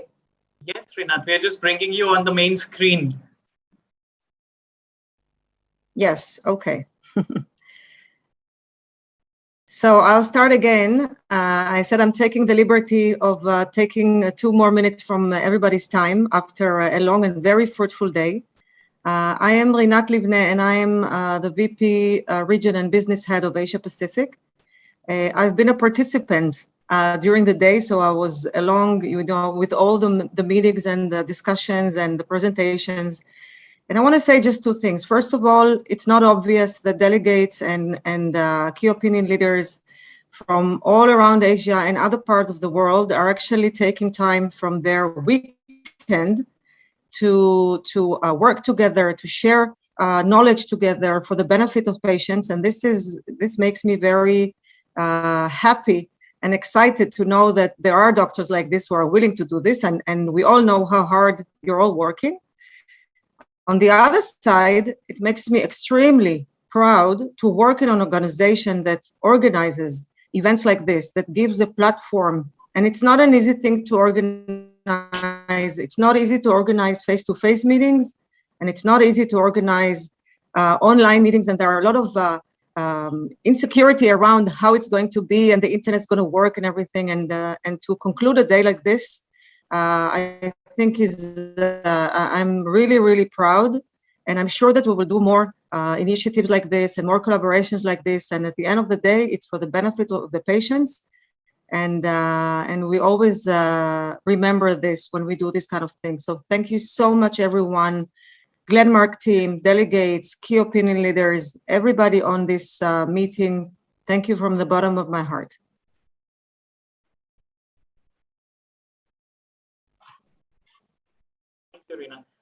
I think we can wrap up.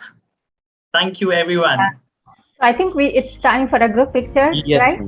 So we all can switch on our cameras.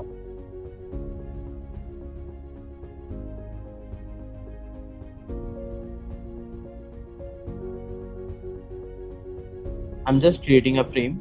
Give me 2 seconds.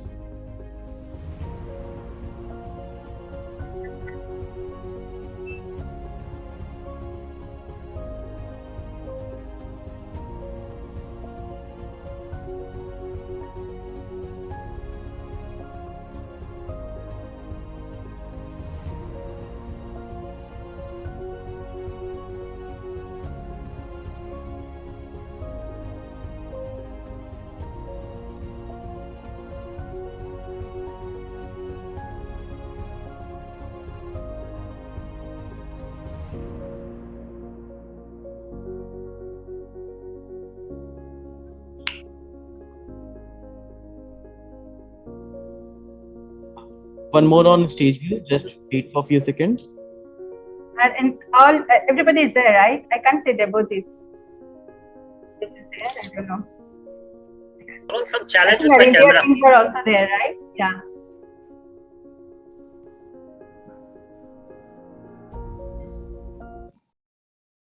Thank you, Dr. Baran. Thank you, everyone. Thank you Sorry, so Dolan, much. I had some challenge with my camera. I could not able to switch on my.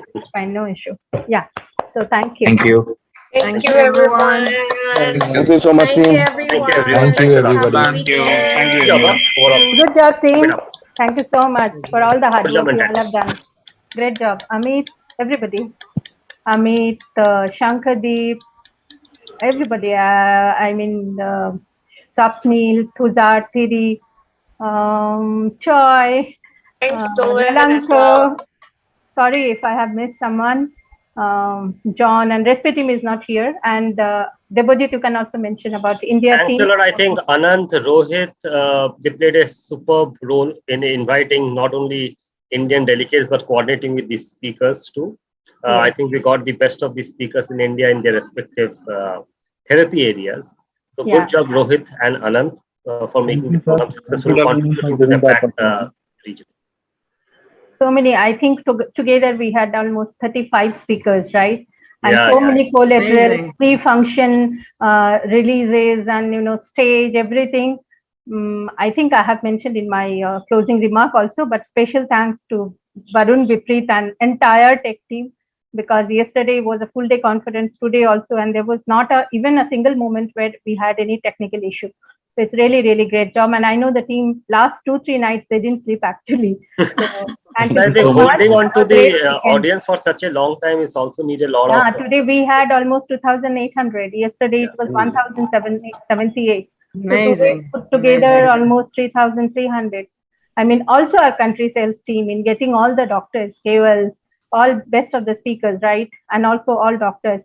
Even country like Vietnam, where we don't have a direct presence, right? So much care and so much this thing they ensure that they get the speakers and arranging a particular place for them to do the video recording and everything. Thanks, Shilpa. Thanks all the country managers, Adil, Sirin. Thank you. Sorry if I have missed anyone, but I'm really, really, I mean, from bottom of my heart, thank you for all the hard work. I just told Dolan during the day that we have. Oh, I forgot to mention about Dr. Vineet. So sorry. Our moderator. Yeah, great job, Dr. Vineet. Also, I think Dr. Vineet he was full on with the camera for the throughout the day. Yeah. So He's a showstopper. I always tell him you are the showstopper on stage. But did it very, very really good job. I think overall it was, and such conferences actually, Rinath, changes the entire, landmark perception as a global organization. That what we have started last 4 years, it has totally changed how, because our countries are especially